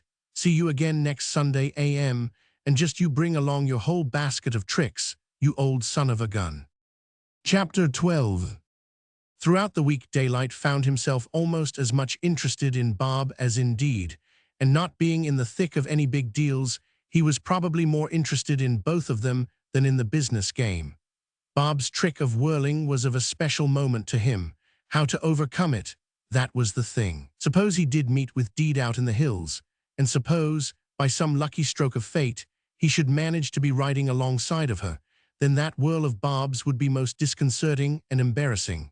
He was not particularly anxious for her to see him thrown forward on Bob's neck. On the other hand, suddenly to leave her and go dashing down the back track, plying quirt and spurs, wouldn't do either. What was wanted was a method wherewith to prevent that lightning whirl. He must stop the animal before it got around. The reins would not do this, neither would the spurs, remained the quirt. But how to accomplish it? Absent-minded moments were many that week, when sitting in his office chair, in fancy he was astride the wonderful chestnut sorrel and trying to prevent an anticipated whirl. One such moment, toward the end of the week, occurred in the middle of a conference with Yukon. Yukon, elaborating a new and dazzling legal vision, became aware that Daylight was not listening. His eyes had gone lackluster, and he too was seeing with inner vision. "Got it," he cried suddenly. "Yukon, congratulate me. It's as simple as rolling off a log. All I've got to do is hit him on the nose and hit him hard." Then he explained to the startled Yukon and became a good listener again, though he could not refrain now and again from making audible chuckles of satisfaction and delight. That was the scheme. Bob always whirled to the right. Very well. He would double the quirt in his hand, and the instant of the whirl, that doubled quirt would rap Bob on the nose. The horse didn't live, after it had once learned the lesson, that would whirl in the face of the doubled quirt. More keenly than ever, during that week in the office, did Daylight realize that he had no social, nor even human contacts with Deed. The situation was such that he could not ask her the simple question whether or not she was going riding next Sunday. It was a hardship of a new sort, this being the employer of a pretty girl. He looked at her often, when the routine work of the day was going on, the question he could not ask her tickling at the founts of speech. Was she going riding next Sunday? And as he looked, he wondered how old she was, and what love passages she must have had, with those college whippersnappers with whom, according to Morrison, she herded and danced. His mind was very full of her, those 6 days between the Sundays, and one thing he came to know thoroughly well, he wanted her. And so much did he want her that his old timidity of the apron string was put to rout. He, who had run away from women most of his life, had now grown so courageous as to pursue. Some Sunday, sooner or later, he would meet her outside the office, somewhere in the hills, and then, if they did not get acquainted, it would be because she did not care to get acquainted. Thus he found another card in the hand the mad god had dealt him. How important that card was to become he did not dream, yet he decided that it was a pretty good card. In turn, he doubted. Maybe it was a trick of luck to bring calamity and disaster upon him. Suppose Deed wouldn't have him, and suppose he went on loving her more and more, harder and harder. All his old generalized terrors of love revived. He remembered the disastrous love affairs of men, and women he had known in the past. There was Bertha Doolittle, old Doolittle's daughter, who had been madly in love with Dartworthy, the rich Bonanza fraction owner, and Dartworthy, in turn, not loving Bertha at all, but madly loving Colonel Walstone's wife and eloping down the Yukon with her. And Colonel Walstone himself, madly loving his own wife and lighting out in pursuit of the fleeing couple. And what had been the outcome? Certainly Bertha's love had been unfortunate and tragic, and so had the love of the other three. Down below Minnook, Colonel Walstone and Dartworthy had fought it out. Dartworthy had been killed. A bullet through the colonel's lungs had so weakened him that he died of pneumonia the following spring. And the colonel's wife had no one left alive on earth to love. And then there was Frida, drowning herself in the running mush ice because of some man on the other side of the world, and hating him, Daylight, because he had happened along and pulled her out of the mush ice and back to life. And the Virgin, the old memories frightened him. If this love germ gripped him good and hard, and if Deed wouldn't have him, it might be almost as bad as being gouged out of all he had by Doust, Letton, and Guggenhammer. Had his nascent desire for Deed been less, he might well have been frightened out of all thought of her. As it was, he found consolation in the thought that some love affairs did come out right, and for all he knew, maybe luck had stacked the cards for him to win. Some men were born lucky, lived lucky all their days, and died lucky. Perhaps, too, he was such a man, a born luck pup who could not lose. Sunday came, and Bob, out in the Piedmont hills, behaved like an angel. His goodness, at times, was of the spirited prancing order, but otherwise he was a lamb. Daylight, with doubled quirt ready in his right hand, ached for a whirl, just one whirl, which Bob, with an excellence of conduct that was tantalizing, refused to perform. But no Deed did Daylight encounter. He vainly circled about among the hill roads, and in the afternoon took the steep grade over the divide of the second range and dropped into Moraga Valley. Just after passing the foot of the descent, he heard the hoof beats of a cantering horse. It was from ahead and coming toward him. What if it were Deed? He turned Bob around and started to return at a walk. If it were Deed, he was born to luck, he decided, for the meeting couldn't have occurred under better circumstances. Here they were, both going in the same direction, and the canter would bring her up to him just where the stiff grade would compel a walk. There would be nothing else for her to do than ride with him to the top of the divide, and once there, the equally stiff descent on the other side would compel more walking. The canter came nearer, but he faced straight ahead until he heard the horse behind check to a walk. Then he glanced over his shoulder. It was Deed. The recognition was quick, and with her, accompanied by surprise. What more natural thing than that, partly turning his horse, he should wait till she caught up with him, and that, when abreast, they should continue abreast on up the grade. He could have sighed with relief. The thing was accomplished, and so easily. Greetings had been exchanged. Here they were side by side and going in the same direction with miles and miles ahead of them. He noted that her eye was first for the horse and next for him. "Oh, what a beauty," she had cried at sight of Bob. From the shining light in her eyes and the face filled with delight, he would scarcely have believed that it belonged to a young woman he had known in the office, the young woman with the controlled, subdued office face. "I didn't know you rode," was one of her first remarks. "I imagined you were wedded to get there quick machines." "I've just taken it up lately," was his answer. "Beginning to get stout, you know, and had to take it off somehow." She gave a quick sidewise glance that embraced him from head to heel, including seat and saddle, and said, "But you've ridden before." She certainly had an eye for horses, and things connected with horses, was his thought, as he replied, "Not for many years, but I used to think I was a regular rip-snorter when I was a youngster up in eastern Oregon, sneaking away from camp to ride with the cattle and break cayuses and that sort of thing." Thus, and to his great relief, were they launched on a topic of mutual interest. He told her about Bob's tricks and of the whirl and his scheme to overcome it, and she agreed that horses had to be handled with a certain rational severity, no matter how much one loved them. There was her Mab, which she had for 8 years, and which she had had break of stall kicking. The process had been painful for Mab, but it had cured her. "You've ridden a lot," Daylight said. "I really can't remember the first time I was on a horse," she told him. "I was born on a ranch, you know, and they couldn't keep me away from the horses. I must have been born with the love for them. I had my first pony, all my own, when I was 6. When I was 8, I knew what it was to be all day in the saddle along with Daddy. By the time I was 11, he was taking me on my first deer hunts. I'd be lost without a horse. I hate indoors, and without Mab here, I suppose I'd have been sick and dead long ago. You like the country? He queried, at the same moment catching his first glimpse of a light in her eyes other than gray. As much as I detest the city, she answered, but a woman can't earn a living in the country, so I make the best of it, along with Mab. And thereat she told him more of her ranch life in the days before her father died. And Daylight was hugely pleased with himself. They were getting acquainted. The conversation had not lagged in the full half hour they had been together. We come pretty close from the same part of the country, he said. I was raised in eastern Oregon, and that's none so far from Siskiyou. The next moment, he could have bitten out his tongue, for her quick question was, "How did you know I came from Siskiyou? I'm sure I never mentioned it." "I don't know," he floundered temporarily. "I heard somewhere that you were from thereabouts." Wolf, sliding up at that moment, sleek-footed and like a shadow, caused her horse to shy and pass the awkwardness off, for they talked Alaskan dogs until the conversation drifted back to horses.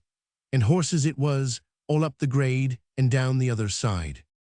When she talked, he listened and followed her, and yet all the while he was following his own thoughts and impressions as well. It was a nervy thing for her to do, this riding astride, and he didn't know, after all, whether he liked it or not. His ideas of women were prone to be old-fashioned. They were the ones he had imbibed in the early-day frontier life of his youth, when no woman was seen on anything but a side saddle. He had grown up to the tacit fiction that women on horseback were not bipeds. It came to him with a shock, this sight of her so manlike in her saddle, but he had to confess that the sight looked good to him just then. Two other immediate things about her struck him. First, there were the golden spots in her eyes, queer that he had never noticed them before. Perhaps the light in the office had not been right, and perhaps they came and went. No, they were glows of color, a sort of diffused, golden light. Nor was it golden either, but it was nearer that than any color he knew. It certainly was not any shade of yellow. A lover's thoughts are ever colored, and it is to be doubted if anyone else in the world would have called Deed's eyes golden. But Daylight's mood verged on the tender and melting, and he preferred to think of them as golden, and therefore they were golden. And then she was so natural. He had been prepared to find her a most difficult young woman to get acquainted with. Yet here it was proving so simple. There was nothing highfalutin about her company manners. It was by this homely phrase that he differentiated this Deed on horseback from the Deed with the office manners whom he had always known. And yet, while he was delighted with the smoothness with which everything was going, and with the fact that they had found plenty to talk about, he was aware of an irk under it all. After all, this talk was empty and idle. He was a man of action, and he wanted her, Deed Mason, the woman. He wanted her to love him and to be loved by him, and he wanted all this glorious consummation then and there. Used to forcing issues, used to gripping men and things and bending them to his will, he felt, now, the same compulsive prod of mastery. He wanted to tell her that he loved her and that there was nothing else for her to do but marry him, and yet he did not obey the prod. Women were fluttery creatures, and here mere mastery would prove a bungle. He remembered all his hunting guile, the long patience of shooting meat in famine when a hit or a miss meant life or death. Truly, though this girl did not yet mean quite that, nevertheless she meant much to him, more now than ever as he rode beside her, glancing at her as often as he dared, she in her corduroy riding habit, so bravely manlike, yet so essentially and revealingly woman, smiling, laughing, talking, her eyes sparkling, the flush of a day of sun and summer breeze warm in her cheeks.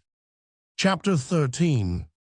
Another Sunday man and horse and dog roved the Piedmont hills, and again Daylight and Deed rode together. But this time her surprise at meeting him was tinctured with suspicion, or rather, her surprise was of another order. The previous Sunday had been quite accidental, but his appearing a second time among her favorite haunts hinted of more than the fortuitous. Daylight was made to feel that she suspected him, and he, remembering that he had seen a big rock quarry near Blair Park, stated offhand that he was thinking of buying it. His one-time investment in a brickyard had put the idea into his head, an idea that he decided was a good one, for it enabled him to suggest that she ride along with him to inspect the quarry. So several hours he spent in her company, in which she was much the same girl as before, natural, unaffected, light-hearted, smiling and laughing, a good fellow, talking horses with unflagging enthusiasm, making friends with the crusty-tempered wolf, and expressing the desire to ride Bob, whom she declared she was more in love with than ever. At this last Daylight demurred. Bob was full of dangerous tricks, and he wouldn't trust anyone on him except his worst enemy. "You think, because I'm a girl, that I don't know anything about horses," she flashed back, "but I've been thrown off and bucked off enough not to be overconfident, and I'm not a fool. I wouldn't get on a bucking horse. I've learned better, and I'm not afraid of any other kind, and you say yourself that Bob doesn't buck." "But you've never seen him cutting up didos," Daylight said. "But you must remember I've seen a few others, and I've been on several of them myself. I brought Mab here to electric cars, locomotives, and automobiles. She was a raw-range colt when she came to me, broken to saddle, that was all. Besides, I won't hurt your horse." Against his better judgment, Daylight gave in, and on an unfrequented stretch of road, changed saddles and bridles. "Remember, he's greased lightning," he warned, as he helped her to mount. She nodded, while Bob pricked up his ears to the knowledge that he had a strange rider on his back. The fun came quickly enough, too quickly for Deed, who found herself against Bob's neck as he pivoted around and bolted the other way. Daylight followed on her horse and watched. He saw her check the animal quickly to a standstill, and immediately, with rein across neck and a decisive prod of the left spur, whirl him back the way he had come, and almost as swiftly. "Get ready to give him the quirt on the nose," Daylight called. But too quickly for her, Bob whirled again, though this time, by a severe effort, she saved herself from the undignified position against his neck. His bolt was more determined, but she pulled him into a prancing walk and turned him roughly back with her spurred heel. There was nothing feminine in the way she handled him. Her method was imperative and masculine. Had this not been so, Daylight would have expected her to say she had had enough. But that little preliminary exhibition had taught him something of Deed's quality. And if it had not, a glance at her gray eyes, just perceptibly angry with herself, and at her firm-set mouth, would have told him the same thing. Daylight did not suggest anything, while he hung almost gleefully upon her actions in anticipation of what the fractious Bob was going to get. And Bob got it on his next whirl, or attempt, rather, for he was no more than halfway around when the quirt met him smack on his tender nose. There and then, in his bewilderment, surprise, and pain, his 4 feet, just skimming above the road, dropped down. "Great," Daylight applauded. "A couple more will fix him. He's too smart not to know when he's beaten." Again Bob tried, but this time he was barely quarter around when the doubled quirt on his nose compelled him to drop his 4 feet to the road. Then, with neither rein nor spur, but by the mere threat of the quirt, she straightened him out. Deed looked triumphantly at Daylight. "Let me give him a run?" she asked. Daylight nodded, and she shot down the road. He watched her out of sight around the bend, and watched till she came into sight returning. She certainly could sit her horse, was his thought, and she was a sure enough hummer. God, she was the wife for a man, made most of them look pretty slim. And to think of her hammering all week at a typewriter. That was no place for her. She should be a man's wife, taking it easy, with silks and satins and diamonds, his frontier notion of what befitted a wife beloved, and dogs and horses and such things. "And we'll see, Mr. Burning Daylight, what you and me can do about it," he murmured to himself, and aloud to her. "You'll do, Miss Mason, you'll do. There's nothing too good in horseflesh you don't deserve, a woman who can ride like that. No, stay with him and we'll jog along to the quarry." He chuckled. "Say, he actually gave just the least mite of a groan that last time you fetched him. Did you hear it? And did you see the way he dropped his feet to the road, just like he'd struck a stone wall? And he's got savvy enough to know from now on that that same stone wall will be always there ready for him to lam into." When he parted from her that afternoon, at the gate of the road that led to Berkeley, he drew off to the edge of the intervening clump of trees, where, unobserved, he watched her out of sight. Then, turning to ride back into Oakland, a thought came to him that made him grin ruefully as he muttered, "And now it's up to me to make good and buy that blamed quarry. Nothing less than that can give me an excuse for snooping around these hills." But the quarry was doomed to pass out of his plans for a time, for on the following Sunday he rode alone. No deed on a chestnut sorrel came across the back road from Berkeley that day, nor the day a week later. Daylight was beside himself with impatience and apprehension, though in the office he contained himself. He noted no change in her, and strove to let none show in himself. The same old monotonous routine went on, though now it was irritating and maddening. Daylight found a big quarrel on his hands with a world that wouldn't let a man behave toward his stenographer after the way of all men and women. What was the good of owning millions anyway? He demanded one day of the desk calendar as she passed out after receiving his dictation. As the third week drew to a close and another desolate Sunday confronted him, Daylight resolved to speak, office or no office. And as was his nature, he went simply and directly to the point. She had finished her work with him and was gathering her notepad and pencils together to depart when he said, "Oh, one thing more, Miss Mason, and I hope you won't mind my being frank and straight out. You've struck me right along as a sensible-minded girl, and I don't think you'll take offense at what I'm going to say. You know how long you've been in the office. It's years, now, several of them anyway, and you know I've always been straight and above board with you. I've never what you call presumed. Because you were in my office, I've tried to be more careful than if you wasn't in my office, you understand. But just the same, it don't make me any the less human. I'm a lonely sort of a fellow, don't take that as a bid for kindness. What I mean by it is to try and tell you just how much those 2 rides with you have meant. And now, I hope you won't mind my just asking why you haven't been out riding the last 2 Sundays." He came to a stop and waited, feeling very warm and awkward, the perspiration starting in tiny beads on his forehead. She did not speak immediately, and he stepped across the room and raised the window higher. "I have been riding," she answered, "in other directions." "But why?" He failed somehow to complete the question. "Go ahead and be frank with me," he urged. "Just as frank as I am with you. Why didn't you ride in the Piedmont Hills? I hunted for you everywhere." "And that is just why." She smiled and looked him straight in the eyes for a moment, then dropped her own. "Surely you understand, Mr. Harnish." He shook his head glumly. "I do and I don't. I ain't used to city ways by a long shot.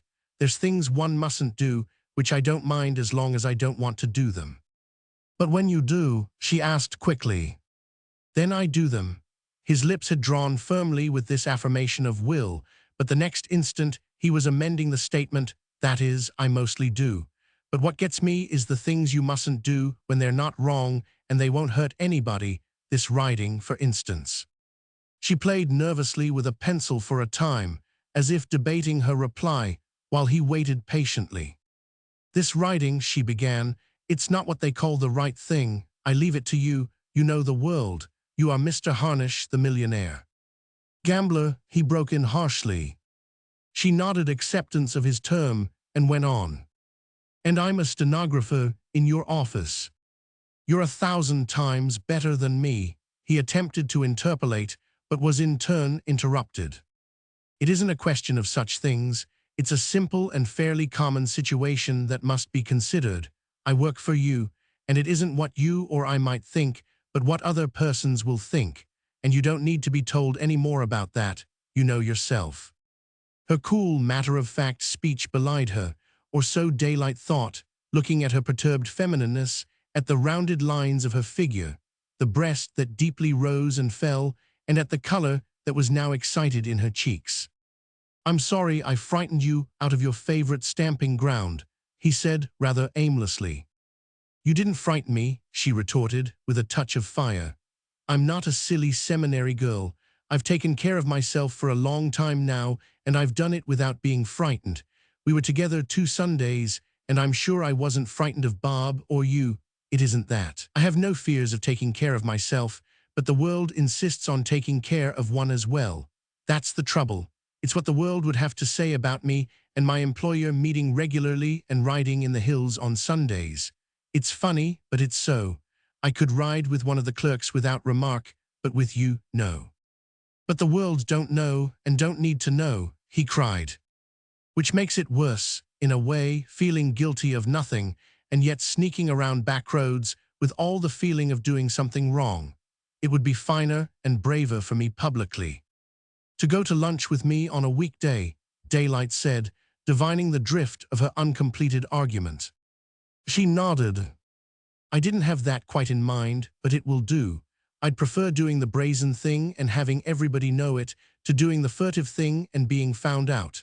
Not that I'm asking to be invited to lunch, she added with a smile, but I'm sure you understand my position. Then why not ride open and above board with me in the hills? He urged. She shook her head with what he imagined was just the faintest hint of regret, and he went suddenly and almost maddeningly hungry for her. Look here, Miss Mason, I know you don't like this talking over of things in the office. Neither do I, it's part of the whole thing, I guess. A man ain't supposed to talk anything but business with his stenographer. Will you ride with me next Sunday, and we can talk it over thoroughly then and reach some sort of a conclusion? Out in the hills is the place where you can talk something besides business. I guess you've seen enough of me to know I'm pretty square. I do honor and respect you and all that, and he was beginning to flounder, and the hand that rested on the desk blotter was visibly trembling. He strove to pull himself together. I just want her harder than anything ever in my life before. I can't explain myself, but I do, that's all. Will you? Just next Sunday, tomorrow. Nor did he dream that her low acquiescence was due, as much as anything else, to the beads of sweat on his forehead, his trembling hand, and his all-too-evident general distress. Chapter 14. Of course, there's no way of telling what anybody wants from what they say. Daylight rubbed Bob's rebellious ear with his quirt and pondered with dissatisfaction the words he had just uttered. They did not say what he had meant them to say. What I'm driving at is that you say flat-footed that you won't meet me again, and you give your reasons, but how am I to know they are your real reasons? Meb, you just don't want to get acquainted with me, and won't say so for fear of hurting my feelings. Don't you see? I'm the last man in the world to shove in where I'm not wanted, and if I thought you didn't care a whoop to see anything more of me, why, I'd clear out so blamed quick you couldn't see me for smoke. Deed smiled at him in acknowledgement of his words, but rode on silently, and that smile, he thought, was the most sweetly wonderful smile he had ever seen. There was a difference in it, he assured himself, from any smile she had ever given him before. It was the smile of one who knew him just a little bit, of one who was just the least mite acquainted with him. Of course, he checked himself up the next moment. It was unconscious on her part. It was sure to come in the intercourse of any two persons. Any stranger, a businessman, a clerk, anybody after a few casual meetings would show similar signs of friendliness. It was bound to happen, but in her case it made more impression on him, and besides, it was such a sweet and wonderful smile. Other women he had known had never smiled like that, he was sure of it. It had been a happy day. Daylight had met her on the back road from Berkeley, and they had had hours together. It was only now, with the day drawing to a close, and with them approaching the gate of the road to Berkeley, that he had broached the important subject. She began her answer to his last contention, and he listened gratefully. But suppose, just suppose, that the reasons I have given are the only ones, that there is no question of my not wanting to know you. Then I'd go on urging like Sam Scratch, he said quickly, because, you see, I've always noticed that folks that incline to anything are much more open to hearing the case stated. But if you did have that other reason up your sleeve, if you didn't want to know me, if you thought my feelings oughtn't to be hurt just because you had a good job with me. Here, his calm consideration of a possibility was swamped by the fear that it was an actuality, and he lost the thread of his reasoning. Well, anyway, all you have to do is to say the word, and I'll clear out. And with no hard feelings, it would be just a case of bad luck for me. So be honest, Miss Mason, please, and tell me if that's the reason. I almost got a hunch that it is. She glanced up at him, her eyes abruptly and slightly moist, half with hurt, half with anger. Oh, but that isn't fair, she cried. You give me the choice of lying to you and hurting you in order to protect myself by getting rid of you, or of throwing away my protection by telling you the truth, for then you, as you said yourself, would stay and urge. Her cheeks were flushed, her lips tremulous, but she continued to look him frankly in the eyes. Daylight smiled grimly with satisfaction. I'm real glad, Miss Mason, real glad for those words. But they won't serve you, she went on hastily. They can't serve you. I refuse to let them. This is our last ride, and here is the gate." Ranging her mare alongside, she bent, slid the catch, and followed the opening gate. "No, please, no," she said, as daylight started to follow. Humbly acquiescent, he pulled Bob back, and the gate swung shut between them. But there was more to say, and she did not ride on. "Listen, Miss Mason," he said, in a low voice that shook with sincerity. "I want to assure you of one thing. I'm not just trying to fool around with you. I like you, I want you, and I was never more in earnest in my life. There's nothing wrong in my intentions or anything like that. What I mean is strictly honorable." But the expression of her face made him stop. She was angry, and she was laughing at the same time. "The last thing you should have said," she cried. "It's like a matrimonial bureau. Intentions strictly honorable, object matrimony, but it's no more than I deserved. This is what I suppose you call urging like Sam Scratch." The tan had bleached out of Daylight's skin since the time he came to live under city roofs, so that the flush of blood showed readily as it crept up his neck past the collar and overspread his face. Nor in his exceeding discomfort did he dream that she was looking upon him at that moment with more kindness than at any time that day. It was not in her experience to behold big grown-up men who blushed like boys, and already she repented the sharpness into which she had been surprised. "Now look here, Miss Mason," he began, slowly and stumblingly at first, but accelerating into a rapidity of utterance that was almost incoherent. "I'm a rough sort of a man, I know that, and I know I don't know much of anything.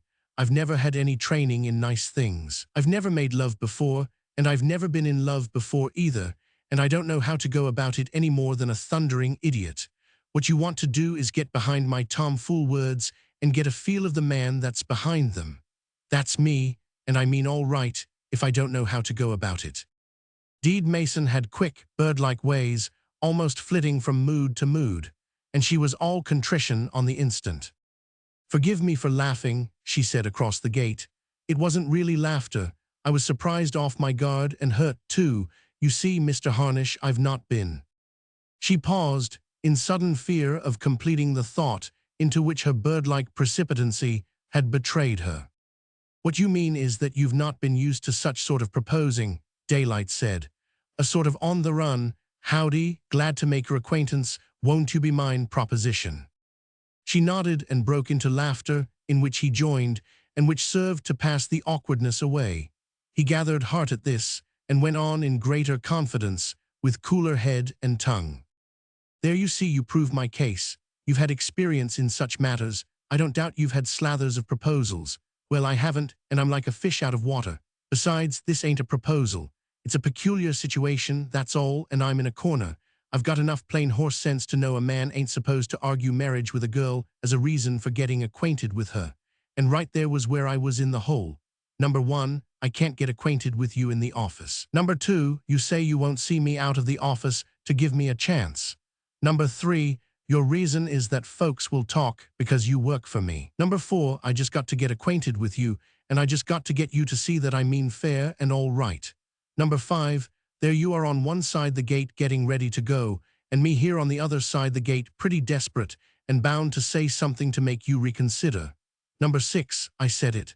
And now and finally, I just do want you to reconsider." And listening to him, pleasuring in the sight of his earnest, perturbed face, and in the simple, homely phrases that but emphasized his earnestness and marked the difference between him and the average run of men she had known, she forgot to listen and lost herself in her own thoughts.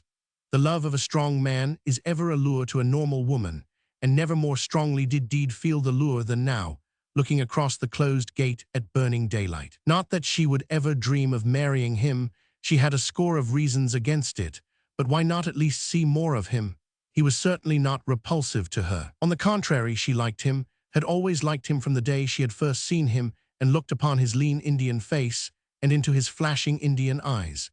He was a figure of a man in more ways than his mere magnificent muscles.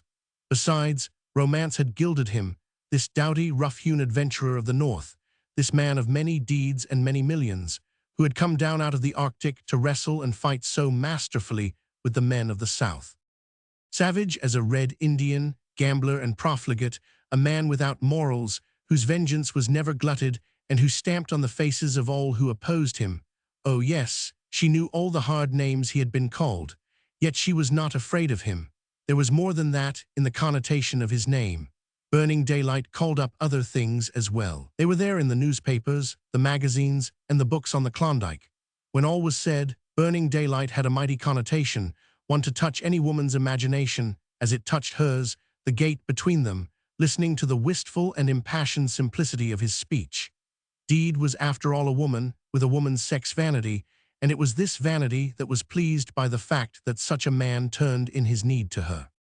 And there was more that passed through her mind, sensations of tiredness and loneliness, trampling squadrons and shadowy armies of vague feelings and vaguer prompting, and deeper and dimmer whisperings and echoings, the flutterings of forgotten generations crystallized into being and fluttering anew and always, undreamed and unguessed, subtle and potent, the spirit and essence of life that under 1,000 deceits and masks forever makes for life. It was a strong temptation just to ride with this man in the hills.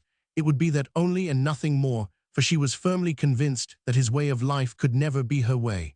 On the other hand, she was vexed by none of the ordinary feminine fears and timidities, that she could take care of herself under any and all circumstances she never doubted.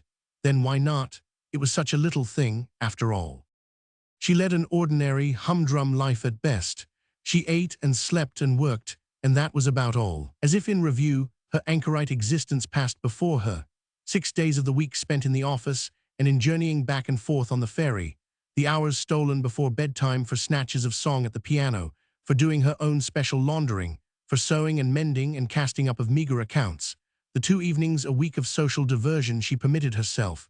The other stolen hours and Saturday afternoons spent with her brother at the hospital.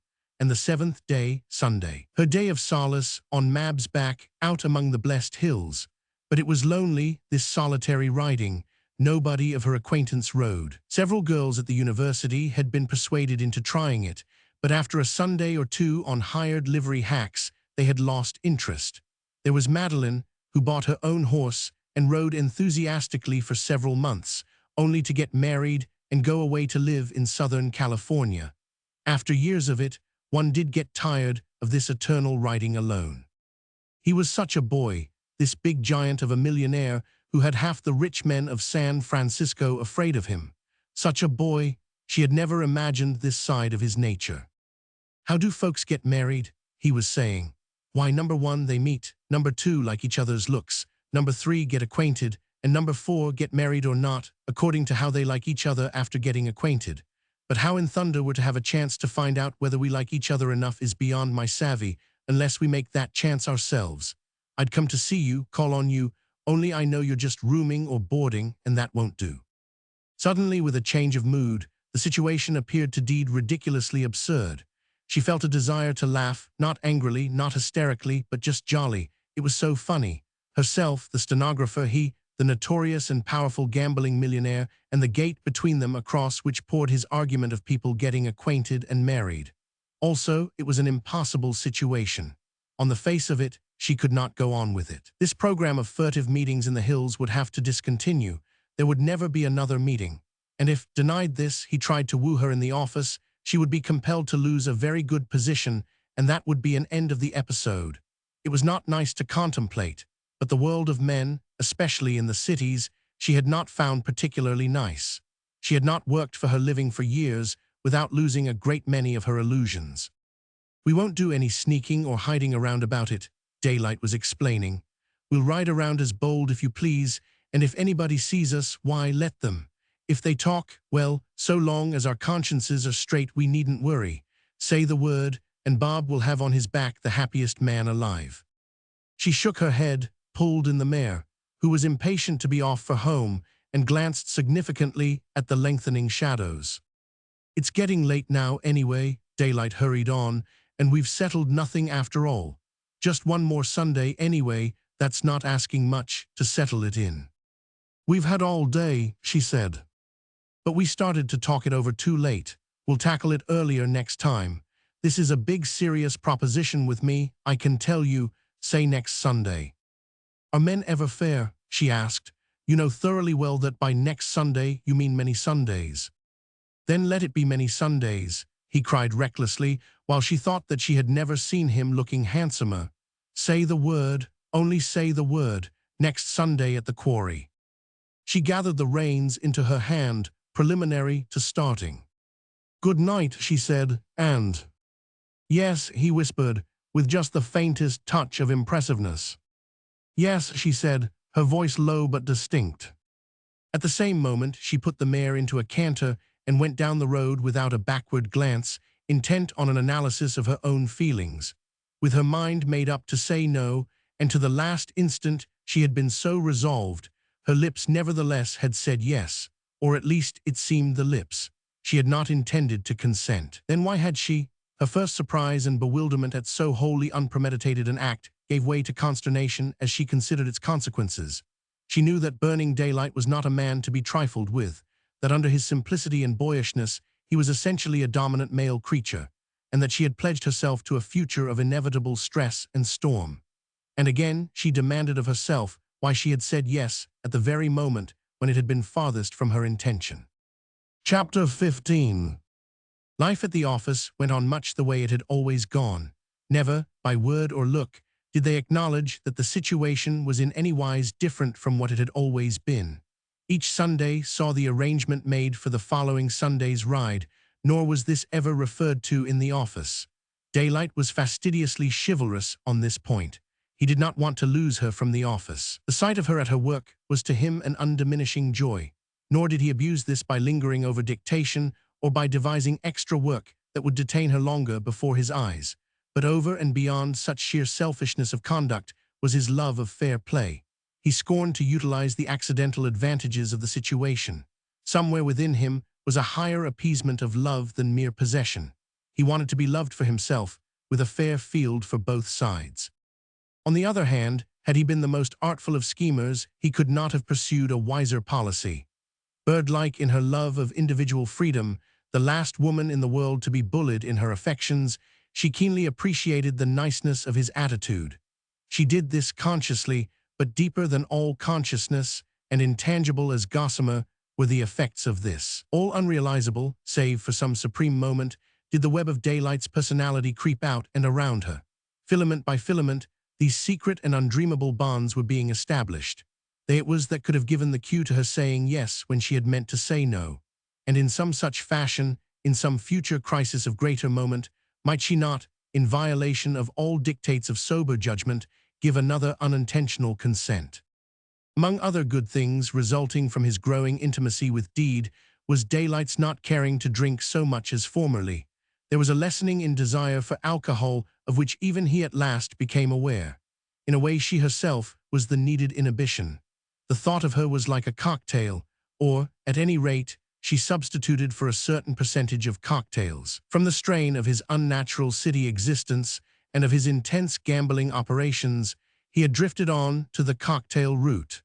A wall must forever be built to give him easement from the high pitch, and Deed became a part of this wall. Her personality, her laughter, the intonations of her voice, the impossible golden glow of her eyes, the light on her hair, her form, her dress, her actions on horseback, her merest physical mannerisms, all, pictured over and over in his mind and dwelt upon, served to take the place of many a cocktail or long scotch and soda. In spite of their high resolve, there was a very measurable degree of the furtive in their meetings. In essence, these meetings were stolen. They did not ride out brazenly together in the face of the world. On the contrary, they met always unobserved, she riding across the many-gated back road from Berkeley to meet him halfway. Nor did they ride on any save unfrequented roads, preferring to cross the second range of hills and travel among a church-going farmer folk who would scarcely have recognized even Daylight from his newspaper photographs. He found Deed a good horsewoman, good not merely in riding but in endurance. There were days when they covered 60, 70, and even 80 miles, nor did Deed ever claim any day too long, nor, another strong recommendation to Daylight, did the hardest day ever the slightest chafe of the chestnut sorrel's back. A sure enough hummer was Daylight's stereotyped but ever enthusiastic verdict to himself. They learned much of each other on these long, uninterrupted rides. They had nothing much to talk about but themselves, and while she received a liberal education concerning Arctic travel and gold mining, he in turn, touch by touch, painted an ever clearer portrait of her. She amplified the ranch life of her girlhood, prattling on about horses and dogs and persons and things, until it was as if he saw the whole process of her growth and her becoming. All this he was able to trace on through the period of her father's failure and death, when she had been compelled to leave the university and go into office work.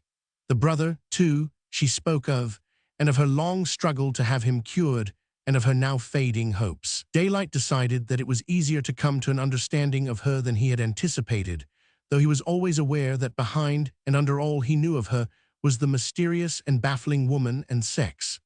There, he was humble enough to confess to himself, was a chartless, shoreless sea, about which he knew nothing, and which he must nevertheless somehow navigate.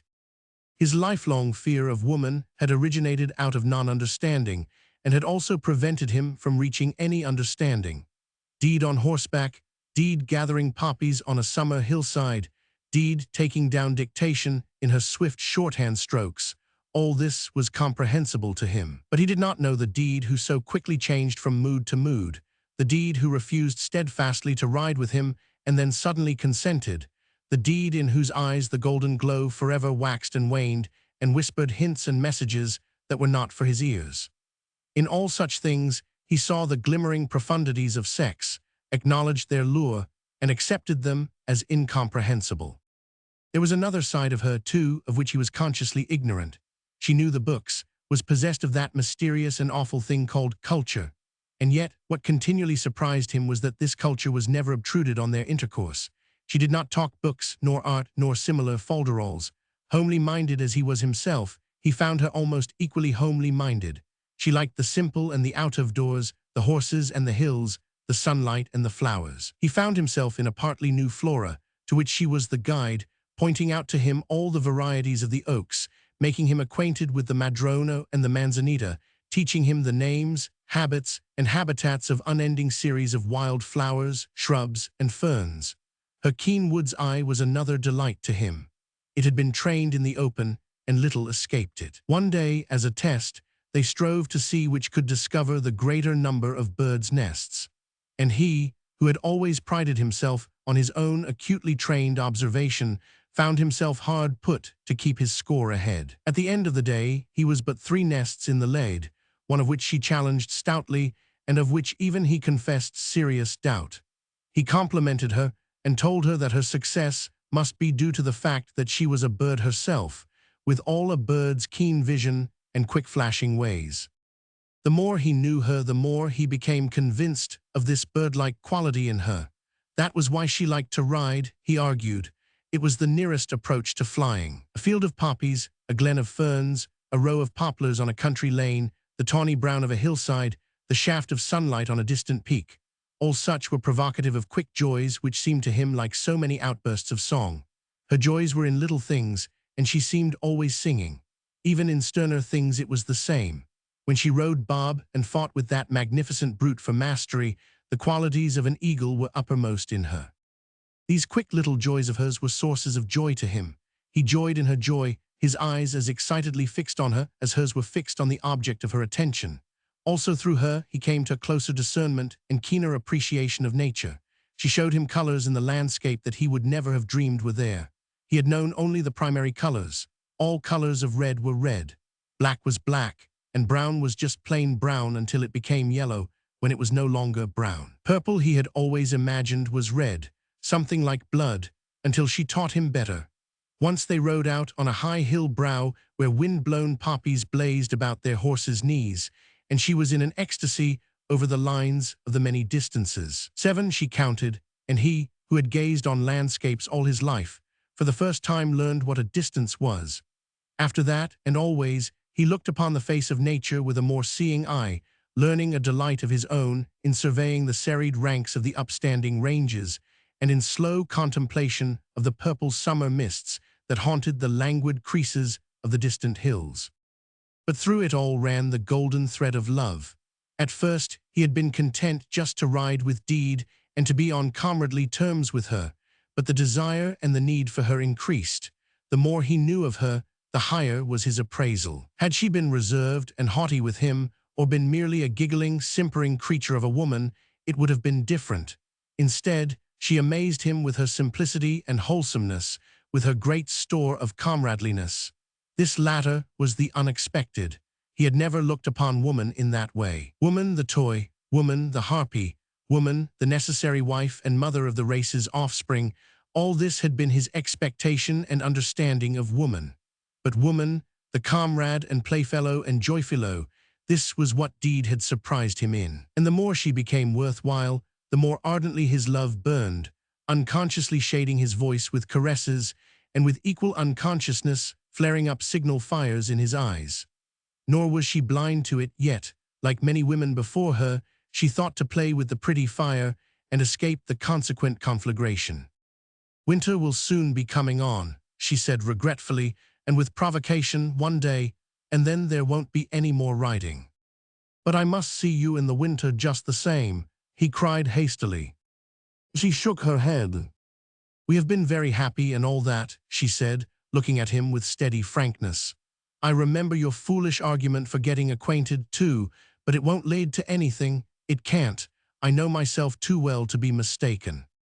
Her face was serious, even solicitous with desire not to hurt, and her eyes were unwavering, but in them was the light, golden and glowing, the abyss of sex into which he was now unafraid to gaze. "I've been pretty good," he declared. "I leave it to you if I haven't. It's been pretty hard, too, I can tell you. You just think it over. Not once have I said a word about love to you and me loving you all the time. That's going some for a man that's used to having his own way. I'm somewhat of a rusher when it comes to traveling. I reckon I'd rush God Almighty if it came to a race over the ice. And yet I didn't rush you. I guess this fact is an indication of how much I do love you. Of course, I want you to marry me. Have I said a word about it, though? Nary a chirp, nary a flutter.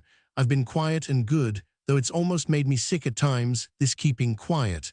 I haven't asked you to marry me. I'm not asking you now. Oh, not but what you satisfy me. I sure know you're the wife for me. But how about myself? Do you know me well enough, know your own mind?" He shrugged his shoulders. "I don't know, and I ain't going to take chances on it now. You've got to know for sure whether you think you could get along with me or not, and I'm playing a slow, conservative game. I ain't going to lose for overlooking my hand." This was lovemaking of a sort beyond Deed's experience, nor had she ever heard of anything like it. Furthermore, its lack of ardor carried with it a shock which she could overcome only by remembering the way his hand had trembled in the past, and by remembering the passion she had seen that very day and every day in his eyes or heard in his voice. Then, too, she recollected what he had said to her weeks before. "Maybe you don't know what patience is," he had said, and thereat told her of shooting squirrels with a big rifle the time he and Elijah Davis had starved on the Stewart River. "So you see," he urged, "just for a square deal, we've got to see some more of each other this winter. Most likely your mind ain't made up yet." "But it is," she interrupted. "I wouldn't dare permit myself to care for you. Happiness for me would not lie that way. I like you, Mr. Harnish, and all that, but it can never be more than that." "It's because you don't like my way of living," he charged, thinking in his own mind of the sensational joyrides and general profligacy with which the newspapers had credited him, thinking this, and wondering whether or not, in maiden modesty, she would disclaim knowledge of it. To his surprise, her answer was flat and uncompromising. "No, I don't. I know I've been brash on some of those rides that got into the papers," he began his defense, "and that I've been traveling with a lively crowd." "I don't mean that," she said, "though I know about it too and can't say that I like it. But it is your life in general, your business. There are women in the world who could marry a man like you and be happy, but I couldn't. And the more I cared for such a man, the more unhappy I should be. You see, my unhappiness in turn would tend to make him unhappy. I should make a mistake, and he would make an equal mistake, though his would not be so hard on him because he would still have his business." "Business?" Daylight gasped. "What's wrong with my business? I play fair and square. There's nothing underhand about it, which can't be said of most businesses, whether of the big corporations or of the cheating, lying, little corner grocerymen. I play the straight rules of the game, and I don't have to lie or cheat or break my word." Deed hailed with relief the change in the conversation, and at the same time the opportunity to speak her mind. "In ancient Greece," she began pedantically, A man was judged a good citizen who built houses, planted trees. She did not complete the quotation, but drew the conclusion hurriedly. How many houses have you built? How many trees have you planted? He shook his head noncommittally, for he had not grasped the drift of the argument. Well, she went on, 2 winters ago you cornered coal. Just locally, he grinned reminiscently, just locally, and I took advantage of the car shortage and the strike in British Columbia. But you didn't dig any of that coal yourself, yet you forced it up $4 a ton and made a lot of money. That was your business. You made the poor people pay more for their coal. You played fair, as you said, but you put your hands down into all their pockets and took their money away from them. I know. I burn a great fire in my sitting room at Berkeley, and instead of $11 a ton for Rockwells, I paid $15 that winter. You robbed me of $4. I could stand it, but there were thousands of the very poor who could not stand it. You might call it legal gambling, but to me, it was downright robbery. Daylight was not abashed. This was no revelation to him. He remembered the old woman who made wine in the Sonoma Hills and the millions like her who were made to be robbed. Now look here, Miss Mason, you've got me there slightly, I grant, but you've seen me in business a long time now, and you know I don't make a practice of raiding the poor people. I go after the big fellows. They're my meat. They rob the poor and I rob them. That coal deal was an accident. I wasn't after the poor people in that, but after the big fellows, and I got them too. The poor people happened to get in the way and got hurt, that was all. Don't you see, he went on, the whole game is a gamble. Everybody gambles in one way or another. The farmer gambles against the weather and the market on his crops. So does the United States Steel Corporation. The business of lots of men is straight robbery of the poor people, but I've never made that my business. You know that. I've always gone after the robbers.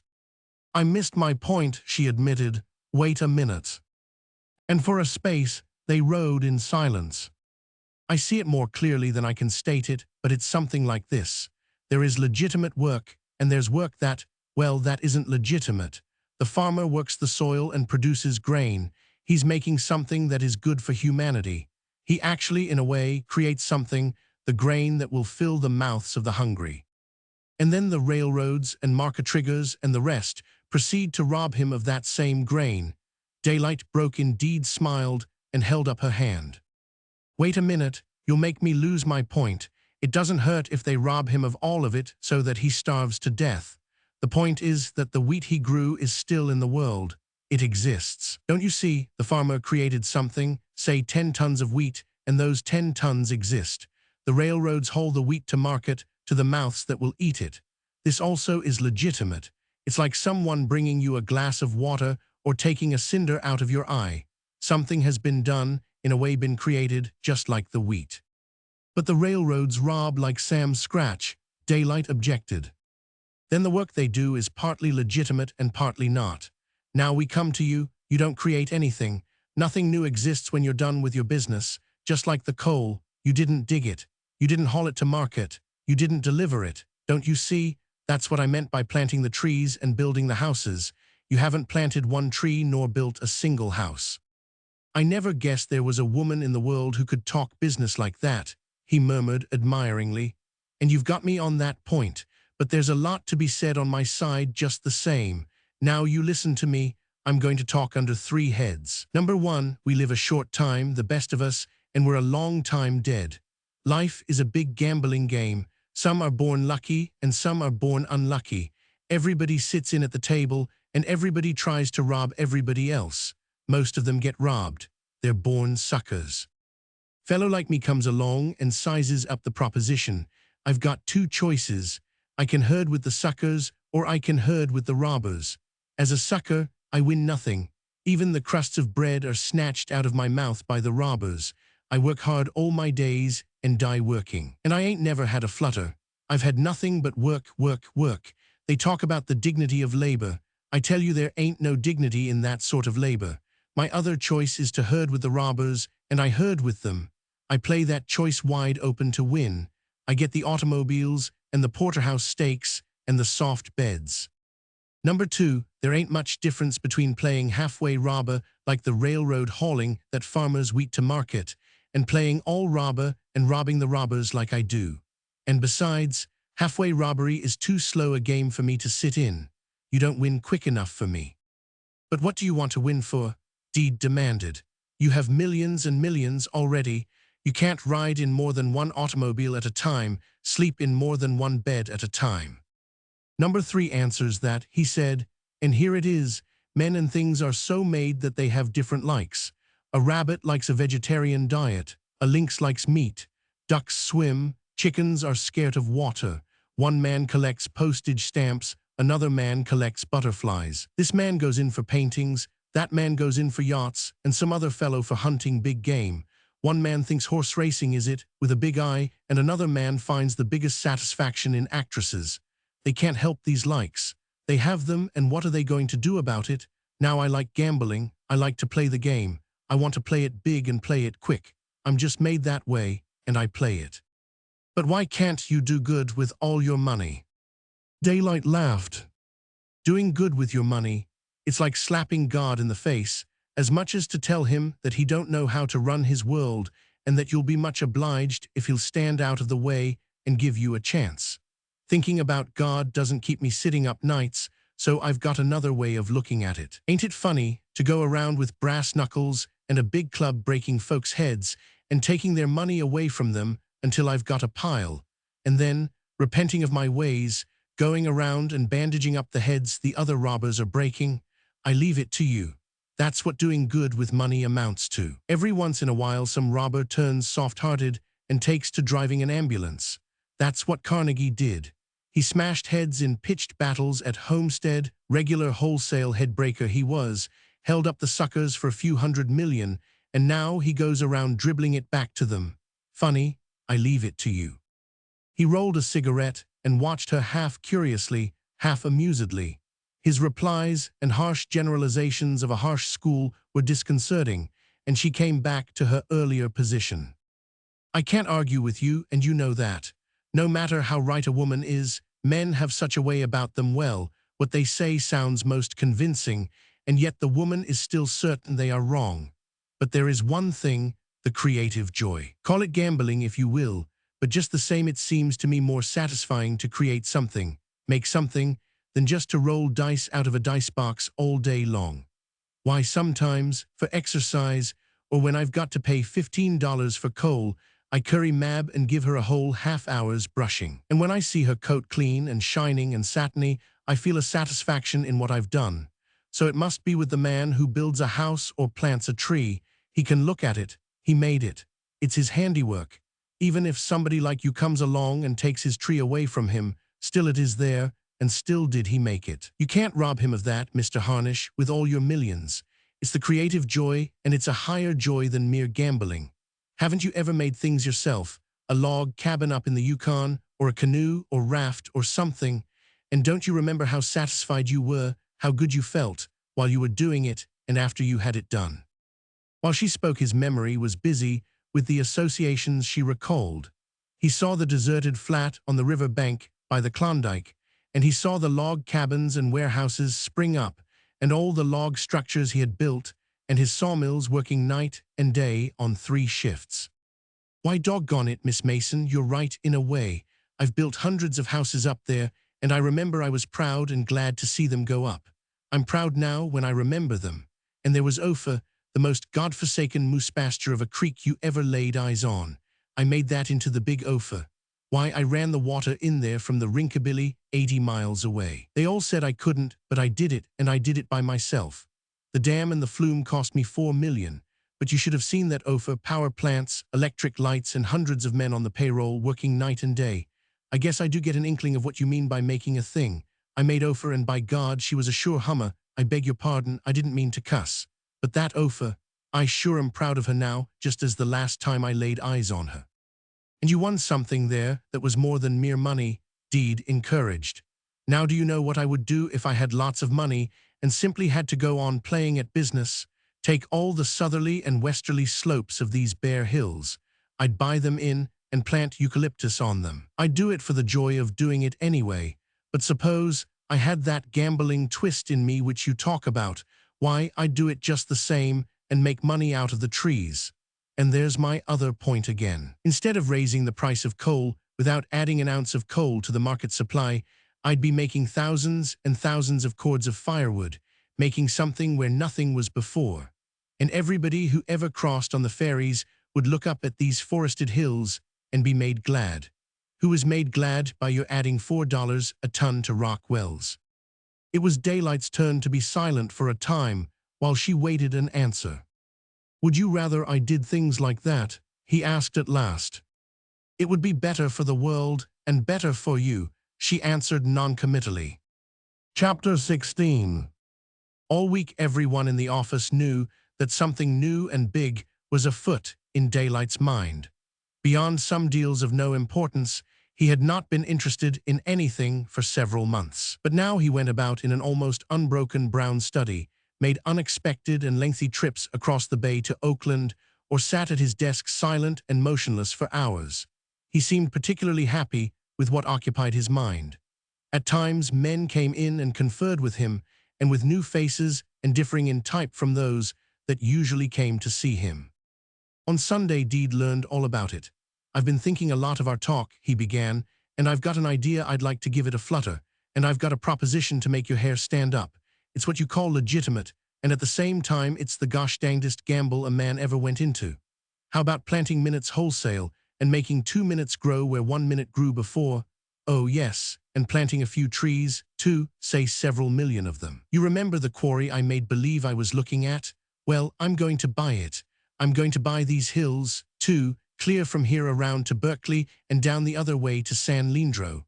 I own a lot of them already, for that matter, but mum is the word. I'll be buying a long time to come before anything much is guessed about it, and I don't want the market to jump up out of sight. You see that hill over there? It's my hill running clear down its slopes through Piedmont and halfway along those rolling hills into Oakland. And it's nothing to all the things I'm going to buy. He paused triumphantly. And all to make 2 minutes grow where 1 grew before? Deed queried, at the same time laughing heartily at his affectation of mystery. He stared at her fascinated. She had such a frank, boyish way of throwing her head back when she laughed, and her teeth were an unending delight to him. Not small, yet regular and firm, without a blemish, he considered them the healthiest, whitest, prettiest teeth he had ever seen. And for months he had been comparing them with the teeth of every woman he met. It was not until her laughter was over that he was able to continue. The ferry system between Oakland and San Francisco is the worst one-horse concern in the United States. You cross on it every day, 6 days in the week. That's, say, 25 days a month, or 300 a year. How long does it take you one way? 40 minutes, if you're lucky. I'm going to put you across in 20 minutes. If that ain't making 2 minutes grow where 1 grew before, knock off my head with little apples. I'll save you 20 minutes each way. That's 40 minutes a day, times 300, equals 12,000 minutes a year, just for you, just for one person. Let's see, that's 200 whole hours. Suppose I save 200 hours a year for thousands of other folks. That's farming some, ain't it? Deed could only nod breathlessly.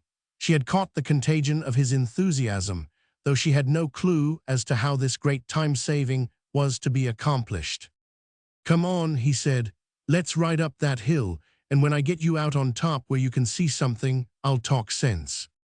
A small footpath dropped down to the dry bed of the canyon, which they crossed before they began the climb. The slope was steep and covered with matted brush and bushes, through which the horses slipped and lunged. Bob, growing disgusted, turned back suddenly and attempted to pass Mab. The mare was thrust sidewise into the denser bush, where she nearly fell. Recovering, she flung her weight against Bob. Both riders' legs were caught in the consequent squeeze, and as Bob plunged ahead downhill, Deed was nearly scraped off. Daylight threw his horse on to its haunches and at the same time dragged Deed back into the saddle. Showers of twigs and leaves fell upon them, and predicament followed predicament, until they emerged on the hilltop, the worse for wear but happy and excited. Here no trees obstructed the view. The particular hill on which they were outjutted from the regular line of the range, so that the sweep of their vision extended over 3/4 of the circle. Below, on the flat land bordering the bay, lay Oakland, and across the bay was San Francisco. Between the two cities, they could see the white ferry boats on the water. Around to their right was Berkeley, and to their left, the scattered villages between Oakland and San Leandro.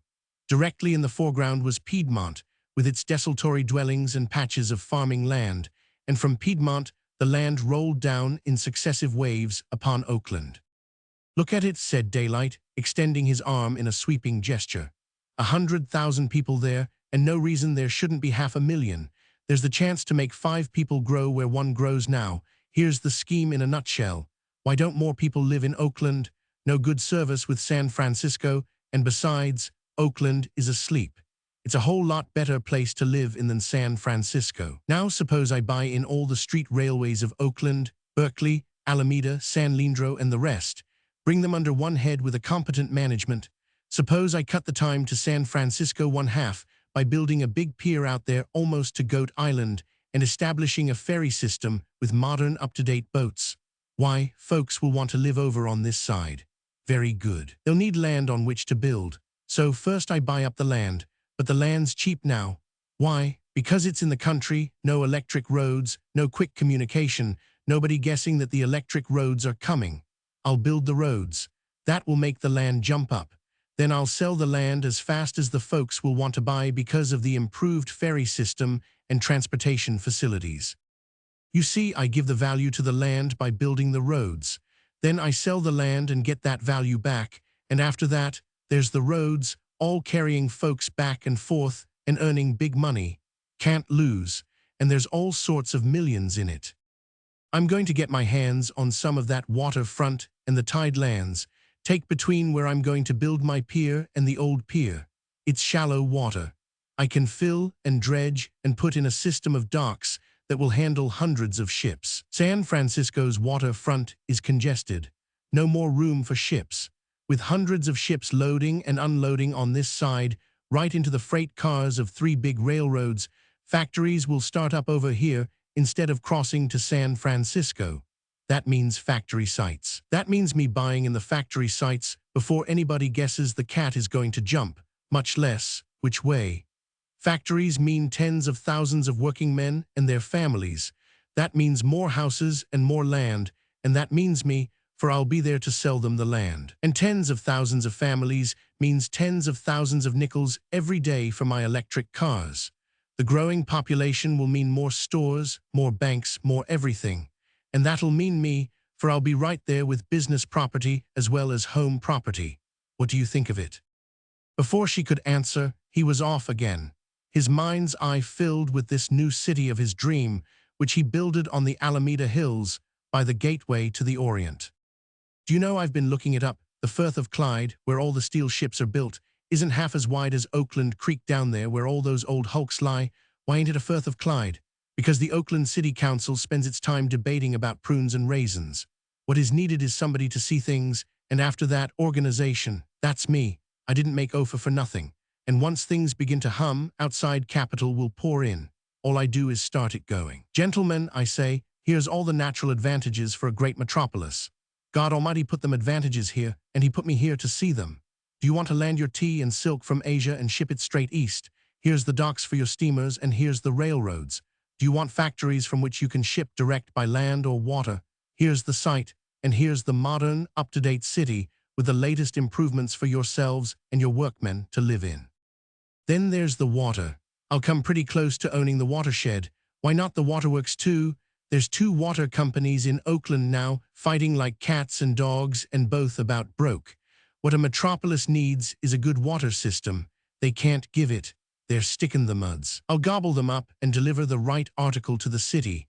There's money there, too, money everywhere. Everything works in with everything else. Each improvement makes the value of everything else pump up. It's people that are behind the value.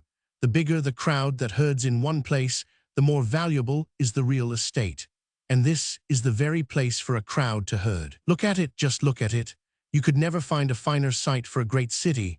All it needs is the herd, and I'll stampede a couple of 100,000 people in here inside 2 years. And what's more, it won't be one of these wild cat land booms. It will be legitimate. 20 years from now, there'll be 1 million people on this side the bay. Another thing is hotels. There isn't a decent one in the town. I'll build a couple of up-to-date ones that'll make them sit up and take notice. I won't care if they don't pay for years. Their effect will more than give me my money back out of the other holdings. And oh yes, I'm going to plant eucalyptus, millions of them, on these hills." "But how are you going to do it?" Deed asked. "You haven't enough money for all that you've planned." "I've 30 million, and if I need more, I can borrow on the land and other things.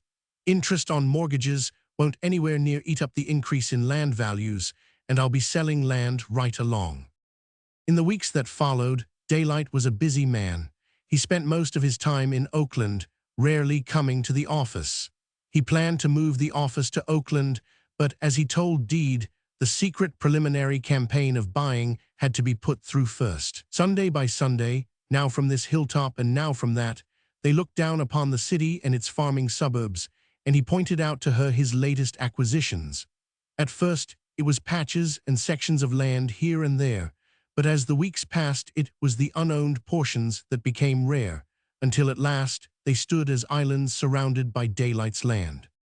It meant quick work on a colossal scale for Oakland, and the adjacent country was not slow to feel the tremendous buying. But Daylight had the ready cash, and it had always been his policy to strike quickly.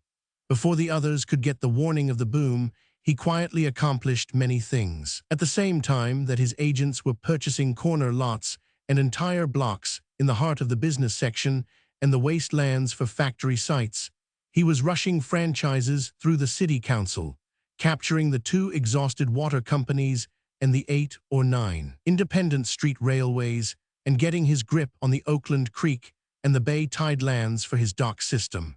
The Tidelands had been in litigation for years, and he took the bull by the horns, buying out the private owners and at the same time leasing from the city fathers.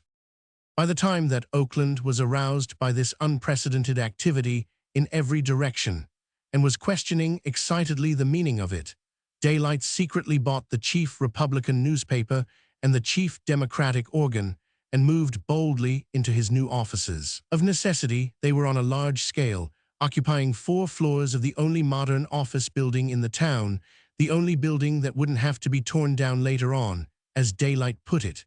There was department after department, a score of them, and hundreds of clerks and stenographers. As he told Deed, "I've got more companies than you can shake a stick at. There's the Alameda and Contra Costa Land Syndicate, the Consolidated Street Railways, the Yerba Buena Ferry Company, the United Water Company, the Piedmont Realty Company, the Fairview and Portola Hotel Company, and half a dozen more that I've got to refer to a notebook to remember. There's the Piedmont Laundry Farm and Redwood Consolidated Quarries. Starting in with our quarry, I just kept going till I got them all. And there's the shipbuilding company I ain't got a name for yet. Seeing as I had to have ferry boats, I decided to build them myself. They'll be done by the time the pier is ready for them. Phew, it all sure beats poker, and I've had the fun of gouging the robber gangs as well. The water company bunches are squealing yet. I sure got them where the hair was short. They were just about all in when I came along and finished them off." "But why do you hate them so?" Deed asked. "Because they're such cowardly skunks." "But you play the same game they do." "Yes, but not in the same way." Daylight regarded her thoughtfully. "When I say cowardly skunks, I mean just that, cowardly skunks. They set up for a lot of gamblers, and there ain't one in 1,000 of them that's got the nerve to be a gambler. They're 4-flushers, if you know what that means.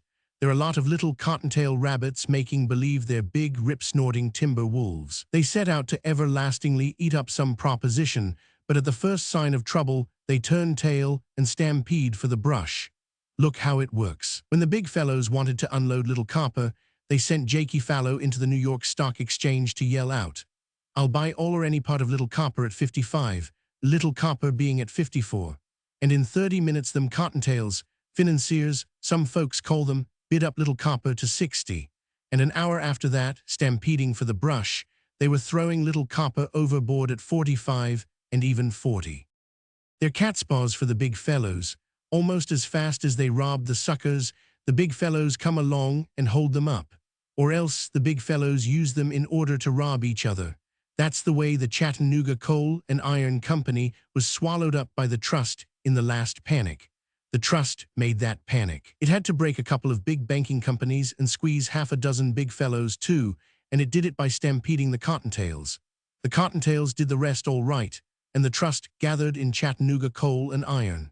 Why, any man with nerve and savvy can start them cottontails jumping for the brush. I don't exactly hate them myself, but I haven't any regard for chicken-hearted four-flushers. Chapter 17. For months, Daylight was buried in work. The outlay was terrific, and there was nothing coming in. Beyond a general rise in land values, Oakland had not acknowledged his eruption on the financial scene. The city was waiting for him to show what he was going to do, and he lost no time about it. The best skilled brains on the market were hired by him for the different branches of the work. Initial mistakes he had no patience with, and he was determined to start right, as when he engaged Wilkinson, almost doubling his big salary, and brought him out from Chicago to take charge of the street railway organization. Night and day, the road gangs toiled on the streets, and night and day, the pile drivers hammered the big piles down into the mud of San Francisco Bay. The pier was to be 3 miles long, and the Berkeley Hills were denuded of whole groves of mature eucalyptus for the piling. At the same time that his electric roads were building out through the hills, the hayfields were being surveyed and broken up into city squares, with here and there, according to best modern methods, winding boulevards and strips of park. Broad streets, well graded, were made, with sewers and water pipes ready laid and macadamized from his own quarries. Cement sidewalks were also laid, so that all the purchaser had to do was to select his lot and architect and start building. The quick service of Daylight's new electric roads into Oakland made this big district immediately accessible, and long before the ferry system was in operation, hundreds of residences were going up. The profit on this land was enormous. In a day, his onslaught of wealth had turned open farming country into one of the best residential districts of the city. But this money that flowed in upon him was immediately poured back into his other investments. The need for electric cars was so great that he installed his own shops for building them. And even on the rising land market, he continued to buy choice factory sites and building properties. On the advice of Wilkinson, practically every electric road already in operation was rebuilt. The light, old-fashioned rails were torn out and replaced by the heaviest that were manufactured. Corner lots, on the sharp turns of narrow streets, were bought and ruthlessly presented to the city in order to make wide curves for his tracks and high speed for his cars. Then, too, there were the mainline feeders for his ferry system, tapping every portion of Oakland, Alameda, and Berkeley, and running fast expresses to the pier end. The same large-scale methods were employed in the water system. Service of the best was needed if his huge land investment was to succeed. Oakland had to be made into a worthwhile city, and that was what he intended to do. In addition to his big hotels, he built amusement parks for the common people, and art galleries and clubhouse country inns for the more finicky classes. Even before there was any increase in population, a marked increase in street railway traffic took place. There was nothing fanciful about his schemes. They were sound investments. "What Oakland wants is a first-class theater," he said, and after vainly trying to interest local capital, he started the building of the theater himself, for he alone had vision for the 200,000 new people that were coming to the town. But no matter what pressure was on Daylight, his Sundays he reserved for his riding in the hills. It was not the winter weather, however, that brought these rides with Deed to an end.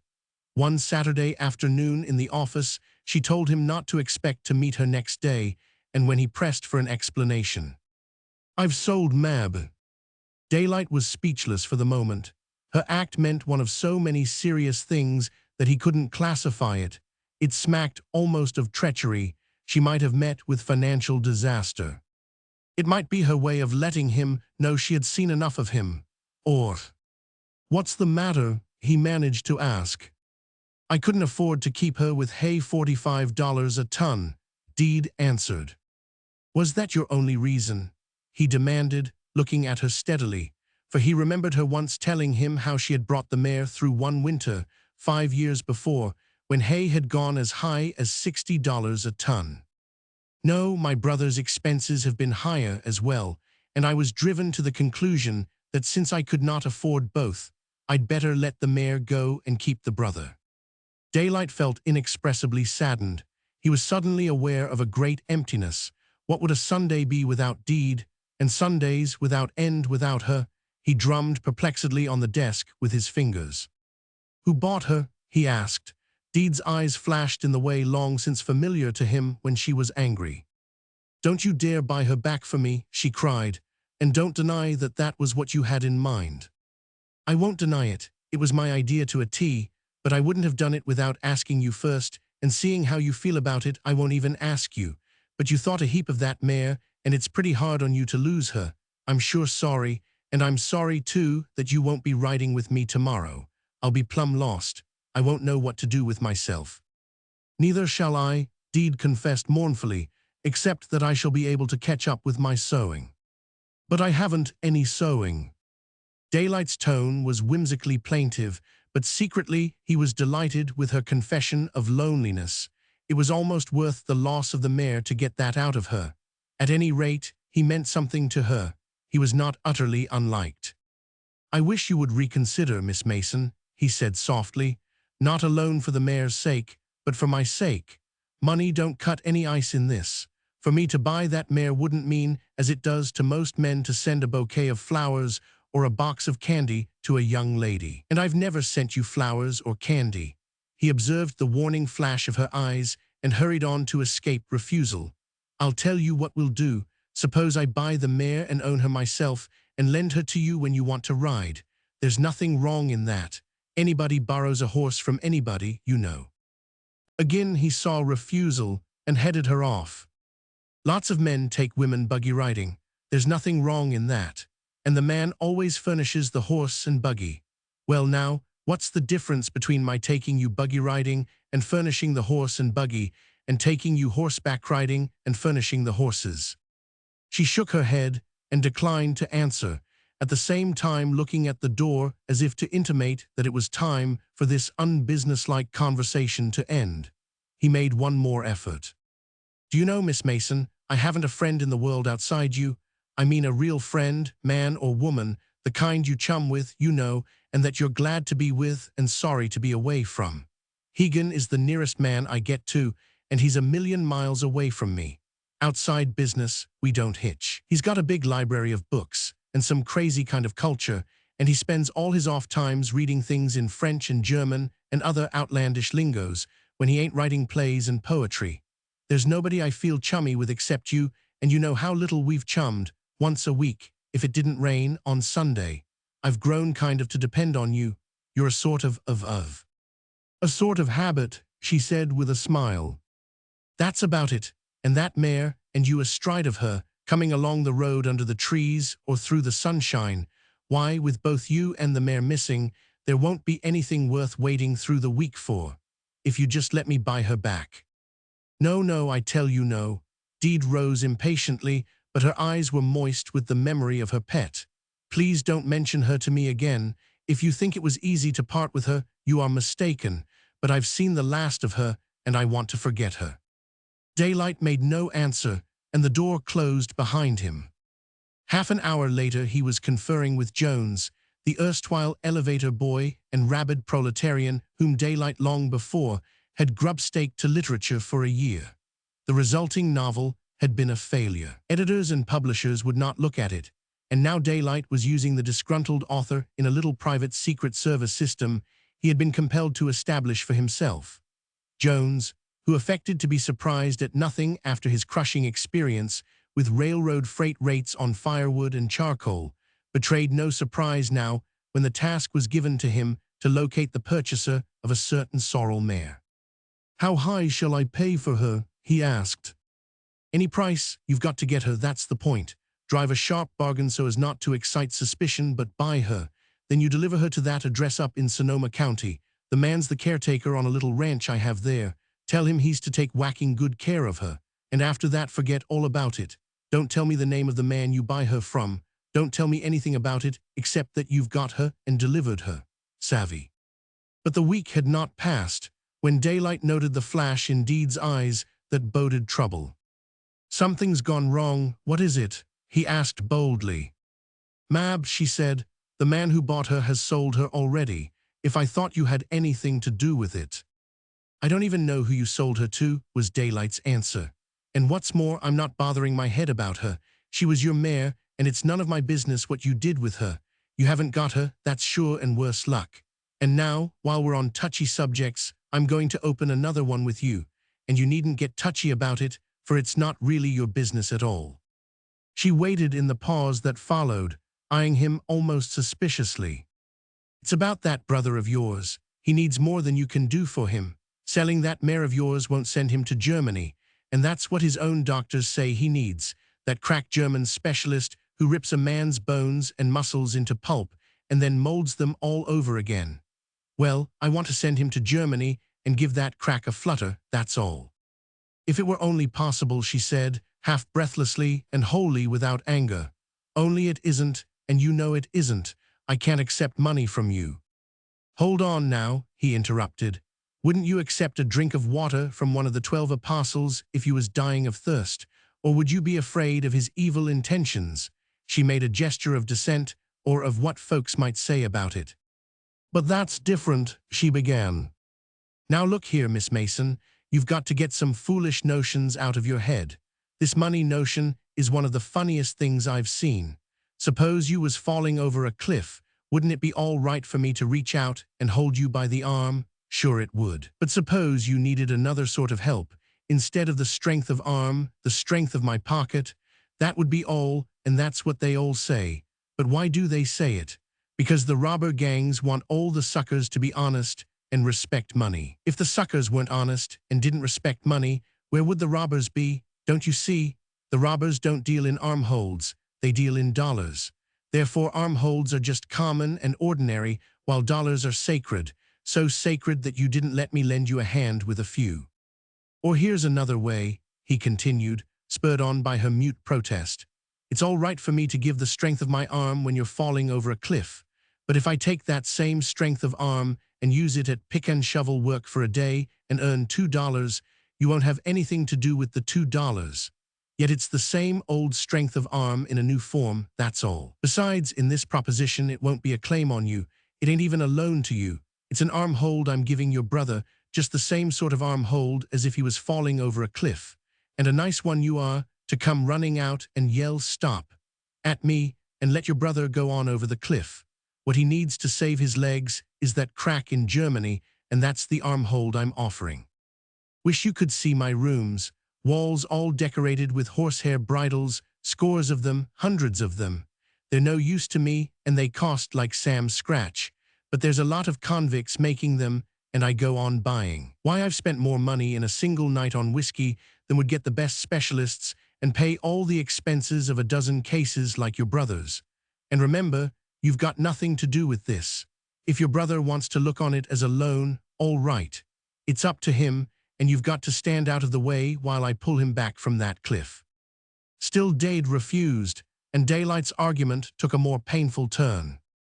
"I can only guess that you're standing in your brother's way on account of some mistaken idea in your head that this is my idea of courting. Well, it ain't. You might as well think I'm courting all those convicts I buy bridles from. I haven't asked you to marry me, and if I do, I won't come trying to buy you into consenting. And there won't be anything underhand when I come asking." Deed's face was flushed and angry. "If you knew how ridiculous you are, you'd stop," she blurted out. "You can make me more uncomfortable than any man I ever knew. Every little while, you give me to understand that you haven't asked me to marry you yet. I'm not waiting to be asked, and I warned you from the first that you had no chance. And yet you hold it over my head that sometime, someday, you're going to ask me to marry you. Go ahead and ask me now, and get your answer and get it over and done with." He looked at her in honest and pondering admiration. "I want you so bad, Miss Mason, that I don't dast to ask you now," he said, with such whimsicality and earnestness as to make her throw her head back in a frank, boyish laugh. "Besides, as I told you, I'm green at it. I never went a courting before, and I don't want to make any mistakes." "But you're making them all the time," she cried impulsively. "No man ever courted a woman by holding a threatened proposal over her head like a club." "I won't do it any more," he said humbly. "And anyway, we're off the argument. My straight talk a minute ago still holds. You're standing in your brother's way. No matter what notions you've got in your head, you've got to get out of the way and give him a chance.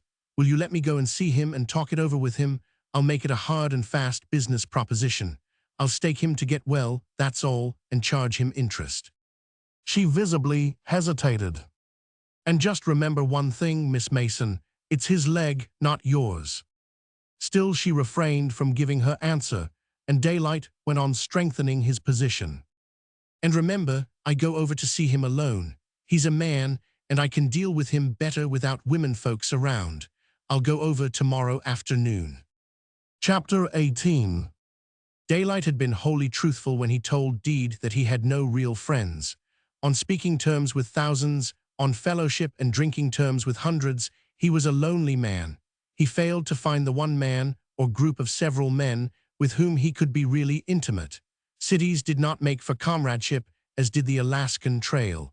Besides, the types of men were different. Scornful and contemptuous of businessmen on the one hand, on the other, his relations with the San Francisco bosses had been more an alliance of expediency than anything else. He had felt more of kinship for the franker brutality of the bosses and their captains, but they had failed to claim any deep respect. They were too prone to crookedness. Bonds were better than men's word in this modern world, and one had to look carefully to the bonds. In the old Yukon days, it had been different. Bonds didn't go. A man said he had so much, and even in a poker game his appeasement was accepted. Larry Hegan, who rose ably to the largest demands of Daylight's operations, and who had few illusions and less hypocrisy, might have proved a chum had it not been for his temperamental twist. Strange genius that he was, a Napoleon of the law, with a power of visioning that far exceeded Daylight's, he had nothing in common with Daylight outside the office.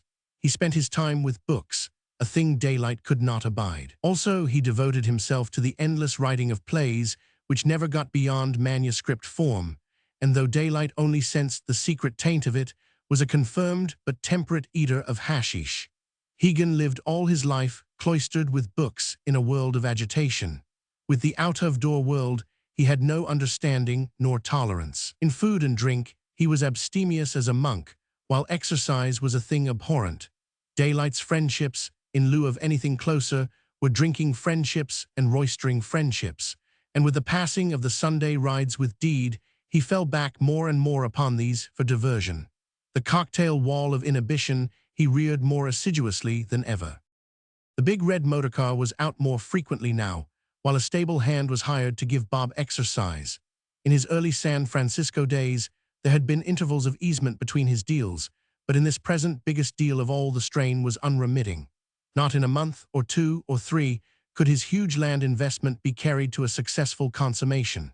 And so complete and wide-reaching was it that complications and knotty situations constantly arose. Every day brought its problems, and when he had solved them in his masterful way, he left the office in his big car, almost sighing with relief at anticipation of the approaching double martini.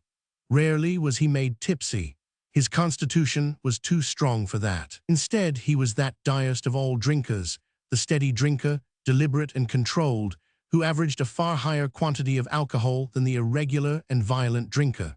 For 6 weeks hard running, he had seen nothing of Deed except in the office, and there he resolutely refrained from making approaches. But by the 7th Sunday his hunger for her overmastered him. It was a stormy day. A heavy southeast gale was blowing, and squall after squall of rain and wind swept over the city. He could not take his mind off of her, and a persistent picture came to him of her sitting by a window and sewing feminine fripperies of some sort. When the time came for his first pre-luncheon cocktail to be served to him in his rooms, he did not take it. Filled with a daring determination, he glanced at his notebook for Deed's telephone number and called for the switch. At first it was her landlady's daughter who was raised, but in a minute he heard the voice he had been hungry to hear. "I just wanted to tell you that I'm coming out to see you," he said. "I didn't want to break in on you without warning, that was all." "Has something happened?" came her voice. "I'll tell you when I get there," he evaded. He left the red car 2 blocks away and arrived on foot at the pretty 3-storied shingled Berkeley house.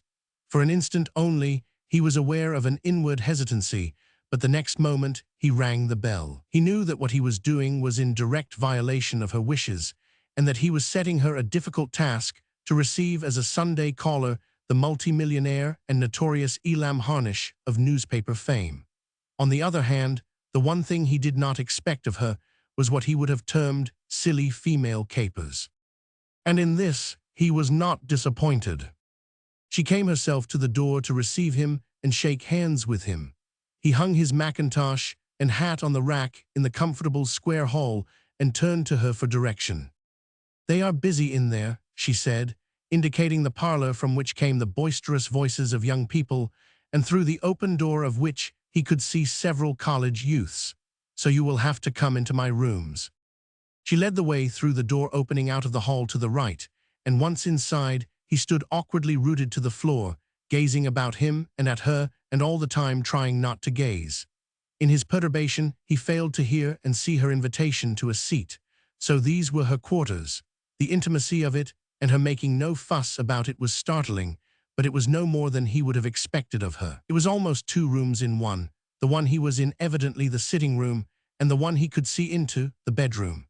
Beyond an oaken dressing table, with an orderly litter of combs and brushes and dainty feminine knickknacks, there was no sign of its being used as a bedroom. The broad couch, with a cover of old rose and banked high with cushions, he decided must be the bed, but it was farthest from any experience of a civilized bed he had ever had. Not that he saw much of detail in that awkward moment of standing. His general impression was one of warmth and comfort and beauty. There were no carpets, and on the hardwood floor he caught a glimpse of several wolf and coyote skins. What captured and perceptibly held his eye for a moment was a crouched Venus that stood on a Steinway upright against a background of mountain lion skin on the wall. But it was Deed herself that smote most sharply upon sense and perception. He had always cherished the idea that she was very much a woman. The lines of her figure, her hair, her eyes, her voice, and bird-like laughing ways had all contributed to this. But here, in her own rooms, clad in some flowing, clinging gown, the emphasis of sex was startling. He had been accustomed to her only in trim tailor suits and shirtwaists, or in riding costume of velvet corduroy, and he was not prepared for this new revelation. She seemed so much softer, so much more pliant and tender and lissom. She was a part of this atmosphere of quietude and beauty. She fitted into it just as she had fitted in with the sober office furnishings. "Won't you sit down?" she repeated. He felt like an animal long denied food. His hunger for her welled up in him, and he proceeded to wolf the dainty morsel before him. Here was no patience, no diplomacy. The straightest, direct way was none too quick for him, and had he known it, the least unsuccessful way he could have chosen. "Look here," he said, in a voice that shook with passion, "there's one thing I won't do, and that's propose to you in the office. That's why I'm here. Deed Mason, I want you. I just want you." While he spoke, he advanced upon her, his black eyes burning with bright fire, his aroused blood swarthy in his cheek. So precipitate was he that she had barely time to cry out her involuntary alarm and to step back, at the same time catching one of his hands as he attempted to gather her into his arms. In contrast to him, the blood had suddenly left her cheeks. The hand that had warded his hand off and that still held it was trembling. She relaxed her fingers, and his arm dropped to his side. She wanted to say something, do something, to pass on from the awkwardness of the situation, but no intelligent thought nor action came into her mind. She was aware only of a desire to laugh. This impulse was partly hysterical and partly spontaneous humor, the latter growing from instant to instant. Amazing as the affair was, the ridiculous side of it was not veiled to her. She felt like one who had suffered the terror of the onslaught of a murderous footpad only to find out that it was an innocent pedestrian asking the time. Daylight was the quicker to achieve action. "Oh, I know I'm a sure enough fool," he said. I guess I'll sit down. Don't be scared, Miss Mason. I'm not real dangerous." "I'm not afraid," she answered, with a smile, slipping down herself into a chair, beside which, on the floor, stood a sewing basket from which, Daylight noted, some white fluffy thing of lace and muslin overflowed. Again she smiled, "Though I confess you did startle me for the moment." "It's funny," Daylight sighed, almost with regret. "Here I am, strong enough to bend you around and tie knots in you. Here I am, used to having my will with man and beast and anything. And here I am sitting in this chair, as weak and helpless as a little lamb. You sure take the starch out of me." Deed vainly cudgeled her brains in quest of a reply to these remarks. Instead, her thought dwelt insistently upon the significance of his stepping aside in the middle of a violent proposal in order to make irrelevant remarks. What struck her was the man's certitude. So little did he doubt that he would have her, that he could afford to pause and generalize upon love and the effects of love. She noted his hand, unconsciously slipping in the familiar way into the side coat pocket, where she knew he carried his tobacco and brown papers. "You may smoke if you want to," she said. He withdrew his hand with a jerk, as if something in the pocket had stung him. "No, I wasn't thinking of smoking. I was thinking of you. What's a man to do when he wants a woman but ask her to marry him? That's all that I'm doing. I can't do it in style, I know that. But I can use straight English and that's good enough for me. I sure want you mighty bad, Miss Mason. You're in my mind most all the time now. And what I want to know is, well, do you want me? That's all." I wish you hadn't asked," she said softly. "Maybe it's best you should know a few things before you give me an answer," he went on, ignoring the fact that the answer had already been given. "I never went after a woman before in my life, all reports to the contrary notwithstanding. The stuff you read about me in the papers and books, about me being a lady killer, is all wrong. There's not an iota of truth in it. I guess I've done more than my share of card playing and whiskey drinking, but women I've let alone. There was a woman that killed herself, but I didn't know she wanted me that bad, or else I'd have married her, not for love, but to keep her from killing herself. She was the best of the boiling, but I never gave her any encouragement. I'm telling you all this because you've read about it, and I want you to get it straight from me." "Lady killer," he snorted. "Why, Miss Mason, I don't mind telling you that I've sure been scared of women all my life. You're the first one I've not been afraid of. That's the strange thing about it. I just plumb worship you, and yet I'm not afraid of you. Maybe it's because you're different from the women I know. You've never chased me.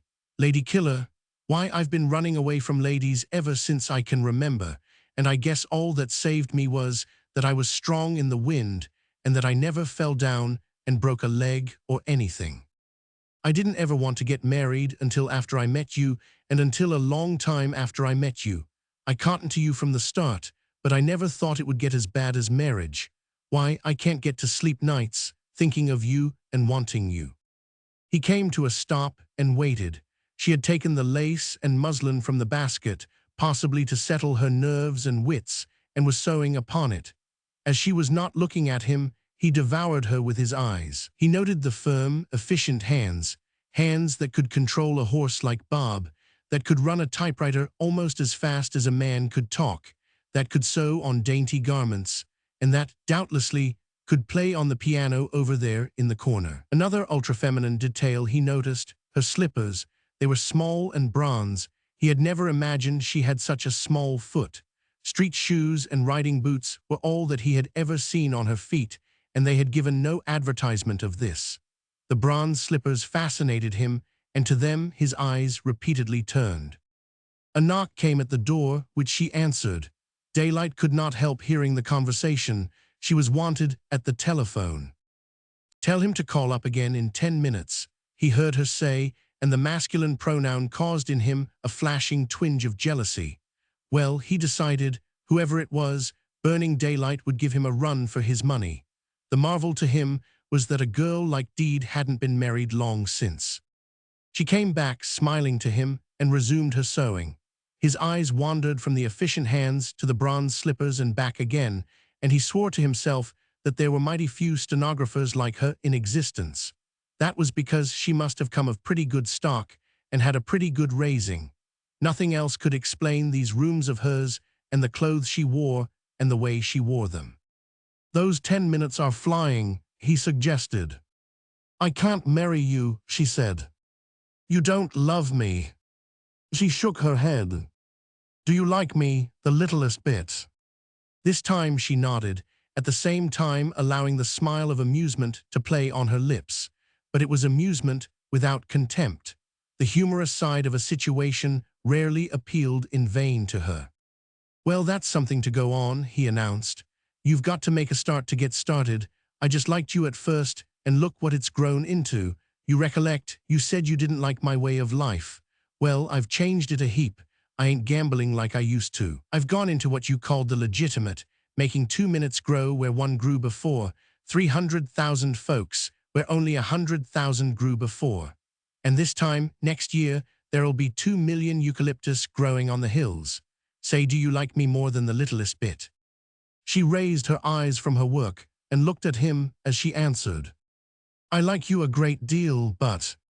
He waited a moment for her to complete the sentence, failing which, he went on himself. I haven't an exaggerated opinion of myself, so I know I ain't bragging when I say I'll make a pretty good husband. You'd find I was no hand at nagging and fault-finding. I can guess what it must be for a woman like you to be independent. Well, you'd be independent as my wife. No strings on you. You could follow your own sweet will, and nothing would be too good for you. I'd give you everything your heart desired.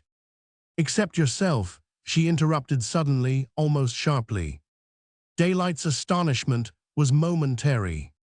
I don't know about that. I'd be straight and square and live true. I don't hanker after divided affections. I don't mean that, she said. Instead of giving yourself to your wife, you would give yourself to the 300,000 people of Oakland, to your street railways and ferry routes, to the 2 million trees on the hills, to everything business, and to all that means. I'd see that I didn't, he declared stoutly. I'd be yours to command. You think so, but it would turn out differently. She suddenly became nervous. We must stop this talk. It is too much like attempting to drive a bargain. How much will you give? I'll give so much. I want more and all that. I like you, but not enough to marry you, and I'll never like you enough to marry you. How do you know that? He demanded. Because I like you less and less. Daylight sat dumbfounded. The hurt showed itself plainly in his face. Oh, you don't understand, she cried wildly, beginning to lose self-control. It's not that way I mean. I do like you. The more I've known you, the more I've liked you. And at the same time, the more I've known you, the less would I care to marry you. This enigmatic utterance completed Daylight's perplexity.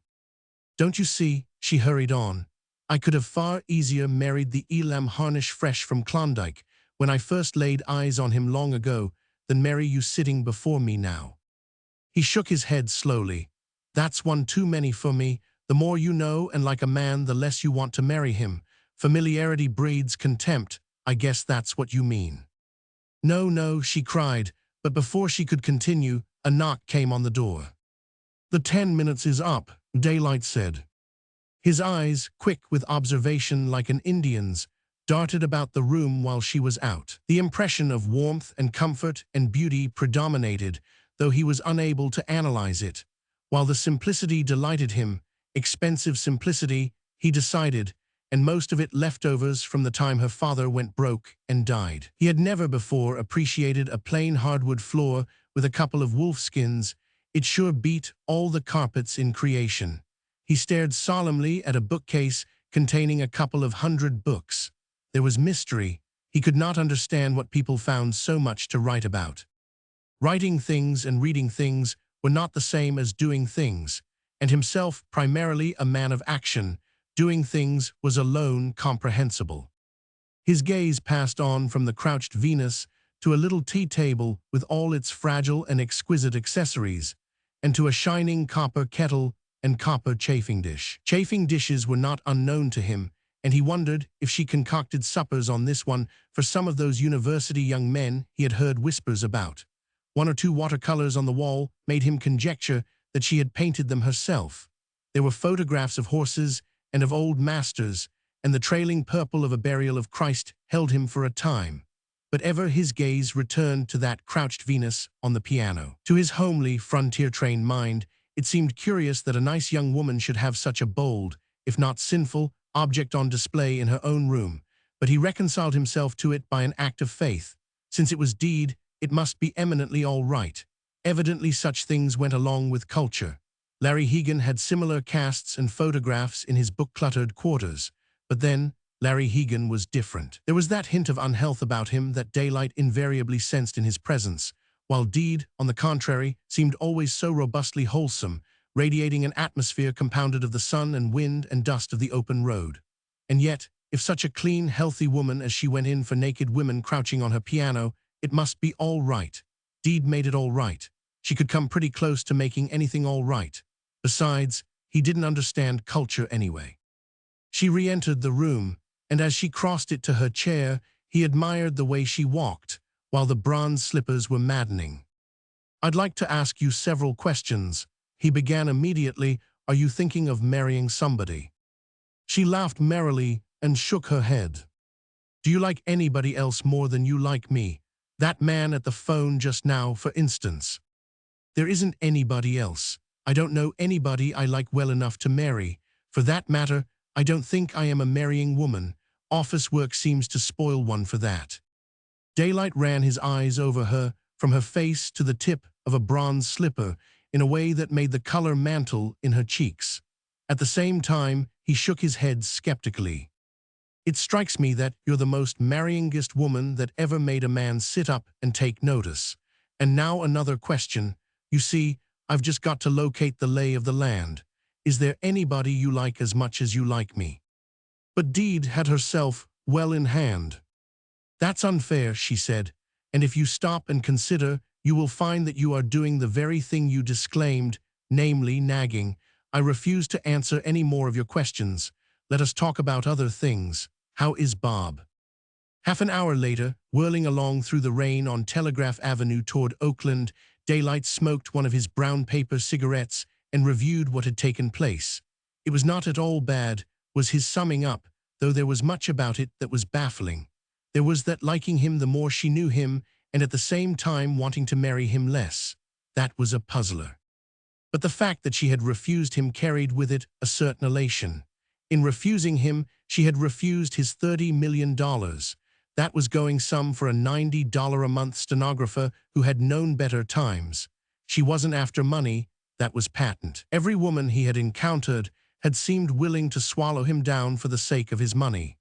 Why, he had doubled his fortune, made 15 millions, since the day she first came to work for him, and behold, any willingness to marry him she might have possessed had diminished as his money had increased. "Gosh," he muttered, "if I clean up 100 million on this land deal, she won't even be on speaking terms with me." But he could not smile the thing away. It remained to baffle him, that enigmatic statement of hers that she could more easily have married the Elam Harnish fresh from the Klondike than the present Elam Harnish. Well, he concluded, the thing to do was for him to become more like that old-time Daylight who had come down out of the north to try his luck at the bigger game. But that was impossible. He could not set back the flight of time. Wishing wouldn't do it, and there was no other way. He might as well wish himself a boy again. Another satisfaction he cuddled to himself from their interview. He had heard of stenographers before who refused their employers and who invariably quit their positions immediately afterward. But Deed had not even hinted at such a thing. No matter how baffling she was, there was no nonsensical silliness about her. She was level-headed. But also, he had been level-headed and was partly responsible for this. He hadn't taken advantage of her in the office. True, he had twice overstepped the bounds, but he had not followed it up and made a practice of it. She knew she could trust him. But in spite of all this, he was confident that most young women would have been silly enough to resign a position with a man they had turned down. And besides, after he had put it to her in the right light, she had not been silly over his sending her brother to Germany. "Gee," he concluded, as the car drew up before his hotel, "if I'd only known it as I do now, I'd have popped the question the first day she came to work. According to her say-so, that would have been the proper moment. She likes me more and more, and the more she likes me the less she'd care to marry me. Now what do you think of that? She sure must be fooling." Chapter 19. Once again, on a rainy Sunday, weeks afterward, Daylight proposed to Deed. As on the first time, he restrained himself until his hunger for her overwhelmed him and swept him away in his red automobile to Berkeley. He left the machine several blocks away and proceeded to the house on foot. But Deed was out, the landlady's daughter told him, and added on second thought that she was out walking in the hills. Furthermore, the young lady directed him where Deed's walk was most likely to extend. Daylight obeyed the girl's instructions, and soon the street he followed passed the last house and itself ceased where began the first steep slopes of the open hills. The air was damp with the oncoming of rain, for the storm had not yet burst, though the rising wind proclaimed its imminence.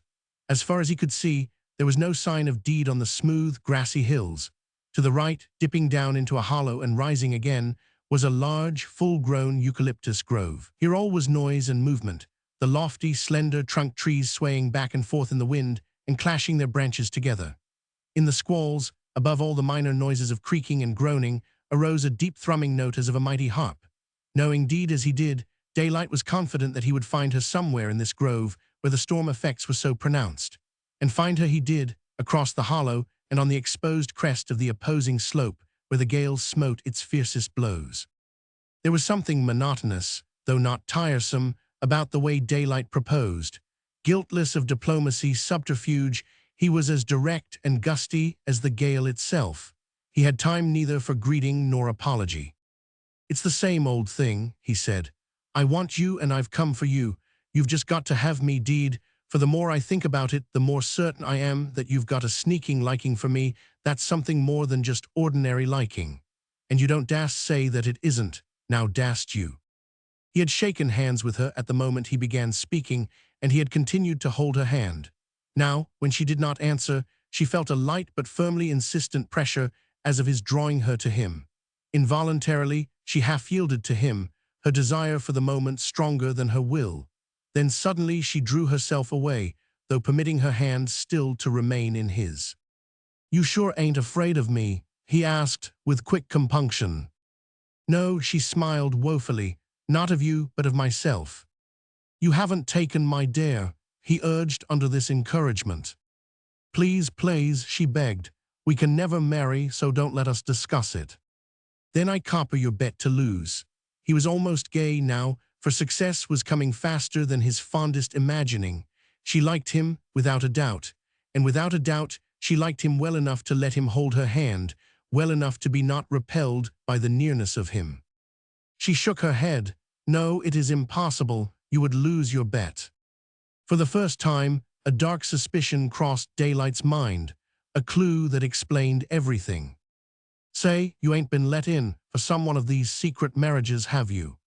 The consternation in his voice and on his face was too much for her, and her laugh rang out, merry and spontaneous as a burst of joy from the throat of a bird. Daylight knew his answer, and vexed with himself decided that action was more efficient than speech. So he stepped between her and the wind and drew her so that she stood close in the shelter of him.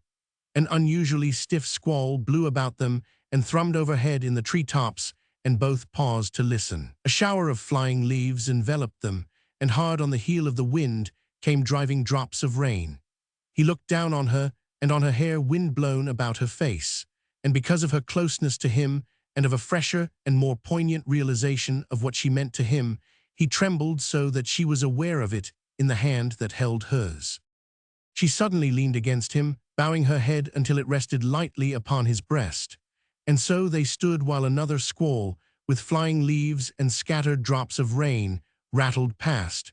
With equal suddenness, she lifted her head and looked at him. "Do you know," she said, "I prayed last night about you. I prayed that you would fail, that you would lose everything, everything." Daylight stared his amazement at this cryptic utterance. "That sure beats me. I always said I got out of my depth with women, and you've got me out of my depth now. Why you want me to lose everything, seeing as you like me." "I never said so." "You didn't dast say you didn't. So, as I was saying, liking me, why you'd want me to go broke is clean beyond my simple understanding. It's right in line with that other puzzler of yours, the more you like me the less you want to marry me one. Well, you've just got to explain, that's all." His arms went around her and held her closely, and this time she did not resist. Her head was bowed, and he had not seen her face, yet he had a premonition that she was crying. He had learned the virtue of silence, and he waited her will in the matter.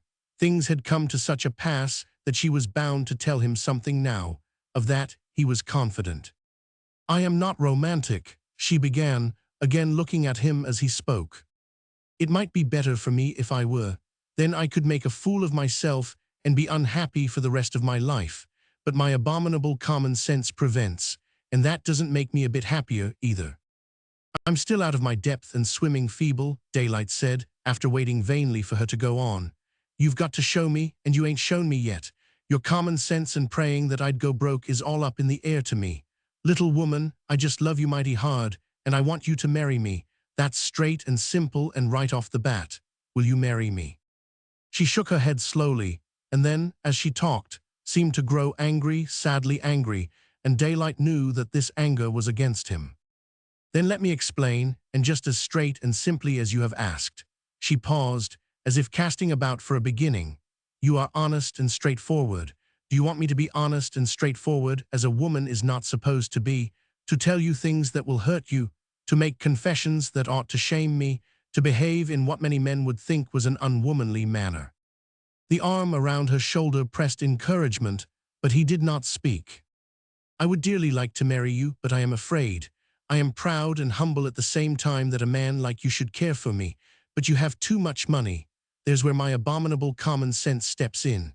Even if we did marry, you could never be my man, my lover, and my husband. You would be your money's man. I know I am a foolish woman, but I want my man for myself. You would not be free for me. Your money possesses you, taking your time, your thoughts, your energy, everything, bidding you go here and go there, do this and do that. Don't you see? Perhaps it's pure silliness, but I feel that I can love much, give all, and in return, though I don't want all, I want much, and I want much more than your money would permit you to give me. Your money destroys you, it makes you less and less nice. I'm not ashamed to say that I love you because I shall never marry you, and I loved you much when I did not know you at all, when you first came down from Alaska and I first went into the office. You were my hero. You were the burning daylight of the gold diggings, the daring traveler and miner, and you looked it. I don't see how any woman could have looked at you without loving you then, but you don't look it now. Please, please forgive me for hurting you. You wanted straight talk, and I am giving it to you. All these last years you have been living unnaturally. You, a man of the open, have been cooping yourself up in the cities with all that means. You are not the same man at all, and your money is destroying you. You are becoming something different, something not so healthy, not so clean, not so nice. Your money and your way of life are doing it. You know it. You haven't the same body now that you had then. You are putting on flesh, and it is not healthy flesh. You are kind and genial with me, I know, but you are not kind and genial to all the world as you were then. You have become harsh and cruel, and I know. Remember, I have studied you 6 days a week, month after month, year after year, and I know more about the most insignificant parts of you than you know of all of me. The cruelty is not only in your heart and thoughts, but it is there in face. It has put its lines there. I have watched them come and grow. Your money and the life it compels you to lead have done all this. You are being brutalized and degraded, and this process can only go on and on until you are hopelessly destroyed. He attempted to interrupt, but she stopped him, herself breathless and her voice trembling. No, let me finish utterly. I have done nothing but think all these months, ever since you came riding with me, and now that I have begun to speak, I am going to speak all that I have in me. I do love you, but I cannot marry you and destroy love. You are growing into a thing that I must in the end despise. You can't help it. More than you can possibly love me, do you love this business game? This business, and it's all perfectly useless, so far as you are concerned, claims all of you. I sometimes think it would be easier to share you equitably with another woman than to share you with this business. I might have half of you at any rate. But this business would claim, not half of you, but 9/10 of you, or 99 hundredths. Remember, the meaning of marriage to me is not to get a man's money to spend. I want the man. You say you want me. And suppose I consented, but gave you only 1/100th part of me. Suppose there was something else in my life that took the other 99 parts, and furthermore, that ruined my figure, that put pouches under my eyes and crow's feet in the corners, that made me unbeautiful to look upon, and that made my spirit unbeautiful. Would you be satisfied with that 1/100th part of me? Yet that is all you are offering me of yourself. Do you wonder that I won't marry you? That I can't. Daylight waited to see if she were quite done, and she went on again. It isn't that I am selfish. After all, love is giving, not receiving, but I see so clearly that all my giving could not do you any good. You are like a sick man. You don't play business like other men. You play at heart, and in all of you. No matter what you believed and intended, a wife would be only a brief diversion. There is that magnificent Bob eating his head off in the stable. You would buy me a beautiful mansion and leave me in it to yawn my head off, or cry my eyes out because of my helplessness and inability to save you. This disease of business would be corroding you and marring you all the time. You play it as you have played everything else, as in Alaska you played the life of the trail. Nobody could be permitted to travel as fast and as far as you, to work as hard or endure as much. You hold back nothing. You put all you've got into whatever you are doing. Limit is the sky, he grunted grim affirmation. But if you would only play the lover-husband that way. Her voice faltered and stopped, and a blush showed in her wet cheeks as her eyes fell before his. And now I won't say another word, she added. I've delivered a whole sermon. She rested now, frankly and fairly, in the shelter of his arms, and both were oblivious to the gale that rushed past them in quicker and stronger blasts. The big downpour of rain had not yet come, but the mist-like squalls were more frequent. Daylight was openly perplexed, and he was still perplexed when he began to speak. I'm stumped, I'm up a tree. I'm clean flabbergasted, Miss Mason, or Deed, because I love to call you that name. I'm free to confess there's a mighty big heap in what you say. As I understand it, your conclusion is that you'd marry me if I hadn't a cent, and if I wasn't getting fat. No, I'm not joking. I acknowledge the corn, and that's just my way of boiling the matter down and summing it up. If I hadn't a cent, and if I was living a healthy life with all the time in the world to love you and be your husband, instead of being awash to my back teeth in business and all the rest, why, you'd marry me. That's all as clear as print, and you're correcter than I ever guessed before. You've sure opened my eyes a few, but I'm stuck. What can I do? My business has sure roped, thrown, and branded me. I'm tied hand and foot, and I can't get up and meander over green pastures. I'm like the man that got the bear by the tail. I can't let go, and I want you, and I've got to let go to get you. I don't know what to do, but something's sure got to happen. I can't lose you, I just can't, and I'm not going to. Why, you're running business a close second right now. Business never kept me awake nights. You've left me no argument. I know I'm not the same man that came from Alaska. I couldn't hit the trail with the dogs as I did in them days. I'm soft in my muscles and my mind's gone hard. I used to respect men. I despise them now. You see, I spent all my life in the open, and I reckon I'm an open-air man. Why, I've got the prettiest little ranch you ever laid eyes on, up in Glen Ellen. That's where I got stuck for that brickyard. You recollect handling the correspondence. I only laid eyes on the ranch that one time, and I so fell in love with it that I bought it there and then. I just rode around the hills and was happy as a kid out of school. I'd be a better man living in the country. The city doesn't make me better. You're plumb right there, I know it. But suppose your prayer should be answered and I'd go clean broke and have to work for days' wages. She did not answer, though all the body of her seemed to urge consent. Suppose I had nothing left but that little ranch, and was satisfied to grow a few chickens and scratch a living somehow. Would you marry me then, Deed? Why, we'd be together all the time, she cried. But I'd have to be out plowing once in a while, he warned, or driving to town to get the grub. But there wouldn't be the office, at any rate, and no man to see, and men to see without end.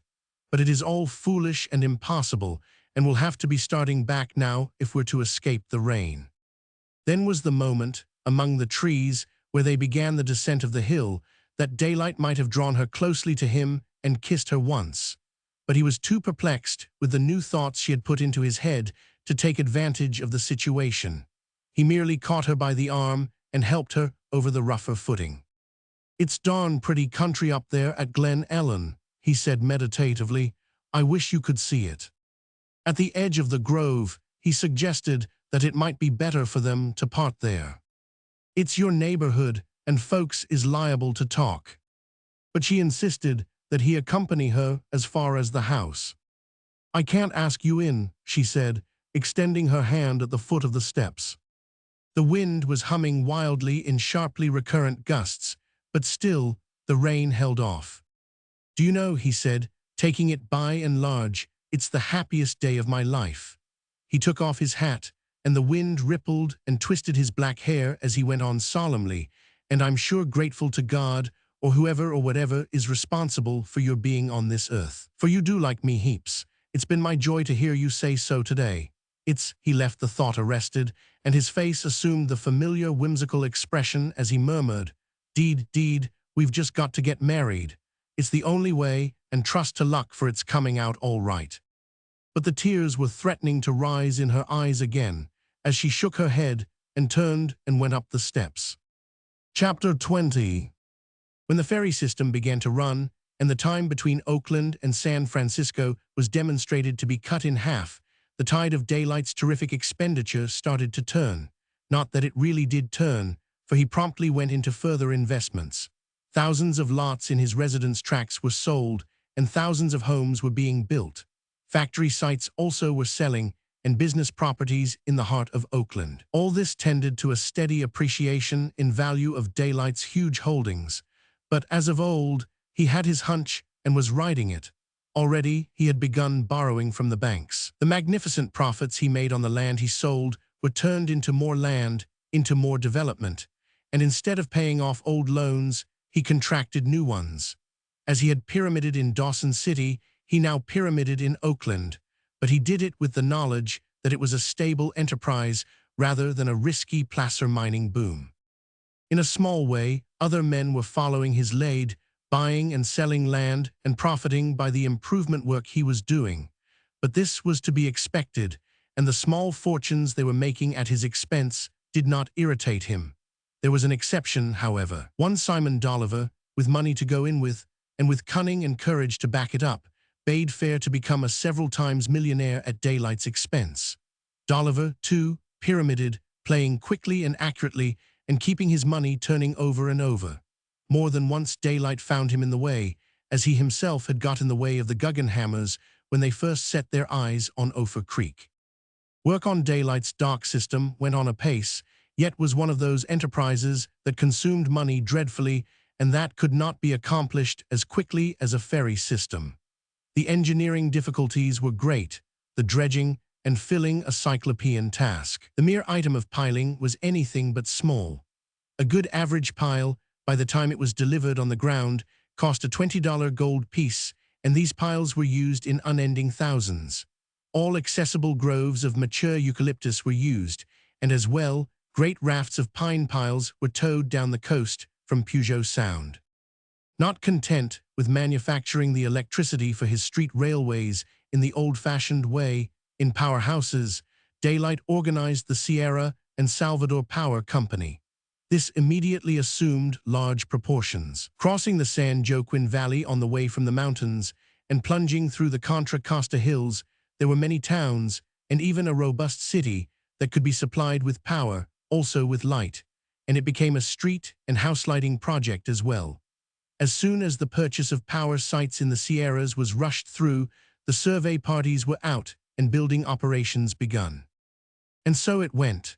There were 1,000 maws into which he poured unceasing streams of money, but it was all so sound and legitimate that Daylight, born gambler that he was, and with his clear, wide vision, could not play softly and safely. It was a big opportunity, and to him there was only one way to play it, and that was the big way. Nor did his one confidential advisor, Larry Hegan, aid him to caution. On the contrary, it was Daylight who was compelled to veto the wilder visions of that able hashish dreamer. Not only did Daylight borrow heavily from the banks and trust companies, but on several of his corporations, he was compelled to issue stock. He did this grudgingly, however, and retained most of his big enterprises of his own. Among the companies in which he reluctantly allowed the investing public to join were the Golden Gate Dock Company and Recreation Parks Company, the United Water Company, the Unchal Shipbuilding Company, and the Sierra and Salvador Power Company. Nevertheless, between himself and Hegan, he retained the controlling share in each of these enterprises. His affair with Deed Mason only seemed to languish. While delaying to grapple with the strange problem it presented, his desire for her continued to grow. In his gambling simile, his conclusion was that luck had dealt him the most remarkable card in the deck, and that for years he had overlooked it. Love was the card, and it beat them all. Love was the king card of trumps, the fifth ace, the joker in a game of tenderfoot poker. It was the card of cards, and play it he would, to the limit, when the opening came. He could not see that opening yet. The present game would have to play to some sort of a conclusion first. Yet he could not shake from his brain and vision the warm recollection of those bronze slippers, that clinging gown, and all the feminine softness and pliancy of Deed in her pretty Berkeley rooms. Once again, on a rainy Sunday, he telephoned that he was coming. And as has happened ever since man first looked upon woman and called her good, Again, he played the blind force of male compulsion against the woman's secret weakness to yield.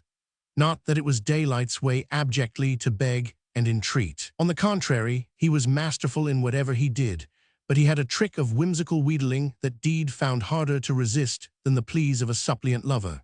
It was not a happy scene in its outcome, for Deed, in the throes of her own desire, desperate with weakness, and at the same time, with her better judgment, hating her weakness, cried out, "You urge me to try a chance, to marry you now and trust to luck for it to come out right.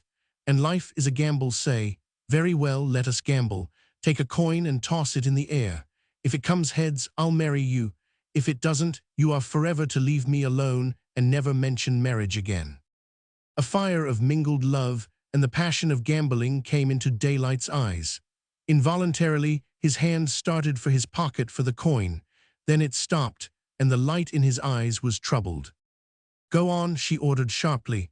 "Don't delay, or I may change my mind, and you will lose the chance." Little woman, his similes were humorous, but there was no humor in their meaning. His thought was as solemn as his voice. "Little woman, I'd gamble all the way from creation to the day of judgment. I'd gamble a golden harp against another man's halo. I'd toss for pennies on the front steps of the New Jerusalem or set up a pharaoh layout just outside the pearly gates. But I'll be everlastingly damned if I'll gamble on love. Love's too big to me to take a chance on. Love's got to be a sure thing, and between you and me, it is a sure thing. If the odds was 100 to 1 on my winning this flip, just the same, nary a flip." In the spring of the year, the Great Panic came on. The first warning was when the banks began calling in their unprotected loans. Daylight promptly paid the first several of his personal notes that were presented. Then he divined that these demands but indicated the way the wind was going to blow, and that one of those terrific financial storms he had heard about was soon to sweep over the United States. How terrific this particular storm was to be he did not anticipate. Nevertheless, he took every precaution in his power and had no anxiety about his weathering it out. Money grew tighter. Beginning with the crash of several of the greatest Eastern banking houses, the tightness spread until every bank in the country was calling in its credits. Daylight was caught, and caught because of the fact that for the first time he had been playing the legitimate business game. In the old days, such a panic, with the accompanying extreme shrinkage of values, would have been a golden harvest time for him. As it was, he watched the gamblers, who had ridden the wave of prosperity and made preparation for the slump, getting out from under and safely scurrying to cover or proceeding to reap a double harvest. Nothing remained for him but to stand fast and hold up. He saw the situation clearly. When the banks demanded that he pay his loans, he knew that the banks were in sore need of the money, but he was in sorer need, and he knew that the banks did not want his collateral which they held. It would do them no good. In such a tumbling of values was no time to sell. His collateral was good, all of it eminently sound and worthwhile, yet it was worthless at such a moment when the one unceasing cry was money, money, money. Finding him obdurate, the banks demanded more collateral, and as the money pinch tightened they asked for 2 and even 3 times as much as had been originally accepted. Sometimes Daylight yielded to these demands, but more often not, and always battling fiercely. He fought as with clay behind a crumbling wall. All portions of the wall were menaced, and he went around constantly strengthening the weakest parts with clay. This clay was money and was applied, a sop here and a sop there, as fast as it was needed, but only when it was directly needed. The strength of his position lay in the Yerba Buena Ferry Company, the Consolidated Street Railways, and the United Water Company. Though people were no longer buying residence lots and factory and business sites, they were compelled to ride on his cars and ferry boats and to consume his water. When all the financial world was clamoring for money and perishing through lack of it, the first of each month, many thousands of dollars poured into his coffers from the water rates, and each day $10,000 in dime and nickels came in from his street railways and ferries. Cash was what was wanted, and had he had the use of all this steady river of cash, all would have been well with him. As it was, he had to fight continually for a portion of it. Improvement work ceased, and only absolutely essential repairs were made. His fiercest fight was with the operating expenses and this was a fight that never ended. There was never any let-up in his turning the thumbscrews of extended credit and economy. From the big wholesale suppliers down through the salary list to office stationery and postage stamps, he kept the thumbscrews turning. When his superintendents and heads of departments performed prodigies of cutting down, he patted them on the back and demanded more. When they threw down their hands in despair, he showed them how more could be accomplished. "You are getting $8,000 a year," he told Matthewson. "It's better pay than you ever got in your life before. Your fortune is in the same sack with mine. You've got to stand for some of the strain and risk. You've got personal credit in this town. Use it, stand off butcher and baker and all the rest. Savvy? You're drawing down something like $660 a month. I want that cash. From now on, stand everybody off and draw down $100. I'll pay you interest on the rest till this blows over." 2 weeks later, with the payroll before them, it was. "Matthewson, who's this bookkeeper, Rogers? Your nephew? I thought so. He's pulling down $85 a month. After this, let him draw $35. The $40 can ride with me at interest." "Impossible," Matthewson cried. "He can't make ends meet on his salary as it is, and he has a wife and 2 kids." Daylight was upon him with a mighty oath. "Can't impossible? What in hell do you think I'm running? A home for feeble-minded, feeding and dressing and wiping the little noses of a lot of idiots that can't take care of themselves. Not on your life. I'm hustling, and now's the time that everybody that works for me has got to hustle. I want no fair-weather birds holding down my office, chairs, or anything else. This is nasty weather, damn nasty weather, and they've got to buck into it just like me. There are 10,000 men out of work in Oakland right now, and 60,000 more in San Francisco. Your nephew and everybody else on your payroll can do as I say right now or quit. Savvy? If any of them get stuck, you go around yourself and guarantee their credit with the butchers and grocers, and you trim down that payroll accordingly. I've been carrying a few thousand folks that'll have to carry themselves for a while now, that's all." "You say this filter's got to be replaced," he told his chief of the waterworks. "We'll see about it. Let the people of Oakland drink mud for a change. It'll teach them to appreciate good water. Stop work at once. Get those men off the payroll. Cancel all orders for material. The contractors will sue. Let 'em sue and be damned. We'll be busted high on a kite or on easy street before they can get judgment." And to Wilkinson, "Take off that owl boat. Let the public roar and come home early to its wife. And there's that last car that connects with the 12:45 boat at 22nd and Hastings. Cut it out. I can't run it for 2 or 3 passengers. Let them take an earlier boat home or walk. This is no time for philanthropy, and you might as well take off a few more cars in the rush hours. Let the strap hangers pay. It's the strap hangers that'll keep us from going under." And to another chief, who broke down under the excessive strain of retrenchment. "You say I can't do that and can't do this. I'll just show you a few of the latest patterns in the can-and-can't line. You'll be compelled to resign. All right, if you think so. I never saw the man yet that I was hard up for. And when any man thinks I can't get along without him, I just show him the latest pattern in that line of goods and give him his walking papers." And so he fought and drove and bullied and even wheedled his way along. It was fight, fight, fight, and no let-up, from the first thing in the morning till nightfall. His private office saw throngs every day. All men came to see him or were ordered to come. Now it was an optimistic opinion on the panic, a funny story, a serious business talk, or a straight take-it-or-leave-it blow from the shoulder. And there was nobody to relieve him. It was a case of drive, drive, drive, and he alone could do the driving. And this went on day after day, while the whole business world rocked around him and house after house crashed to the ground.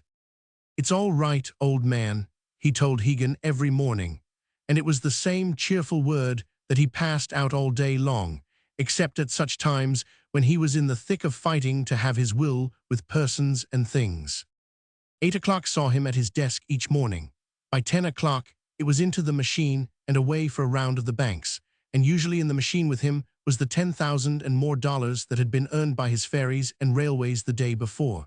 This was for the weakest spot in the financial dike, and with one bank president after another similar scenes were enacted. They were paralyzed with fear, and first of all he played his role of the big vital optimist. Times were improving. Of course they were. The signs were already in the air. All that anybody had to do was to sit tight a little longer and hold on. That was all. Money was already more active in the East. Look at the trading on Wall Street of the last 24 hours. That was the straw that showed the wind. Hadn't Ryan said so, and wasn't it reported that Morgan was preparing to do this and that? As for himself, weren't the street railway earnings increasing steadily? In spite of the panic, more and more people were coming to Oakland right along. Movements were already beginning in real estate. He was dickering even then to sell over 1,000 of his suburban acres. Of course it was at a sacrifice, but it would ease the strain on all of them and bolster up the faint-hearted. That was the trouble, the faint-hearts. Had there been no faint-hearts, there would have been no panic. There was that Eastern syndicate negotiating with him now to take the majority of the stock in the Sierra and Salvador Power Company off his hands. That showed confidence that better times were at hand. And if it was not cheery discourse, but prayer and entreaty or showdown and fight on the part of the banks, Daylight had to counter in kind. If they could bully, he could bully. If the favor he asked were refused, it became the thing he demanded. And when it came down to raw and naked fighting, with the last veil of sentiment or illusion torn off, he could take their breaths away. But he knew, also, how and when to give in. When he saw the wall shaking and crumbling irretrievably at a particular place, he patched it up with sops of cash from his 3 cash-earning companies. If the banks went, he went too. It was a case of their having to hold out. If they smashed, and all the collateral they held of his was thrown on the chaotic market, it would be the end. And so it was, as the time passed, that on occasion his red motorcar carried, in addition to the daily cash, the most gilt-edged securities he possessed, namely the ferry company, United Water and Consolidated Railways. But he did this reluctantly, fighting inch by inch. As he told the president of the merchants, San Antonio, who made the plea of carrying so many others. "They're small fry, let them smash. I'm the kingpin here. You've got more money to make out of me than them. Of course, you're carrying too much, and you've got to choose, that's all. It's root hog or die for you or them. I'm too strong to smash. You could only embarrass me and get yourself tangled up. Your way out is to let the small fry go, and I'll lend you a hand to do it." And it was Daylight, also, in this time of financial anarchy, who sized up Simon Dolliver's affairs and lent the hand that sent that rival down in utter failure. The Golden Gate National was the keystone of Dolliver's strength, and to the president of that institution, Daylight said, "Here I've been lending you a hand, and you now in the last ditch, with Dolliver riding on you and me all the time. It don't go, you hear me, it don't go. Dolliver couldn't cough up $11 to save you. Let him get off and walk, and I'll tell you what I'll do. I'll give you the railway nickels for 4 days, that's 40,000 cash, and on the 6th of the month you can count on 20,000 more from the water company." He shrugged his shoulders. "Take it or leave it. Them's my terms. It's dog eat dog, and I ain't overlooking any meat that's floating around." Daylight proclaimed that afternoon to Hegan, and Simon Dolliver went the way of the unfortunate in the Great Panic who were caught with plenty of paper and no money. Daylight's shifts and devices were amazing. Nothing, however large or small, passed his keen sight unobserved. The strain he was under was terrific. He no longer ate lunch. The days were too short, and his noon hours and his office were as crowded as at any other time. By the end of the day he was exhausted, and as never before, he sought relief behind his wall of alcoholic inhibition. Straight to his hotel he was driven, and straight to his rooms he went, where immediately was mixed for him the first of a series of double martinis. By dinner, his brain was well clouded and the panic forgotten. By bedtime, with the assistance of Scotch whiskey, he was full, not violently nor uproariously full, nor stupefied, but merely well under the influence of a pleasant and mild anesthetic. Next morning he awoke with parched lips and mouth, and with sensations of heaviness in his head, which quickly passed away. By 8 o'clock he was at his desk, buckled down to the fight, by 10 o'clock on his personal round of the banks, and after that, without a moment's cessation, till nightfall, he was handling the knotty tangles of industry, finance, and human nature that crowded upon him. And with nightfall it was back to the hotel, the double martinis and the Scotch, and this was his program day after day until the days ran into weeks. Chapter 21. Though Daylight appeared among his fellows hearty-voiced, inexhaustible, spilling over with energy and vitality. Deep down, he was a very weary man. And sometime under the liquor drug, snatches of wisdom came to him far more lucidity than in his sober moments. As, for instance, one night, when he sat on the edge of the bed with one shoe in his hand and meditated on Deed's aphorism to the effect that he could not sleep in more than one bed at a time. Still holding the shoe, he looked at the array of horsehair bridles on the walls. Then, carrying the shoe, he got up and solemnly counted them, journeying into the 2 adjoining rooms to complete the tale. Then he came back to the bed and gravely addressed his shoe. The little woman's right, only one bed at a time, 140 hair bridles and nothing doing with Ari one of them. One bridle at a time, I can't ride one horse at a time. Poor old Bob, I'd better be sending you out to pasture. $30 million and $100 million or nothing in sight, and what have I got to show for it? There's lots of things money can't buy. It can't buy the little woman. It can't buy capacity. What's the good of 30 millions when I ain't got room for more than a quart of cocktails a day? If I had 100-quart cocktail thirst, it'd be different. But 1 quart, one measly little quart. Here I am, a 30 times over millionaire, slaving harder every day than any dozen men that work for me, and all I get is 2 meals that don't taste good, 1 bed, a quart of martini, and 140 hair bridles to look at on the wall. He stared around at the array disconsolately. Mr. Shoe, I'm sizzled, good night. Far worse than the controlled, steady drinker is the solitary drinker, and it was this that Daylight was developing into. He rarely drank sociably anymore, but in his own room, by himself.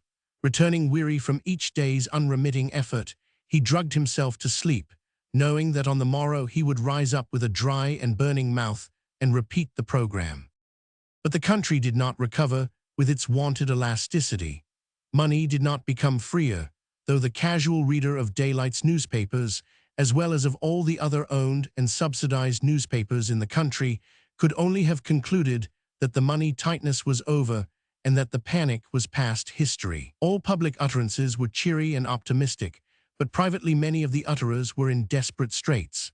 The scenes enacted in the privacy of Daylight's office and of the meetings of his boards of directors would have given the lie to the editorials in his newspapers. As, for instance, when he addressed the big stockholders in the Sierra and Salvador Power Company, the United Water Company, and the several other stock companies. You've got to dig. You've got a good thing, but you'll have to sacrifice in order to hold on. There ain't no use spouting hard times explanations. Don't I know the hard times is on? Ain't that what you're here for? As I said before, you've got to dig. I run the majority stock, and it's come to a case of assess. It's that or smash. If ever I start going, you won't know what struck you. I'll smash that hard. The small fry can let go, but you big ones can't. This ship won't sink as long as you stay with her. But if you start to leave her, down you'll sure go before you can get to shore. This assessment has got to be met, that's all. The big wholesale supply houses, the caterers for his hotels, and all the crowd that incessantly demanded to be paid had their hot half-hours with him. He summoned them to his office and displayed his latest patterns of can and can't and will and won't. By God, you've got to carry me, he told them. If you think this is a pleasant little game of parlor whist and that you can quit and go home whenever you want, you're plumb wrong. Look here, Watkins, you remarked 5 minutes ago that you wouldn't stand for it. Now let me tell you a few. You're going to stand for it and keep on standins for it. You're going to continue supplying me and taking my paper until the pinch is over. How you're going to do it is your trouble, not mine. You remember what I did to Klinkner and the Altamont Trust Company? I know the inside of your business better than you do yourself, and if you try to drop me, I'll smash you. Even if I'd be going to smash myself, I'd find a minute to turn on you and bring you down with me. It's sink or swim for all of us, and I reckon you'll find it to your interest to keep me on top the puddle. Perhaps his bitterest fight was with the stockholders of the United Water Company, for it was practically the whole of the gross earnings of this company that he voted to lend to himself and used to bolster up his wide battle front. Yet he never pushed his arbitrary rule too far, compelling sacrifice from the men whose fortunes were tied up with his. Nevertheless, when any one of them was driven to the wall and was in dire need, Daylight was there to help him back into the line. Only a strong man could have saved so complicated a situation in such time of stress, and Daylight was that man. He turned and twisted, schemed and devised, bludgeoned and bullied the weaker ones, kept the faint-hearted in the fight, and had no mercy on the deserter. And in the end, when early summer was on, everything began to mend. Came a day when Daylight did the unprecedented. He left the office an hour earlier than usual, and for the reason that for the first time since the panic, there was not an item of work waiting to be done. He dropped into Higgins' private office before leaving for a chat, and as he stood up to go, he said, "Higgin, we're all hunkadory. We're pulling out of the financial pawnshop in fine shape, and we'll get out without leaving one unredeemed pledge behind. The worst is over, and the end is in sight. Just a tight rein for a couple more weeks, just a bit of a pinch or a flurry or so now and then, and we can let go and spit on our hands." For once he varied his program. Instead of going directly to his hotel, he started on a round of the bars and cafes, drinking a cocktail here and a cocktail there, and 2 or 3 when he encountered men he knew. It was after an hour or so of this that he dropped into the bar of the Parthenon for one last drink before going to dinner. By this time, all his being was pleasantly warmed by the alcohol, and he was in the most genial and best of spirits. At the corner of the bar, several young men were up to the old trick of resting their elbows and attempting to force each other's hands down. One broad-shouldered young giant never removed his elbow, but put down every hand that came against him. Daylight was interested. "It's Slauson," the barkeeper told him, in answer to his query. "He's the heavy hammer thrower at the UC, broke all records this year, and the world's record on top of it. He's a husky, all right, all right." Daylight nodded and went over to him, placing his own arm in opposition. "I'd like to go you a flutter, son, on that proposition," he said. The young man laughed and locked hands with him, and to Daylight's astonishment, it was his own hand that was forced down on the bar. "Hold on," he muttered, "just one more flutter. I reckon I wasn't just ready that time." Again the hands locked. It happened quickly. The offensive attack of Daylight's muscles slipped instantly into defense, and resisting vainly, his hand was forced over and down. Daylight was dazed. It had been no trick. The skill was equal, or if anything, the superior skill had been his. Strength, sheer strength, had done it. He called for the drinks, and still dazed and pondering, held up his own arm and looked at it as at some new strange thing. He did not know this arm. It certainly was not the arm he had carried around with him all the years. The old arm, why, it would have been play to turn down that young husky's. But this arm, he continued to look at it with such dubious perplexity as to bring a roar of laughter from the young men. This laughter aroused him. He joined in it at first, and then his face slowly grew grave. He leaned toward the hammer thrower. "Son," he said, "let me whisper a secret. Get out of here and quit drinking before you begin." The young fellow flushed angrily, but Daylight held steadily on. "You listen to your dad and let him say a few. I'm a young man myself, only I ain't. Let me tell you, several years ago for me to turn your hand down would have been like committing assault and battery on a kindergarten." Slauson looked his incredulity, while the others grinned and clustered around Daylight encouragingly. "Son, I ain't given to preaching. This is the first time I ever come to the penitent form, and you put me there yourself, hard. I've seen a few in my time, and I ain't fastidious so as you can notice it. But let me tell you right now that I'm worth the devil alone knows how many millions, and that I'd sure give it all, right here on the bar, to turn down your hand. Which means I'd give the whole shooting match just to be back where I was before I quit sleeping under the stars and come into the hen coops of cities to drink cocktails and lift up my feet and ride. Son, that's the matter with me, and that's the way I feel about it. The game ain't worth the candle. You just take care of yourself and roll my advice over once in a while. Good night." He turned and lurched out of the place, the moral effect of his utterance largely spoiled by the fact that he was so patently full while he uttered it. Still in a daze, Daylight made to his hotel, accomplished his dinner, and prepared for bed. "The damned young whippersnapper," he muttered, "put my hand down easy as you please, my hand." He held up the offending member and regarded it with stupid wonder. The hand that had never been beaten, the hand that had made the Circle City Giants wince. And a kid from college, with a laugh on his face, had put it down twice. Deed was right. He was not the same man. The situation would bear more serious looking into than he had ever given it. But this was not the time. In the morning, after a good sleep, he would give it consideration. Chapter 22. Daylight awoke with the familiar parched mouth and lips and throat, took a long drink of water from the pitcher beside his bed, and gathered up the train of thought where he had left it the night before. He reviewed the easement of the financial strain. Things were mending at last. While the going was still rough, the greatest dangers were already past. As he had told Hegan, a tight rein and careful playing were all that was needed now. Flurries and dangers were bound to come, but not so grave as the ones they had already weathered. He had been hit hard, but he was coming through without broken bones, which was more than Simon Dolliver and many another could say. And not one of his business friends had been ruined. He had compelled them to stay in line to save himself, and they had been saved as well. His mind moved on to the incident at the corner of the bar of the Parthenon when the young athlete had turned his hand down. He was no longer stunned by the event, but he was shocked and grieved, as only a strong man can be, at this passing of his strength. And the issue was too clear for him to dodge, even with himself. He knew why his hand had gone down, not because he was an old man. He was just in the first flush of his prime, and by rights, it was the hand of the hammer-thrower which should have gone down. Daylight knew that he had taken liberties with himself. He had always looked upon this strength of his as permanent, and here, for years, it had been steadily oozing from him. As he had diagnosed it, he had come in from under the stars to roost in the coops of cities. He had almost forgotten how to walk. He had lifted up his feet and been ridden around in automobiles, cabs and carriages, and electric cars.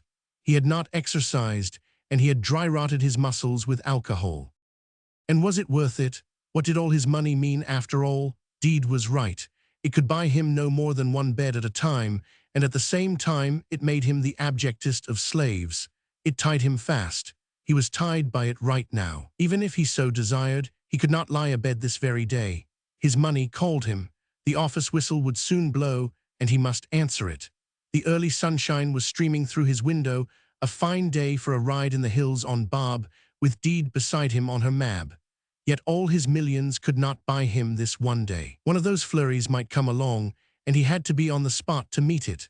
30 millions, and they were powerless to persuade Deed to ride on Mab, whom he had bought, and who was unused and growing fat on pasture. What were 30 millions when they could not buy a man a ride with the girl he loved?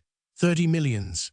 That made him come here and go there, that rode upon him like so many millstones, that destroyed him while they grew, that put their foot down and prevented him from winning this girl who worked for $90 a month. Which was better, he asked himself. All this was Deed's own thought. It was what she had meant when she prayed he would go broke. He held up his offending right arm. It wasn't the same old arm. Of course she could not love that arm and that body as she had loved the strong, clean arm and body of years before. He didn't like that arm and body himself. A young whippersnapper had been able to take liberties with it. It had gone back on him. He sat up suddenly. No, by God, he had gone back on it. He had gone back on himself. He had gone back on Deed. She was right, 1,000 times right, and she had sense enough to know it, sense enough to refuse to marry a money slave with a whiskey-rotted carcass. He got out of bed and looked at himself in the long mirror on the wardrobe door. He wasn't pretty.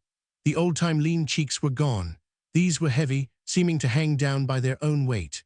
He looked for the lines of cruelty Deed had spoken of, and he found them, and he found the harshness in the eyes as well, the eyes that were muddy now after all the cocktails of the night before and of the months and years before. He looked at the clearly defined pouches that showed under his eyes, and they've shocked him. He rolled up the sleeve of his pajamas. No wonder the hammer-thrower had put his hand down. Those weren't muscles. A rising tide of fat had submerged them. He stripped off the pajama coat. Again he was shocked, this time but the bulk of his body. It wasn't pretty. The lean stomach had become a paunch. The ridged muscles of chest and shoulders and abdomen had broken down into rolls of flesh. He sat down on the bed, and through his mind drifted pictures of his youthful excellence, of the hardships he had endured over other men, of the Indians and dogs he had run off their legs in the heartbreaking days and nights on the Alaskan Trail, of the feats of strength that had made him king over a husky race of frontiersmen. And this was age. Then there drifted across the field of vision of his mind's eye the old man he had encountered at Glen Ellen, corning up the hillside through the fires of sunset, white-headed and white-bearded, 84, in his hand the pail of foaming milk, and in his face all the warm glow and content of the passing summer day that had been age. Yes, sirree, 84 and sprier than most, he could hear the old man say, and I ain't loafed none. I walked across the plains with an ox team and fit engines in 51, and I was a family man then with 7 youngsters. Next he remembered the old woman of the chaparral, pressing grapes in her mountain clearing, and Ferguson, the little man who had scuttled into the road like a rabbit, the one-time managing editor of a great newspaper, who was content to live in the chaparral along with his spring of mountain water and his hand-reared and manicured fruit trees. Ferguson had solved a problem. A weakling and an alcoholic, he had run away from the doctors and the chicken coop of a city and soaked up health like a thirsty sponge. Well, Daylight pondered, if a sick man whom the doctors had given up could develop into a healthy farm laborer, what couldn't a merely stout man like himself do under similar circumstances? He caught a vision of his body with all its youthful excellence returned and thought of deed, and sat down suddenly on the bed, startled by the greatness of the idea that had come to him. He did not sit long. His mind, working in its customary way like a steel trap, canvassed the idea in all its bearings. It was big, bigger than anything he had faced before, and he faced it squarely, picked it up in his 2 hands and turned it over and around and looked at it. The simplicity of it delighted him. He chuckled over it, reached his decision, and began to dress. Midway in the dressing, he stopped in order to use the telephone. Deed was the first he called up. Don't come to the office this morning, he said. I'm coming out to see you for a moment. He called up others. He ordered his motor car. To Jones, he gave instructions for the forwarding of Bob and Wolf to Glen Ellen. Hegan he surprised by asking him to look up the deed of the Glen Ellen ranch and make out a new one in Deed Mason's name. Who? Hegan demanded. Deed Mason. Daylight replied imperturbably. The phone must be indistinct this morning. D-D-E-M-A-S-O-N got it. Half an hour later he was flying out to Berkeley, and for the first time the big red car halted directly before the house. Deed offered to receive him in the parlor, but he shook his head and nodded toward her rooms. In there, he said, no other place would suit. As the door closed, his arms went out and around her. Then he stood with his hands on her shoulders and looking down into her face. Deed, if I tell you, flat and straight, that I'm going up to live on that ranch at Glen Ellen, that I ain't taking a cent with me, that I'm going to scratch for every bite I eat, and that I ain't going to play Ari a card at the business game again, will you come along with me? She gave a glad little cry, and he nestled her in closely. But the next moment, she had thrust herself out from him to the old position at arm's length. I don't understand, she said breathlessly. And you ain't answered my proposition, though I guess no answer is necessary. We're just going to get married right away and start. I've sent Bob and Wolf along already. When will you be ready?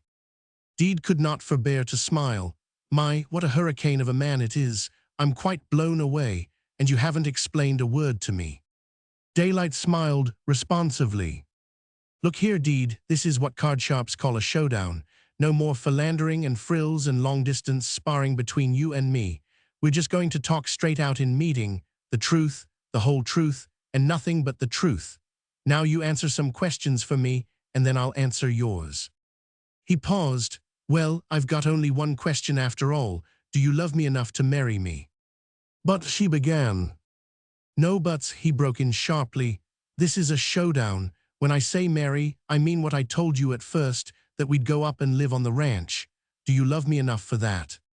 She looked at him for a moment, then her lids dropped, and all of her seemed to advertise consent. Come on then, let's start. The muscles of his legs tensed involuntarily as if he were about to lead her to the door. My auto's waiting outside. There's nothing to delay excepting getting on your hat. He bent over her. I reckon it's allowable, he said as he kissed her. It was a long embrace, and she was the first to speak. You haven't answered my questions. How is this possible? How can you leave your business? Has anything happened? No, nothing's happened yet, but it's going to blame quick. I've taken your preaching to heart, and I've come to the penitent form. You are my Lord God, and I'm sure going to serve you. The rest can go to thunder. You are sure right. I've been the slave to my money, and since I can't serve two masters, I'm letting the money slide. I'd sooner have you than all the money in the world, that's all." Again, he held her closely in his arms. "And I've sure got you, Deed. I've sure got you. And I want to tell you a few more. I've taken my last drink. You're marrying a whiskey soak, but your husband won't be that. He's going to grow into another man so quick you won't know him. A couple of months from now, up there in Glen Ellen, you'll wake up some morning and find you've got a perfect stranger in the house with you, and you'll have to get introduced to him all over again. You'll say, 'I'm Mrs. Harnish, who are you?' And I'll say, 'I'm Elam Harnish's younger brother. I've just arrived from Alaska to attend the funeral.' 'What funeral?' you'll say. And I'll say, 'Why, the funeral of that good-for-nothing, gambling, whiskey-drinking, burning daylight, the man that died of fatty degeneration of the heart from sitting in night and day at the business game. Yes, ma'am.' I'll say, 'He's sure a gone coon, but I've come to take his place and make you happy. And now, ma'am, if you'll allow me, I'll just meander down to the pasture and milk the cow while you're getting breakfast.'" Again he caught her hand and made as if to start with her for the door. When she resisted, he bent and kissed her again and again. "I'm sure hungry for you, little woman," he murmured. "You make 30 millions look like 30 cents. Do sit down and be sensible," she urged, her cheeks flushed, the golden light in her eyes burning more golden than he had ever seen it before. But Daylight was bent on having his way, and when he sat down, it was with her beside him and his arm around her. "Yes, ma'am," I'll say, "Burning Daylight was a pretty good cuss, but it's better that he's gone.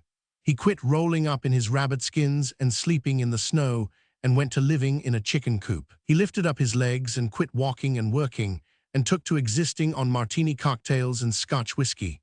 He thought he loved you, ma'am, and he did his best, but he loved his cocktails more, and he loved his money more, and himself more, and most everything else more than he did you. And then I'll say, 'Ma'am, you just run your eyes over me and see how different I am. I ain't got a cocktail thirst, and all the money I got is $1.40, and I've got to buy a new axe, the last one being plumb wore out, and I can love you just about 11 times as much as your first husband did. You see, ma'am, he went all to fat, and there ain't ary ounce of fat on me. And I'll roll up my sleeve and show you and say, 'Mrs. Harnish, after having experience with being married to that old fat moneybags, do you all mind marrying a slim young fellow like me?' And you'll just wipe a tear away for poor old Daylight, and kind of lean toward me with a willing expression in your eye, and then I'll blush maybe some, being a young fellow, and put my arm around you like that, and then, why then I'll up and marry my brother's widow and go out and do the chores while she's cooking a bite to eat."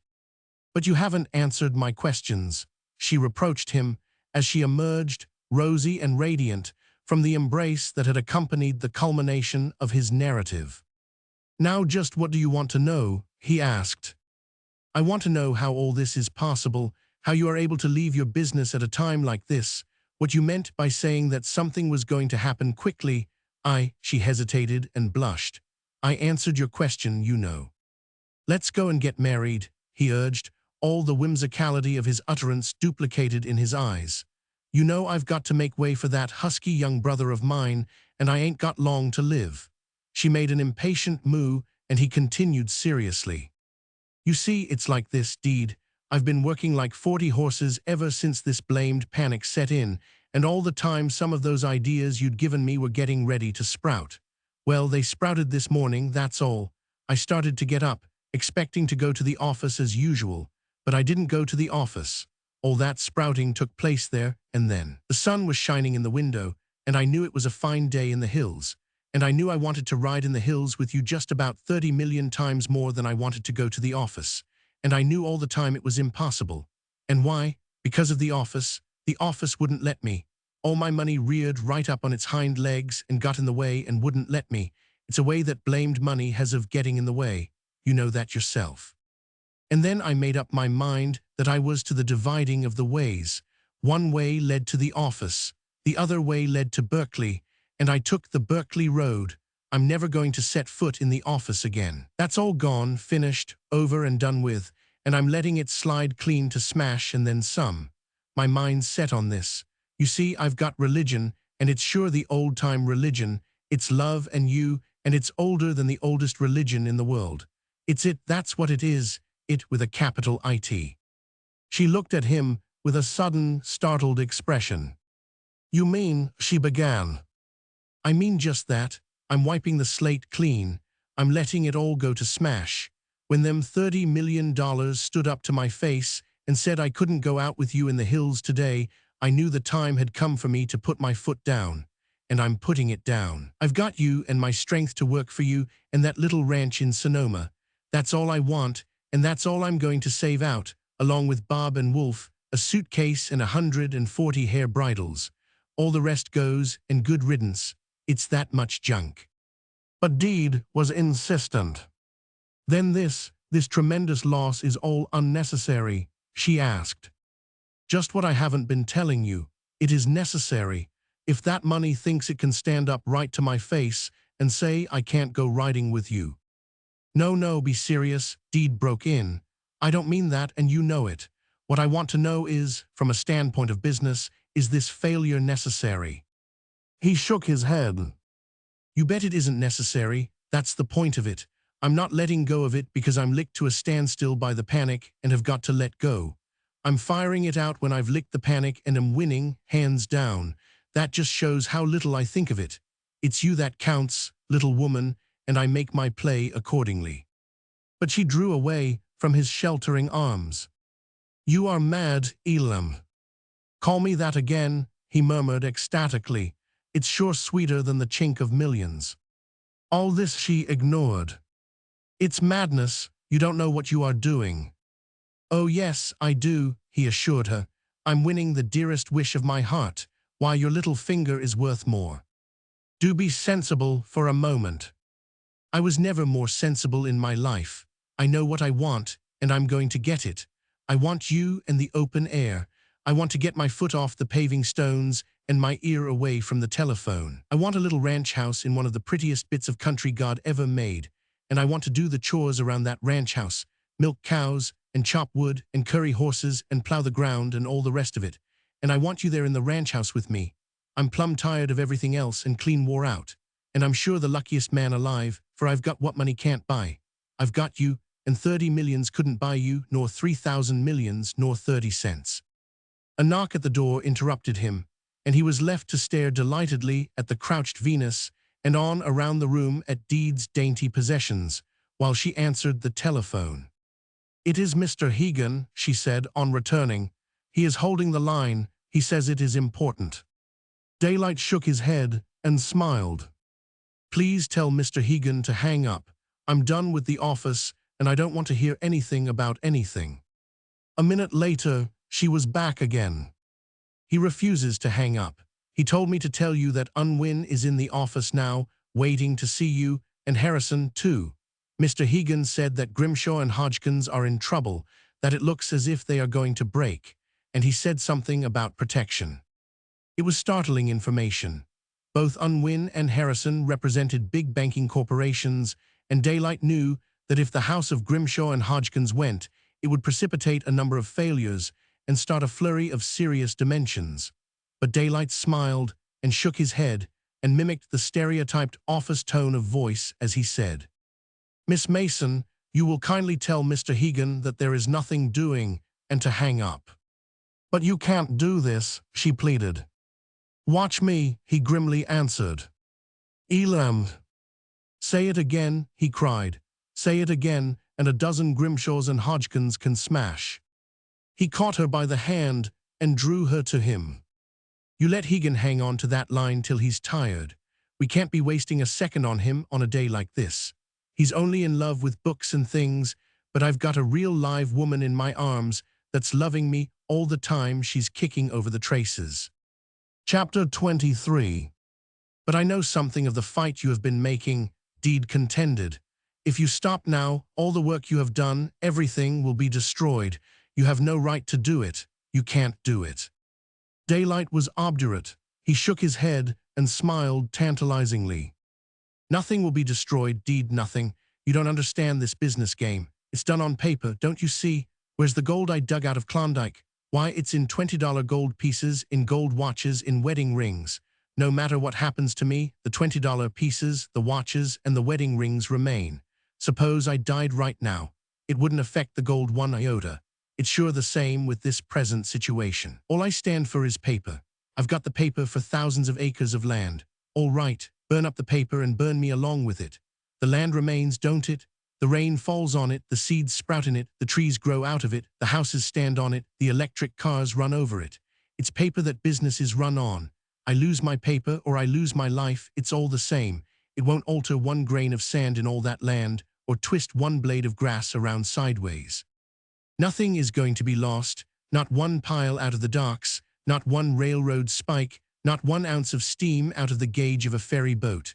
The cars will go on running, whether I hold the paper or somebody else holds it. The tide has set toward Oakland. People are beginning to pour in. We're selling building lots again. There is no stopping that tide. No matter what happens to me or the paper, them 300,000 folks are coming in the same. And there'll be cars to carry them around, and houses to hold them, and good water for them to drink, and electricity to give them light, and all the rest. By this time Hegan had arrived in an automobile. The honk of it came in through the open window, and they saw it stop alongside the big red machine. In the car were Unwin and Harrison, while Jones sat with the chauffeur. "I'll see Hegan," Daylight told Deed. "There's no need for the rest. They can wait in the machine." "Is he drunk?" Hegan whispered to Deed at the door. She shook her head and showed him in. "Good morning, Larry," was Daylight's greeting. "Sit down and rest your feet. You sure seem to be in a flutter." "I am," the little Irishman snapped back. "Grimshaw and Hodgkins are going to smash if something isn't done quick. Why didn't you come to the office? What are you going to do about it?" "Nothing," Daylight drawled lazily, "except let them smash, I guess." "But I've had no dealings with Grimshaw and Hodgkins. I don't owe them anything. Besides, I'm going to smash myself. Look here, Larry, you know me. You know when I make up my mind, I mean it. Well, I've sure made up my mind. I'm tired of the whole game. I'm letting go of it as fast as I can, and a smash is the quickest way to let go." Hegan stared at his chief, then passed his horror-stricken gaze on to Deed, who nodded in sympathy. "So let her smash, Larry," Daylight went on. "All you've got to do is to protect yourself and all our friends. Now you listen to me while I tell you what to do. Everything is in good shape to do it. Nobody must get hurt. Everybody that stood by me must come through without damage. All the back wages and salaries must be paid pronto. All the money I've switched away from the water company, the street cars, and the ferries must be switched back. And you won't get hurt yourself none. Every company you got stock in will come through." "You are crazy, Daylight," the little lawyer cried out. "This is all babbling lunacy. What is the matter with you? You haven't been eating a drug or something." "I sure have," Daylight's smiled reply, "and I'm now coughing it up. I'm sick of living in a city and playing business. I'm going off to the sunshine and the country and the green grass. And Deed here is going with me, so you've got the chance to be the first to congratulate me." "Congratulate the devil," Hegan spluttered. "I'm not going to stand for this sort of foolishness." "Oh yes you are, because if you don't there'll be a bigger smash and some folks will most likely get hurt. You're worth $1 million or more yourself now, and if you listen to me you come through with a whole skin. I want to get hurt, and get hurt to the limit. That's what I'm looking for, and there's no man or bunch of men can get between me and what I'm looking for. Savvy, Hegan, savvy." "What have you done to him?" Hegan snarled at Deed. "Hold on there, Larry." For the first time Daylight's voice was sharp, while all the old lines of cruelty in his face stood forth. "Miss Mason is going to be my wife, and while I don't mind your talking to her all you want, you've got to use a different tone of voice, or you'll be heading for a hospital, which will sure be an unexpected sort of smash. And let me tell you one other thing. This all is my doing. She says I'm crazy too." Hegan shook his head in speechless sadness and continued to stare. "There'll be temporary receiverships, of course," Daylight advised, "but they won't bother none or last long. What you must do immediately is to save everybody, the men that have been letting their wages ride with me, all the creditors, and all the concerns that have stood by. There's the wad of land that New Jersey crowd has been dickering for. They'll take all of a couple of 1,000 acres and will close now if you give them half a chance. That Fairmont section is the cream of it, and they'll dig up as high as $1,000 an acre for a part of it. That'll help out some. That 500-acre tract beyond, you'll be lucky if they pay $200 an acre." Deed, who had been scarcely listening, seemed abruptly to make up her mind and stepped forward where she confronted the two men. Her face was pale, but set with determination, so that Daylight, looking at it, was reminded of the day when she first rode Bob. "Wait," she said, "I want to say something. Elam, if you do this insane thing, I won't marry you. I refuse to marry you." Hegan, in spite of his misery, gave her a quick, grateful look.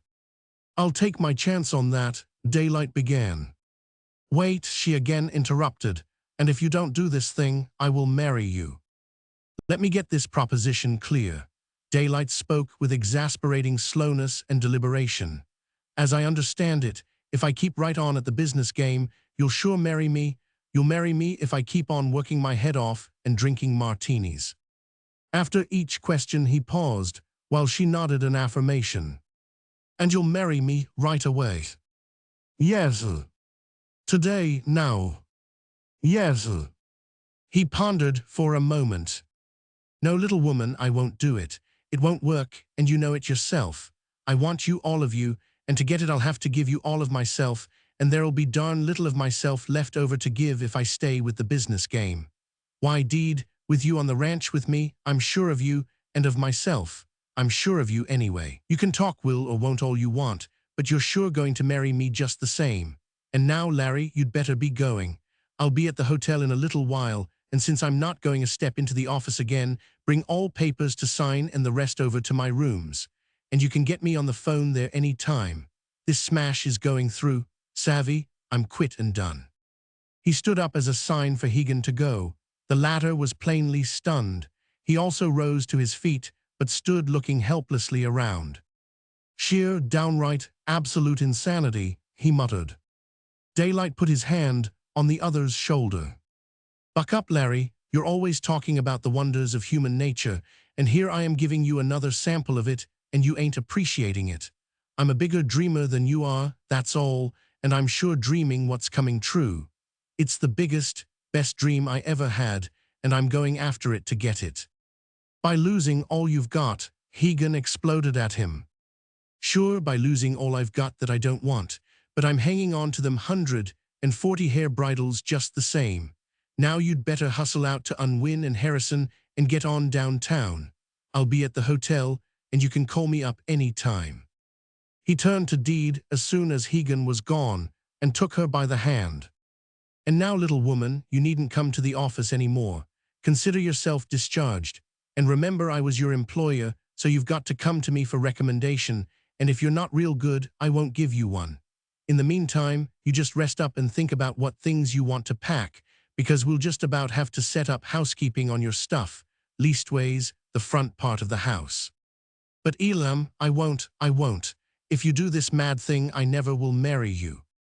She attempted to take her hand away, but he closed on it with a protecting, fatherly clasp. "Will you be straight and honest? All right, here goes. Which would you sooner have, me and the money, or me and the ranch?" "But," she began. "No buts, me and the money." She did not answer. "Me and the ranch." Still she did not answer, and still he was undisturbed. "You see, I know your answer, Deed, and there's nothing more to say. Here's where you and I quit and hit the high places for Sonoma. You make up your mind what you want to pack, and I'll have some men out here in a couple of days to do it for you. It will be about the last work anybody else ever does for us. You and I will do the unpacking and the arranging ourselves." She made a last attempt. "Elam, won't you be reasonable? There is time to reconsider. I can telephone down and catch Mr. Hegan as soon as he reaches the office." "Why, I'm the only reasonable man in the bunch right now," he rejoined. "Look at me, as calm as you please, and as happy as a king, while they're fluttering around like a lot of cranky hens whose heads are liable to be cut off." "I'd cry if I thought it would do any good," she threatened. "In which case, I reckon I'd have to hold you in my arms some more and sort of soothe you down," he threatened back. "And now I'm going to go. It's too bad you got rid of Mab. You could have sent her up to the ranch. But see, you've got a mare to ride of some sort or other." As he stood at the top of the steps, leaving, she said, "You needn't send those men. There will be no packing, because I am not going to marry you." I'm not a bit scared, he answered and went down the steps. Chapter 24. 3 days later, Daylight rode to Berkeley in his red car. It was for the last time, for on the morrow the big machine passed into another's possession. It had been a strenuous 3 days, for his smash had been the biggest the panic had precipitated in California. The papers had been filled with it, and a great cry of indignation had gone up from the very men who later found that Daylight had fully protected their interests. It was these facts, coming slowly to light, that gave rise to the widely repeated charge that Daylight had gone insane. It was the unanimous conviction among businessmen that no sane man could possibly behave in such fashion. On the other hand, neither his prolonged steady drinking nor his affair with Deed became public, so the only conclusion attainable was that the wild financier from Alaska had gone lunatic, and Daylight had grinned and confirmed the suspicion by refusing to see the reporters. He halted the automobile before Deed's door and met her with his same rushing tactics, enclosing her in his arms before a word could be uttered. Not until afterward, when she had recovered herself from him and got him seated, did he begin to speak. "I've done it," he announced. "You've seen the newspapers, of course. I'm plumb cleaned out, and I've just called around to find out what day you feel like starting for Glen Ellen. It'll have to be soon, for it's real expensive living in Oakland these days. My board at the hotel is only paid to the end of the week, and I can't afford to stay after that. And beginning with tomorrow, I've got to use the street cars, and they sure eat up the nickels." He paused and waited and looked at her. Indecision and trouble showed on her face. Then the smile he knew so well began to grow on her lips and in her eyes, until she threw back her head and laughed in the old forthright boyish way. "When are those men coming to pack for me?" she asked. And again she laughed and simulated a vain attempt to escape his bear-like arms. "Dear Elam," she whispered, "dear Elam," and of herself, for the first time, she kissed him. She ran her hand caressingly through his hair. "Your eyes are all gold right now," he said. "I can look in them and tell just how much you love me. They have been all gold for you, Elam, for a long time. I think, on our little ranch, they will always be all gold. Your hair has gold in it too, a sort of fiery gold." He turned her face suddenly and held it between his hands and looked long into her eyes. "And your eyes were full of gold only the other day when you said you wouldn't marry me." She nodded and laughed. "You would have your will," she confessed, "but I couldn't be a party to such madness. All that money was yours, not mine. But I was loving you all the time, Elam, for the great big boy you are, breaking the 30 million toy with which you had grown tired of playing. And when I said no, I knew all the time it was yes. And I am sure that my eyes were golden all the time. I had only one fear, and that was that you would fail to lose everything. Because, dear, I knew I should marry you anyway, and I did so want just you and the ranch and Bob and Wolf and those horsehair bridles. Shall I tell you a secret? As soon as you left, I telephoned the man to whom I sold Mab." She hid her face against his breast for an instant, and then looked at him again, gladly radiant. "You see, Elam, in spite of what my lips said, my mind was made up then. I simply had to marry you, but I was praying you would succeed in losing everything. And so I tried to find what had become of Mab, but the man had sold her and did not know what had become of her. You see, I wanted to ride with you over the Glen Ellen hills, on Mab and you on Bob, just as I had ridden with you through the Piedmont hills." The disclosure of Mab's whereabouts trembled on Daylight's lips, but he forbore. "I'll promise you a mare that you'll like just as much as Mab," he said. But Deed shook her head, and on that one point refused to be comforted. "Now I've got an idea," Daylight said, hastening to get the conversation on less perilous ground. "We're running away from cities, and you have no kith nor kin, so it don't seem exactly right that we should start off by getting married in a city. So here's the idea. I'll run up to the ranch and get things in shape around the house and give the caretaker his walking papers. You follow me in a couple of days, coming on the morning train. I'll have the preacher fixed and waiting, and here's another idea. You bring your riding togs in a suitcase, and as soon as the ceremony's over, you can go to the hotel and change. Then out you come, and you find me waiting with a couple of horses, and we'll ride over the landscape so as you can see the prettiest parts of the ranch the first thing. And she's sure pretty, that ranch. And now that it's settled, I'll be waiting for you at the morning train day after tomorrow." Deed blushed as she spoke. You are such a hurricane. Well, ma'am, he drawled, I sure hate to burn daylight, and you and I have burned a heap of daylight. We've been scandalously extravagant. We might have been married years ago. 2 days later, Daylight stood waiting outside the little Glen Ellen Hotel. The ceremony was over, and he had left Deed to go inside and change into her riding habit while he brought the horses. He held them now, Bob and Mab, and in the shadow of the watering trough Wolf lay and looked on. Already 2 days of ardent California sun had touched with new fires the ancient bronze in Daylight's face. But warmer still was the glow that came into his cheeks and burned in his eyes as he saw Deed coming out the door, riding whip in hand, clad in the familiar corduroy skirt and leggings of the old Piedmont days. There was warmth and glow in her own face as she answered his gaze and glanced on past him to the horses. Then she saw Mab, but her gaze leaped back to the man. "Oh, Elam," she breathed. It was almost a prayer, but a prayer that included 1,000 meanings. Daylight strove to feign sheepishness, but his heart was singing too wild a song for mere playfulness. All things had been in the naming of his name, reproach, refined away by gratitude, and all compounded of joy and love. She stepped forward and caressed the mare, and again turned and looked at the man and breathed, "Oh, Elam." And all that was in her voice was in her eyes, and in them Daylight glimpsed a profundity deeper and wider than any speech or thought, the whole vast inarticulate mystery and wonder of sex and love. Again he strove for playfulness of speech, but it was too great a moment for even love fractiousness to enter in. Neither spoke. She gathered the reins, and bending, Daylight received her foot in his hand. She sprang as he lifted and gained the saddle. The next moment he was mounted and beside her, and with Wolf sliding along ahead in his typical wolf trot, they went up the hill that led out of town, two lovers on two chestnut sorrel steeds, riding out and away to honeymoon through the warm summer day. Daylight felt himself drunken as with wine. He was at the topmost pinnacle of life. Higher than this no man could climb nor had ever climbed. It was his day of days, his love time and his mating time, and all crowned by this virginal possession of a mate who had said, "Oh, Elam," as she had said it, and looked at him out of her soul as she had looked. They cleared the crest of the hill, and he watched the joy mount in her face as she gazed on the sweet, fresh land. He pointed out the group of heavily wooded knolls across the rolling stretches of ripe grain. "They're ours," he said, "and they're only a sample of the ranch. Wait till you see the big cannon.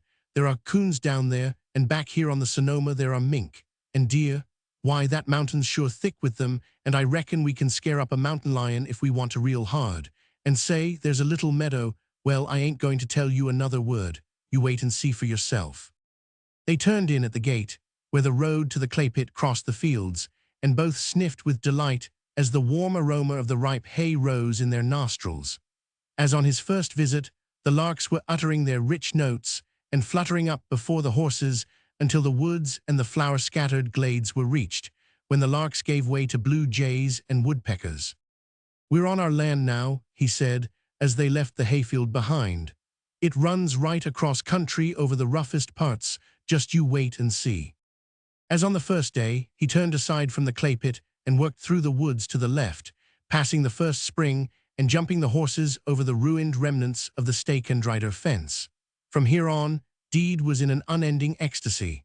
By the spring that gurgled among the redwoods grew another great wild lily, bearing on its slender stalk the prodigious outburst of white waxen bells. This time he did not dismount, but led the way to the deep canon where the stream had cut a passage among the knolls. He had been at work here, and a steep and slippery horse trail now crossed the creek, so they rode up beyond, through the somber redwood twilight, and farther on, through a tangled wood of oak and madrono. They came to a small clearing of several acres, where the grain stood waist-high. "Ours," Daylight said. She bent in her saddle, plucked a stalk of the ripe grain, and nibbled it between her teeth. "Sweet mountain hay," she cried, "the kind Mab likes." And throughout the ride, she continued to utter cries and ejaculations of surprise and delight. "And you never told me all this," she reproached him as they looked across the little clearing and over the descending slopes of woods to the great curving sweep of Sonoma Valley. "Come," he said, and they turned and went back through the forest shade, crossed the stream, and came to the lily by the spring. Here also, where the way led up the tangle of the steep hill, he had cut a rough horse trail. As they forced their way up the zigzags, they caught glimpses out and down through the sea of foliage. Yet always were their farthest glimpses stopped by the closing vistas of green, and yet always, as they climbed, did the forest roof arch overhead, with only here and there rifts that permitted shattered shafts of sunlight to penetrate. And all about them were ferns, a score of varieties, from the tiny goldbacks and maidenhair to huge brakes 6 and 8 feet tall. Below them, as they mounted, they glimpsed great gnarled trunks and branches of ancient trees, and above them were similar great gnarled branches. Deed stopped her horse and sighed with the beauty of it all. "It is as if we are swimmers," she said, rising out of a deep pool of green tranquility. "Up above is the sky and the sun, but this is a pool, and we are fathoms deep." They started their horses, but a dog-tooth violet, shouldering amongst the maidenhair, caught her eye and made her rein in again. They cleared the crest and emerged from the pool as if into another world, for now they were in the thicket of velvet-trunked young madronos, and looking down the open, sun-washed hillside, across the nodding grasses, to the drifts of blue and white nemophili that carpeted the tiny meadow on either side the tiny stream. Deed clapped her hands. "It's sure prettier than office furniture," Daylight remarked. "It sure is," she answered. And Daylight, who knew his weakness in the use of the particular word sure, knew that she had repeated it deliberately and with love. They crossed the stream and took the cattle track over the low rocky hill and through the scrub forest of manzanita, till they emerged on the next tiny valley with its meadow-bordered streamlet. "If we don't run into some quail pretty soon, I'll be surprised some," Daylight said. And as the words left his lips, there was a wild series of explosive thrumming as the old quail arose from all about Wolf, while the young ones scuttled for safety and disappeared miraculously before the spectators' very eyes. He showed her the hawk's nest he had found in the lightning-shattered top of the redwood, and she discovered a woodrat's nest, which he had not seen before. Next, they took the old wood road and came out on the dozen acres of clearing where the wine grapes grew in the wine-colored volcanic soil. Then they followed the cowpath through more woods and thickets and scattered glades, and dropped down the hillside to where the farmhouse, poised on the lip of the big cannon, came into view only when they were right upon it. Deed stood on the wide porch that ran the length of the house while Daylight tied the horses. To Deed it was very quiet. It was the dry, warm, breathless calm of California midday. All the world seemed dozing. From somewhere pigeons were cooing lazily. With a deep sigh of satisfaction, Wolf, who had drunk his fill at all the streams along the way, dropped down in the cool shadow of the porch. She heard the footsteps of Daylight returning and caught her breath with a quick intake. He took her hand in his, and as he turned the doorknob, felt her hesitate. Then he put his arm around her, the door swung open, and together they passed in. Chapter 25.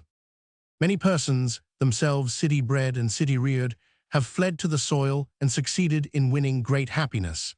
In such cases, they have succeeded only by going through a process of savage disillusionment.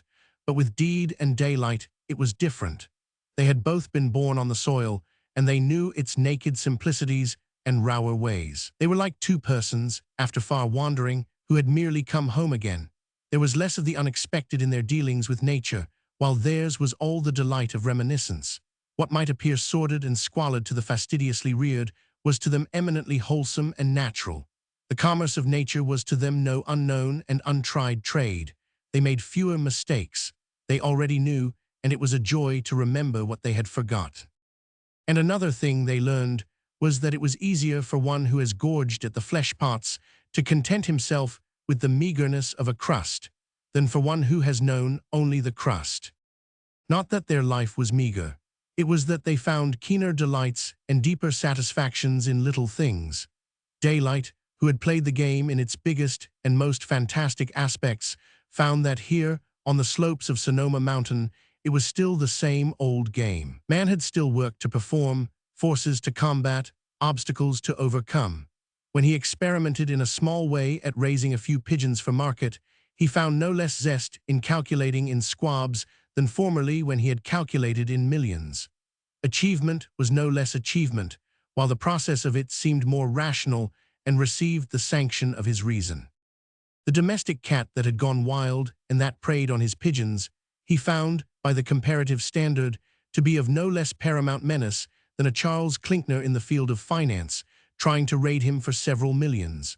The hawks and weasels and coons were so many Dausts, Lettons, and Guggenhammers that struck at him secretly. The sea of wild vegetation that tossed its surf against the boundaries of all his clearings, and that sometimes crept in and flooded in a single week, was no mean enemy to contend with and subdue. His fat-soiled vegetable garden in the nook of hills that failed of its best was a problem of engrossing importance, and when he had solved it by putting in drain tile, the joy of the achievement was ever with him. He never worked in it and found the soil unpacked and tractable without experiencing the thrill of accomplishment. There was the matter of the plumbing. He was enabled to purchase the materials through a lucky sale of a number of his hair bridles. The work he did himself, though more than once he was forced to call Indeed to hold tight with a pipe wrench. And in the end, when the bathtub and the stationary tubs were installed and in working order, he could scarcely tear himself away from the contemplation of what his hands had wrought. The first evening, missing him, Deed sought and found him, lamp in hand, staring with silent glee at the tubs. He rubbed his hand over their smooth wooden lips and laughed aloud, and was as shamefaced as any boy when she caught him thus secretly exulting in his own prowess. It was this adventure in woodworking and plumbing that brought about the building of the little workshop, where he slowly gathered a collection of loved tools. And he, who in the old days, out of his millions, could purchase immediately whatever he might desire, learned the new joy of the possession that follows upon rigid economy and desire long delayed. He waited 3 months before daring the extravagance of a Yankee screwdriver, and his glee in the marvelous little mechanism was so keen that Deed conceived forthright a great idea. For 6 months she saved her egg money, which was hers by right of allotment, and on his birthday presented him with a turning lathe of wonderful simplicity and multifarious efficiencies, and their mutual delight in the tool, which was his, was only equaled by their delight in Mab's first foal, which was Deed's special private property. It was not until the second summer that Daylight built the huge fireplace that outrivaled Ferguson's across the valley, for all these things took time, and Deed and Daylight were not in a hurry. Theirs was not the mistake of the average city dweller who flees in ultramodern innocence to the soil. They did not essay too much. Neither did they have a mortgage to clear, nor did they desire wealth. They wanted little in the way of food, and they had no rent to pay. So they planned unambiguously, reserving their lives for each other and for the compensations of country dwelling from which the average country dweller is barred. From Ferguson's example, too, they profited much. Here was a man who asked for but the plainest fare, who ministered to his own simple needs with his own hands, who worked out as a laborer only when he needed money to buy books and magazines, and who saw to it that the major portion of his waking time was for enjoyment. He loved to loaf long afternoons in the shade with his books, or to be up with the dawn and away over the hills. On occasion, he accompanied Deed and Daylight on deer hunts through the wild canyons and over the rugged steeps of Hood Mountain, though more often Deed and Daylight were out alone. This riding was one of their chief joys. Every wrinkle and crease in the hills they explored, and they came to know every secret spring and hidden dell in the whole surrounding wall of the valley. They learned all the trails and cowpaths, but nothing delighted them more than to essay the roughest and most impossible rides, where they were glad to crouch and crawl along the narrowest deer runs, Bob and Mab struggling and forcing their way along behind. Back from their rides, they brought the seeds and bulbs of wild flowers to plant in favoring nooks on the ranch. Along the foot trail, which led down the side of the big cannon to the intake of the water pipe, they established their fernery. It was not a formal affair, and the ferns were left to themselves. Deed and Daylight merely introduced new ones from time to time, changing them from one wild habitat to another. It was the same with the wild lilac, which Daylight had sent to him from Mendocino County. It became part of the wildness of the ranch, and after being helped for a season, was left to its own devices. They used to gather the seeds of the California poppy and scatter them over their own acres, so that the orange-colored blossoms spangled the fields of mountain hay and prospered in flaming drifts in the fence corners and along the edges of the clearings. Deed, who had a fondness for cattails, established a fringe of them along the meadow stream, where they were left to fight it out with the watercress. And when the latter was threatened with extinction, Daylight developed one of the shaded springs into his watercress garden and declared war upon any invading cattail. On her wedding day, Deed had discovered a long dogtooth violet by the zigzag trail above the redwood spring, and here she continued to plant more and more. The open hillside above the tiny meadow became a colony of Mariposa lilies. This was due mainly to her efforts, while Daylight, who rode with a short-handled axe on his saddlebow, cleared the little manzanita wood on the rocky hill of all its dead and dying and overcrowded weaklings. They did not labor at these tasks, nor were they tasks. Merely in passing, they paused from time to time and lent a hand to nature.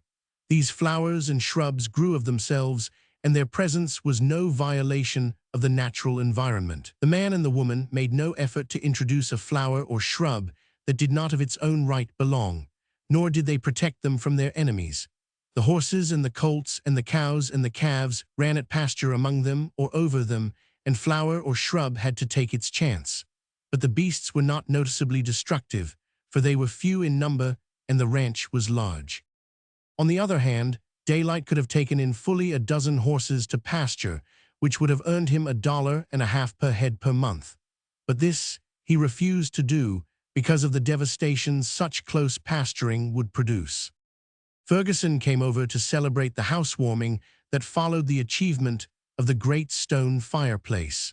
Daylight had ridden across the valley more than once to confer with him about the undertaking, and he was the only other present at the sacred function of lighting the first fire. By removing a partition, Daylight had thrown 2 rooms into one, and this was the big living room where Deed's treasures were placed: her books and paintings and photographs, her piano, the crouched Venus, the chafing dish, and all its glittering accessories. Already, in addition to her own wild animal skins, were those of deer and coyote and one mountain lion which Daylight had killed. The tanning he had done himself, slowly and laboriously, in frontier fashion. He handed the match to Deed, who struck it and lighted the fire. The crisp manzanita wood crackled as the flames leaped up and assailed the dry bark of the larger logs. Then she leaned in the shelter of her husband's arm, and the 3 stood and looked in breathless suspense. When Ferguson gave judgment, it was with beaming face and extended hand. "She draws, by cricky she draws," he cried. He shook Daylight's hand ecstatically, and Daylight shook his with equal fervor, and bending, kissed Deed on the lips. They were as exultant over the success of their simple handiwork as any great captain at astonishing victory. In Ferguson's eyes was actually a suspicious moisture, while the woman pressed even more closely against the man whose achievement it was. He caught her up suddenly in his arms and whirled her away to the piano, crying out, "Come on, Deed, the Gloria, the Gloria." And while the flames in the fireplace that worked, the triumphant strains of the 12th Mass rolled forth. Chapter 26. Daylight had made no assertion of total abstinence, though he had not taken a drink for months. After the day, he resolved to let his business go to smash. Soon, he proved himself strong enough to dare to take a drink without taking a second. On the other hand, with his coming to live in the country, had passed all desire and need for drink. He felt no yearning for it, and even forgot that it existed. Yet he refused to be afraid of it, and in town, on occasion, when invited by the storekeeper, would reply, "All right, son, if my taking a drink will make you happy, here goes, whiskey for mine." But such a drink began no desire for a second. It made no impression. He was too profoundly strong to be affected by a thimbleful. As he had prophesied to Deed, Burning Daylight, the city financier, had died a quick death on the ranch, and his younger brother, the Daylight from Alaska, had taken his place. The threatened inundation of fat had subsided, and all his old-time Indian leanness and of muscle had returned. So likewise did the old slight hollows in his cheeks come back. For him, they indicated the pink of physical condition. He became the acknowledged strong man of Sonoma Valley, the heaviest lifter and hardest winded among a husky race of farmer folk. And once a year, he celebrated his birthday in the old-fashioned frontier way, challenging all the valley to come up the hill to the ranch and be put on its back. and a fair portion of the valley responded, brought the womenfolk and children along, and picnicked for the day. At first, when in need of ready cash, he had followed Ferguson's example of working at day's labor, but he was not long in gravitating to a form of work that was more stimulating and more satisfying, and that allowed him even more time for deed and the ranch and the perpetual riding through the hills. Having been challenged by the blacksmith in a spirit of banter to attempt the breaking of a certain incorrigible colt, he succeeded so signally as to earn quite a reputation as a horsebreaker, and soon he was able to earn whatever money he desired at this, to him, agreeable work. A sugar king, whose breeding farm and training stables were at Caliant, 3 miles away, sent for him in time of need, and before the year was out, offered him the management of the stables. But Daylight smiled and shook his head. Furthermore, he refused to undertake the breaking of as many animals as were offered. "I'm sure not going to die from overwork," he assured Deed, and he accepted such work only when he had to have money. Later, he fenced off a small run in the pasture, where from time to time he took in a limited number of incorrigibles. "We've got the ranch and each other," he told his wife, "and I'd sooner ride with you to Hood Mountain any day than earn $40. You can't buy sunsets and loving wives and cool spring water and such folderols with $40, and $40 million can't buy back for me one day that I didn't ride with you to Hood Mountain." His life was eminently wholesome and natural. Early to bed, he slept like an infant and was up with the dawn, always with something to do and with 1,000 little things that enticed but did not clamor. He was himself never overdone. Nevertheless, there were times when both he and Deed were not above confessing tiredness at bedtime after 70 or 80 miles in the saddle. Sometimes, when he had accumulated a little money, and when the season favored, they would mount their horses, with saddlebags behind, and ride away over the wall of the valley and down into the other valleys. When night fell, they put up at the first convenient farm or village, and on the morrow they would ride on, without definite plan, merely continuing to ride on, day after day, until their money gave out and they were compelled to return. On such trips, they would be gone anywhere from a week to 10 days or 2 weeks, and once they managed a 3 weeks trip. They even planned ambitiously someday, when they were disgracefully prosperous, to ride all the way up to Daylight's boyhood home in eastern Oregon, stopping on the way at Deed's girlhood home in Siskiyou. And all the joys of anticipation were theirs 1,000 times as they contemplated the detailed delights of this grand adventure. One day, stopping to mail a letter at the Glen Ellen post office, they were hailed by the blacksmith. "Say, Daylight," he said, "a young fellow named Slauson sends you his regards. He came through in an auto on the way to Santa Rosa. He wanted to know if you didn't live hereabouts, but the crowd with him was in a hurry. So he sent you his regards and said to tell you he'd taken your advice and was still going on breaking his own record." Daylight had long since told Deed of the incident. "Slauson," he meditated, "Slauson, that must be the hammer thrower. He put my hand down twice, the young scamp." He turned suddenly to Deed. "Say, it's only 12 miles to Santa Rosa and the horses are fresh." She divined what was in his mind, of which his twinkling eyes and sheepish, boyish grin gave sufficient advertisement, and she smiled and nodded acquiescence. "We'll cut across by Bennett Valley," he said. "It's nearer that way." There was little difficulty, once in Santa Rosa, of finding Slauson. He and his party had registered at the Oberlin Hotel, and Daylight encountered the young hammer thrower himself in the office. "Look here, son," Daylight announced, as soon as he had introduced Deed. "I've come to go you another flutter at that hand game. Here's a likely place." Slauson smiled and accepted. The two men faced each other, the elbows of their right arms on the counter, the hands clasped. Slauson's hand quickly forced backward and down. "You're the first man that ever succeeded in doing it," he said. "Let's try it again." "Sure," Daylight answered. "And don't forget, son, that you're the first man that put mine down. That's why I lit out after you today." Again they clasped hands, and again Slauson's hand went down.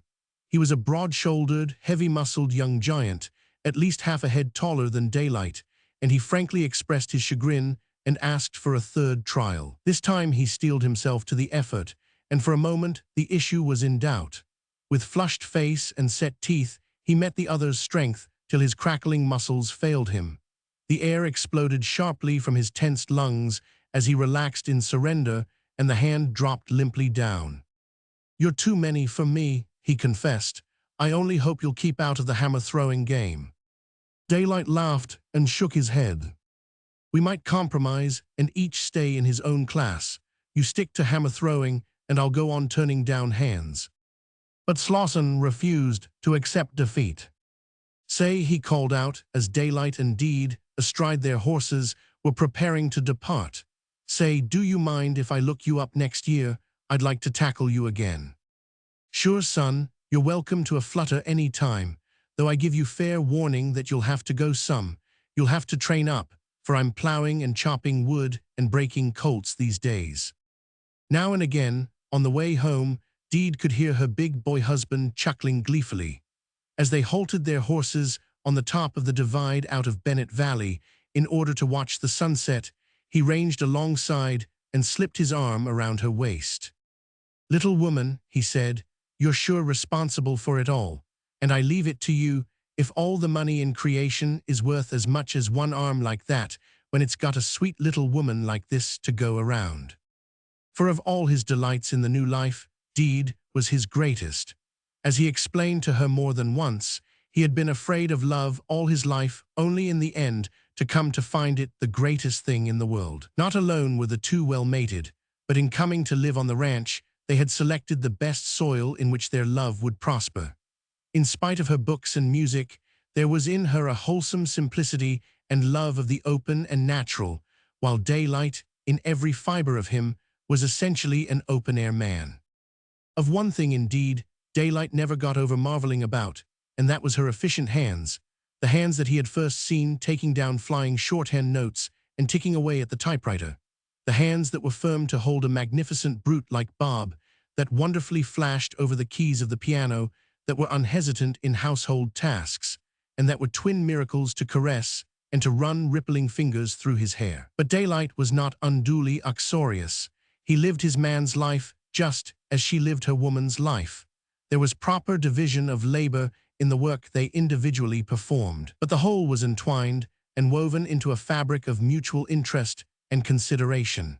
He was as deeply interested in her cooking and her music as she was in his agricultural adventures in the vegetable garden. And he, who resolutely declined to die of overwork, saw to it that she should likewise escape so dire a risk. In this connection, using his man's judgment and putting his man's foot down, he refused to allow her to be burdened with the entertaining of guests. For guests they had, especially in the warm, long summers, and usually they were her friends from the city, who were put to camp in tents which they cared for themselves, and where, like true campers, they had also to cook for themselves. Perhaps only in California, where everybody knows camp life, would such a program have been possible. But Daylight's steadfast contention was that his wife should not become cook, waitress, and chambermaid, because she did not happen to possess a household of servants. On the other hand, chafing dish suppers in the big living room for their camping guests were a common happening, at which times Daylight allotted them their chores and saw that they were performed. For one who stopped only for the night, it was different. Likewise, it was different with her brother, back from Germany and again able to sit a horse. On his vacations, he became the third in the family, and to him was given the building of the fires, the sweeping, and the washing of the dishes. Daylight devoted himself to the lightening of Deed's labors, and it was her brother who incited him to utilize the splendid water power of the ranch that was running to waste. It required Daylight's breaking of extra horses to pay for the materials, and the brother devoted a 3 weeks vacation to assisting, and together they installed a pelting wheel. Besides sawing wood and turning his lathe and grindstone, Daylight connected the power with the churn. But his great triumph was when he put his arm around Deed's waist and led her out to inspect a washing machine, run by the Pelton wheel, which really worked and really washed clothes. Deed and Ferguson, between them, after a patient struggle, taught Daylight poetry, so that in the end he might have been often seen, sitting slack in the saddle and dropping down the mountain trails through the sun-flecked woods, chanting aloud Kipling's Tomlinson, or, when sharpening his axe, singing into the whirling grindstone Henley's Song of the Sword. Not that he ever became consummately literary in the way his two teachers were. Beyond Fra Lippo Lippi and Caliban and Setebos, he found nothing in Browning, while George Meredith was ever his despair. It was of his own initiative, however, that he invested in a violin, and practiced so assiduously that in time he indeed beguiled many a happy hour playing together after night had fallen. So all went well with this well-mated pair. Time never dragged. There were always new wonderful mornings and still cool twilights at the end of day, and ever 1,000 interests claimed him, and his interests were shared by her. More thoroughly than he knew, had he come to a comprehension of the relativity of things. In this new game he found in little things all the intensities of gratification and desire that he had found in the frenzied big things when he was a power, and rocked half a continent with the fury of the blows he struck. With head and hand, at risk of life and limb, to bit and break a wild colt and win it to the service of man was to him no less great an achievement, and this new table on which he played the game was clean. Neither lying, nor cheating, nor hypocrisy was here. The other game had made for decay and death, while this new one made for clean strength and life. And so he was content, with deed at his side, to watch the procession of the days and seasons from the farmhouse perched on the cannon lip, to ride through crisp frosty mornings or under burning summer suns, and to shelter in the big room where blazed the logs in the fireplace he had built, while outside the world shuddered and struggled in the storm clasp of a southeaster. Once only Deed asked him if he ever regretted, and his answer was to crush her in his arms and smother her lips with his. His answer, a minute later, took speech. "Little woman, even if you did cost 30 millions, you are sure the cheapest necessity of life I ever indulged in." And then he added, "Yes, I do have one regret, and a monstrous big one too. I'd sure like to have the winning of you all over again. I'd like to go sneaking around the Piedmont hills looking for you. I'd like to meander into those rooms of yours at Berkeley for the first time. And there's no use talking, I'm plumb soaking with regret that I can't put my arms around you again that time you leaned your head on my breast and cried in the wind and rain." Chapter 27. But there came the day, one year in early April, when Deed sat in an easy chair on the porch, sewing on certain small garments, while daylight read aloud to her. It was in the afternoon, and a bright sun was shining down on a world of new green. Along the irrigation channels of the vegetable garden streams of water were flowing, and now and again daylight broke off from his reading to run out and change the flow of water. Also, he was teasingly interested in the certain small garments on which Deed worked, while she was radiantly happy over them, though at times, when his tender fun was too insistent, she was rosily confused or affectionately resentful. From where they sat, they could look out over the world. Like the curve of a skirting blade, the valley of the moon stretched before them, dotted with farmhouses and varied by pasturelands, hayfields, and vineyards.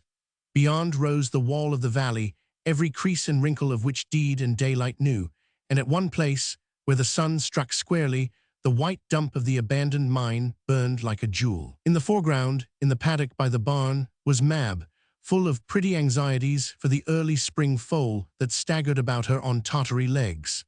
The air shimmered with heat, and altogether it was a lazy, basking day. Quail whistled to their young from the thicketed hillside behind the house.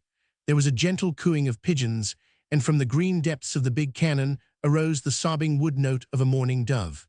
Once, there was a warning chorus from the foraging hens and a wild rush for cover, as a hawk, high in the blue, cast its drifting shadow along the ground. It was this, perhaps, that aroused old hunting memories in Wolfe. At any rate, Deed and daylight became aware of excitement in the paddock, and saw harmlessly reenacted a grim old tragedy of the younger world. Curiously eager, velvet-footed and silent as a ghost, sliding and gliding and crouching, the dog that was mere domesticated wolf stalked the enticing bit of young life that Mab had brought so recently into the world. And the mare, her own ancient instincts aroused and quivering, circled ever between the foal and this menace of the wild young days, when all her ancestry had known fear of him and his hunting brethren. Once she whirled and tried to kick him, but usually she strove to strike him with her four hoofs, or rushed upon him with open mouth and ears laid back in an effort to crunch his backbone between her teeth. And the wolf dog, with ears flattened down and crouching, would slide silkily away, only to circle up to the foal from the other side and give cause to the mare for new alarm. Then Daylight, urged on by Deed's solicitude, uttered a low threatening cry, and Wolf, drooping and sagging in all the body of him in token of his instant return to man's allegiance, slunk off behind the barn. It was a few minutes later that Daylight, breaking off from his reading to change the streams of irrigation, found that the water had ceased flowing. He shouldered a pick and shovel, took a hammer and a pipe wrench from the tool house, and returned to Deed on the porch. "I reckon I'll have to go down and dig the pipe out," he told her. "It's that slide that's threatened all winter. I guess she's come down at last." "Don't you read ahead now," he warned, as he passed around the house and took the trail that led down the wall of the cannon. Halfway down the trail, he came upon the slide. It was a small affair, only a few tons of earth and crumbling rock, but starting from 50 feet above, it had struck the water pipe with force sufficient to break it at a connection. Before proceeding to work, he glanced up the path of the slide, and he glanced with the eye of the earth-trained miner, and he saw what made his eyes startle and cease for the moment from questing farther. "Hello," he communed aloud, "look who's here." His glance moved on up the steep broken surface, and across it from side to side. Here and there, in places, small twisted manzanitas were rooted precariously, but in the main, save for weeds and grass, that portion of the cannon was bare. There were signs of a surface that had shifted often as the rains poured a flow of rich eroded soil from above over the lip of the cannon. "A true fissure vein, or I never saw one," he proclaimed softly. And as the old hunting instincts had aroused that day in the wolf dog, so in him recrudesced all the old hot desire of gold hunting. Dropping the hammer and pipe wrench, but retaining pick and shovel, he climbed up the slide to where a vague line of outputting but mostly soil-covered rock could be seen. It was all but indiscernible, but his practiced eye had sketched the hidden formation which it signified. Here and there, along this wall of the vein, he attacked the crumbling rock with the pick and shoveled the encumbering soil away. Several times he examined this rock. So soft was some of it that he could break it in his fingers. Shifting a dozen feet higher up, he again attacked with pick and shovel. And this time, when he rubbed the soil from a chunk of rock and looked, he straightened up suddenly, gasping with delight. And then, like a deer at a drinking pool in fear of its enemies, he flung a quick glance around to see if any eye were gazing upon him. He grinned at his own foolishness and returned to his examination of the chunk. A slant of sunlight fell on it, and it was all aglitter with tiny specks of unmistakable free gold. From the grass roots down, he muttered in an awestricken voice as he swung his pick into the yielding surface. He seemed to undergo a transformation. No quart of cocktails had ever put such a flame in his cheeks, nor such a fire in his eyes. As he worked, he was caught up in the old passion that had ruled most of his life.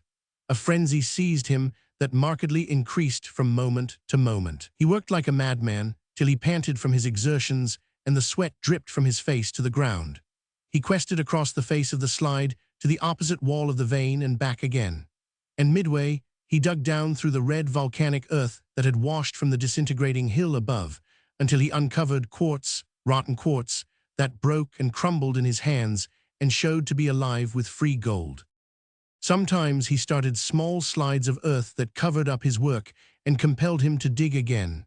Once, he was swept 50 feet down the cannon side, but he floundered and scrambled up again without pausing for breath. He hit upon quartz that was so rotten that it was almost like clay, and here the gold was richer than ever.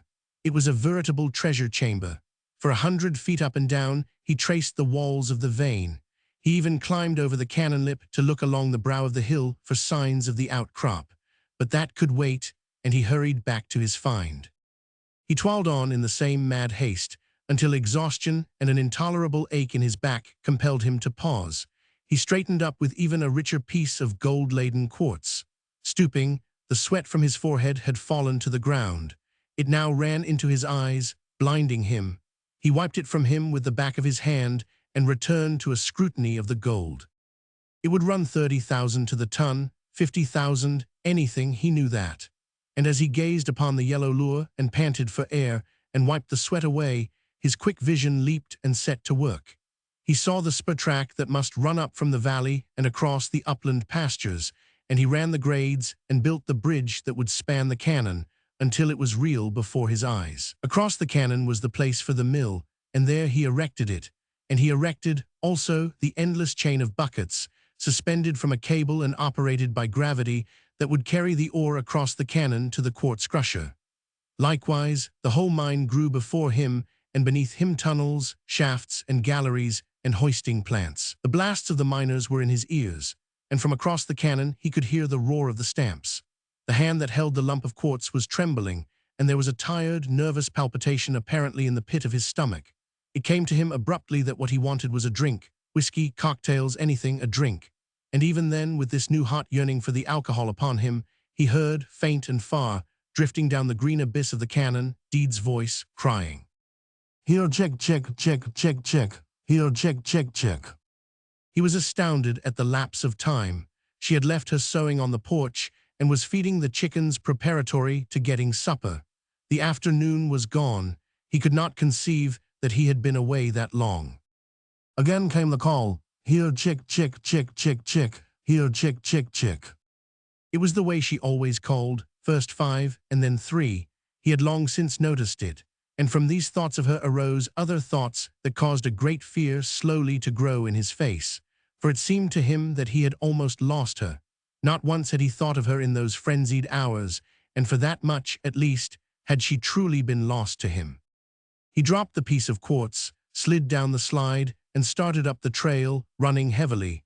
At the edge of the clearing he eased down and almost crept to a point of vantage whence he could peer out, himself unseen. She was feeding the chickens, tossing to them handfuls of grain and laughing at their antics. The sight of her seemed to relieve the panic fear into which he had been flung, and he turned and ran back down the trail. Again he climbed the slide, but this time he climbed higher, carrying the pick and shovel with him. And again he toiled frenziedly, but this time with a different purpose. He worked artfully, loosing slide after slide of the red soil and sending it streaming down and covering up all he had uncovered, hiding from the light of day the treasure he had discovered. He even went into the woods and scooped armfuls of last year's fallen leaves, which he scattered over the slide. But this he gave up as a vain task, and he sent more slides of soil down upon the scene of his labor, until no sign remained of the outjutting walls of the vein. Next he repaired the broken pipe, gathered his tools together, and started up the trail. He walked slowly, feeling a great weariness, as of a man who had passed through a frightful crisis.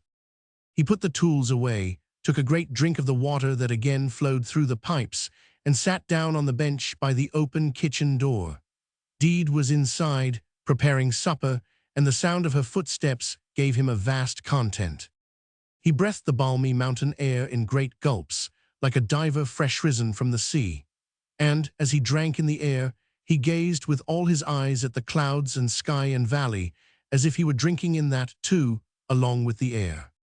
Deed did not know he had come back, and at times he turned his head and stole glances in at her efficient hands, at the bronze of her brown hair that smoldered with fire when she crossed the path of sunshine that streamed through the window, at the promise of her figure. That shot through him a pang most strangely sweet and sweetly dear. He heard her approaching the door and kept his head turned resolutely toward the valley.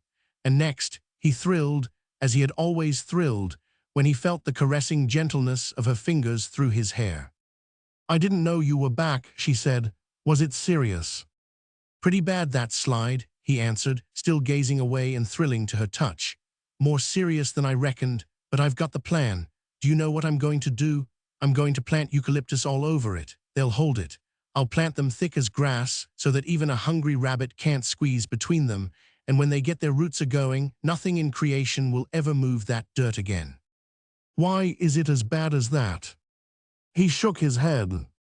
"Nothing exciting, but I'd sure like to see any blamed old slide get the best of me, that's all. I'm going to seal that slide down so that it'll stay there for 1,000,000 years. And when the last trump sounds, and Sonoma Mountain and all the other mountains pass into nothingness, that old slide will be still a-standing there, held up by the roots." He passed his arm around her and pulled her down on his knees. Say, little woman, you sure miss a lot by living here on the ranch, music, and theaters, and such things. Don't you ever have a hankering to drop it all and go back? So great was his anxiety that he dared not look at her, and when she laughed and shook her head, he was aware of a great relief. Also, he noted the undiminished youth that rang through that same old-time boyish laugh of hers. Say, he said, with sudden fierceness, don't you go fooling around that slide until after I get the trees in and rooted. It's mighty dangerous, and I sure can't afford to lose you now. He drew her lips to his and kissed her hungrily and passionately. What a lover, she said, and pride in him and in her own womanhood was in her voice. Look at that deed. He removed one encircling arm and swept it in a wide gesture over the valley and the mountains beyond. The Valley of the Moon, a good name, a good name. Do you know, when I look out over it all and think of you and of all it means, it kind of makes me ache in the throat, and I have things in my heart I can't find the words to say, and I have a feeling that I can almost understand Browning and those other high-flying poet fellows. Look at Hood Mountain there, just where the sun's striking. It was down in that crease that we found the spring. And that was the night you didn't milk the cows till 10 o'clock, she laughed. And if you keep me here much longer, supper won't be any earlier than it was that night. Both arose from the bench, and Daylight caught up the milk pail from the nail by the door.